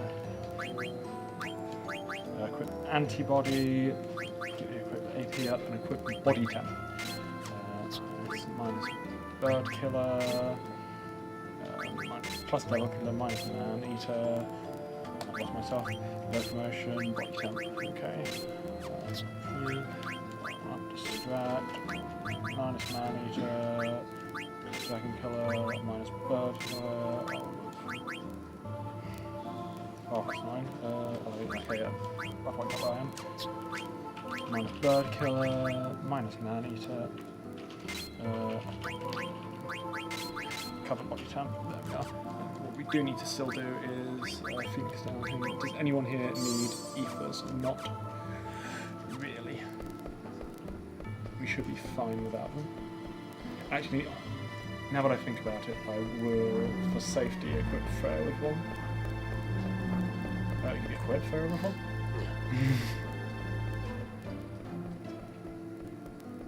No, it'll be fine, it'll be fine. It's not worth the time menuing. It's only...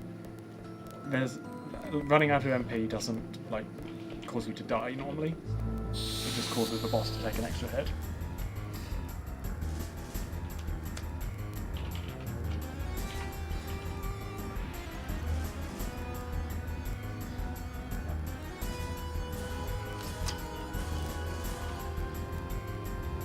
Alright, so now in this dungeon we need to defeat the 4 fiends that were defending the mirrors early on in the game. So, last time, when we only fought the Earth one, we didn't fight the others, but now we get to fight all of them. For reals.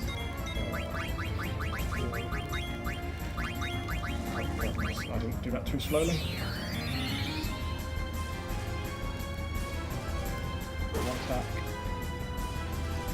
Takes 10 attacks this one.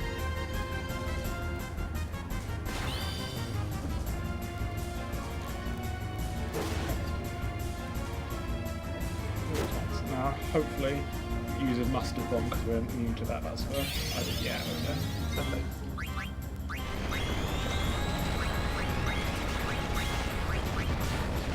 Two attacks. So the 8 out of 10 attacks. Yeah, we're getting good damage rolls.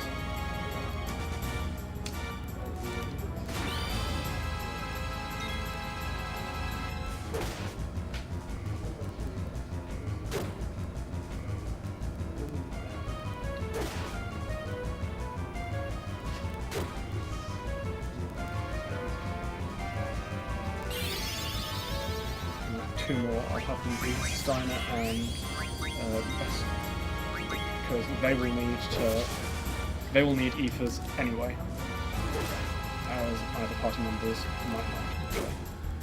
So that means I need 3 ethers. One Zidane does not need one.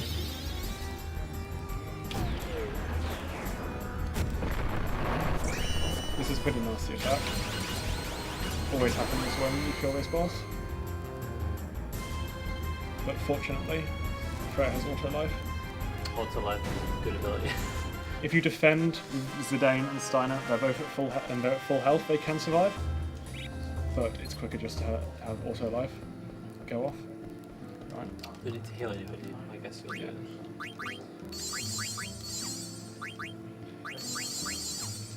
That was free. Zidane still has quite a bit of MP, so it's not. So we're intentionally keeping everybody low for charge. Yes. It does mean that there are certain encounters that can wipe our party, but encounter rate is much lower here, and I also have auto-saves at the start of every screen, so I'm not enormously worried. It won't lose as much time. If I was doing this in the PlayStation version, then I'd have to save on every opportunity just to avoid. If I wanted to save with low health, and at that point, you're losing more time, waiting for the save to go through. Like Garland explaining the plot of... To be honest, I think it's mostly things that have been explained before about how Terror works and about his plan to get control of Eidolons. So that bridge just there is down and right for some reason. Even though it looks like it's up. Yes. Up and right, maybe. Yeah. Similarly, that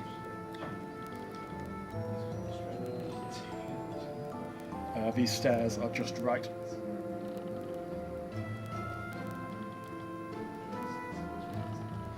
So quite a lot of I was going to say ultimate equipment, but usually it's the second best is available in this dungeon.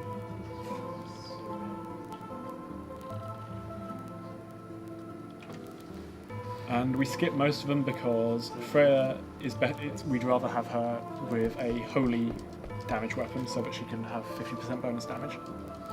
Yeah. Zidane's isn't much more powerful than his current one for reasons.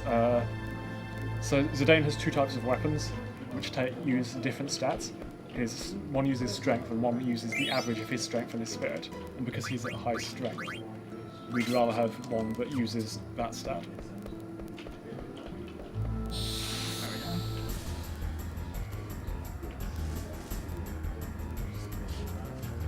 It's a pretty nasty boss because it isn't a devil. Unlike the others all take bonus damage from Devil Killer.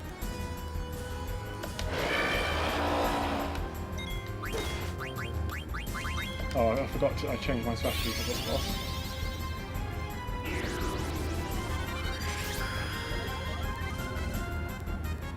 Oh, that's so annoying. Santa's charge isn't going to That go. sucks. Yeah, you can just completely cancel charge bot's action. That's 5 total, and we need 6.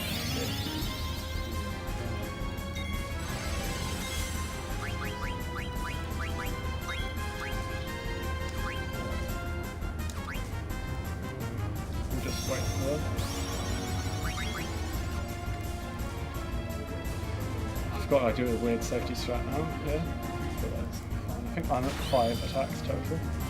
This will be 6, 7, 8.5 because Best Rat does have Dragon Killer equipped.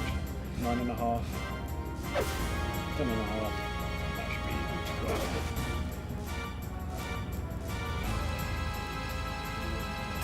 Oh, we got pretty lucky. Let's charge.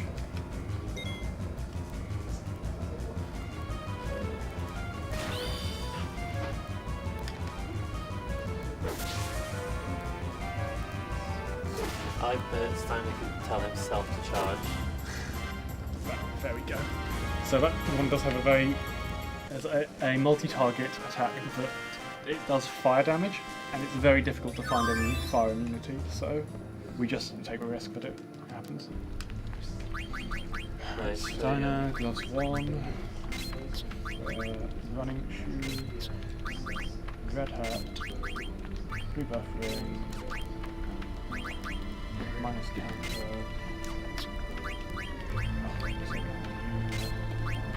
minus dragon killer, plus antibody, plus locomotion, and water life. We also want to revive Zidane with Ethan. Probably want those two as well. As wavy as this screen looks, you just hold up and it takes you there. So when you have 4 ethers left, that's fine. And we've got elixirs to back up with, so Yes. Elixirs are worse because they heal you to full as well, and I don't want to be at full health because then charge doesn't go off. yeah, that's true. Yeah, that's good.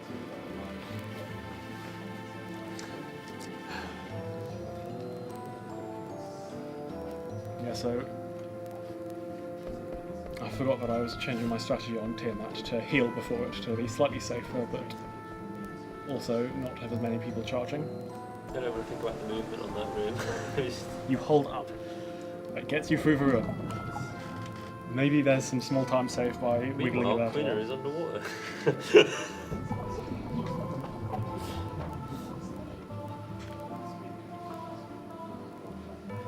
Oh, what a shame. We're not going to get world record. We still have 5 bosses to beat.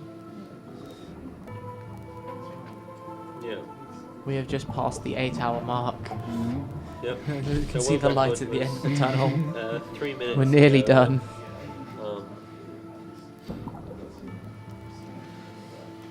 We are very close to being done now.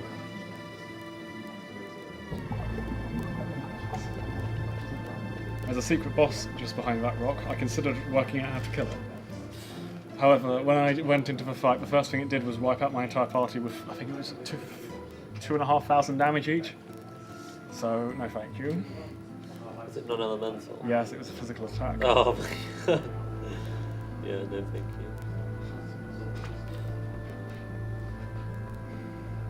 There's an enemy in this dungeon that's notorious for doing that as well. Just a random enemy. Yeah. Yeah. It's Yeah, as I not- mentioned before, the random encounters here are really deadly.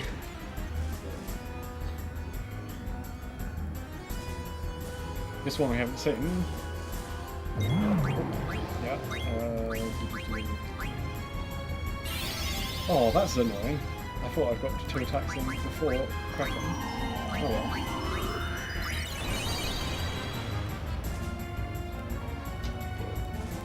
Got a bit unlucky with Kraken getting an attack in first, but he did literally nothing, so it's all good.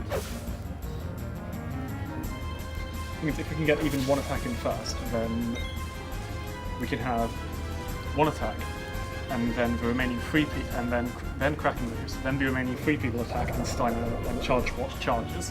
Yeah. So if we get a move in out, then that can be a charge. If you charge right at the start of this fight, the damage will be split among the various things, and because of the way those tentacles are programmed, they cannot be killed by charge. They can only be put down to 1 HP. I think it's because they need to have a different animation for them dying.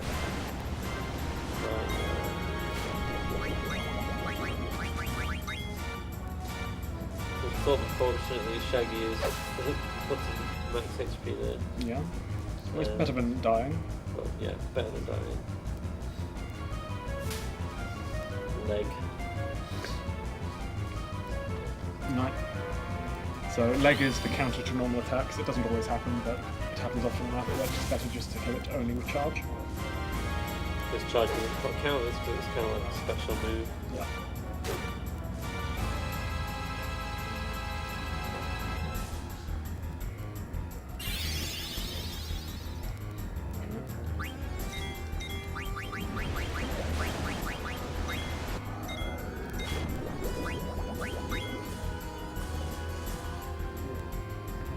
Go for another 3-person charge. There is some strategy to maybe killing Shaggy here, and so that he'd get killing and reviving Shaggy so that Shaggy would start charging. But I don't think it's worth it because then I'd have to eat for Shaggy as well. Yeah.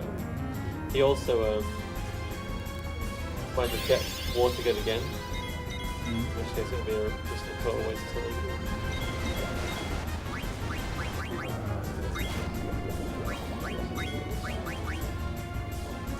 And I'll have, just in case we're getting low damage rolls, I'll have fair attack here. This should kill them.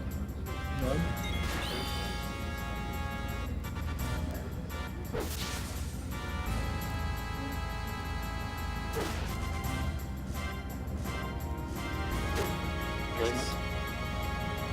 Reba with the finishing blow.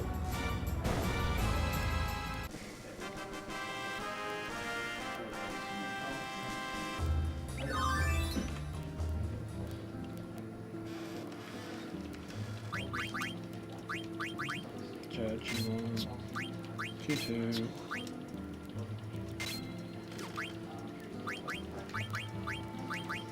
Should have antibody. What can I get rid of? Body count. Okay, there we go. Minus body count because we don't need it anymore. Oh, okay. Yeah. Minus HP plus. It'll be equipped. That was very strange. Antibody minus body temp. Auto float.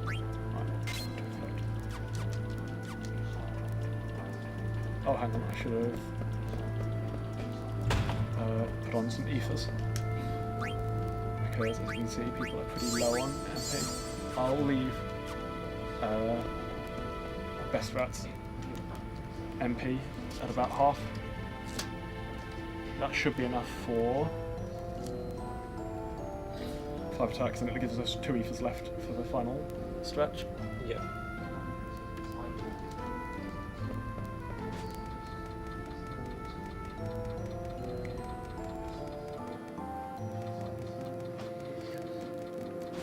Slightly below what I'd want, but because we picked up so many elixirs, I can just use those, I guess.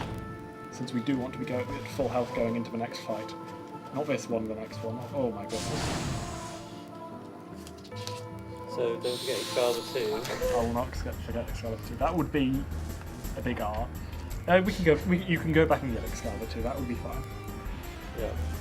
So this one takes about 11 hits. This is the guy we actually did fight before, Lich. We're not going to eat him this time, though. So that was 1.5 to be honest. Should have been 2. That's quite a damage.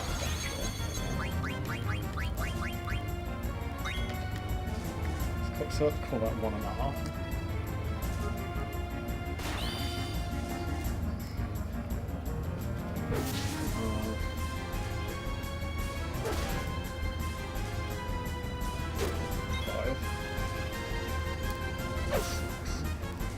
wonder why she's so the damage.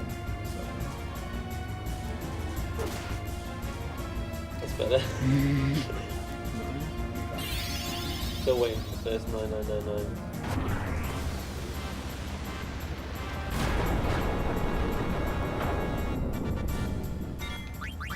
Oh, hang on. I don't need to worry about that.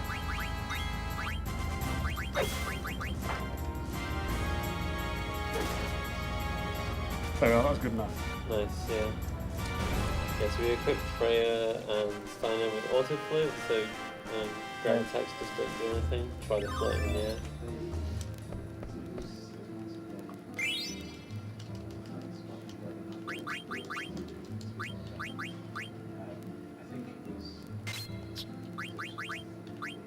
How about person. Right. Minus Devil Killer. Plus. Oh, I see, yes. Plus Bird Killer, minus Antibody, minus Local Information. Plus Bird Killer. Right, we need to take all of these off. Minus Auto Float.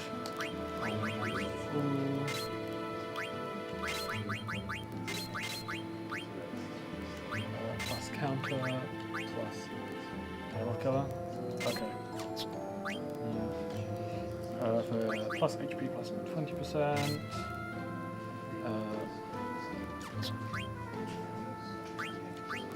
Plus Bird. Oh, I guess I was meant to take out Double Coffee earlier. This will be fine. This is fine. I'm sure I know what I'm doing. Auto life, auto regen. I will trust the notes. I don't need to ether anyone. Not to heal anybody.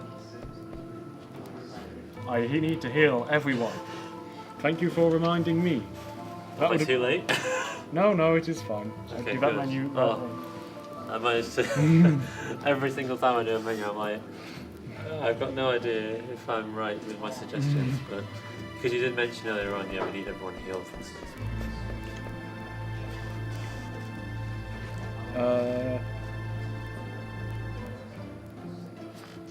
Opportunity to change my mind about ethering no one. Maybe it would be worth it. I don't think so though. I need to think. Is there some possibility that Freya might want to attack twice in the next fight? Because the next fight is done in an interesting way.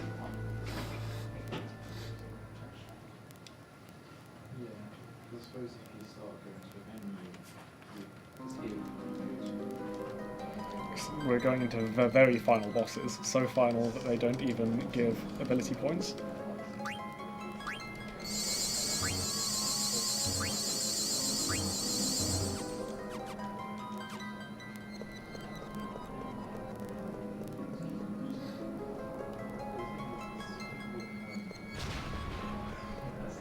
I have a geometry on the screen. Got it. It's really hard to get around that corner.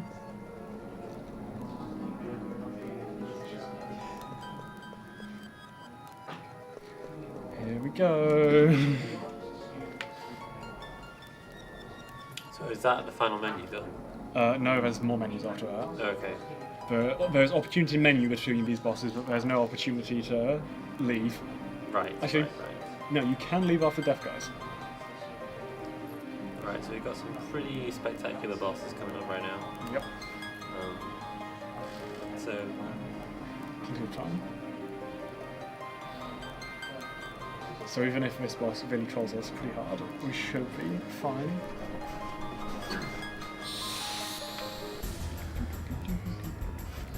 this death counts?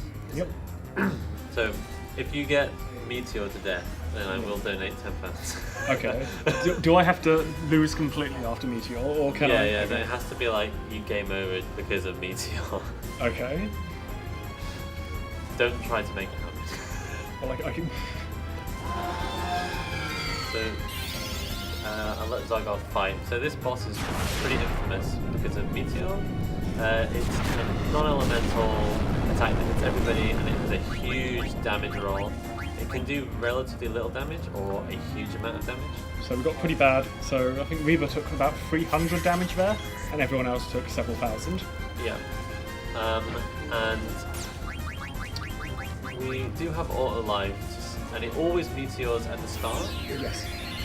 So you always get hit by one, but at any point you basically could meteor again. And there's just some chance that you will get meteored to death, and there's nothing you can do. Oh, that's fine. I guess I will revive. Oh, no. Yeah, it was a crit as well. Oh, it was a counter. That was good. So we killed Death Guys basically with 5 999s plus one extra thing. just want to say every time you say something like Reba takes damage, it confuses the hell out of me. So I've really played myself here.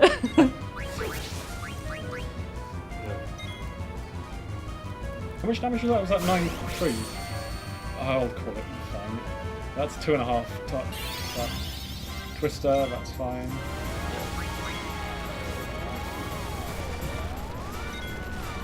Yeah, so I still haven't gotten an meteor, which is good. Okay. Why is Steiner doing such low damage? So my menu wasn't correct going into this. Do you need to fix it? No. That's fine. I will fix it, but I'm not sure I need it.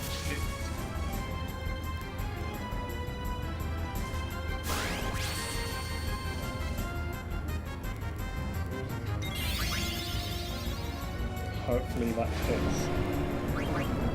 Yeah. Sorry, Reba. This was an insta-kill status effect. I probably should have.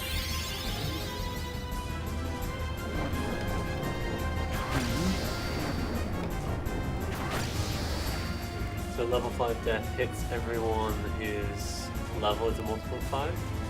Looks like that was nobody.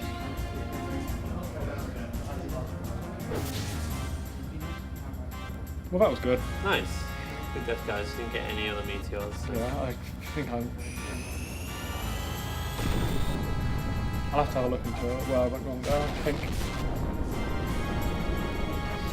clearly Steiner's not got bird killer equipped, I think.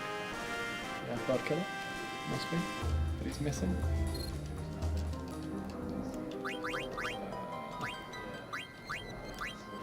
Yeah, he's meant to have bird killer instead of HP plus 10%. So 2 more bosses. Not very much, by like 10 minutes? It's hard to explain it. What? Thank you, Rising Phoenix, for the host, by the way. Mine was auto regen plus bird killer, and we'll put everyone on the front row. Everyone is already on the front row. There is something I forgot. That could have been bad. I will.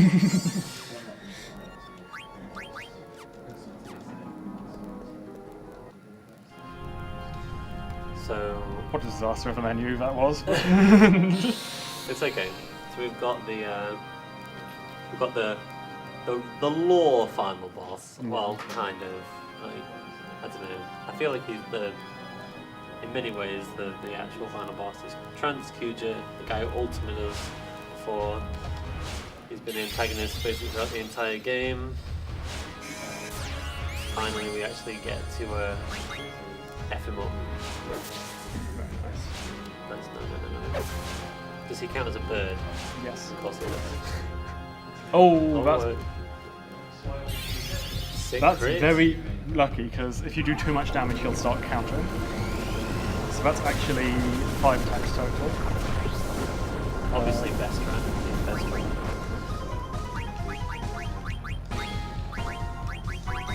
So from this point on, we'll want to only use charge,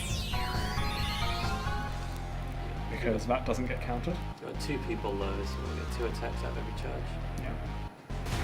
And he counters even throws, so it's pretty nasty.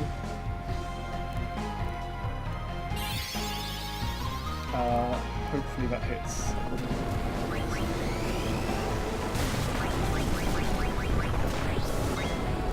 Yeah, so we just keep Shaggy in reserve to just Phoenix down anyone that gets flared or attacked. If I get the opportunity, I might attack Shaggy so that he revives. Maybe I'll do that next time. And he'll revive, and he'll be part of this charge. So that's 9 attacks. I probably should. Whatever. Let's say I played this quite safe. And that's fine.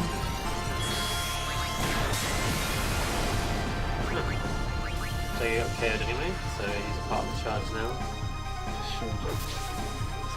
Nice. Great relief. Didn't get any flare stars. doing good? Yeah, we're doing good for time.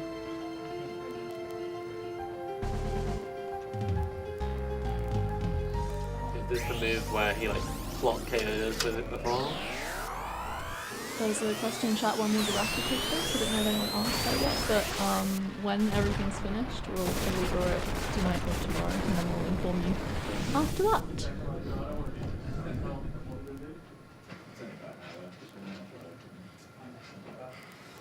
Ultima being the classic, most powerful spell in most Final Fantasy games. So in fact, the person we've been fighting the whole game wasn't actually the true final boss. Yeah. This random god thing turns up. He's the god of destruction. And he wants to destroy the life crystal to bring an end to all life.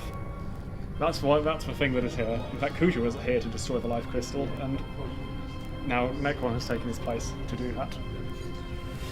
Yeah. So your party members combine their powers.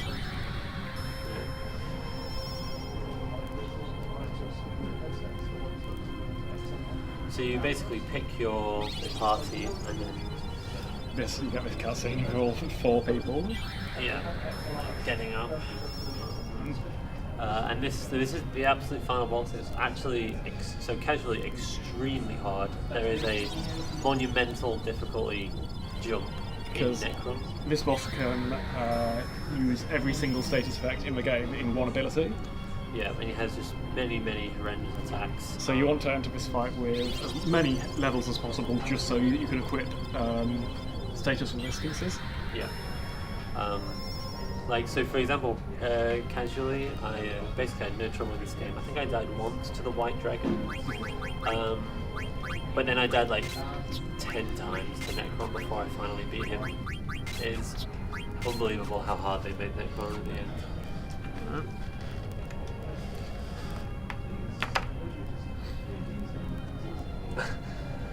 And I didn't know about this, but apparently Zoggoth is going to beat this boss blindfolded. So I am not going to give any assistance. Right, so no the hard clues from the audience. The hard bit is working out which character you're controlling, so you know what move to make. I just know what the menus sound like. From the Game Boy one, A little bit, yeah.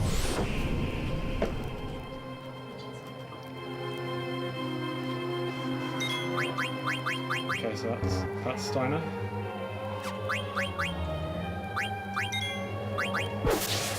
That's either Fair or Zidane. That should be Flea, that should be Protect, that should be... so that's nothing, and that's nothing, so that must be... I need to think about this one. Nothing there means it's Freya, I think. That's what it is. I should have remembered that.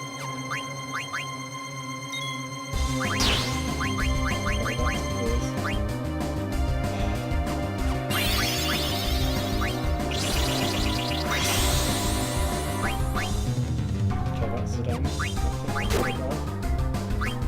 Okay, so while Freya is in the air, she will be skipping both of the boss's super attacks. If you have any party members alive, you won't be able to skip the super attacks because she'll land in between them. Okay, that should be potion, that should be elixir, and that should be Phoenix Down, hopefully. That should be Phoenix Down and Steiner. Yeah, that's good.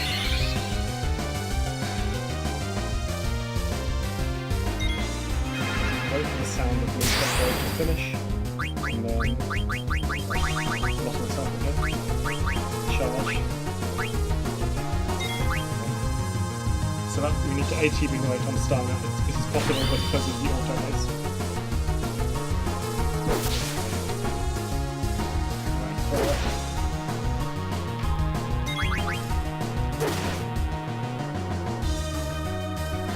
If Necron used Protect earlier on, then I might need good damage rolls. Hopefully we should be fine though.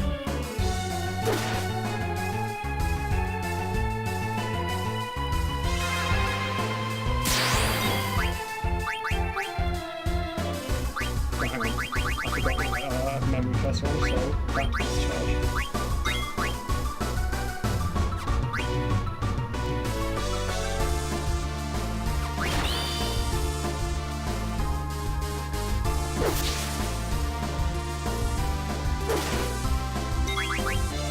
Okay, hopefully you don't do good damage rolls. Oh, we're done. Oh no.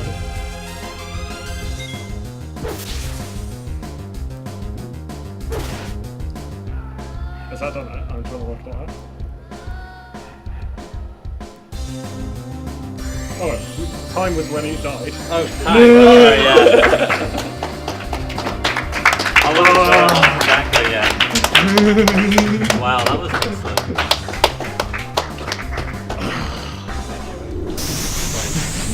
That was pretty hard because, like you said, there was no indication of what character had and because the way HP gauge works, it's not like you go through the ability to find out which ability actually existed to know which character you were.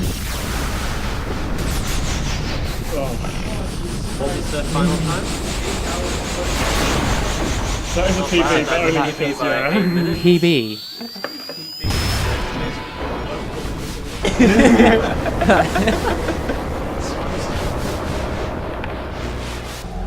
Right, are we ready for the setup for the next round then? Do you have any shout-outs before you... Relish in your accomplishment first. Yeah. Wow, that was really well done, Zoggoth. I think that was. I don't have time for it. I need to catch a train at some point. Oh. So, what was the final time? 27? 23, I think. 376. Yeah, so that is 8 on the order. Yeah. Which is fairly good. Nice. That's 2 positions better. You being nice, good job. You had like one less crash this time. Yep. Yeah, it was really good. There was a couple of mistakes, missing, changing Amaranth out the party once was a bit bad, Yeah. and missing a menu where you had to kind of do a backup. Other minor mistakes, but yeah, really good. Like no huge mistakes. Cool new chocobo routes. Take ages to get to the credits in the final song, so we won't bother here. Unless you want to find it on YouTube. But we'll go without the sing along this time. Yeah. Excellent run. Shouts to anybody that was watching that managed to watch the whole thing. Oh yeah. If anybody.